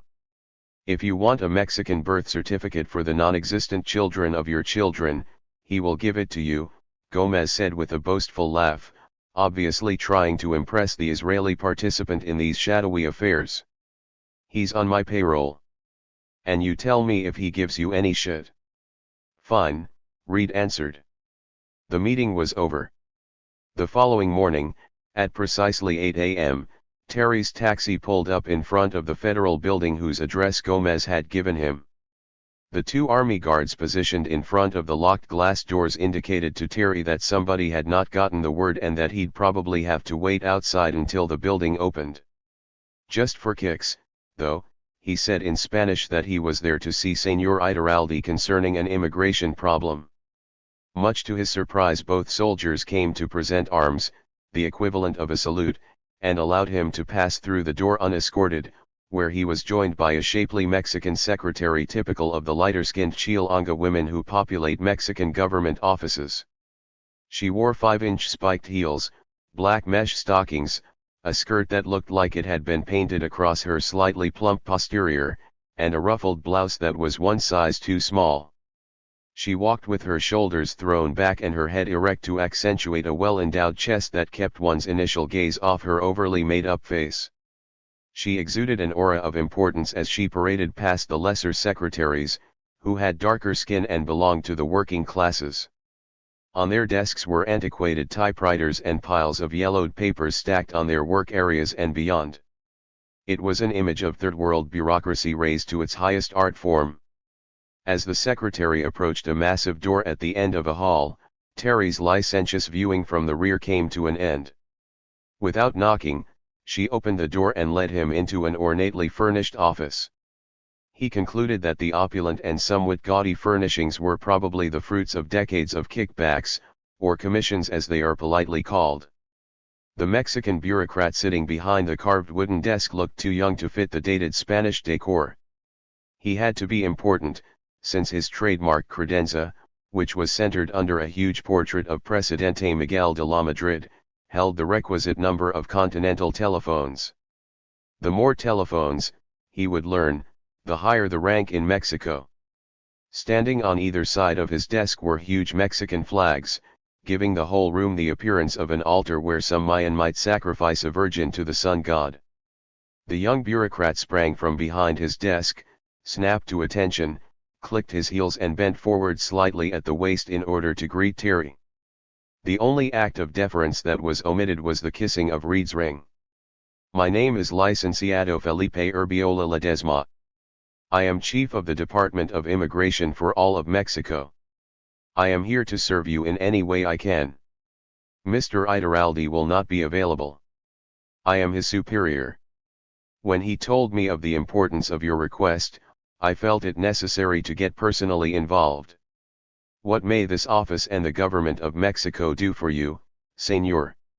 Terry outlined his needs and the problems associated with the new company startup, emphasizing the lack of government response to the 100% ownership issue as well as his own working papers. "No hay problema, Senor Reed. How else can I be of service to you?" the official said as the secretary sashayed from the office to get the papers typed. When the typing was finished, he then selected several stamps from the plethora of official government rubber stamps on his desk carousel and applied them to the document, giving Terry his coveted right to work. Terry felt a bit uncomfortable. What was the protocol now? Was Urbiola expecting the usual commission for his services? Here Terry was, standing in an office whose walls were draped with crushed red velvet, something akin to the inside of a coffin, he thought, and he didn't know what was proper or expected. A misplaced bribe to an official at this lofty level could cause embarrassment. Gomez had made no mention of his controlling the chief of all Mexican immigration. "Senor Urbiola, may I pay the fee for your office's services directly to you?" The official immediately began waving his hands, squinting his eyes and shaking his head as if someone had just offered him a jellyfish to hold. "Tisk, tisk, tisk," he said. "Senor Reed, please do not insult me. There is absolutely no fee required for your immigration papers. It is my duty to service businessmen like you who are helping to advance Mexican technology." By now Terry had noticed that he had been handed only documentation solving his immigration dilemma, but when the subject of his corporate problems were raised, that was something else. "As for the papers for your corporation, you will need to travel to Dallas, Texas, and have them issued out of the country by our consul there. His name is Senor Raul Gonzalez Chertosimo, and it is my understanding that you have had dealings with him previously. I spoke with him yesterday by phone in anticipation of our meeting, and he is standing by to service you and your company's needs immediately." More confusion. Gonzalez was the same man Terry had been dealing with in the States prior to moving to Mexico. This same man was the one who had told Terry it would be impossible to get the proper papers issued until he was in place and residing in Mexico. This, he had said, was the visual sign of foreign commitment necessary to demonstrate true intent to the Mexican government before such a major request could be granted. At that time, 100% foreign ownership of a Mexican corporation was a violation of the Mexican Constitution. Mr. Gonzalez is now prepared to issue what he previously said he could not. "I am confused. It is simple. We here in Mexico are controlled by the Spanish Sistema de Notario. This was set up by Cortés and basically allowed each province of Mexico to function under its own rules as long as it stayed generally in line with Spain's wishes. Mr. Gonzalez is now a notario and can execute such documents, but only on soil he controls. Our building in Dallas is Mexican soil. This way, he can expedite your wishes without upsetting officials here in Mexico who may only delay your request." The term notary, Terry already knew, had a totally different meaning in Mexico than in the US. In the Spanish bureaucracy imposed on Mexico by its conqueror, the notary was the law, and an extension of the Spanish crown. Each notary was the chief of a province carved from the vast colony of Mexico and answered directly to Cortés, but in a very loose fashion that basically allowed them to rule their territories as fiefdoms. Terry was learning that there were notaries placed in Mexican embassies as consul who could operate as if their diplomatic missions were Mexican states. Terry was about to learn that Notario Gonzalez viewed his consulate as a sovereign state and was being allowed to bypass the Mexico City bureaucracy, and add a handsome profit to himself. When will Mr. Gonzalez be prepared to receive me? It will take him approximately 30 days to get all of your paperwork in order. I will notify you by phone when all is ready, and it's as simple as that. Like I said, we are anxious to serve you. As Terry was preparing to depart, thinking this all had been too easy, he found out his instinct was right. The official interrupted his departure by saying, "Oh, by the way, Mr. Reed, Mr. Gonzalez's services require lots of paperwork, and you must bear the cost of internal expenses generated within his office as a result of your unusual demand. Do you have an estimate of cost for these services?" "Precisely $20,000, U.S. currency. And please, no checks. You may pay Mr. Gonzalez personally." As he was leaving the immigration building, Terry mused about the agency's inability to control their third-world client states. Even though Gomez prided himself on his ability to buy off anyone in Mexico, it was clear that some of those who had to be bought off were operating outside of Mexico, not under the control of the internal Mexican bureaucracy. He was wondering how Gomez would take this requirement to be stiffed for an additional $20,000, which he was sure was going directly into both Gonzalez's and Urbiola's pockets. Oh, well, that was Gomez's problem. With all of the official business out of the way, his attention returned to more domestic problems. Being Santa Claus's surrogate and tasked with hauling a Christmas tree on top of his car all the way back to Guadalajara from Mexico City presented an immediate one. Also, how were they going to hide all those Christmas presents Janice had bought for the children until Christmas morning? This was the Reeds' first Christmas in Mexico, and they were learning that, unlike in the US, Christmas trees have environmental value. Mexico has very few forests, and it's a federal crime to possess a Christmas tree that does not have a federal tag attached to it showing it has been legally cut. The official trees in Guadalajara were ugly and resembled the one in A Charlie Brown Christmas that had a lonely exposed trunk with spindly, wilted branches. Janice had learned while shopping, however, that in Mexico City the chilangos were having American-grown trees air-freighted in to assure their freshness. Back in Washington, D.C., Christmas trees were of small concern to some people in the Reagan administration. Meese was asking for a special prosecutor to be named to investigate possible criminal activities on the part of the Contra conspirators. And high-priced Washington attorneys were getting frenzied calls from those who knew they were obvious prosecutorial targets and whose names were now appearing daily in the media. Notes. 1. George P. Schultz, Turmoil and Triumph, My Years as Secretary of State, p. 845. 2. Ibid, p. 843. 3. Ibid, p. 849. 4. Ibid, p. 835. 5. Dan Raviv and Yossi Melman, Every Spy a Prince, p. 343. Chapter 25. Project Z. Santa Claus successfully found the Reed home. Apparently, the letter Duncan had written Santa notifying him of his new Mexican address had arrived at the North Pole in time. There was a big problem, however. The new German Shepherd puppy Terry and Janice had purchased in Mexico City during their shopping trip had not arrived by December 25 as guaranteed. This was the only gift Duncan had asked for, something he had been promised he would get when he turned 4. He was now 3 months beyond his birthday, and he still was waiting.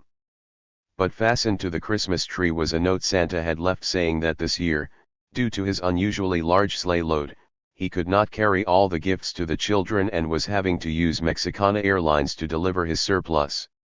After an excitement-filled morning of exchanging gifts under the tree, the Reed family set out for Guadalajara to greet a flight from the North Pole that carried a special passenger. It was a 6-week-old puppy with a note attached to its collar attesting that it was the offspring of Santa's own guard dog, whose job it was to protect the reindeer from hunters. They officially named him Bavarian Machismo Wolfgang III and affectionately called him Macho for short. As he grew, Macho became a full member of the Reed family and the protector of the children, a much more important task than guarding Rudolph. With the Christmas holidays over, the Reeds began the new year with optimism.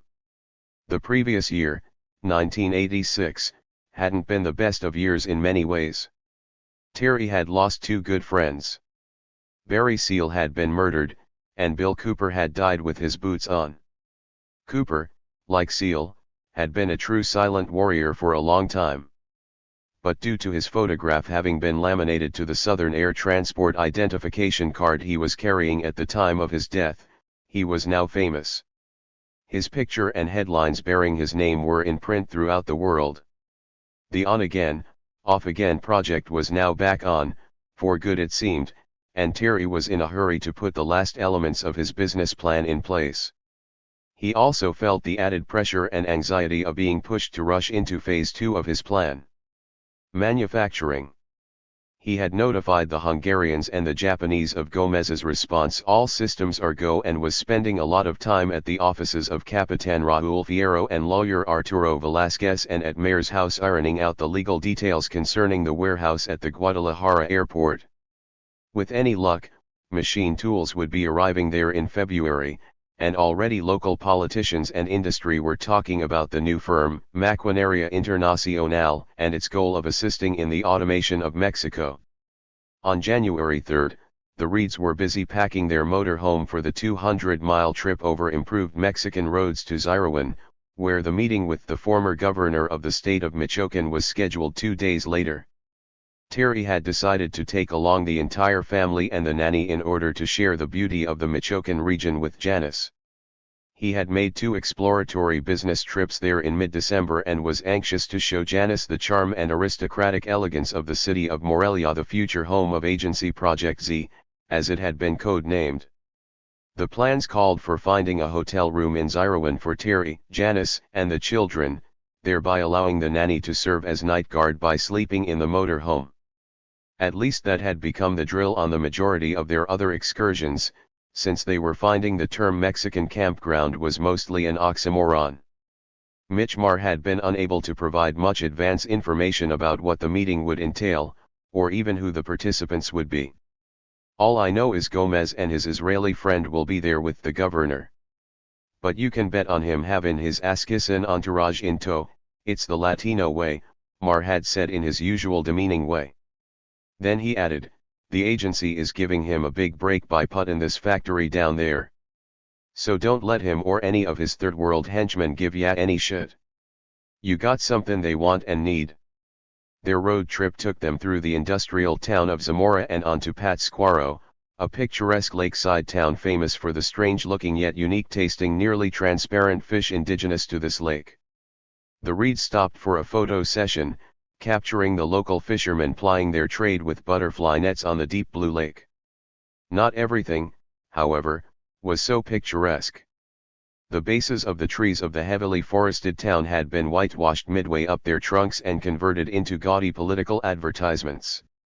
Most bore the letters PRI painted in green, red, and black, the acronym for the ruling Mexican political party. This city, the Reeds learned, had become the focal point of a political tug-of-war between the PRI and a challenging party, PEN. The balance of the once beautiful eucalyptus trees sported the PEN insignia, denoting the upstart party's contention for the region. The highway extending south out of Pátzcuaro took the family to the high-elevation ancient mining town of Santa Clara del Cabra, famous throughout Mexico for its copperware. The entire town was one gigantic showroom of handcrafted copper items and was riddled with mom-and-pop shops and fabricas that converted copper sheeting into a multitude of exquisite articles. Although now close to the village of Zirawan, the Reeds stopped to shop and ask directions, since the roads they were now traveling were remote and, as usual, poorly marked.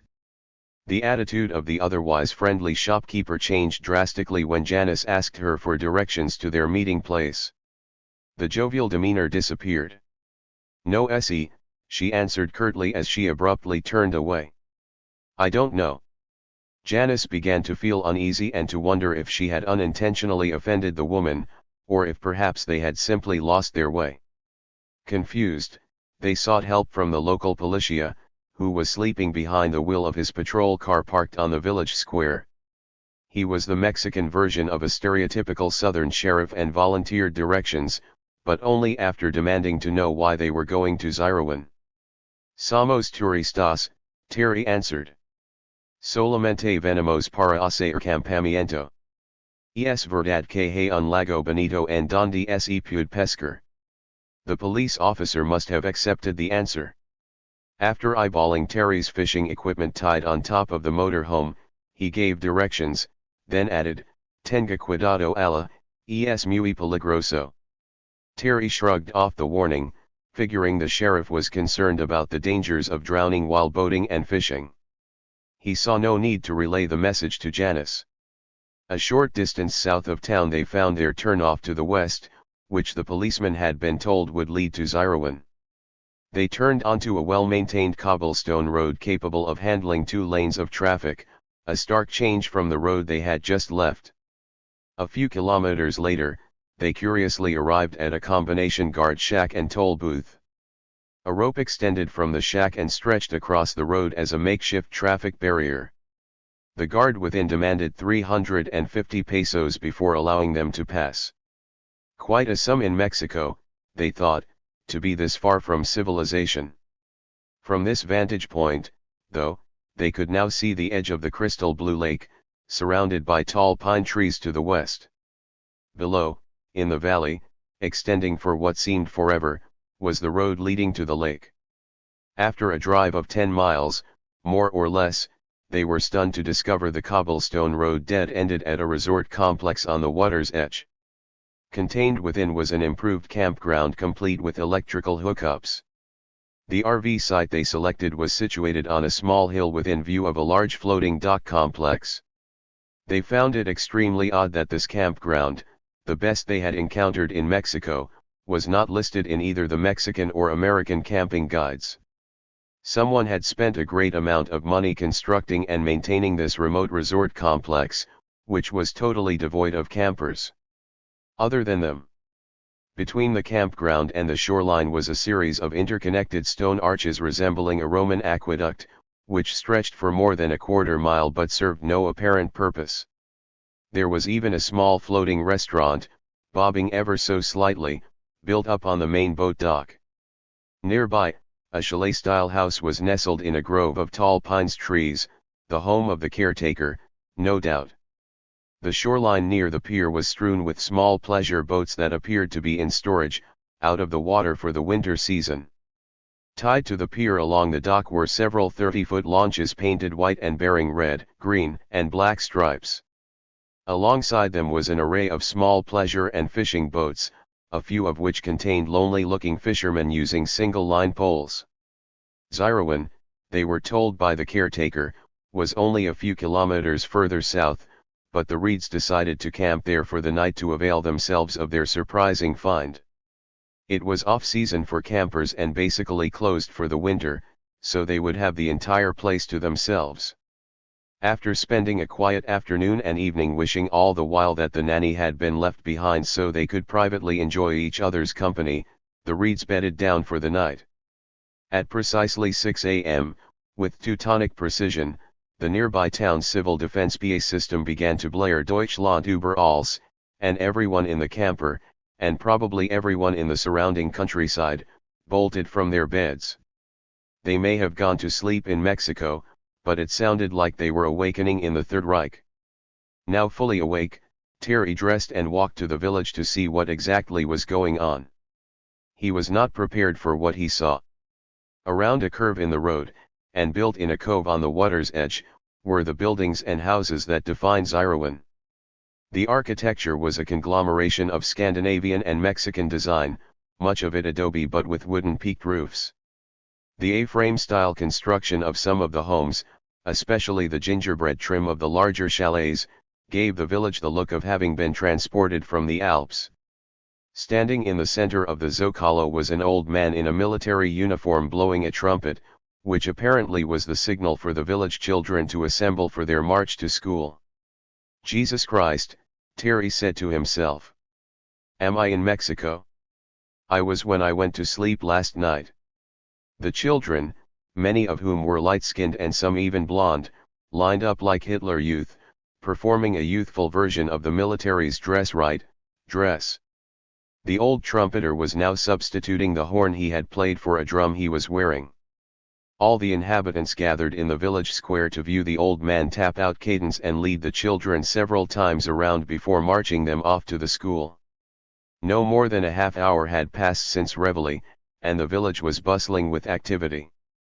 This was definitely not typical Mexican behavior.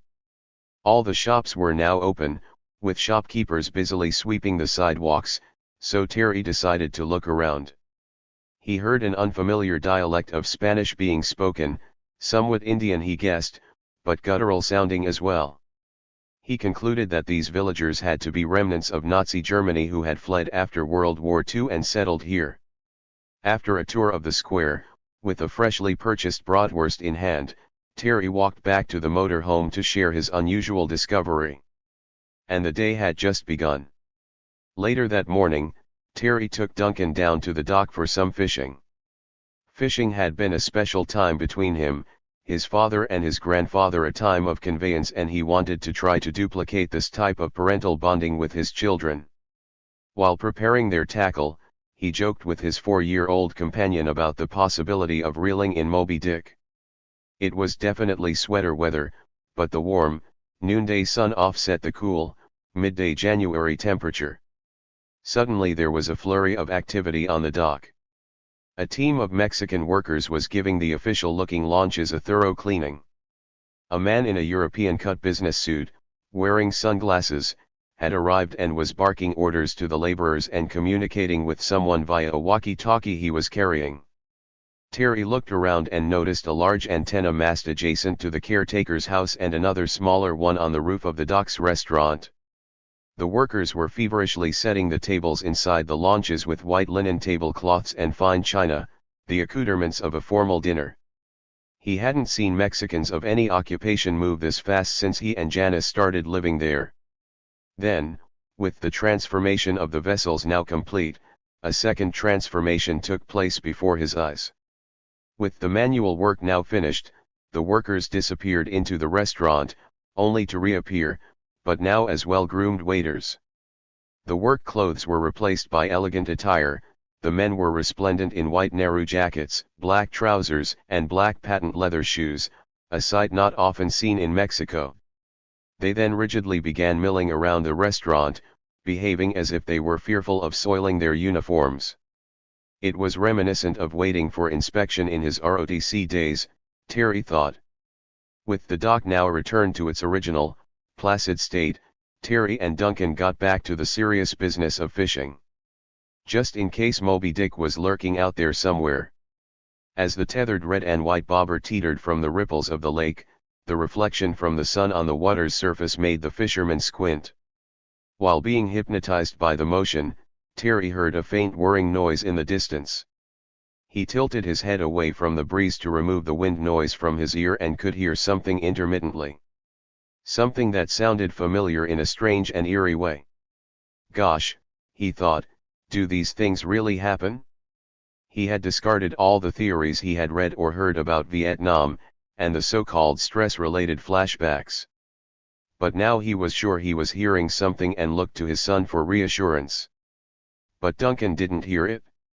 The boy, instead, was intently focused on his fishing line, oblivious to everything else. Maybe flashbacks are real, Terry thought. He was sure he could faintly distinguish the sound of helicopter rotor blades. Maybe the Oso Negro, the local vodka, was getting to him. It was like an audio track stored deep within his memory bank, labeled Thailand, where those very sounds never stopped. There, the Air Force helicopters on continuous perimeter patrol circled the base at low altitude day and night, always on the lookout for infiltrators. The sound from their main rotors beat the air in an unending rhythm 24 hours a day, providing a background noise that one had to literally, mentally, turn off in order to get anything done. He and John Disco, his close buddy, had jokingly theorized that the CIA was using them as guinea pigs to conduct audio fatigue testing. Terry squinted and raised his eyes to peer across the lake to where he hoped the sound was originating. From over the distant treetops, he could now see faint images from his past. It looked as if a group of helicopters was approaching from the east at extremely low altitude. Shit, I'm not only hearing it, but seeing it, too, he thought. No more OSO Negro. Daddy, look at the heli-choppers. Images were coming into focus. Their unsynchronized rotor noises were now echoing throughout the quiet valley and off the water, with the armada flying toward them in tight formation. Terry counted 4 Hughes 500D helicopters in camouflage, escorting a large, white Bell HH-53 helicopter bearing the official Mexican insignia of green and red stripes.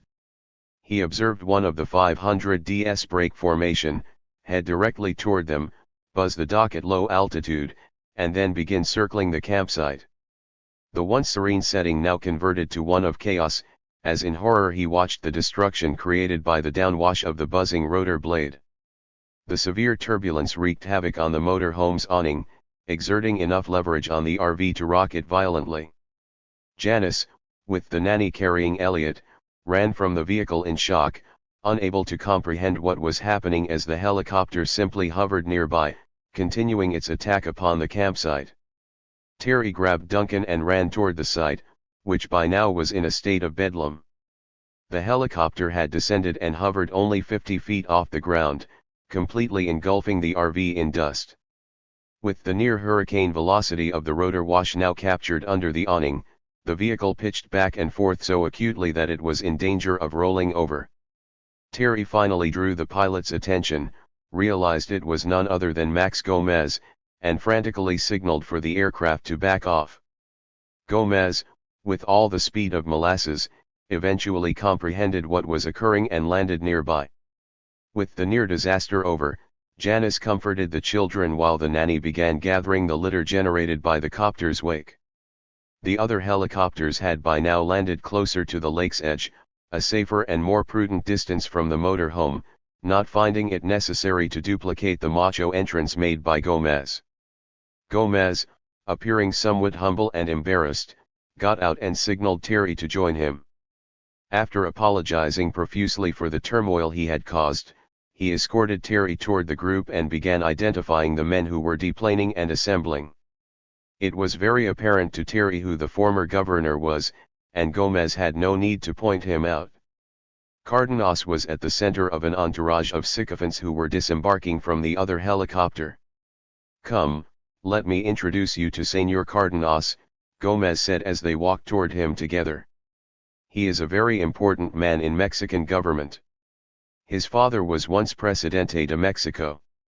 But don't forget, he's in our pockets and I am personally paying him lots of agency money to make this project happen. So think nothing of his attitude of royalty during today's meeting. He's ours." By this time, Terry had spotted Pat Weber, who had flown in with Cardenas and was now chatting with him beside the white helicopter. He also recognized another person he had seen before, Leroy Tracta, Seal's ex-handler and the CIA man who had hosted the Panama meeting more than a year earlier. All were casually but expensively dressed and were accompanied by 3 of Cardenas's political aides who had in tow 2 businessmen from the city of Morelia. 2 fashionably attired Latin women were the last to deplane. Adorned with jewelry and overly made up, they were immediately escorted to the restaurant by the man with the European suit and the walkie-talkie. "Shall I go get my wife?" Terry asked, somewhat confused. He hadn't planned on inviting Janice, thinking it might be a breach of security. "These are not wives," Gomez corrected.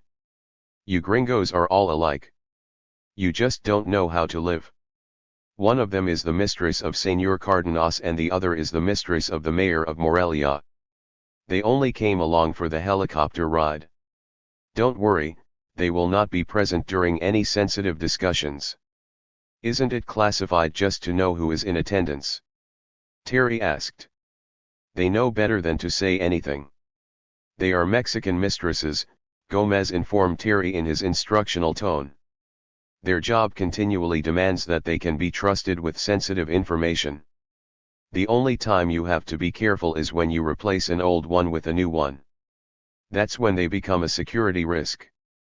And then, I've found, it's best just to kill them, he boasted in his characteristic macho tone and then broke into a grin. I had you going for a minute, didn't I, amigo? Terry felt uncomfortable, still convinced that Gomez had been serious. He put these feelings aside in order to focus on the unprofessionalism of it all. Terry shook his head. Who else but Latinos would bring their mistresses to an intelligence briefing? The group toured the dock while Terry went back to the motor home to change from his fishing garb into more appropriate attire. Walking past the launches on his way back to the restaurant, Terry observed the waiters now scurrying around putting fresh fruit on the plates in the launches. Inside the restaurant, Weber escorted Terry to the bar and past a rather rowdy group that had Gomez as its center. With the women on either arm, he had the cluster of Latinos totally enthralled with yet another war story bragging of his exploits. As Terry and Weber sipped their drinks, the sound of starting engines signaled it was time for Gomez to bring the story to an end and for the group to board the launches. With the governor now unencumbered, Weber made the introduction. Mr. Terry Reed, I would like to introduce you to a very important man, not only in the state of Michoacan but in all of Mexico as well. This is Señor Cuauhtémoc Cárdenas, the governor of this beautiful state. While the two men firmly shook hands, Terry took the opportunity to study the official. He radiated an aura of confidence. Mr. Cárdenas, I am honored. Please don't refer to me as Mr. Cárdenas. It is my understanding that we will soon grow to be friends. Let us drop the formalities. Please call me, as my friends do, Lazaro. It was my father's given name. The young governor, who was about Terry's age, explained the complexity of his name after seeing the relief mirrored in Terry's face for having been relieved of the requirement of continually calling him Cuauhtémoc. I am a descendant of one of Cortez's lieutenants, the former governor said. His name was Cárdenas, a family of royalty from Spain. He was a key aide to Cortez during the conquest of Mexico. The other side of my family was Aztec. The family name was Cuauhtémoc, and one of them was a spiritual advisor to Montezuma. And I'm sure you know, of course, my father Lazaro was Presidente de todo Mexico. Dutifully impressed and with introductions out of the way, everyone headed for the launches. The women, escorted by the man with the walkie-talkie, boarded a separate launch. The men all boarded the main launch, with most of the servants in a third. One armed helicopter pilot boarded each boat, leaving the others to guard the helicopters. The boats then set a course for a heavily wooded island set in the middle of the lake. Terry and Gomez were sitting beside each other at the dining table, partaking of fruit and sorbet served in champagne glasses, when Gomez whispered to Terry under the concealment of the boat's engine noise, "That fucking story about his name, all it means is that one of Cortez's men raped some Indian bitch. And sitting across from us is the bastard descendant of that act of love." As the boat's captain retarded the throttle, Terry ended his conversation with the Cárdenas aide seated across from him and took notice of a well-constructed dock nestled inside a small harbor. Above the dock, he could see a stairway zigzagging up a hill to a large and elegant-looking chalet built of stone and glass. "This is Señor Cárdenas's summer and weekend retreat," the aide told Terry. "He only escapes here to relax and to entertain dignitaries." Reed was impressed to be in such company. Somehow, all this third-world opulence was missing from the State Department's brochures. The inside of the home radiated a feeling of relaxed formality. A huge stone fireplace was the centerpiece of the understated yet lavishly decorated main room overlooking the lake.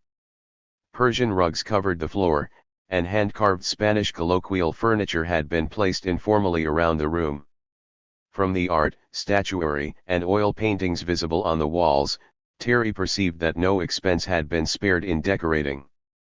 Waiters circulated and took drink orders while the guests gathered and chatted informally as they waited for the dining table to be prepared for dinner.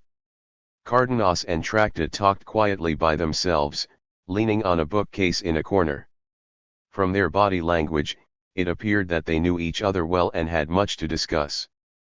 Privately, Weber moved from group to group and at times joined the governor and the CIA man in their hushed conversation. After a gourmet meal in the adjoining dining room, which was furnished with Japanese-style black lacquered furniture, the time for business had come. The two women were escorted to a launch for the trip back to the mainland. With the women now gone, and the foreplay out of the way, Tracta took charge of the meeting while the after-dinner coffee was served. "Señor Cardenas, I'm sure you'll agree that opportunity is getting ready to land in your backyard." "Literally," Tracta began. "The site you have selected at the Morelia airport is going to need some infrastructure development. Therefore, I'm going to turn this meeting over to Mr. Reed so he can tell you personally what will be required in order to make the project successful and to bring technology to the state of Michoacán."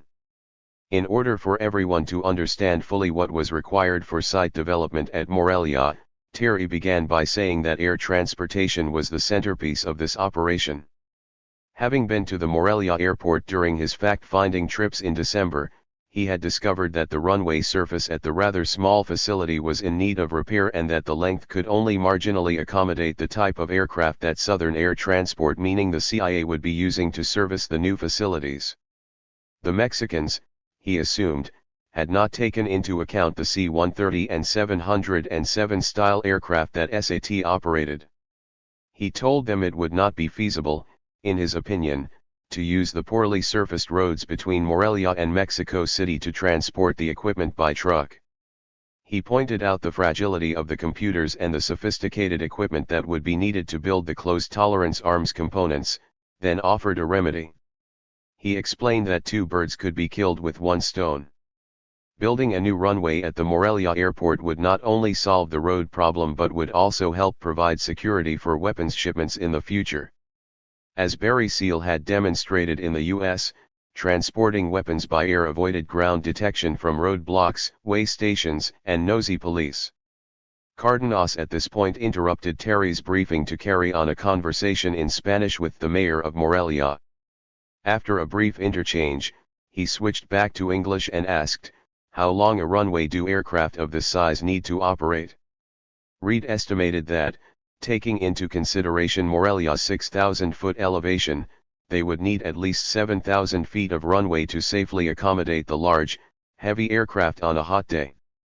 "Okay, consider it done. What else do you need?" "What is done?" Reed asked, somewhat confused by the brief answer. "We will build a whole new airport, just for this operation, and I will provide you with 8,000 feet just for safe measure. The mayor will begin work immediately." Terry was impressed with how fast things can be done in the Third World. What would have taken months of planning between federal, state and local governments and airport commissioners north of the Rio Grande had been accomplished in minutes. Terry ascertained that he was dealing with the top level, or the HMFIC. "I repeat, Senor Reed, what else do you need?" "Power," Terry answered. "I need a constant source of quality electricity that does not fluctuate in voltage. Power surges wreak havoc on equipment of this type. It will be necessary to build a substation near the new building that has transformers large enough to monitor and control the electricity that powers the new equipment." This time, the mayor began a brief dialogue in Spanish with one of his aides. He turned to Terry and asked, "He wants to know if 440-volt, three-phase will suffice, and, if so, how many kVA do you need?" Terry was surprised, and glad, that someone with technical knowledge was there. "That depends on the type of foundry we build," Terry responded. "If we use oil or gas as a source of heat, we will need less, but I prefer an induction furnace using electricity. And therefore, the kVA requirements can be quite high. Later Terry learned that the man whom the ex-governor conferred with was the federal representative for the Mexican government's utility consortium. Within 20 minutes, the money and manpower for a new runway and power substation had been approved. By the expressions on their faces, Weber and Tracta, and even Gomez, were impressed. It was acutely evident that Cardenas was serious about fulfilling his gubernatorial campaign promises to create skilled jobs for Michoacanans. In regard to the square footage and foundation requirements for the new facility, Terry had researched and discovered a history of volcanic activity in the area. In fact, there were still active volcanoes west of Morelia in the state of Colima. He had no personal experience in foundation requirements in this type of geologic region and didn't feel qualified to make recommendations. After pointing this out, Cardenas assured him that a civil engineer from Mexico City who dealt with these problems would be assigned to this project. The governor had an immediate answer and solution for everything. Terry liked his style. After a discussion of the types of machine tools that would be needed, the conversation turned to manpower requirements. Another of the mayor's assistants took from his briefcase an artist's rendering of the technical school complex they planned to build adjacent to the new weapons plant. From among its graduates, they said, they intended to draw a pool of skilled machinists. In addition to that, the instructors who would be recruited and hired would all be hands-on engineers themselves and would serve as division managers for the new company. These people would not only be responsible for running the school but for filling the supervisory positions for the factory as well. Phase 2, it appeared to all, was a definite go. During the trip back on the launch, Gomez maneuvered to become the center of attention by telling more tales of killing communists.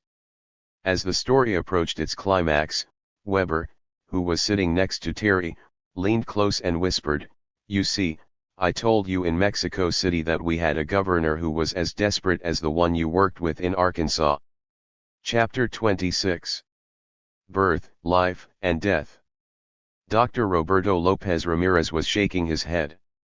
"I don't know, I am worried. It is mid-May and the baby's head is so large I would swear it is way past term." He and Terry Reed were looking at the sonograms just delivered to him by the Mexican version of Federal Express, a foot runner from the office of Dr. Ricardo Ortiz Amezcua. The obstetrician was still not used to discussing medical details with a patient's husband. Terry had been his wife's coach during her 2 previous natural childbirths, and the Reeds had upset the bulk of the medical community in Guadalajara by insisting that he be part of the pregnancy and birthing process. That just wasn't done in Mexico. Reluctantly, Lopez agreed and used the Reeds as a pilot for what surely was to come as Mexico shed its macho mentality and attitudes. Mexican males that Terry had met took advantage of the time their women were in labor to celebrate at the bars with their friends and to get drunk, while their wives gave birth under sedation. It wasn't fashionable to experience pain, Janice had learned from the Chilongas, the upper-class women with whom she had become acquainted. The pelvic examination was over, and as Janice dressed, Lopez expressed concern at the head size of the baby she was carrying. She was near term, and Lopez decided it best to consult a colleague in Houston who had experience delivering these large gringo babies. Terry and Janice were still looking at the sonogram negatives when Lopez shocked them by announcing, "Let's go to the hospital and have a baby." He had decided after consultation that a cesarean procedure was in his patient's and the baby's best interests. "Only if Terry can be with me. Otherwise, I think we'll just get on an airplane and head back to the States," Janice said, feeling a little uncomfortable about having a C-section in Mexico. Terry reiterated Janice's position, and Lopez shook his head but gave in. "You American males. You amaze me. Why do you want to see all this pain and suffering? Is it because your gringo women all control you?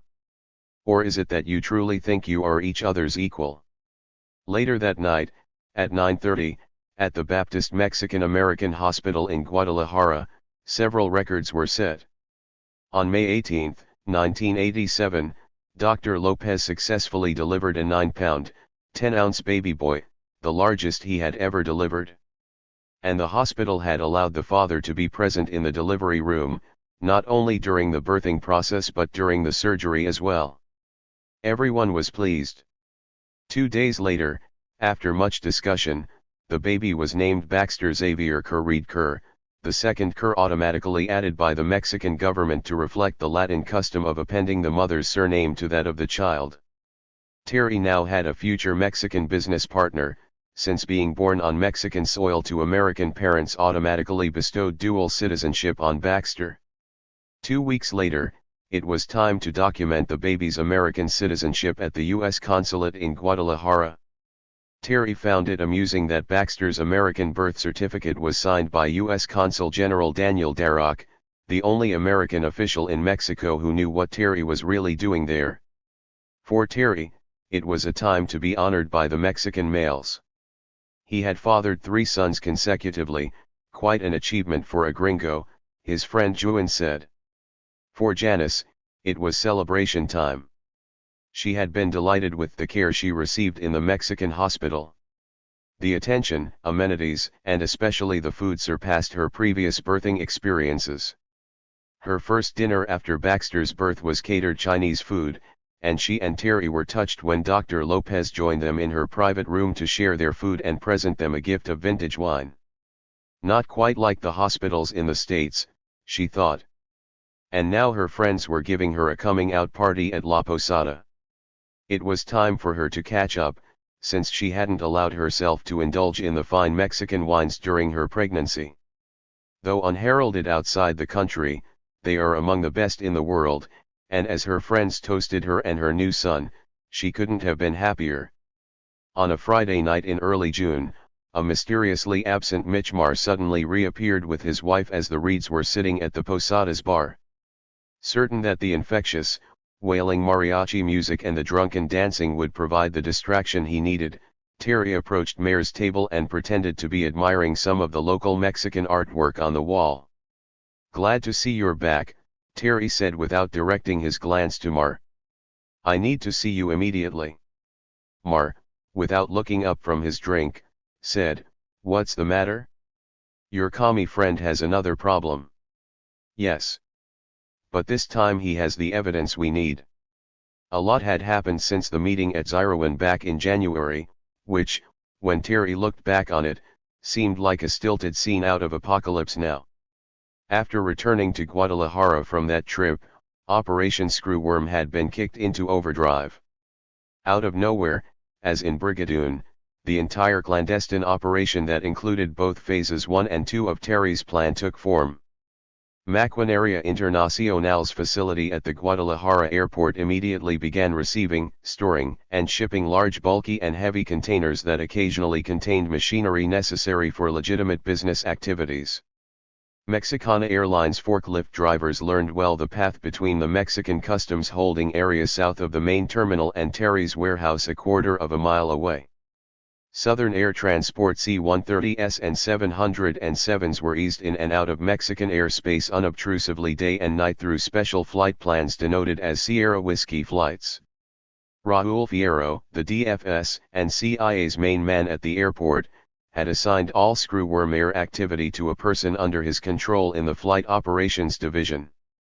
This was Ricardo Lopez Alcantara, who worked for the Mexican FAA, and he personally processed all of the agency's flight plans to be sure they never happened. It was, in fact, as Max Gomez had boasted back in the bunker in Arkansas, what flies in never flies out, at least not from the ATC point of view. Fierro took all of Terry's problems straight to the top.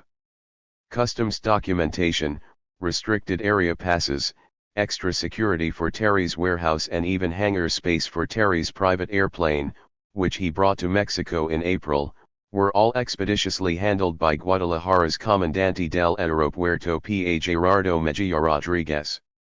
By the way that Mejia responded to Fierro's demands and instructions, he clearly was just a puppet commandante manipulated by the real boss. And the real boss in Mexico, Terry was learning, was the CIA. It was interesting for Terry to be on the receiving end of American influence and power, but it was upsetting to see America's foreign policy toward its allies from this perspective.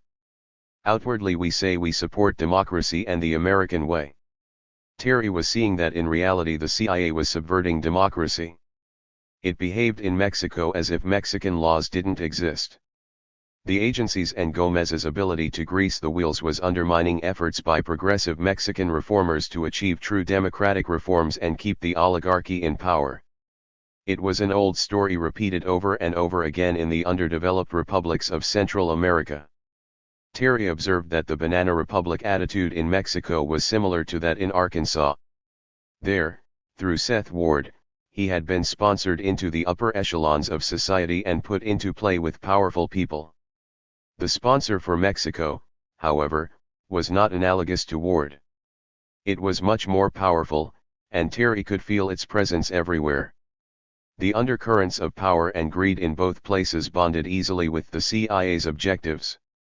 It mattered little to these Mexican rulers that they were giving away their sovereignty, just as Terry had seen the government of South Vietnam do years earlier. The elite in Mexico behaved like the elite in Arkansas, opposing any change unless they could see a personal benefit for themselves. This me attitude began to disgust Terry, forcing him to look inward to reanalyze his own motives. He felt he was beginning to get reacquainted with his old self. He was, in fact, still the poor boy from Missouri, the great-grandson of a mule trader, and the addictive social trappings offered by his CIA sponsorship didn't interest him. How could these elitists not really care for the millions of poor peasants, their fellow Mexicans? What Mexico needed was a strong middle class to establish a large tax base, but these people suppressed the development of that group, fearing it would diminish their power just as the elitists in Arkansas did. But these disturbing observations were put on the back burner as George Fenyu, his Hungarian partner, began expressing concerns in early February about what he thought were mistaken billings to his company, Cortec, in Mexico City. Terry had not yet made his trip to Dallas to pay the processing fees for his Mexican corporation because the Mexican consul there was vacationing in Europe. This forced Maquinaria Internacional to continue using Cortec's pre-established business licenses for importing and exporting purposes as it conducted machinery business in Guadalajara. Fenyu complained of receiving invoices for customs services from his customs broker in Nuevo Laredo at the border for a shipment Fenyu and his employees had not sent. "I have an invoice from my agent Ajuinal for a 500-pound shipment of tooling going to the United States," Fenyu told Reed over the phone. "Shall I send the bill to you for payment? I haven't been shipping anything to the U.S. "It must be an erroneous statement," Terry suggested. Terry's plan, from conception, had called for procuring from the United States hard-to-find and precision items. Nowhere had it included exporting to the States. He was aware that Maquinaria Internacional was receiving American-made items via SAT aircraft, but these were weapons, and they didn't require customs bills of lading. The CIA left no paper trail. What Terry initially dismissed as an error on behalf of Fenyu's customs agent, Andres Maunito, was anything but. Maunito operated a customs brokerage firm in Laredo, Texas, with his brother, Alfredo, covering the Mexican side of the business in the town across the Rio Grande, Nuevo Laredo. The Maunitos adamantly claimed that they had, in fact, handled a single crate shipment going from the Mexican town of San Miguel de Allende to the U.S. Their records indicated it had been delivered to the border by an overland express truck service out of Mexico City, had cleared the scrutiny of both Mexican and U.S. customs agents, and was held in their warehouse on the American side for pickup. With the crate now gone and signed for by an indecipherable signature, Terry and Fenyu were mystified. Reed brought this incident to Mayor's attention during an expense reimbursement meeting, but Marr seemed oblivious when told the details. And he, too, attempted to explain the event away as a mistake. But what haunted Terry was that the paperwork from the shipment showed the name Maquinaria Internacional listed on the manifest with Fenyu's export license number. This was strange, he thought. Shouldn't it have mentioned only Cortec, which was Fenyu's firm? If the customs broker had made a mistake, Maquinaria Internacional's name should not have appeared at all. Maquinaria Internacional had no account with this broker. but it was early February and Terry was being torn in all directions. With the governor of Michoacan anxious to get his hands into the CIA's pockets, Terry was spending much of his time outlining the details for the new arms facility in Morelia, which was scheduled tentatively to be operational by late summer. Between this and getting Screwworm's facilities operating in Guadalajara, he had little time to worry about $300 invoices that appeared to have been issued in error. The rat race life he had now built for himself in Margaritaville was quickly becoming the Mexican version of the American bumper sticker. Yo debo, yaci pues trabajar yo voy. Patrick Juan gave up trying to keep up with Terry and decided he didn't want to be Americanized after all if this was the type of work schedule necessary for success. Terry had Japanese problems as well. As he itemized the equipment necessary to be ordered and put on display for the Guadalajara operation, he found that Frank Fujikawa had overcommitted himself and was having difficulty getting Gomiya, his firm in the States, to go along with putting large amounts of consigned equipment in Mexico. This was an integral part of the plan, and it was agreed that behind the scenes, and with a definite conflict of interest, Fujikawa was to have used his executive influence to floor plan computer-controlled machine tools in Terry's Mexican facility. But with the peso in a continuous shallow slide, the Japanese were getting cold feet about investing in Mexico. This was really straining relationships between Terry, Johnson, and Fujikawa. Meanwhile, the Hungarians were hoping to be part of the Japanese marketing operations and were starting to view this delay by Fujikawa as a possible breach of contract. After all, they had a tangible investment in Mexico. They viewed Fujikawa's vacillation and delay as an opportunity to demand a bigger share of the company. His communist friends were definitely honing their capitalist skills and learning the art of the power play. But the Hungarians were married to Terry's plan by now, since Gomez had, in fact, been able to grease Mexican customs properly and save them the heavy 100% duty normally imposed on imported machine tools. They were actually beginning to turn a profit after years of losses. Fenyu was beginning to appear to headquarters in Budapest as the equivalent of a corporate turnaround man. As Terry was stomping out these small fires, he finally received word in late February from Felipe Urbiola Ledesma that the vacationing Mexican consul in Dallas was ready to receive you now. This meant that Terry had to lay his hands on $20,000 in cash for the licensing fee. Mar knew Terry would be needing that money since he had reported his earlier conversation with Urbiola. And Terry still laughed at Gomez's comments when told of the processing fee. Jesus fucking Christ, Gomez had shouted. I'm paying these motherfuckers enough money as it is. For $20,000, I could grease up Mother Teresa. But it's agency money anyway, so what the fuck? No sweat off my mangoes. So, Mitch, I'm here for the money, Terry told Mar at his house. I need to run up to the States, bribe this guy and get my ass back down here. I'm busier here than I was up there. Mar seemed ill-prepared for Terry's demand. He also appeared to be sliding off the wagon that night in late February. I can't get it together until tomorrow afternoon, Mitch told him. I'll go to Guadalajara in the morning. You better come back tomorrow night. By then I'll have it. This was the first time Mar had not had money ready and waiting for Terry. He was extremely curious where Mitch was doing his banking. Terry rationalized that with pending Japanese problems, and in light of everything else that had occurred unplanned since arriving there, it wouldn't hurt to know where Mitch was actually getting the money. Terry knew that Mar normally used a taxi when he went to Guadalajara, a kind of third-world limo service provided by Mexican locals who used their private cars to make a little money. For this reason, Terry was sitting in his Nissan pickup at a strategic point on the Guadalajara highway early the next morning, hoping to see Mar pass by. Sure enough, at precisely 9 a.m. Mar went by with his Mexican driver piloting him toward Mexico's sprawling second-largest city.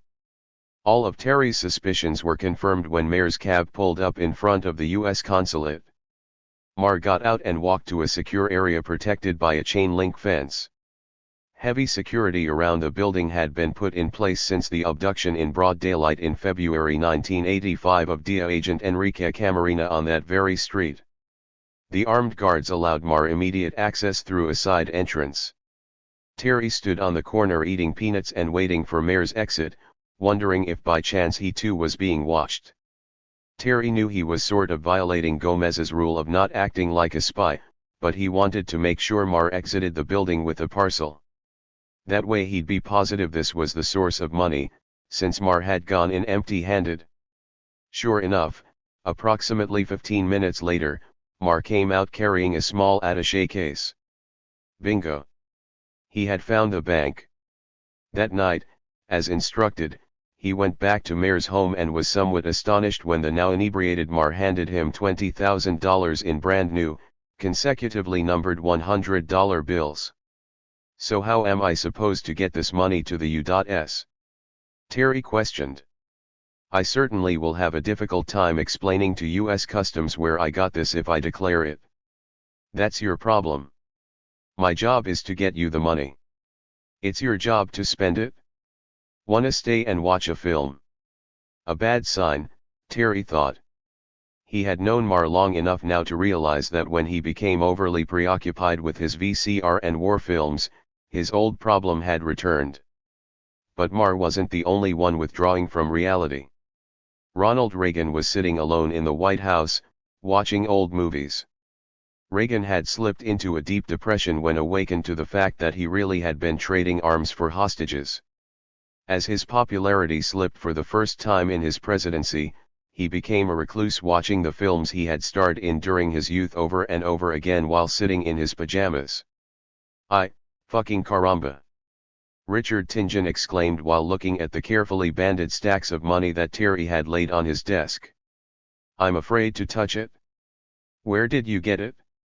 Oh, let's just say I came into it, Terry answered to the young Canadian, who was about his age. Besides, the reason I'm here is that Diana said you help your clientele out with their banking problems, and I'm a client. It was February 24, 1987, and Terry was sitting in Tingen's private office in the back of Chapala Realty. Tingen was an interesting man. From what Terry knew, he was a Canadian citizen born of upper-middle-class parents, who left college on a summer break to explore Mexico. He never returned.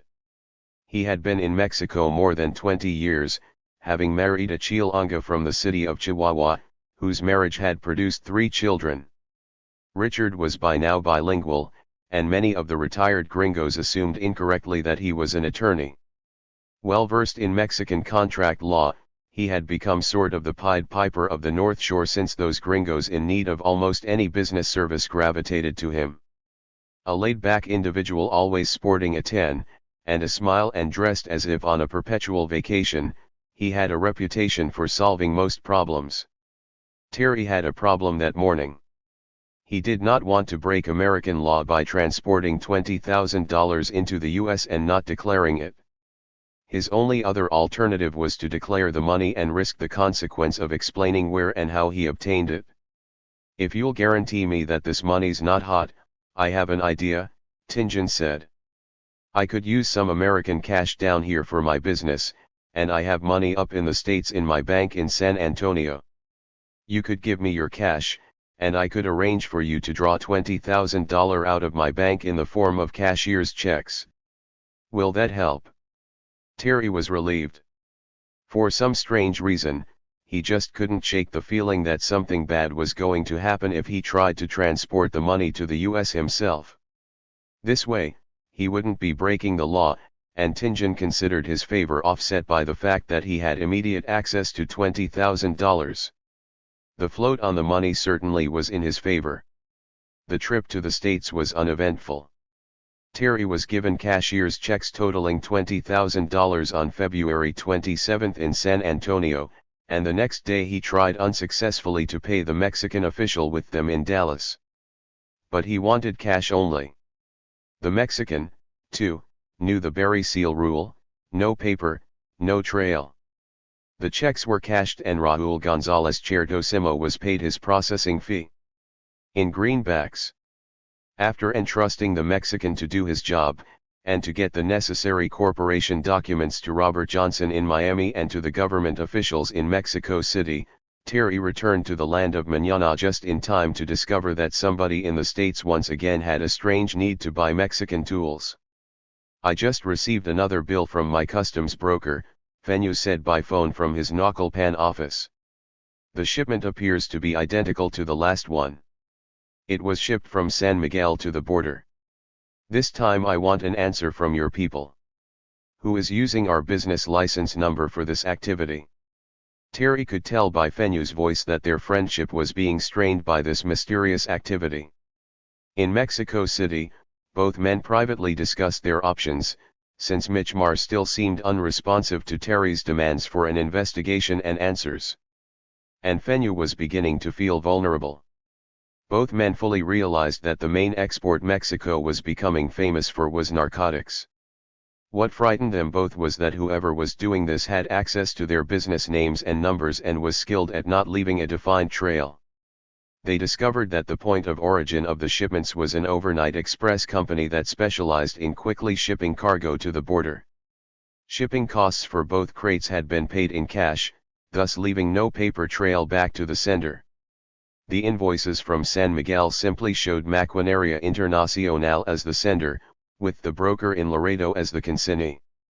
Their suspicions were beginning to zero in on Fenyu's customs broker, and both were wondering if perhaps they were dealing with a much larger smuggling ring, perhaps with connections to some government official who had access to corporate records.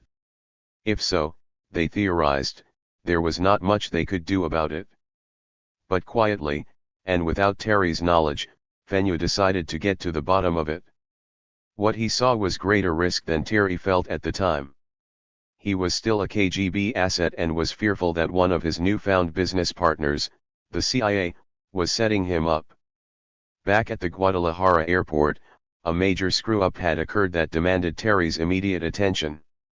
One of the sales of machinery that Terry had consummated with a firm in Guadalajara required importing an expensive Akamoto Japanese grinder, which was warehoused in the States. The Konex container housing the grinder, a large aluminum shipping box measuring approximately 10 by 20 by 8 feet, had been mistaken by a SAT crew for a container of weapons destined for Central America. They had inadvertently delivered to his facility a container full of M60 grenade launchers, and the grinder was sent on to the Contras. "Oh, well, mistakes happen in any business," Terry told himself. But as he tried to track down his equipment and keep his irate Mexican client happy, Terry was beginning to feel like the little Dutch boy with his fingers in the dike. But he was running out of fingers. Just keeping everyone satisfied and at bay was becoming a full-time job. This multinational concept looked great on paper, but now that he was dealing with volatile personalities intertwined with cultural barriers and personal differences, his prior life in Arkansas seemed at times attractive. It was at this time mid-March, and the decisions about the Morelia Airport runway, power requirements, foundation specifications, and so on had all been made. There was not a lot Terry could do until the new factory building was completed. Groundbreaking had occurred for the new technical school, and Pat Weber was taking care of all of the political problems associated with the project. The first weapon to be produced at the new site had been selected. Weber had told Terry it was a weapon that the Israeli military was hoping to add soon to its arsenal as a close-quarter combat weapon. He said his government and the CIA felt it would be a good initial exercise to be conducted on Mexican soil to fine-tune and test the Mexicans' capability to produce quality firearms. It would require casting, machining, plating and heat treating as well as plastic injection molding. It was a rather crude weapon, Terry felt, but certainly would test the concept from A to Z. He had been informed by Weber that the Israelis would be contributing technical expertise to the project in the form of bilingual technicians. What price was Governor Cardenas really paying for all this opportunity, Terry wondered. He predicted one thing for certain: CIA and Mossad favors didn't come without strings attached. On his desk in Guadalajara lay the blueprints for this weapon. It was a shotgun.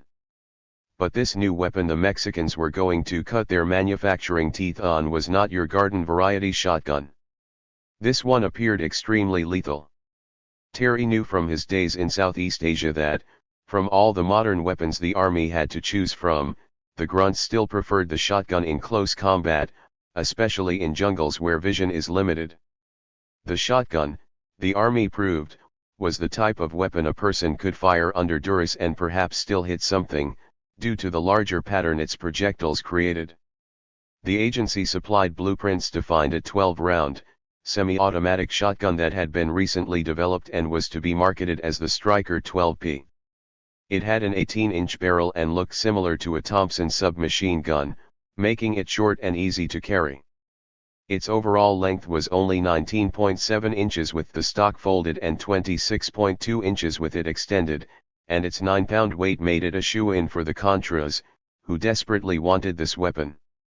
Terry was studying those prints in early June when he received a near-panic call from Fenyu.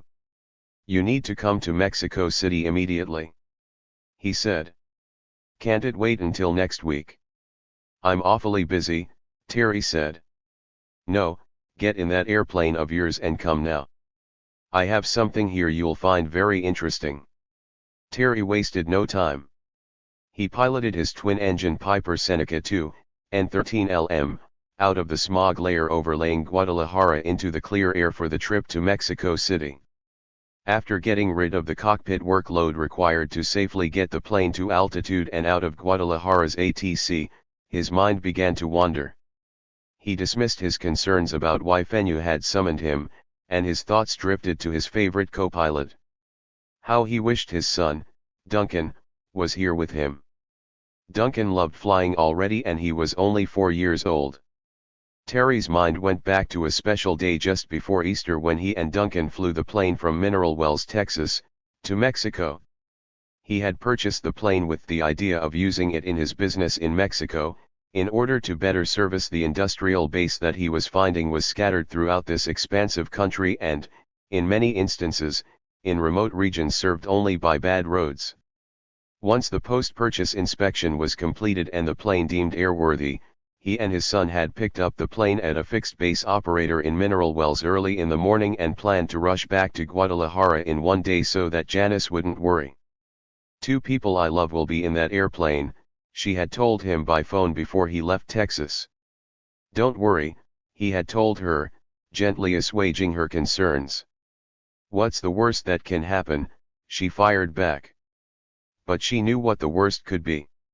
She could lose her oldest son and her husband over the remote desert regions of Mexico. But nothing was lost that day.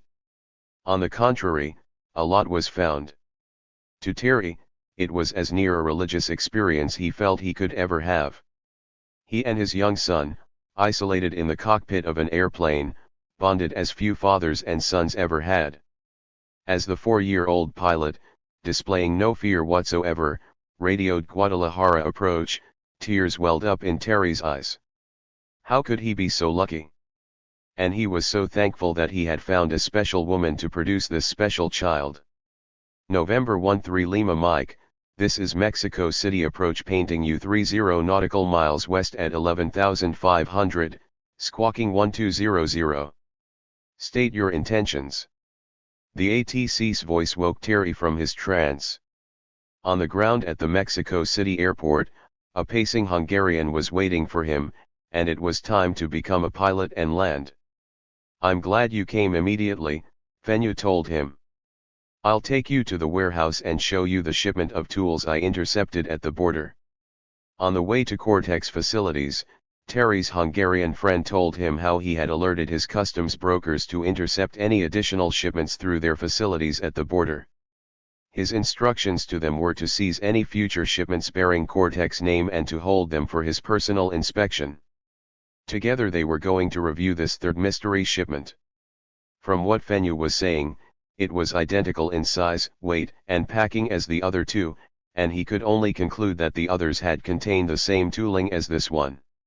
He had, in fact, intercepted the crate before it crossed the Rio Grande and had personally returned it by truck to Mexico City.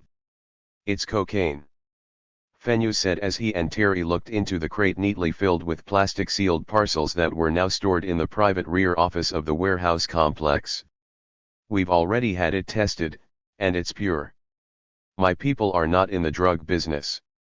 At least, not here in Mexico," he added. "You need to get hold of your boss and find out what exactly is going on here. I have already told my people, and they are expecting an answer. Comrade, I'm afraid our friendship is now on the line. Please help me with this problem." The two men were the same age and were caught in the same web of conspiracy and deceit, which neither could understand.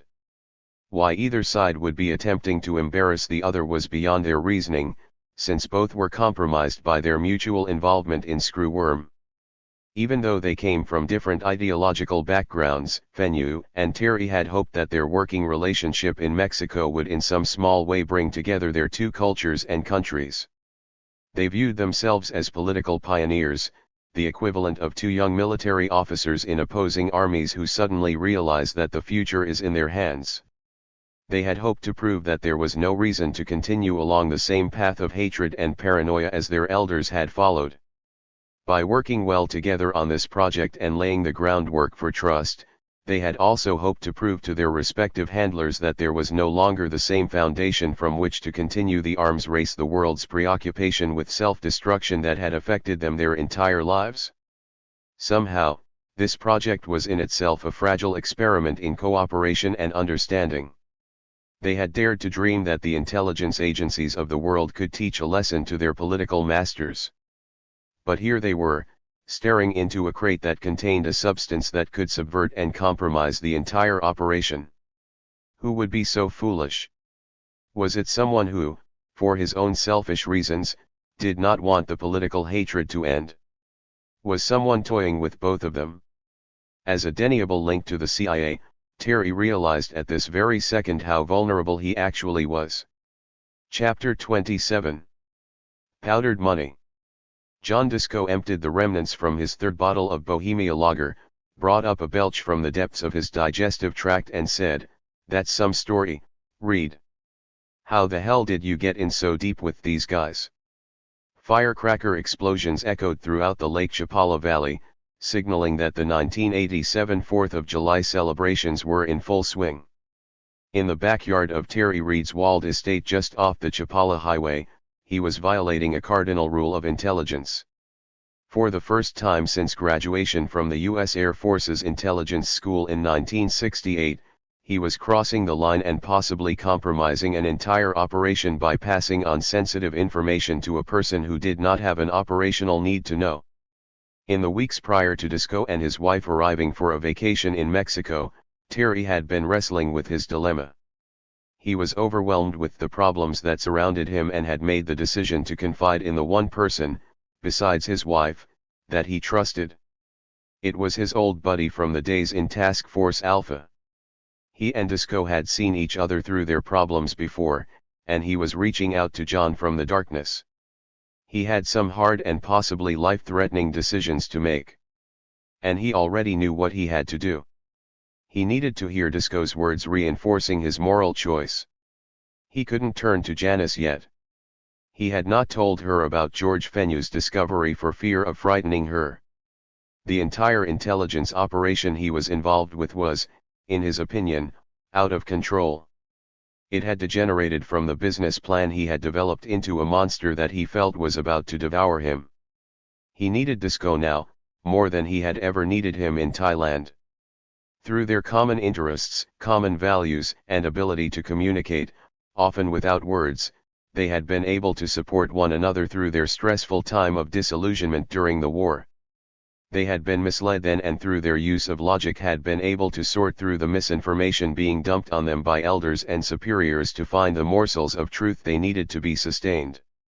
As the smoke rose from the barbecue grill and the steaks sizzled, Terry not only shared with Disco all the dirty details of Screwworm but recapped all of his intelligence work since becoming a civilian. It had been an interesting psychiatric session for the two men while the wives sat out of earshot by the pool watching the children swim. Terry's worst fears had come true, and most troubling, he had told Disco, was the behavior of Mitchmar when he had reported George Fenu's discovery of the cocaine. "So what are you going to do, Mitch?" Terry had asked. "Fenu has the evidence you said we needed to prove our case. This time, I expect action, and I owe him a hard answer to a hard question. Who in the fuck is shipping cocaine through our company?"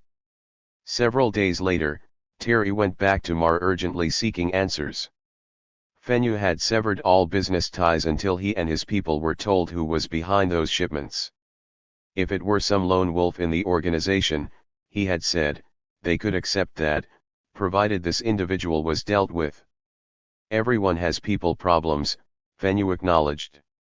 But if this were some kind of CIA conspiracy to embarrass the KGB, he said their cooperation was at an end.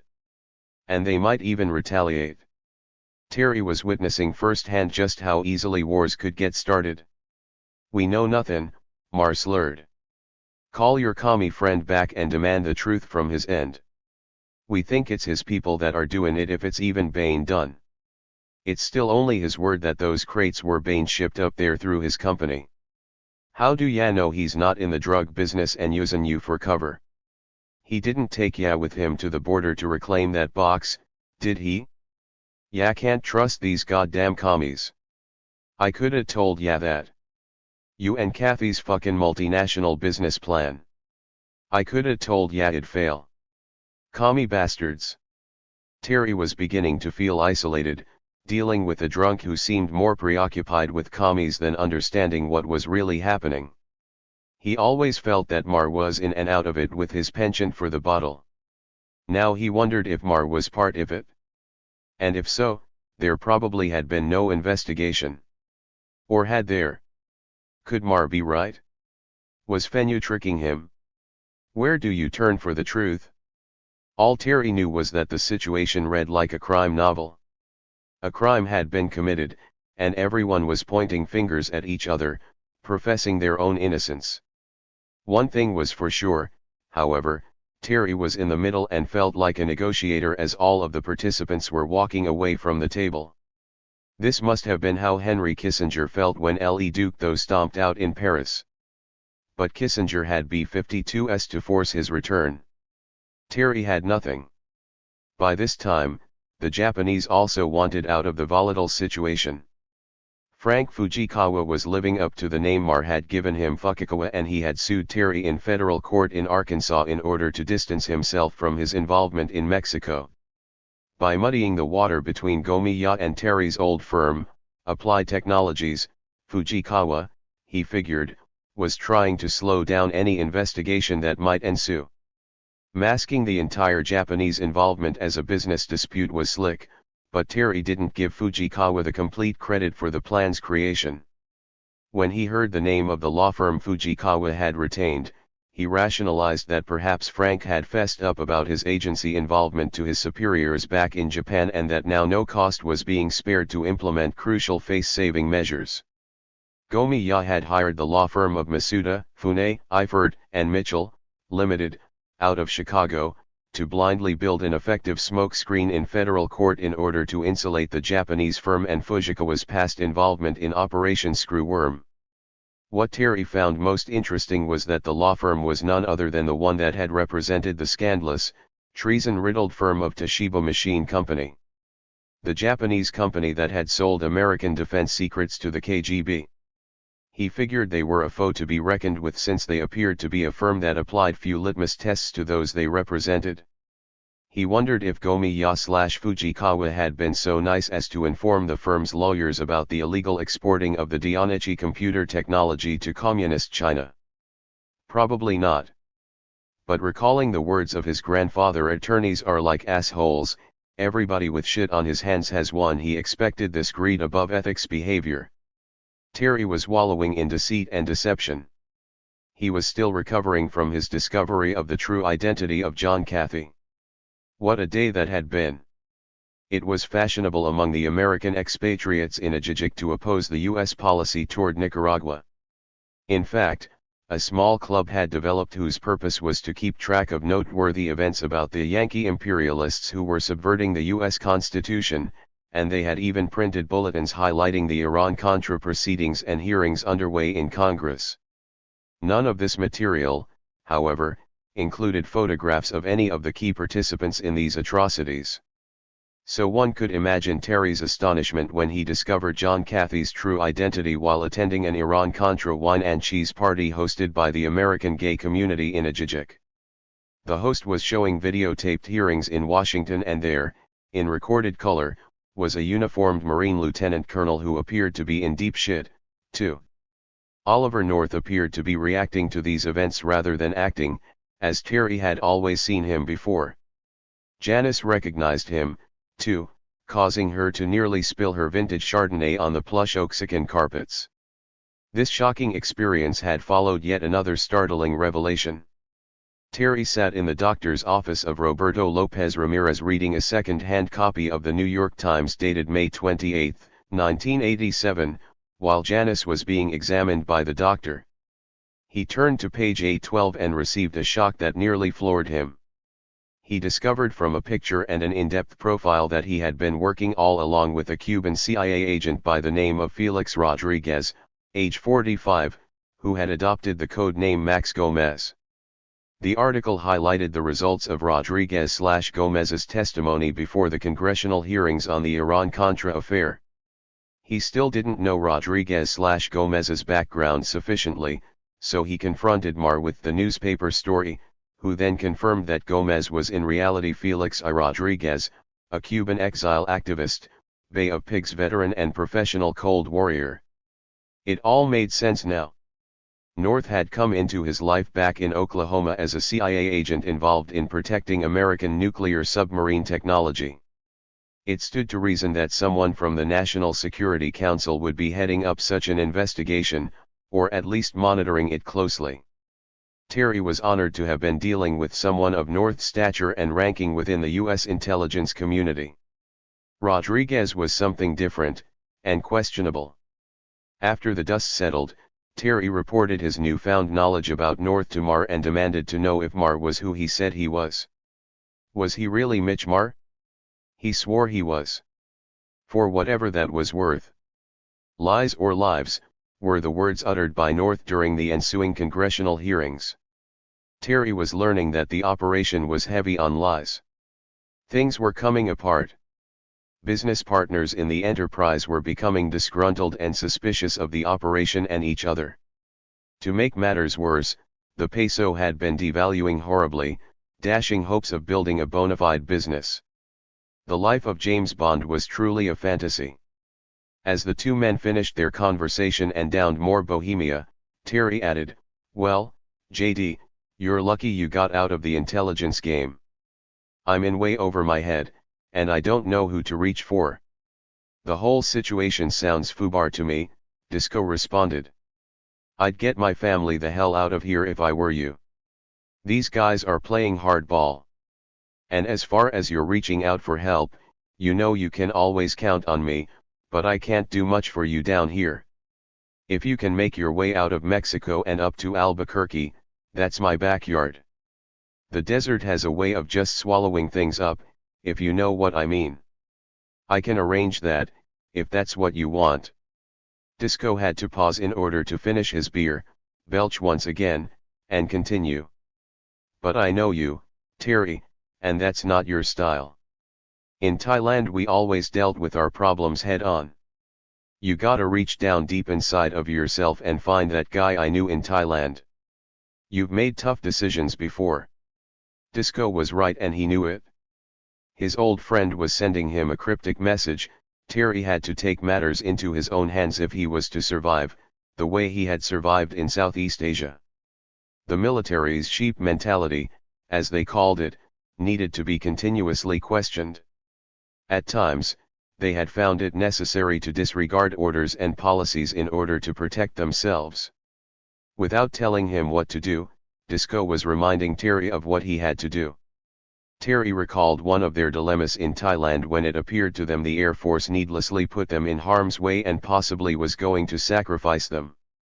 As a result of the Tet Offensive, in which there were more Americans killed by friendly fire than by the VC, the military had changed its policy of giving each soldier a weapon and ammunition. In Thailand, that policy had evolved to a ludicrous degree. Each arriving airman was assigned an M16 rifle, but it was then kept locked in the armory and made available to them only for cleaning and in emergencies. Even then, they had learned to their chagrin that ammunition for the weapons would not be provided until, in their minds, it would be too late.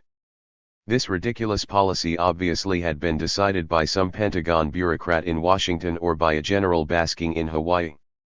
To Terry and Disco, who had been raised in a rural survivalist environment, this policy made no sense.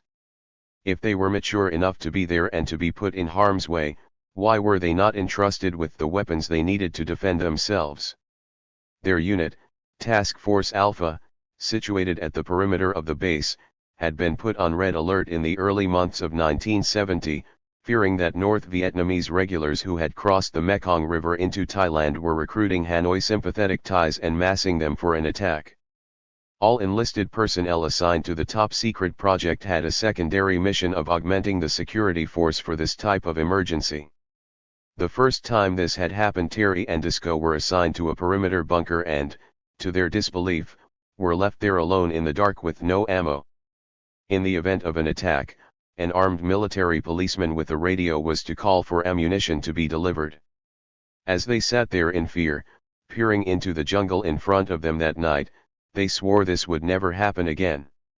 Later they decided that if their own superiors wouldn't arm them adequately, they would supply themselves from the thriving black market in the nearby town of Nakhon Phanom.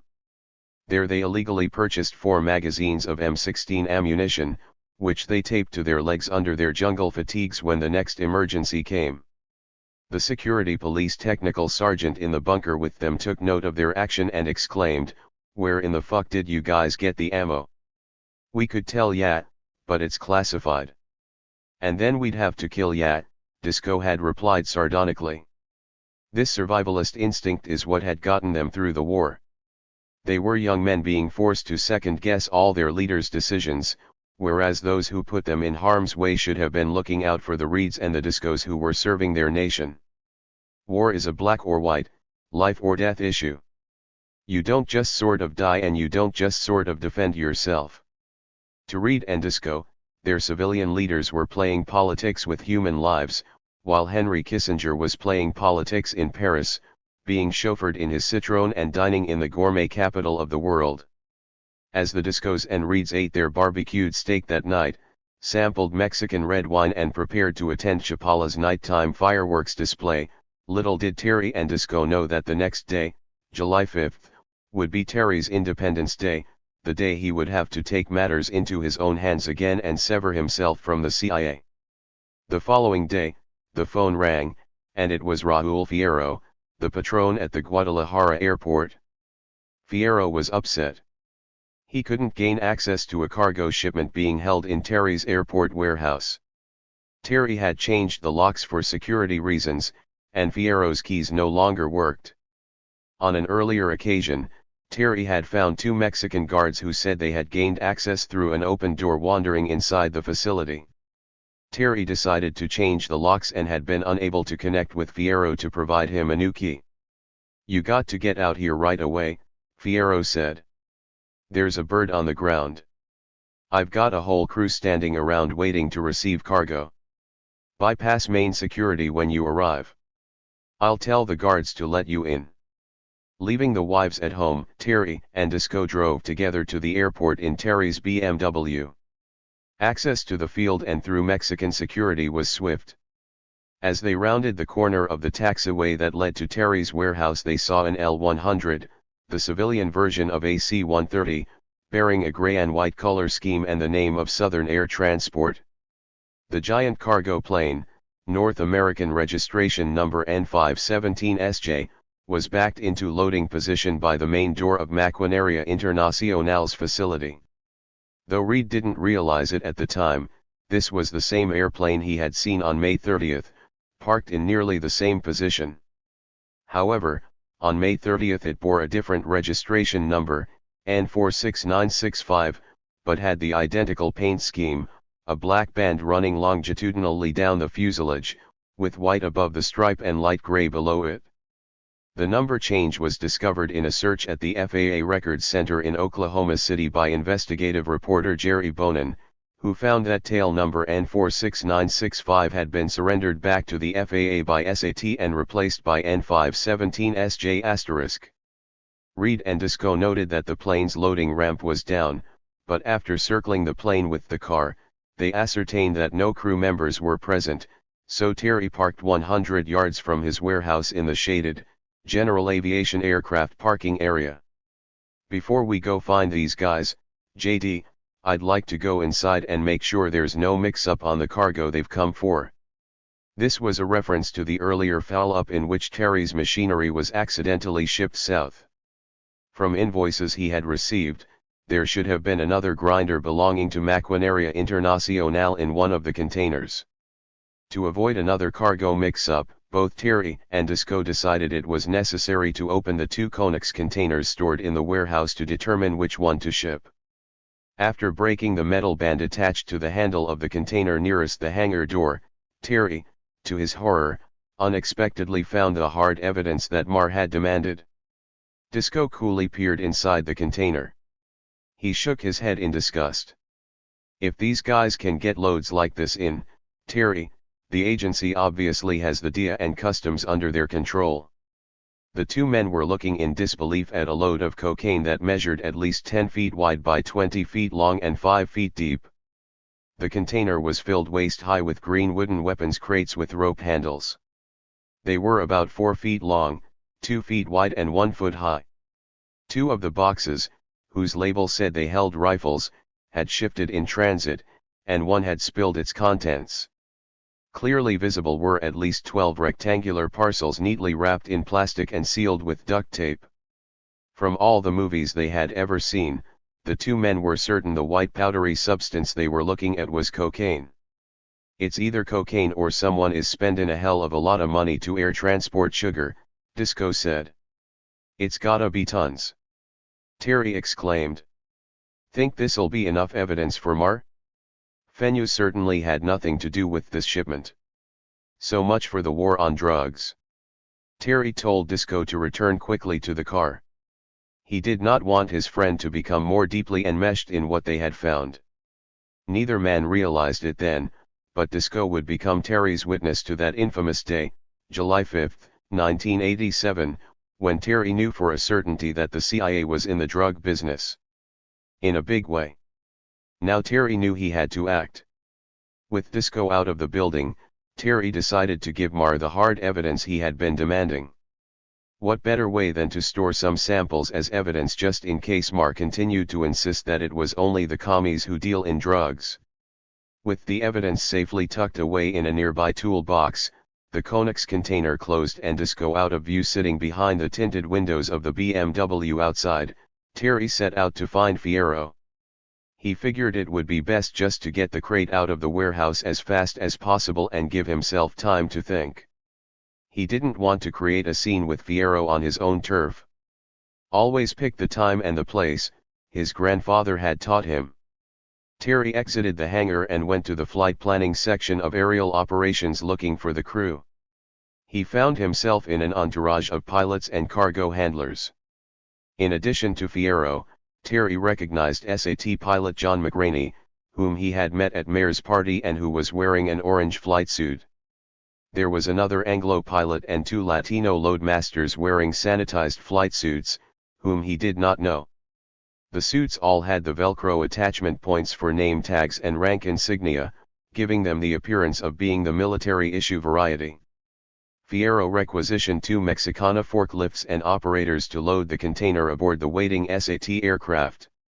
Noticing that the band of the container had been broken, McRaney asked Terry if there was a problem with the cargo. Terry simply replied that he had opened it to make sure which of the two containers belonged to him, and no further questions were asked. After seeing the cargo safely loaded, and having given Fierro his new keys, Terry watched the L-100 engines fire up and taxi away from his warehouse. He was anxious to lock up the facility and return to his waiting friend, glad that no one had spotted him sitting in the car behind the tinted windows. "Okay, Mitch.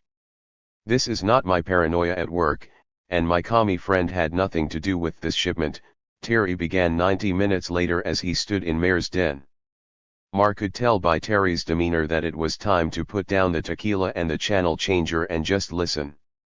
After rehashing the events at the airport, Mar attempted to theorize that Terry was, again, witnessing some sort of DIA-controlled delivery operation and that SAT was merely the courier for the drugs. It wasn't uncommon, he said, for the CIA and the DIA to work in concert for this sort of black operation. He apparently could see Reed's anger surfacing and that he wasn't buying this line. He then promised to get in touch with Gomez/Rodriguez and to get to the bottom of things. Mayor's reference to an earlier incident was an occurrence on May 30th, in which Terry inadvertently walked in on what appeared to be a drug transshipment at a hangar next door to his facility, where the DIA stored and maintained its aircraft. That incident, which Terry had reported to Mar as well, again involved an SAT-L-100 and crew that appeared to be receiving drug cargo from a Mexican-registered Cessna 182RG being operated by the American DIA. The longer he sat and fumed, the angrier he became. The sight of Mar being drunk again added to his rage. Terry wasn't buying any theories from Mar. He wanted answers. "I don't mean to sound threatening, Mitch, but I figure 48 hours is long enough to get an answer about the plane, the crew, its contents, and most of all, what the hell was that shit doing in my facility in the first place?" "Calm down," Mar slurred as he attempted to extricate himself from his papasan chair. "I'll get with fucking Gomez, Rodriguez, and tell him you're pissed. He'll get to the bottom of things." Mar escorted Terry to the gate of his compound and was shocked to see Reed's car parked directly in front of his house. He was even more shocked to see Disco sitting there staring at him. "Who's he?" Mar said, somewhat taken aback. "I didn't know you drove here. You're not supposed to be this visible, you know." "He's an old Air Force buddy of mine, Mitch. Down for the holidays. And about me driving here, I figure this is an emergency. Don't you?" As the two men drove off, Terry turned to John and informed him, "J.D., you just met my handler, Mitch Mar." It didn't take 48 hours for Mar to report back. But he didn't seek out Terry to relay any answers to his questions. "The shipment is short 2 bags. You know anything about that?" Mar queried. That was it. The trick had worked. Terry had dyed the water and the man who allegedly knew nothing was standing there with dye on his hands. Nothing else needed to be said. Mar had gone for the bait. Terry had not told him about the 2 parcels he had taken from the container. He had hoped and yet feared he would get this response. The CIA was dirty. Instead of Mar giving him the answers he had demanded and giving the illusion of concern about the drugs, here he was standing at Terry's front gate being concerned only about the shipment being shy some cargo. Now Terry's nightmare scenario was unfolding and becoming a reality. He recalled that night his words of more than a year earlier in Arkansas. "Hey," he had said, "what's the worst that can happen?" Now, he knew the answer. And since that day, Terry's life had gone steadily downhill. He felt a swarm of emotion, anger, isolation, and the feeling of being used, but most of all, he felt violated. Patriotism had become a joke. It had become just another word for profiteering. His patriotism had been exploited in Southeast Asia, and now it was happening again.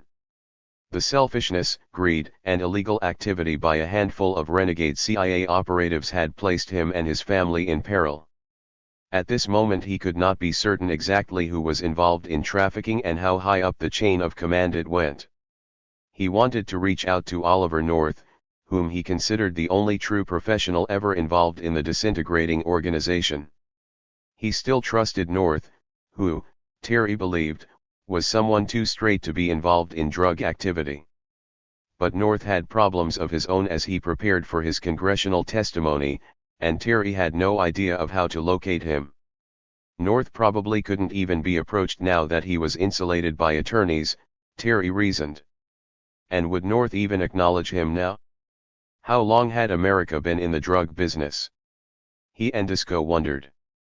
In Laos, Terry had been aware that certain U.S. military personnel had been arrested and court-martialed for shipping heroin under the guise of classified material.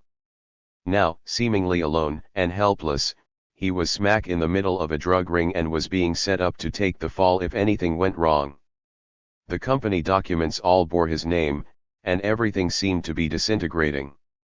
Terry thought there could be no lower point in his life. His foreign business partners wanted out and their money back. His reputation as an honest businessman was being destroyed. George Fenue had already walked away to protect his communist-backed trading company. George could not allow his firm to be associated with trafficking. His Japanese partner had sued him and was holding Terry personally responsible for the business losses. And it was becoming clear to Terry that Rodriguez and company would take the drug profits as long as they could and then let the commies take the fall, along with Terry, if the activities were discovered or if anyone got out of line. Rodriguez, George Bush's good friend, would later write a book entitled Silent Warrior, telling of his selfless patriotic service to America, even as he was tightening the noose around Terry, and he would probably choke and kill him if he didn't go along. Fate had placed Terry in a dangerous position. Through no fault of his own, he had become a major liability for Rodriguez. If Terry could not be controlled and he had no skeletons in his closet, the CIA's dirtiest secret could now become public knowledge. For 6 stressful days, Terry attempted to entertain the Discos, to whom he had promised to show the hidden beauty of Mexico. As they drove through beautiful Mexican countryside, Terry's mind was elsewhere. He kept reassembling the major events in his life that had led him here and to this fork in the road where he now stood. Life was complex yet simple, he realized. You lose your way a little at a time. He felt he had made no one major decision in life that had put him here. It was just the opposite. It was those little decisions that were all adding up to a major problem. As he often did, he compared his situation to flying. It's like a pilot failing to make the minor adjustments in heading and attitude that keep a plane squarely on altitude and course. Instead, the unwary pilot looks up and wonders, how the hell did this mountain get in front of me? That's exactly how he felt. It was good having Disco with him. As John sat in the right front seat and they relived their travail in Thailand and talked of the innocence they had had then, the answer to his problem was becoming clearer. He had to go back and find and reassemble the pieces of himself he had lost along the way, the pieces of his grandfather that he felt lived within him still. His hard-headed grandfather, who saw things in black and white, would never have gotten this far off course. Had it been money? Was it power? Was it post-Vietnam stress syndrome? What had gotten him here? He didn't have one singular answer, but he knew the solution to his problem was going to require inner strength and the ability to do what he should have done a long time ago in Thailand. Stand up. Just say no. When confronted with the gut-wrenching decision in Southeast Asia during his military service of participating in the destruction of American POWs or not, he had given in to their logic, if you don't do it, someone else will. This time it was going to be different. He felt like he was being given a second chance to do it the right way. This time they could do it without him, and he was prepared to suffer their wrath. He knew it would be the hard way. He and John were the only two in the motorhome who knew what had happened, and they talked privately of Terry's options. They both kept coming back to the same alternatives, either turn your back and walk away or play ball. The second option was unacceptable. How many powerful men are out there, Reed and Disco wondered, who owe their fortune and their power to the CIA and its drug proceeds? Does anyone truly make it on his own anymore? And what about the Israelis, he was thinking. It had been a while since he had seen Pat Weber. Were the Israelis in on drug trafficking with the CIA? Why was Weber hanging out with the likes of Rodriguez? He didn't have the answers to these complex questions. But he was about to find out. As soon as the Disco family departed for the States, Reed returned to Mayor's house for another round of questions and answers. He didn't need to be coached by his dead, mule-trading great-grandfather in order to realize that his only trump card was the evidence he was safeguarding. Mitch was anxious to take possession of the missing evidence, but Reed wanted answers to some nagging questions before any deal could be struck. He demanded from Marr an accounting of the remainder of the people he had been put into play with in Screwworm. Marr swore on a stack of his favorite VHS tapes that Terry was in for no more shocking revelations. Gomez is Rodriguez, Kathy is North, and I'm the authentic Mitchell fucking Marr. That's it? No more surprises. I swear on top of my non-pirated copy of Apocalypse Now. That sworn statement held water about as long as it took Terry to get to Mexico City to consummate the divorce proceedings of the joint venture with the Hungarians. They too were reading Time magazine, Newsweek, the New York Times and Pravda about the Iran-Contra scandal and were eager to get as far away from the agency's negocio malo as they could get. Terry and Fenyu sat in Cortex office and talked into the night, sensing that this would be the last contact permitted with each other. While trying their damnedest to destroy their livers, his young Hungarian friend listened intently while Terry attempted to explain his motivations for dragging Techno-Impex into this mess and did the best he could to genuinely apologize. The Washington scandal wasn't the only thing the KGB seemed to be well informed on. Fenyu said he had a full report on the cocaine activity, and his people had concluded that Max Gomez and friends were behind it. But it was so intertwined, as he put it, with other agency activities, both legitimate and otherwise, that it was impossible for them to know how high up the CIA chain of command approval for such activity went. It would be as difficult as determining if it were only the CIA and KGB who killed Kennedy, he said with a gleam in his eye and a smirk.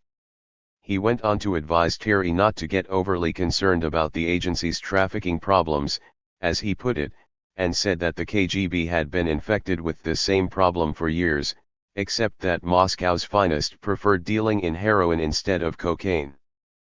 Fenyu said he knew the true identity of the American agents Terry had been dealing with, and a lot more besides. After killing the last of the Oso Negro Mexican vodka, he added pensively, "You need to be careful, comrade. You are traveling in a very high orbit. Higher than you realize perhaps, and I wouldn't want to see you shot down like Gary Powers. And your old friend, Barry Seal." The effects of the alcohol dulled the wave of emotion that swept through Terry as he deciphered the Hungarian's coded message. He had no inkling, up to now, that Fenyu even knew the name Barry Seal, and yet he was finding that his friendship with Seal was a matter of KGB record. "George, where did you get the name Barry Seal, and what makes you think I was a friend of his?" Terry questioned in a low-key manner, not wanting to cause a premature termination of the conversation. The question forced Fenyu to become even more cagey. As Joe Bona always said, we aren't like the CIA. We don't have to wait until things happen in order to discover them. While Fenyu was still basking in the victory of this verbal touché, Reed decided to get serious with the drinking, thinking it might loosen his comrade's tongue. When he returned from the office refrigerator with some ice-cold Corona, popped the tops on two, and took a long slow swallow, Fenyu began, "Listen, Terry. I like you and Janice and your children. You don't have to get me drunk in order to get me in bed. You look in need of a friend. I'll quit playing games. What do you want to know? You get one question. Tell me all about Seal." "For beginners," Reed responded, letting Fenyu know he would press for more than one question. Fenyu gulped down half a beer, belched and, while staring at the ceiling, began. "Adler Berriman Seal. He worked for the CIA since the early 70s. He was a CIA pilot. Among other things. His handler was CIA agent Leroy Tracta. Your government fucked him, arrested him, and put him on trial after his arrest on set-up explosives charges. He penetrated and worked directly inside the Medellin cartel for both the CIA and your DIA. And others. He was the one who masterminded the CIA/Sandinista sting operation. He worked on Operations Jade Bridge and Centaur Rose with you in Arkansas. He took you to Panama for a meeting on Operation Screwworm. As you call it. He introduced you to the Israeli agent that is now involved in Screwworm Weber. Pat Weber is his code name. Bona approached and unsuccessfully tried to turn him. He bribed and successfully turned one of our agents here in Mexico. He bought from that agent a copy of a very compromising surveillance video showing your Vice President Bush's children caught in a very compromising situation. He was killed not for the reasons alleged by your government. He took with him to his grave more secrets than I ever want to know. Have I left anything out? Let me see. Oh, yes, he was a Cancer like you, and, strangely, he shared your birthday, July 16th. He was born in 1939. You in 1948. You see, you aren't the only one with a photographic memory. If Fenua could perform this well drunk, it was scary to think what he'd be capable of when sober. Before Terry could absorb all that had been spit out, literally between gulps of Corona, Fenua added, "How's that for mind control, Senor Estrella?" Shit, Reed thought. Fenua outgunned any agent he'd ever met, professional or otherwise, military or civilian, red, white and blue. He even knew his code name. There was only one way he could know this much about the American intelligence operations. They had a mole. A double agent had to be in the American camp. He had reconstructed an entire dossier from a vision on a blank ceiling. Impressive. So who actually killed Kennedy? Reed asked. You used up your one question, Fenua answered, still staring intently at the ceiling. At least you have to tell me the real name of the Israeli you mentioned. Since you know it's a code name, you must know his true identity. Come on, impress me again, Reed baited. Sure, why not? Your side knows who he is. Our side knows who he is. His side knows who he is. You're the only one in the dark, he castigated Reed. His true name is Amram Nir, the Israeli Prime Minister's advisor on combating terrorism. You should be honored to be orbiting with him. He's very connected. He's also a nice guy, about our age. With that, Fenua inhaled one more beer and terminated the unsettling conversation. There, I've crossed the line for you. He paused to belch, then peered intensely into Reed's eyes. Someday, comrade, I'll expect the favor to be repaid. With interest, as you capitalists say. The information obtained from the FAA records in 1991 by investigative reporter Jerry Bonin showed that both tail numbers associated with L-100 aircraft supporting Reed's operation had indeed been issued to Southern Air Transport in Miami, Florida. Curiously, both had been assigned to the same plane in the summer of 1987. This, in effect, gave SAT the ability to give one plane the appearance of being two different ones, just as Barry Seal had done to his Learjet during his covert trip to Panama with Reed. One can then conclude that the plane that Reed saw on May 30th was the same one he witnessed on July 5th. Chapter 28. What a birthday present! The sound of the airplane engine at redline RPM and the propeller being cycled through its feather check was a welcome distraction to Terry Reed. His task at hand, coming to grips with his decision to turn his back on the covert world. He could not pay the price. He could not look the other way while the CIA trafficked in narcotics. His family, he was certain, was in danger, and it was up to him to extricate them from this mess. Once again, Terry was preparing a contingency plan. This, for Terry, was worse than assimilating a scenario for nuclear war in which nations would be attacked. He had done that before while working for the SAC. Now it was him and his family who were the targets that faced destruction. As he sat and mulled this over, the thought-shattering sound from the airplane engine being tested next door was rather like music to his ears, blocking out the considerable problems facing him that summer day at the Guadalajara airport. Movement in the adjoining warehouse quickly brought him back to reality. Gazing through the large glass windows that separated his office from the warehouse, he saw a familiar face, a man gesturing with both hands and quietly motioning Terry to step out onto the airport tarmac. Terry joined him outside, and the man introduced to him earlier in Mexico City as Pat Weber was nervously scanning the area to see if anyone was watching them. Both men stepped into an area between the warehouse and Terry's plane parked outside. The unexpected visitor spoke first. "I didn't want to talk inside," he said. "The place might be bugged." Terry got the uncomfortable feeling one gets when conversing with someone who has a floating eye, and he found himself looking at the glass eye rather than the good one. He shifted his focus to the good one in order to concentrate on what the Israeli intelligence agent was saying. Pat Weber spoke first in native Hebrew and then quickly translated. "We have a saying in Israel. Jews survive by their cunning. And we need to be cunning right now. I tell you this because our people are very upset by the cowboy actions of your people. You are the only low-key avenue to north that I know of, now that Seal is gone." The date was July 16, 1987, Terry's birthday, only days after Oliver North had finished his marathon testimony before the Iran-Contra committees in Washington and 5 days since John Disco and his wife had returned home. Outside the office, before Weber started detailing his problems, Terry decided it was time to test the agent's behavior in response to his newfound knowledge about Weber's alleged true identity. "I was told that your true name is Amram Nir and that you are a highly placed agent working closely with the Prime Minister's office. Is that true? I need to know the truth. I need to know who I can trust." Weber glared back intensely, asking, "Who told you that?" "Your people. I'll bet it was that drunk, Mar."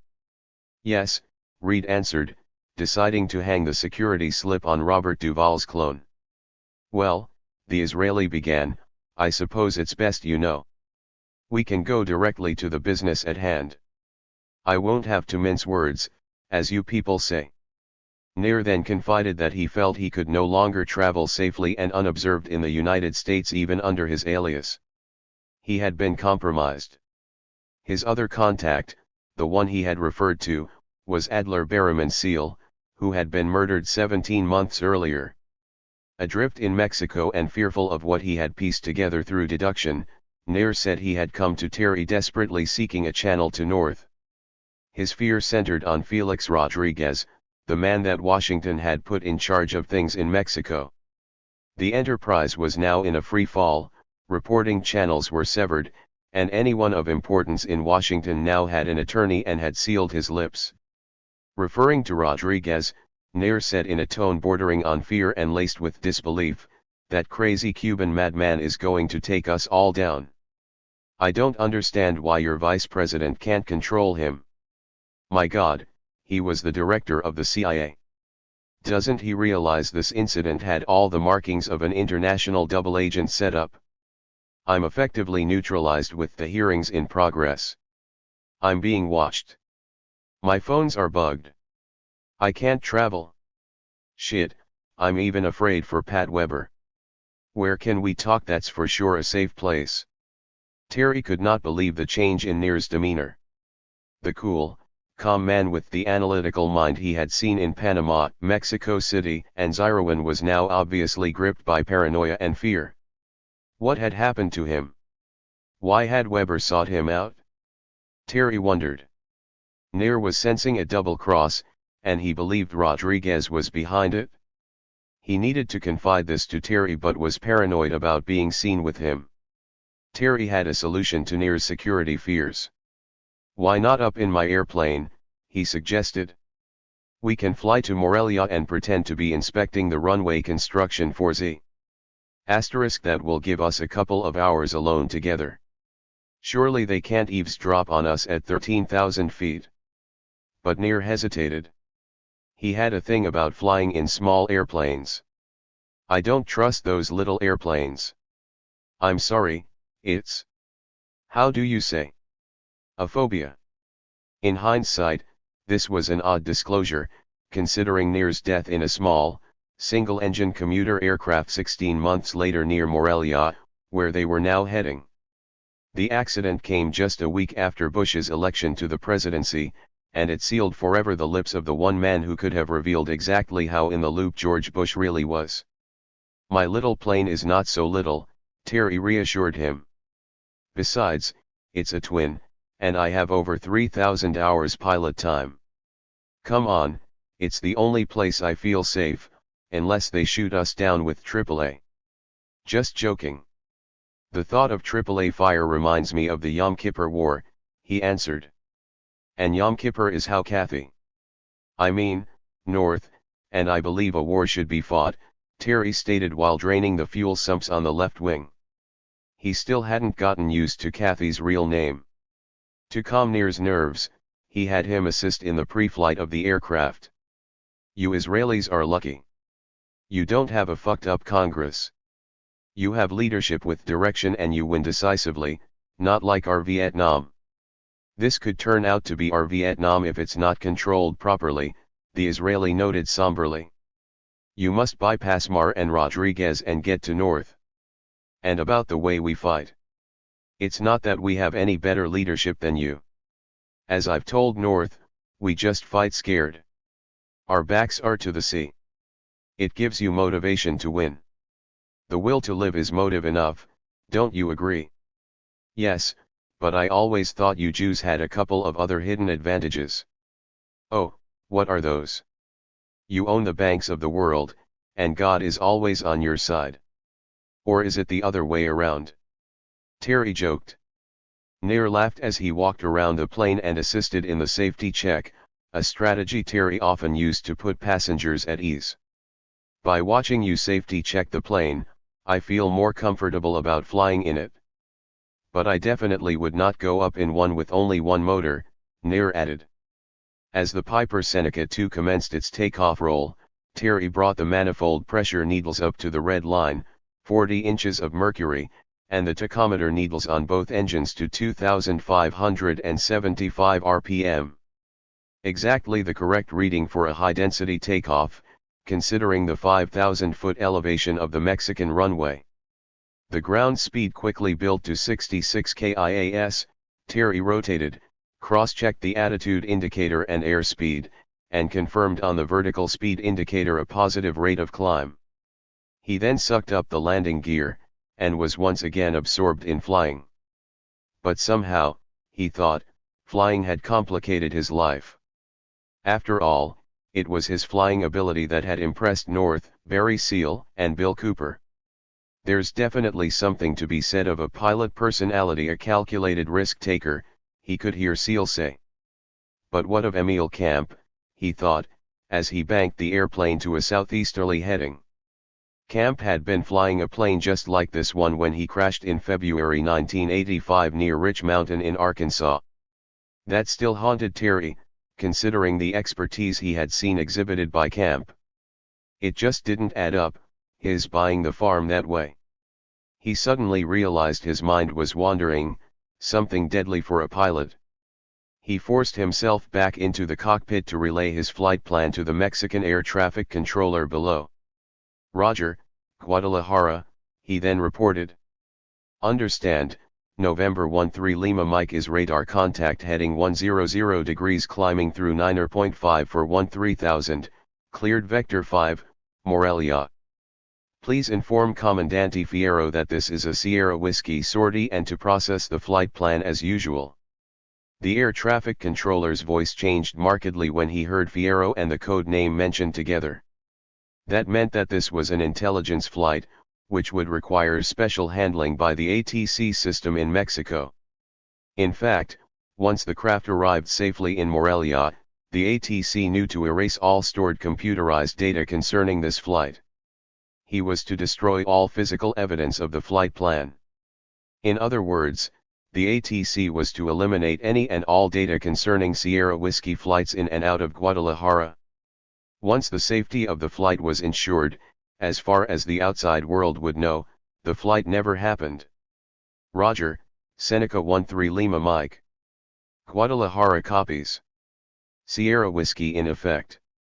Have a good trip, Capitan Reed." The Israeli in the right front seat started to relax somewhat as the pilot leveled off at 13,000 feet and engaged the autopilot. "Okay, Here we are alone. Lay it on me. He slid the pilot's seat rearward to get a better view of the Israeli. The plane was now flying itself at 200 miles per hour heading east toward Morelia. And lay it on he did. Terry's worst nightmare scenario began to unfold.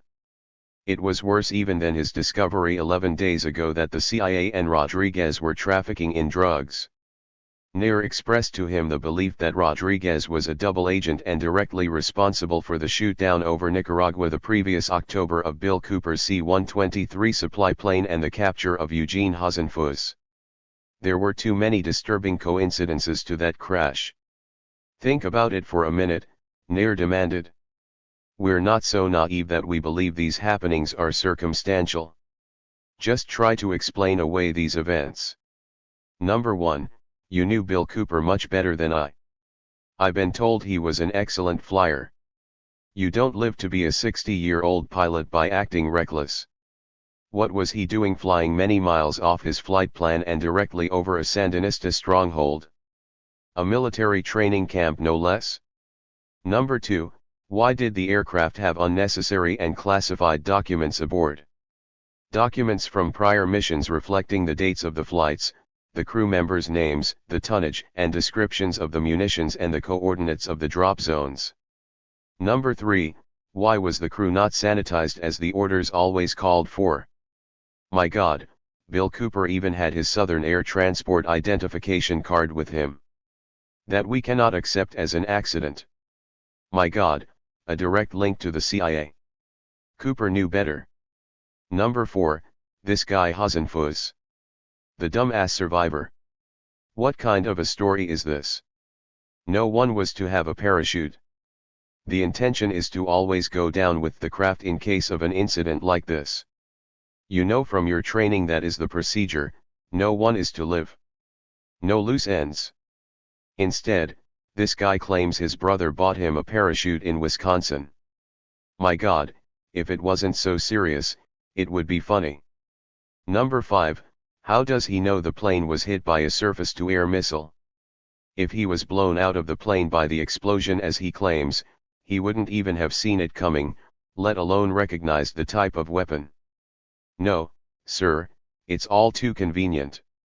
Daniel Ortega accidentally captures an American flyer who immediately spills his guts and starts babbling CIA, the White House, guns, Southern Air Transport, and then to top it off, he's put on trial as a war criminal, convicted for his crimes and released as a humanitarian gesture.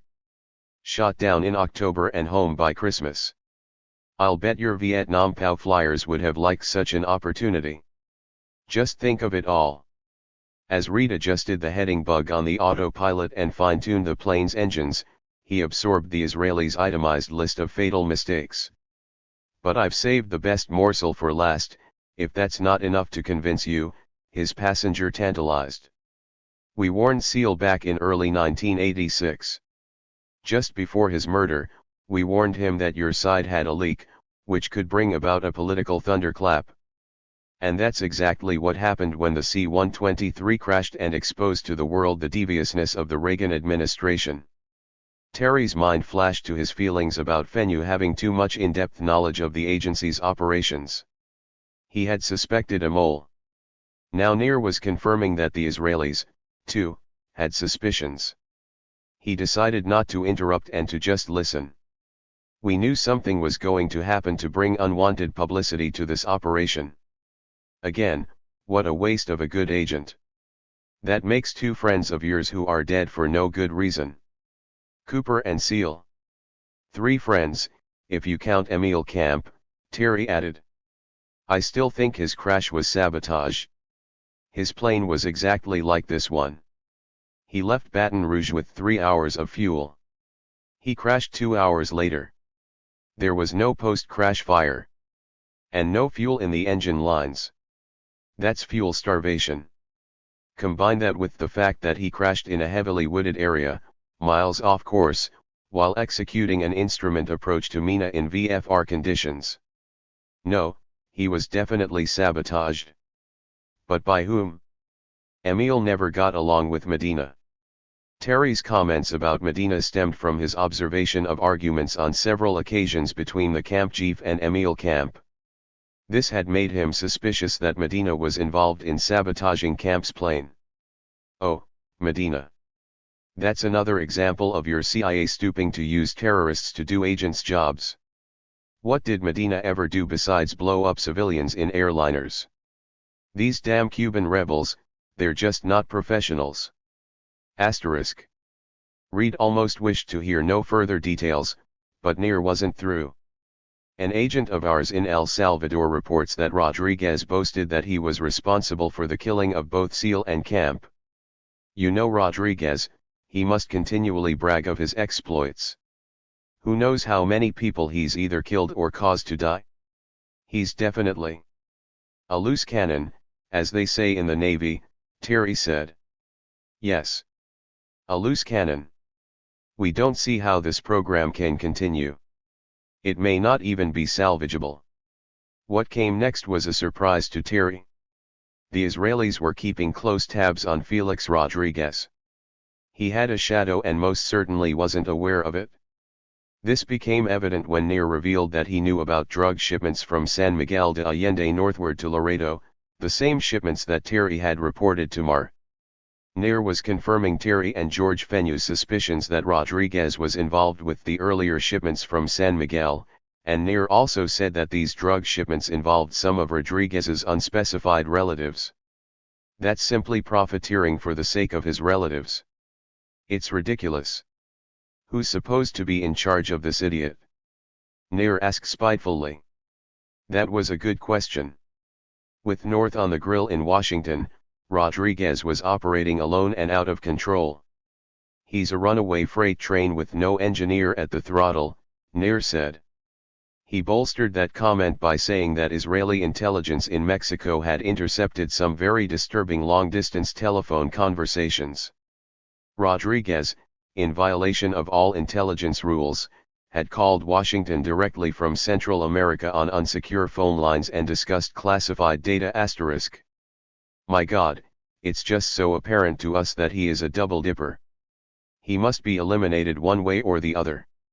Rodriguez might be the mole, the one who kept Fenu so informed and up-to-date on the agency's plans, Terry thought to himself. After all, Rodriguez had been to Cortex facilities several times, and he knew Seal's dossier well enough to pass it on to the KGB. Shit, I bet that's right, he thought. Rodriguez was probably the leak the Israelis had warned Seal about. It all made sense. But talk of eliminating someone bothered Terry. If you're talking elimination, do you have concrete proof, beyond a shadow of a doubt? I mean, he might just be an idiot, like you said before. A greedy idiot suffering from post-Bay of Pig stress syndrome. Yes, we have the proof, and no idiot, as you suggest, could bring in an ex-Air America kicker and turn him as quickly as Rodriguez did. So your people think he recruited and compromised Hasenfuss. Nair was not specific as to how this information had been obtained. But he was certain about his facts, he claimed. We know it for sure. And did anyone from your side tell you about Cooper and Sawyer, the co-pilot? I've heard nothing new about the shoot-down since the meeting with you and Rodriguez in Mexico City last December. What are you referring to? Terry was shocked, again, when Nair answered. They were both dead before their airplane took off on that supposedly ill-fated flight. By this time, Terry's head was reeling, but some things were starting to make sense. All the circumstances outlined by Nair earlier concerning the shoot-down were coming into focus. Nair said the autopsy performed by the Nicaraguans, the results of which had been relayed to the CIA, indicated the crew had been dead several hours, maybe even 12, before the plane crashed. There was no evidence of the usual profuse bleeding associated with a crash when the victim is alive on impact. This had to mean they were dead before they went down, Nair concluded. This probably explained why Cooper's body hadn't been returned for burial, Terry thought. My God, do you think it's Hasenfuss that killed them? Terry asked. Mar told me Hasenfuss knows how to fly a C-123, even though he doesn't have a pilot's license. We're not prepared to say that. But he had to know the dead crew members didn't pilot the airplane. If he was even on the plane at the time. Why? Don't you believe that plane was even shot down? Reed asked, now fearing the answer. No. The aircraft remains were put on display in Managua, and our people there said it appears the plane exploded outward, as if it had been rigged with explosives prior to its last flight and then deliberately destroyed. Both men then wondered if this could have been accomplished with a remote detonating device after Hasenfuss bailed out of the airplane. Terry had yet another shock. Nair informed him that the other dead crew member was the man Terry had called Ramon Notu, one of his trainees in Arkansas. Nair said Ramon did not die from the crash. His throat had been slit. What a way to get rid of Ronald Reagan, Nair summarized. The communists must be patting themselves on the back. They expose a covert operation that is in violation of congressional law and get the President of the United States impeached all at the same time. This statement shocked Terry back into his role as a pilot. He scanned the instrument cluster, realizing he had become so engrossed in the conversation he'd nearly forgotten he was flying.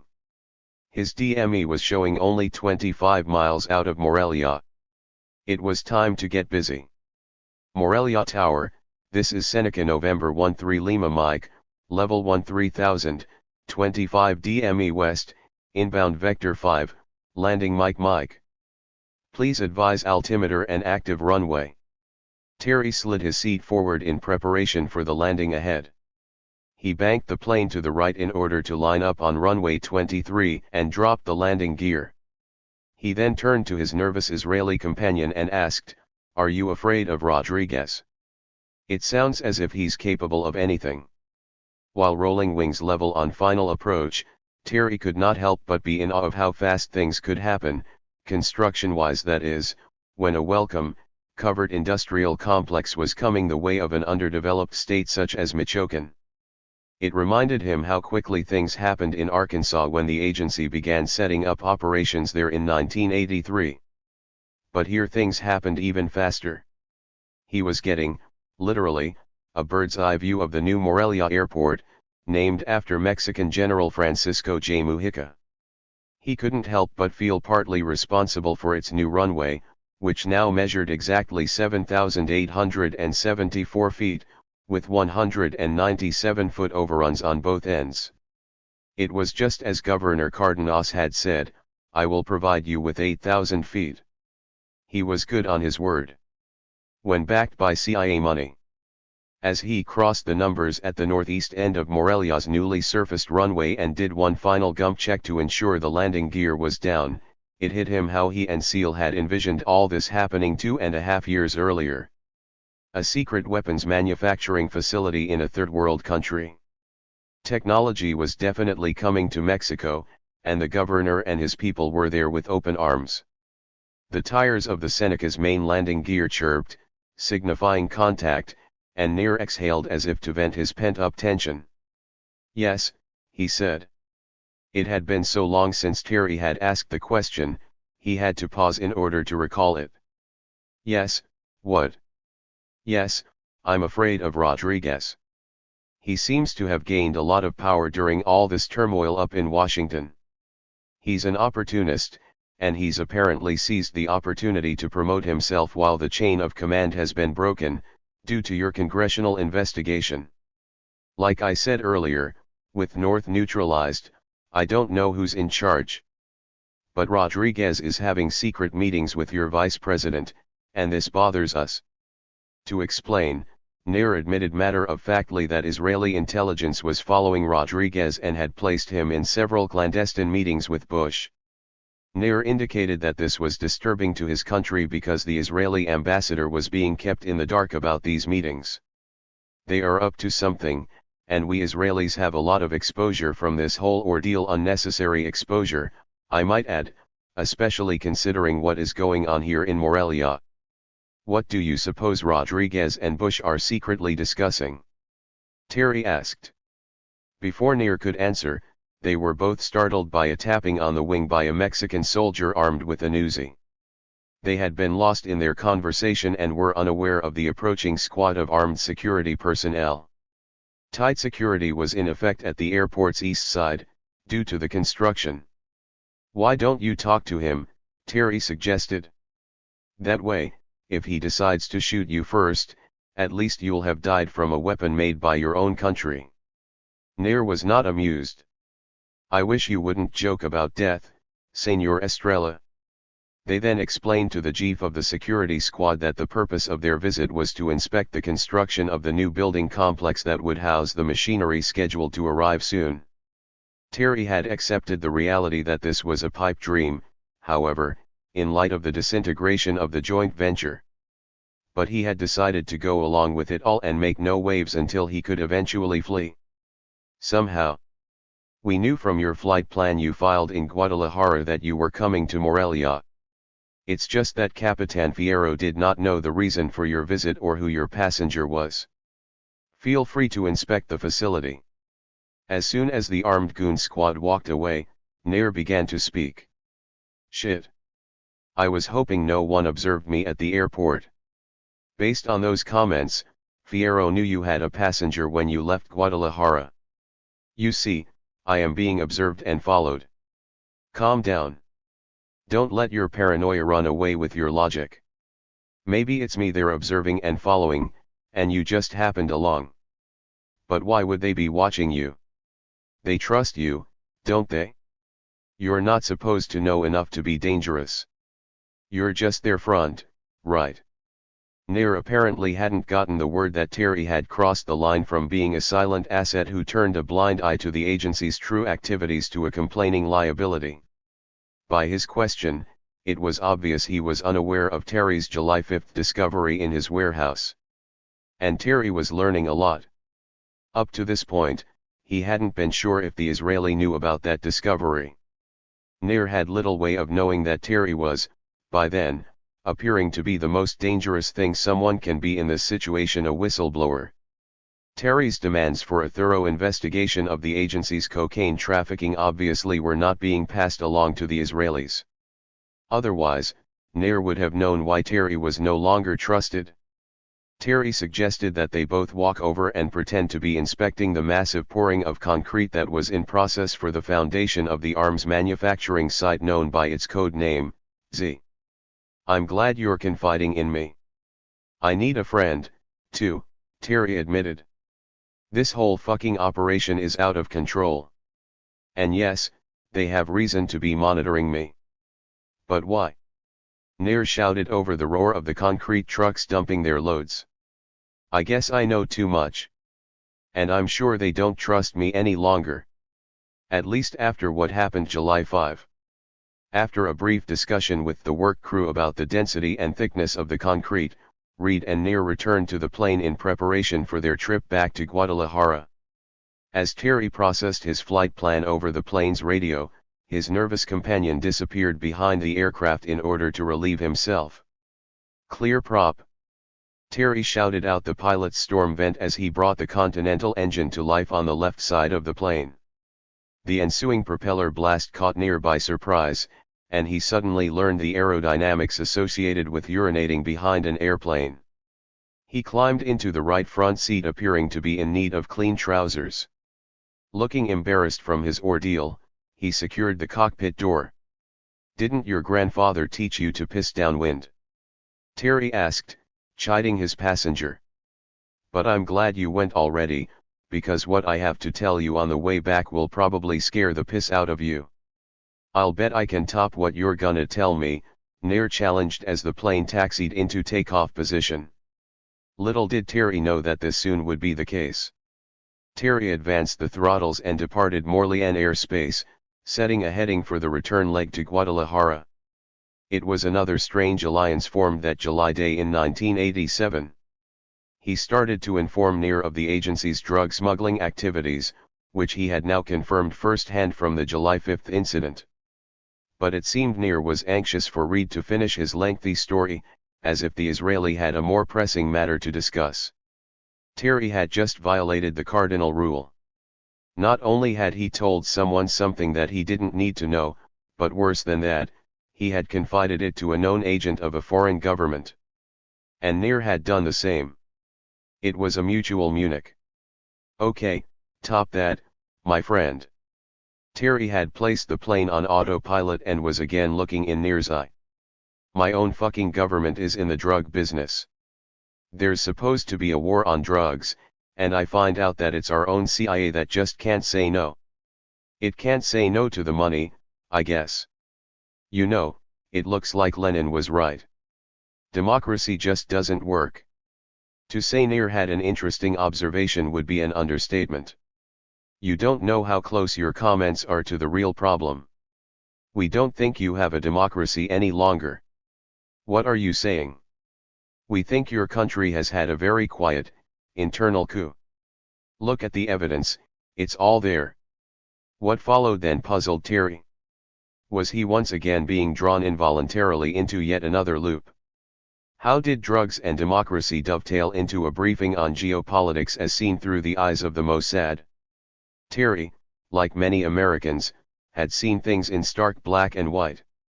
In Israeli intelligence, the world was seen differently, in shades of gray. Nair needed to make Reed see the world through a different prism, hoping to bend his mind to a different way of thinking. You have, or maybe I should say had, a very popular president. One who is hell-bent on destroying communism. Now, on the surface, that may appear good. You know, a carryover of your Cold War objectives. The US wins, Russia loses. But if you'll look deeper, as we Israelis have, destroying or even crippling the USSR is not a very good idea. You see, as we know in the Middle East, you need a balance of power. Two rival countries, or even more than two, are much easier to manipulate and control than one. They are always turning to each other either overtly or covertly to assist in maintaining that balance, the harmony that nature intended.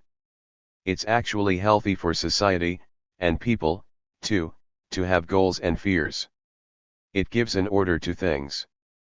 That bond of unity, that bond of allegiance, that bond of ethnic identification. Nature always has two of everything. Male and female.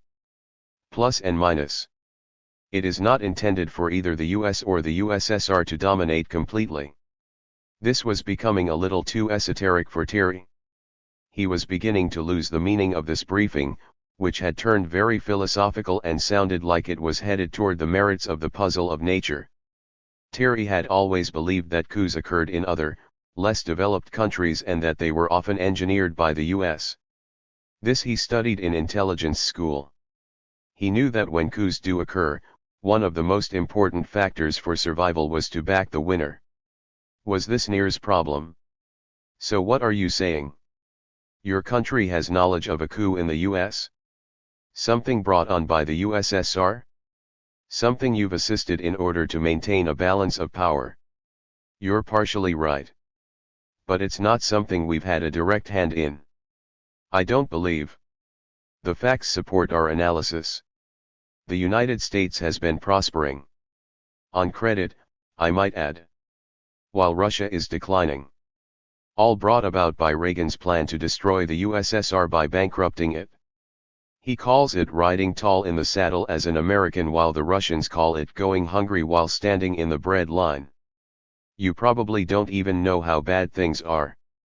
Why, this thing in Nicaragua is probably the last foreign expedition they can afford, and the last thing they need to be doing with their limited resources. Between Central America and Afghanistan, it's sure to bring an end to communism as we know it. But why's that bad? Terry asked. That's what I've been trained to do. I'm a cold warrior. I would love to win. I would love to see the end of the USSR in my lifetime, Terry said emphatically. You sound just like North. You two have a lot in common. You're both very bright, yet very stupid. Well, enlighten me then, Allah, because I just don't get it. You're saying the USSR is on the verge of economic collapse and that is bad. You mean, if I help the US in Nicaragua, that is bad. That's what I've been trained to do, win.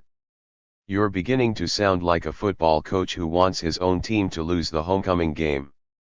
Think about China, Nair replied with a soft voice and after a long pause, because we are.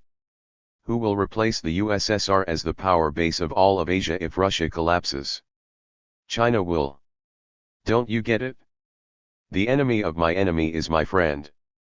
We have much stronger ties both the US and Israel, I mean with Russia than with China. China we fear. And so does your country, I might add. No, you need a healthy Russia to keep China in balance. After a brief pause and scanning his eye across the beautiful Mexican countryside below, where he would later die, Nair added in a melancholy tone, and it's not surprising you have difficulty understanding that, because your President Reagan doesn't understand it either. So you're saying Reagan is a threat to world peace, or so you perceive it? Yes. Nair snapped. And it's not only us who perceive it that way. We have many supporters of this view, both friends and enemies. We Israelis would not normally care what happens within your government, unless we see ourselves being set up to be double-crossed and embarrassed. And worst of all, maybe not being aligned with the proper president of your government. What do you mean, proper president? Don't we have only one? No, Nair answered. You have two. Bush is now in charge and he's trying to overthrow Reagan. It's a coup, plain and simple. It was becoming painful to listen to. How do you convince me of that? Being from Missouri, I've got to be shown, or haven't you heard? Terry responded, still doubtful of the Israelis' wild statements and conclusions. Well, our agents have been mingling with your agents for years, just as you and I are today. And we have all been writing reports for years, advising our leaders on the merits of maintaining a balance of power between the US, Russia, and China. But only in the past 6 years has your country had a leader and actor, my God, who as president is hell-bent on winning this Cold War. And if he is successful, the world will be a much less stable place. It is our fear that the conditions of instability in which Israel finds itself in the Middle East will spread throughout the world if Russia declines. So we have been monitoring, that's a good word. Monitoring a condition in your government in which you have a maniac at the helm and a much more astute second in command in the shadows. George Bush, your ex-director of the CIA, understands these complex issues. He's a true player of chess, and Ronald Reagan barely understands checkers, I think. Anyway, our people have been monitoring certain relationships within your government that lead us to believe that your CIA is closely aligned, and in agreement with, your vice president. We have all, unfortunately, been caught up in a foreign policy dispute in Central America. So along comes this Hollywood cowboy who's determined to kick the communists out of Nicaragua, even if he has to break the law and lie to your Congress and the American people in order to do it. You and I are even part of that lie, I might add. So your CIA and Mr. Bush recognize that they must somehow seize power and stop this madman. Terry was now starting to see the big picture and, as they say, get his mind right. So they do it by staging an international incident. Something that proves to the whole world that Reagan will violate the law to get his war in Nicaragua. Right.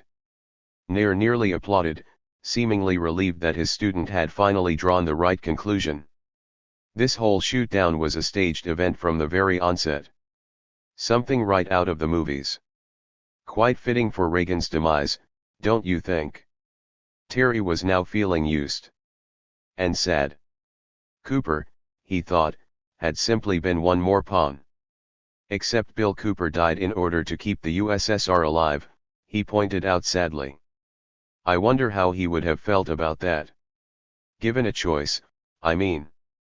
Nair had a ready answer. Soldiers are trained to die, you know that. Besides, he probably went the way he preferred. The great thinker had a black and white answer when it was necessary. Terry's confusion was now giving way to wonder. Why are you telling me this? It seems like things are turning out just as you Israelis want it. The US has another Watergate, Reagan gets impeached, or whatever, and Bush assumes power. He moderates our foreign policy. Russia doesn't collapse economically. And the world has a harmonious, three-way balance of power, the US, Russia, and China, just the way God and Israel planned. Except something has gone wrong. It's been over 9 months since the shoot-down, and we now feel that Reagan has somehow miraculously been able to survive. I was able to talk to North early on, and apparently, right after the incident, your Attorney General and the Secretary of State seized important documents and were able to contain the scandal by eliminating most of the damaging evidence. Like I say, it's been a miracle, but so far Reagan appears to have fought off the coup.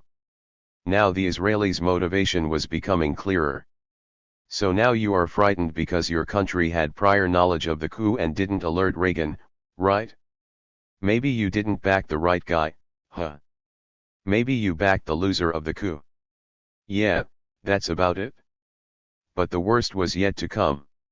And now it looks as if the people near Reagan are trying to drag us Israelis into the limelight. It's very embarrassing for us. We were never to have been exposed as the country dealing with Iran. Your George Shultz and Ed Meese are responsible for our embarrassment and exposure. We've been compromised. For Christ's sakes, Meese even labeled it Iran-Contra. That alone put the media attention on the Middle East and Israel. North lured us into this plan, and we need your help. Contact him if you can. We must know what your government is doing and thinking and, most of all, who's in charge. But getting to North? That would be impossible for Terry. North was only accessible to him now by satellite television and newspaper articles.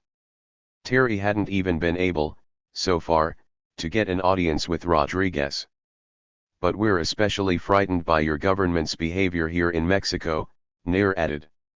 They are proceeding with phase 2 of Screwworm as if nothing happened. And we're afraid we'll now be exposed as an accomplice in all of this. That wouldn't appear kosher to the world for Israel to be conspiring with elements of the CIA, KGB, and DFS to arm the Third World. No, I suppose not, Terry said in agreement. But has any direct action been taken against you, or are you just reacting out of paranoia? We had a break-in at the embassy in Mexico City. It was very professional, and they knew exactly what they were looking for. All the material stolen was very compromising data. Data we had intercepted about the shoot-down and evidence of our involvement in Screwworm. But even more disconcerting to me is that we must have a double agent in our own embassy. They knew exactly where to locate the pertinent files. Shit. Sometimes I hate this profession. And you think Rodriguez and his group are behind the break-in? Yes. So what can I do with this knowledge? Terry asked. It appears to me it's out of our control. I'm barely able to keep on speaking terms with Mar. I've demanded a meeting with Rodriguez, but I don't know if I'll ever get one. From the twinkling in Nair's one good eye, Terry believed he was now, finally, going to find out what they really wanted. Camel jockeys, he thought. Always a hidden agenda. We know how to get a meeting, Nair continued. That's where you come in. We could stage another international incident right here in Guadalajara. All you have to do is alert me when another large shipment of cocaine comes through your facility. We could assist you in seizing and moving the entire shipment to another location, say, by truck, and that would give us all something to negotiate with. But most of all, that would neutralize Rodriguez. We could serve him up to Reagan as a gift. It is our fear that unless we do something drastic, he will blackmail us all, my government, me, you, your CIA. He will play us all against each other unless we get him first. To prove their support to the winner, the Israelis now had to deliver big. And how to do that? If they could get the goods on the CIA and the ones behind the coup, they would have an ace to deal with. But they needed more than Terry's cooperation in order to do it the way Nair had just suggested. They needed his knowledge and information about Screwworm's facilities and network in Guadalajara. And what did he know? He knew the agency was dealing in drugs. That was valuable information. That knowledge, in the right hands, is neutralizing material. And now it was clear what the Israeli really wanted from Terry. He could help the Israelis neutralize Rodriguez. Nair could probably see that Terry was wavering. He apparently felt compelled to play his last ace in order to portray Rodriguez as the evil man Terry believed him to be. We have agents who say they know for sure he was compromised years ago while in Southeast Asia by communist agents. Nair was playing the commie card. Did the compromise you refer to involve heroin out of Laos? Terry asked. How did you know that? I worked with Air America, remember? It was common knowledge at Air Force intelligence that communist elements were trying to lure Americans into the narcotics trade in order to compromise them and convert them into double agents. Yes, we have confirmed that, the Israeli replied. Rodriguez was compromised. But when the agency found out, they felt it better to use him as a triple agent, as is often the case, than to embarrass itself through charges and an investigation. Shortly after his return from Vietnam, he was basically suspended during the investigation and then, allegedly, released by the agency due to medical reasons. But we know the real reason. He and his supervisors in Vietnam were all dirty. They were trafficking out of the Golden Triangle. So your people know for sure that Rodriguez conspired with Ortega in order to stage the shootdown? Terry asked, needing to be reassured once again. Yes. Like I said, we've been following him for years, and we intercepted message traffic. I suppose you're right about one thing. Democracy just doesn't work. Terry's head was now swimming from the avalanche of data relayed to him by the Israeli agent as Seneca N13LM was handed off to Guadalajara approach. But most of all he was recalling the personal warning that Rodriguez had given him at the bunker meeting in Arkansas. I am a professional agent, were his words. You are an amateur. Don't play spook and don't cross us. Terry was now thinking about doing both. Mainly, he knew that failing to report any meeting with a foreign agent would be considered collaborating with the enemy. He had already met secretly with Fenyu, and now here was Nair. But who could he trust to report it to? Who could he trust at all at this point? Was the Israeli his friend, or was he just trying to use him to compromise Rodriguez? Terry was feeling alone, and there was no one in the intelligence community to turn to. He had been told to turn to U.S. Consul General Daniel Darroch in an emergency. But Terry had construed these instructions as applying in the event of him being compromised by foreign agents, not people from his own side. And how deep did the conspiracy go? What if Darroch was in on the drug trafficking? That would be like walking into the lion's den and locking the door. He needed protection from the CIA, a safe haven similar to that afforded by the Witness Protection Program. But where could that be found? Probably only in Moscow. The worst thing he could do, he felt, was to open another tier of problems by taking Darroch into his confidence. That would be a big risk. One he feared to calculate. No, he did not need to draw attention to himself and perhaps become a target of a DIA investigation while residing on foreign soil, if he wasn't already. Pick your time and pick your place, he again remembered his grandfather saying. He had to get out of Mexico, he felt, and deal with this problem on American soil and, hopefully, surrounded by friends. He had to turn to his inward strength, the strength that had always been there from his high school days in ROTC to his military days in Southeast Asia. Terry was certain of one thing. He decided that he would not tell Nair about the drug samples he had seized from the July 5 shipment. His priority was to get his family safely out of Mexico. His evidence was his only trump card in this deadly game. If an agent like Nair was afraid, Terry knew he was in over his head. Roger, 1-3 Lima Mike is clear to land, the Mexican ATC said as Terry hit the numbers with his Seneca on that July 16 afternoon. Senor Fierro wishes you to report to his office, Capitan Reed, the ground controller said as the aircraft cleared the active runway. Fierro knew Terry had a passenger and probably knew who it was. The problem of reporting the NIR meeting solved itself. Upon deplaning near Terry's office, NIR was unmistakably anxious to make his getaway. "Okay, let's keep in touch, and think about what we need from you. Come by the embassy whenever you're in Mexico City. But don't telephone me with any sensitive information.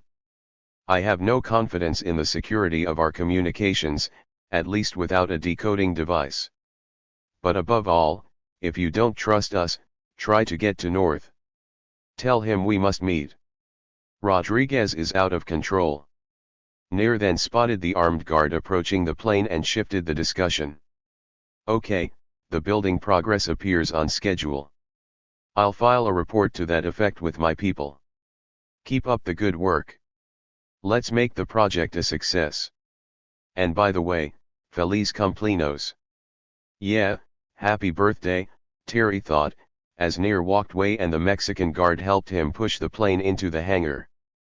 39 years old and involved in a foreign intelligence operation that was coming apart at the seams. Someone had sabotaged the Mexican operation. Their motives weren't clear, but the results were. The prototype of cooperation that Terry had believed he was involved in was at an end. Snuffed out in its formative stage, the cooperation between the KGB, the Israelis, the CIA, and the DFS would not be truly tested. Or had it been? Until the likes of Felix Rodriguez and the other professional communist haters either die or are killed, experiments such as this were surely doomed. No one was to be trusted, and everyone was to be feared. Everyone except his wife and John Disco, he thought. A pretty small circle of friends after 39 years. His goal of being a millionaire by the age of 40 was starting to slip from his grasp. His goal now was more modest, just to reach the age of 40. The psychologist Maslow, whose pyramid of needs Air Force intelligence used as its model of mind control, was very much in his mind. He had hoped to attain the pinnacle of Maslow's pyramid of needs and be self-actualizing by the time he reached 40. Right now, however, his focus was on the bottom rung of the pyramid: survival. That was the last time Terry ever saw the man he knew as Pat Weber. He would later hear about and view with great suspicion the circumstances surrounding NIR's untimely death. In November 1988, NIR met his demise in the crash of a single-engine Cessna T-210 near Morelia. Why was he aboard a small private plane, which he so dreadfully feared, Terry wondered. The passport he was carrying listed the dead, one-eyed Israeli as Pat Weber. It also left the world wondering, what was Amram NIR doing in this remote area of Mexico? Reed's account goes a long way toward answering that question. What the world knew of NIR's clandestine activities consisted only of whispered rumors. It had been assumed that Iran-Contra had effectively put an end to NIR's political career as the Israeli Prime Minister's consultant on terrorism. In the spring of 1988, he resigned from the Israeli Prime Minister's office and moved to London, with only a few people knowing the nature of his work. He seemed to have dropped off the planet. There were reports that NIR was preparing his cover for a new spy mission. 3 deaths snuffed out the life of one of the few men who could possibly have known for sure the depth of George Bush's involvement in Iran-Contra and the coup he revealed to Terry. Notes. 1 U.S. Congress, deposition of Craig Fuller, Vice President George Bush's Chief of Staff, March 30, 1987, Report of the Tower Commission, B-145, B-147, pages 22 to 33. 2 U.S. Congress, Felix Rodriguez becomes disaffected, in report of the congressional committees investigating the Iran-Contra affair. H. Report. No. 100 to 433, p. 72. 3 Dan Raviv and Yossi Melman, Every Spy a Prince, pages 341 to 342. Asterisk. This was the code name given the weapons plant being built at the Morelia airport. Asterisk. Medina, an alias for Cuban exile Luis Posada Carriles, was a friend of Felix Rodriguez and was charged with masterminding the bombing of a Cuban airliner that killed all 73 passengers. Shortly after Hasenfuss was captured and interrogated by the Sandinistas, he identified both Rodriguez and Medina as CIA links he had been working with. Oliver North reprimanded Rodriguez for violating secure communications procedures during a meeting in the old executive office building in Washington on June 25, 1986. 2. Ronald Reagan's former National Security Advisor, Robert C. McFarlane, in his book Special Trust, underscores this breakdown in constitutional authority. McFarlane is the first Reagan White House insider to put George Bush directly in the loop of the Iran-Contra scandal, something that Bush has vehemently denied.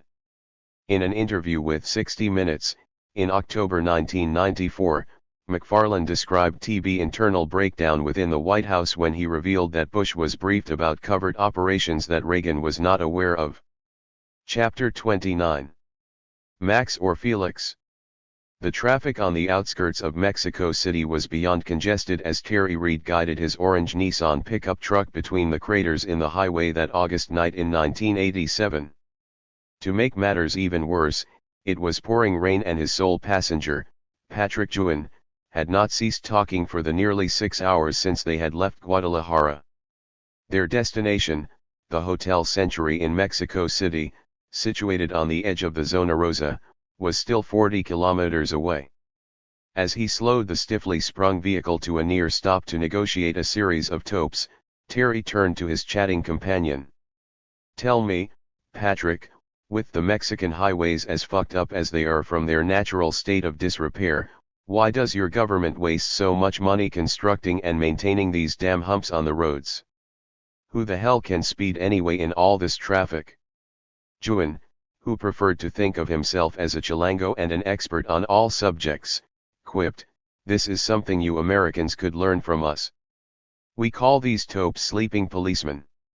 They serve the purpose of slowing the traffic without the need of so many patrolmen, as your country has. Speaking of which, why does the United States need so many policemen? When I travel there, it makes me paranoid." "Paranoid?" Terry shot back as he pulled the truck into a service station near the Toluca exit on the northwest edge of the world's largest city. "Patrick, my friend, you have no idea of what paranoia is truly about." Paranoia was the reason Terry was driving that day instead of flying his airplane, which would have been more usual and much more practical. Paranoia, though Juin did not know it, was exactly why Terry had invited him along. Paranoia was the reason he had been losing countless hours of sleep lately as he planned a way to extricate himself and his family from the dangerous state of affairs that had developed since his discovery that the CIA was in the drug business. Terry had crossed the line. If he had been on an accountant's spreadsheet, he would now be listed as a number in red, a liability, no longer a black number, an asset. He knew too much. And that put him on Felix Rodriguez's shit list and maybe his hit list. He kept rolling Nancy Reagan's slogan through his mind to keep his nerves calm in preparation for the next day's meeting. Just say no, just say no, just say no. He kept thinking. No matter what they offer, just say no. Juin's constant boasting brought Terry out of his trance as his Mexican friend and tour guide of the past 14 months offered yet another chapter in the life and times of Super Stud. "Have I ever told you the story of the time a virgin girlfriend of mine called and asked me to deflower her on the night before her wedding to another guy?" As Terry aimed his truck toward the city's center, he actually welcomed the never-ending stories his macho companion conjured up. They temporarily took his mind off his problems. "No, amigo, I don't believe you have, but I'll bet you're gonna tell me." As Juin droned on and on about fulfilling his impassioned girlfriend's desire to give her maidenhead to the man she truly loved rather than her betrothed, Terry's mind drifted away to the problems and dangers at hand. He flashed back to the July 5 discovery in his company's Guadalajara warehouse to the aluminum Conex containers filled with cocaine. That was the day his worst suspicions were confirmed. CIA contract pilots and operatives were involved in a conspiracy to smuggle tons, literally tons, of cocaine through Reed's warehouse facilities, which were clearly being used as a transshipment and temporary storage area for narcotics. This was not the way it was supposed to be. The business plan he had developed for the CIA was to conceal a weapons transshipment facility under the guise of a machine tool trading company. He would not have been part of any plan to use his proprietary to smuggle drugs into the U.S. The hypocrisy of his government's position on this infectious epidemic thoroughly disgusted him. One arm of the government that had taken on a life of its own, the DIA, was responsible for stemming the deadly flow of cocaine.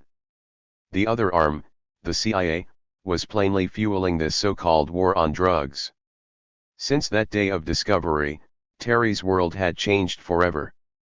For the first time in his intelligence career, he had drawn the line. He had reached his moral bottom. And he feared not only for himself but for his family. He was demanding answers and getting concocted responses from his local handler. Rodriguez, he knew, was the core of the problem. From what Amram Nir and George Fenyu had told him a month earlier, Rodriguez was not only dealing in drugs but was a double or triple agent as well. All the key people who had drawn him into this mess were either not who they had claimed to be, or were dead. Thoughts of mortality were once again on the front burner. People had died. Agents had been terminated, he was convinced. And that wasn't all that had been terminated. Techno-Impex was terminating their part in the operation. The Japanese were terminating Applied Technologies' existence by suing Terry in federal court. Business relationships that had taken him years to cultivate were disintegrating right before his eyes. He had simply and unintentionally gotten in way over his head, and having noted Amram Nir's behavior during their last visit, Terry wasn't the only one that was reacting instead of acting. Even the Mossad appeared to be in over its head. He was now convinced that the KGB was the only intelligence agency that knew what was really going on. He felt like contacting Fenyu again to see if Moscow knew who was actually running the United States at this point, or who was the real president.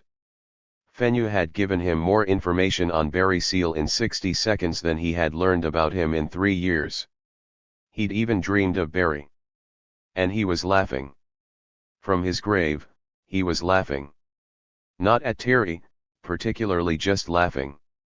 Laughing at the whole fucking mess.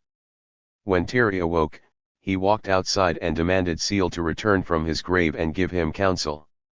That didn't work. So he had demanded a meeting with Rodriguez to negotiate his way out of this operation. His bargaining chip? The 20 kilos of cocaine he had taken from the shipment. On that day in the warehouse, Terry had the presence of mind to take 2 large bags of the drug and hide them. This would be the evidence that his handler, Michmar, had demanded earlier as proof of his suspicions that someone inside the organization was dirty. So far, he was sure that the evidence was probably all that was keeping him alive. Juan was just winding down with, literally, the climax of his story about deflowering his old girlfriend when Terry pulled the truck up in front of the Hotel Century at Liverpool 152 in the Zona Rosa, the same spook hotel where he and Janice had stayed the previous Christmas.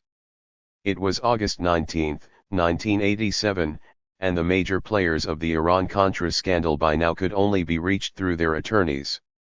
Things were unraveling all over.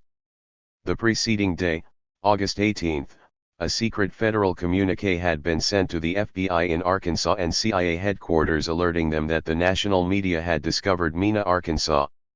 The residue of the agency's dirty operations there were in danger of becoming as visible as the dirty ring left in a bathtub after it drains. People were getting desperate, and loose ends had to be taken care of. Juan unloaded the truck in preparation for valet parking, something Terry hated. Valet parking to him was the Mexican equivalent of the demolition derby. Terry went to the front desk, announced his arrival and inquired as to the arrival of Senor Maximo Gomez. The desk clerk summoned the manager, Victor Dorantes G., as his card read, who said Gomez would not be checking in but had been there earlier and had changed the time and the site of meeting to the following evening in San Miguel de Allende, a city 100 miles to the northwest. The manager informed Terry that Gomez had said to check in at the Hotel Posada de la Aldea when he got there and await further contact. Just like in the movies, Terry thought to himself. To make sure your contact is not being followed, he is run from location to location so that he can be observed and approached in an environment of choice. Slick. Terry and Juan would spend the night in Mexico City, which was good news to Juan because by now his story about the old girlfriend had aroused in him an unyielding desire to find her, so he spent the evening poring through the Mexico City telephone directory, without success. "These fucking third world phone books," he shouted in frustration.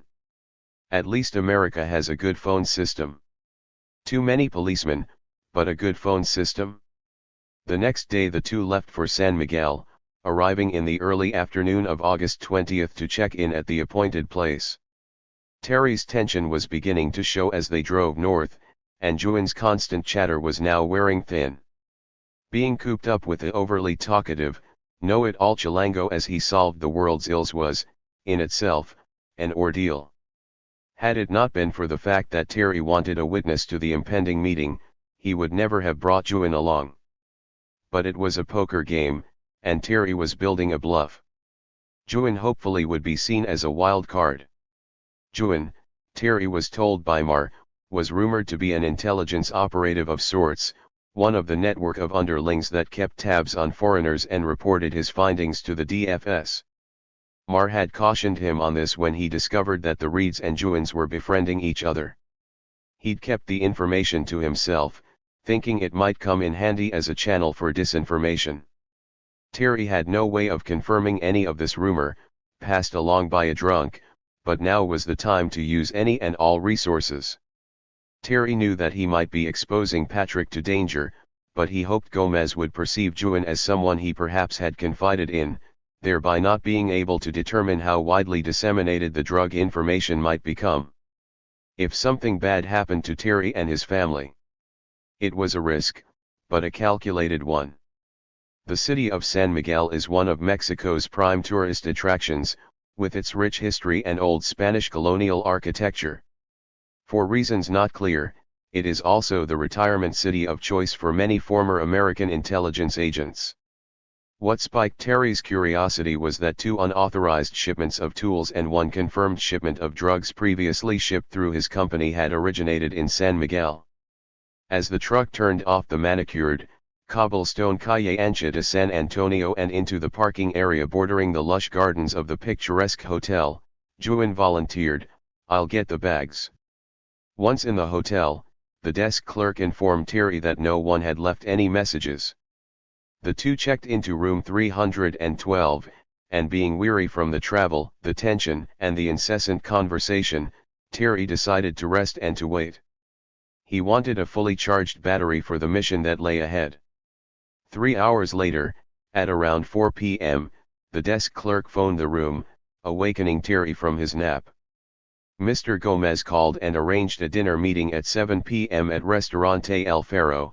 "It is 1/2 block southeast of La Plaza," the desk man said. The games go on, Terry thought to himself. At 7 p.m. exactly, Terry and Patrick walked into the restaurant, but not before Patrick had first scouted out the place himself to determine the ambience. Terry had debated in his own mind whether to carry the Smith & Wesson 9mm pistol that was hidden in his truck. He decided it would be unnecessary to bring it to the meeting after Juan informed him the restaurant was high class, with a well-lit, open courtyard at the center of the main dining area, complete with a fountain. It seemed like an unlikely place for any kind of violence since Juan said the establishment was jumping with action.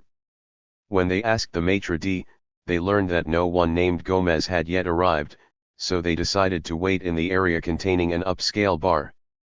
Both ordered a drink, and Juan, a musician himself, was drawn to the alluring flute and guitar music of the group playing across the room. Terry surveyed the room and saw no sign of the man he now feared, the man whose hands, he felt, held his family's safety and future. About 30 minutes had passed when Terry's eyes rose to a small private balcony overlooking the musicians, and he suddenly spotted Gomez. He wasn't alone. He was sitting with a woman, a classic Latin beauty, at a table along the balcony's edge.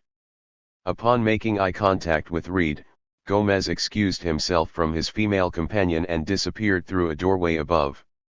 He reappeared in the entrance to the bar, and Terry rose to meet him. "Shall I call you Felix or shall I call you Max?" Terry asked, staring pointedly into Rodriguez's eyes. It was the first meeting since Terry had learned Rodriguez's true identity. He was trying to block from his mind the information Mar had passed on after their confrontation. "Yeah, Gomez. I mean, Rodriguez is one tough fucking hombre. He personally killed Che Guevara, then cut off his fucking hands for agency ID purposes. Only question is, was Che dead or alive when Felix chopped him off?" "I actually prefer Maximo, but Felix will do," Rodriguez replied coyly.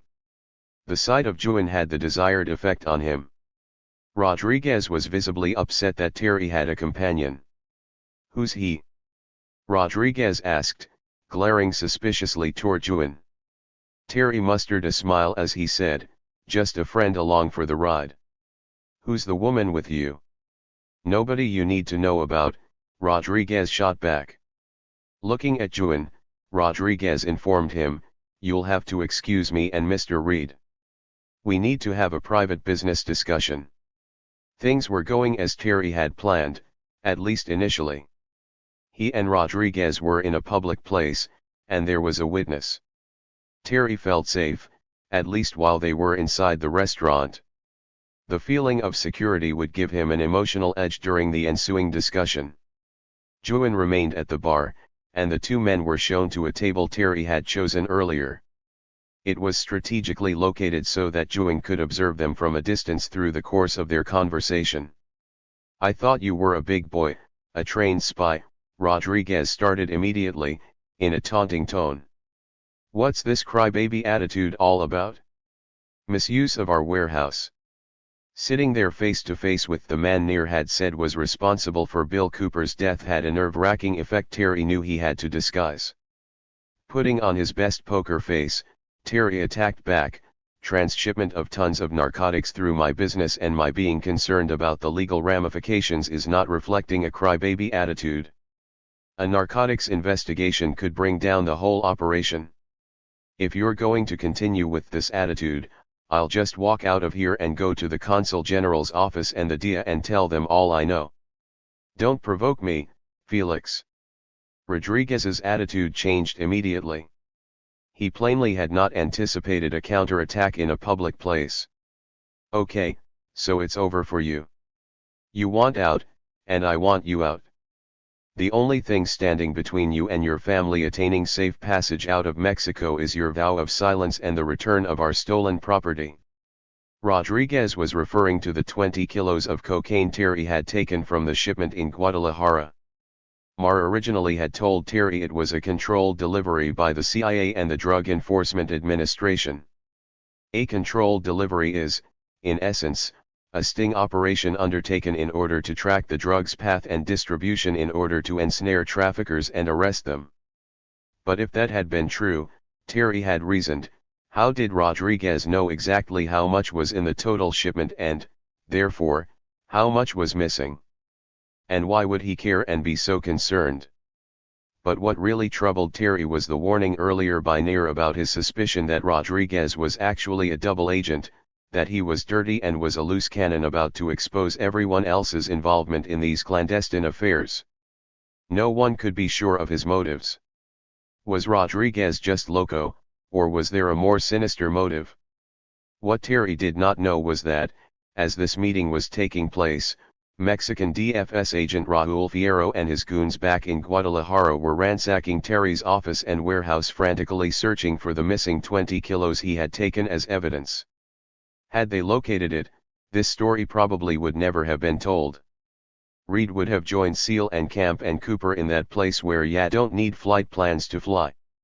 In the dining room, with Juan as an eyewitness, Terry put his cards on the table. It was time to cut a deal. "I'm a businessman," he reasoned with Rodriguez. "That was your attraction to me in the first place. Let's negotiate an acceptable conclusion to these affairs. I've got something you want, and you've got something I want." Rodriguez had an offer at the ready.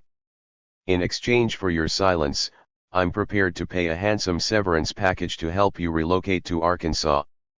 In exchange, of course, I would expect your evidence, as you call it, to be given to Mitch prior to your departure.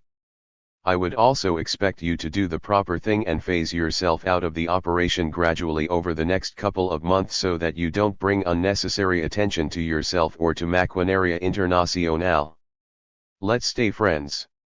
We're all in this together. Mitch tells me you know that both Oliver North and I have appeared before Congress, and that's not a fun place to be.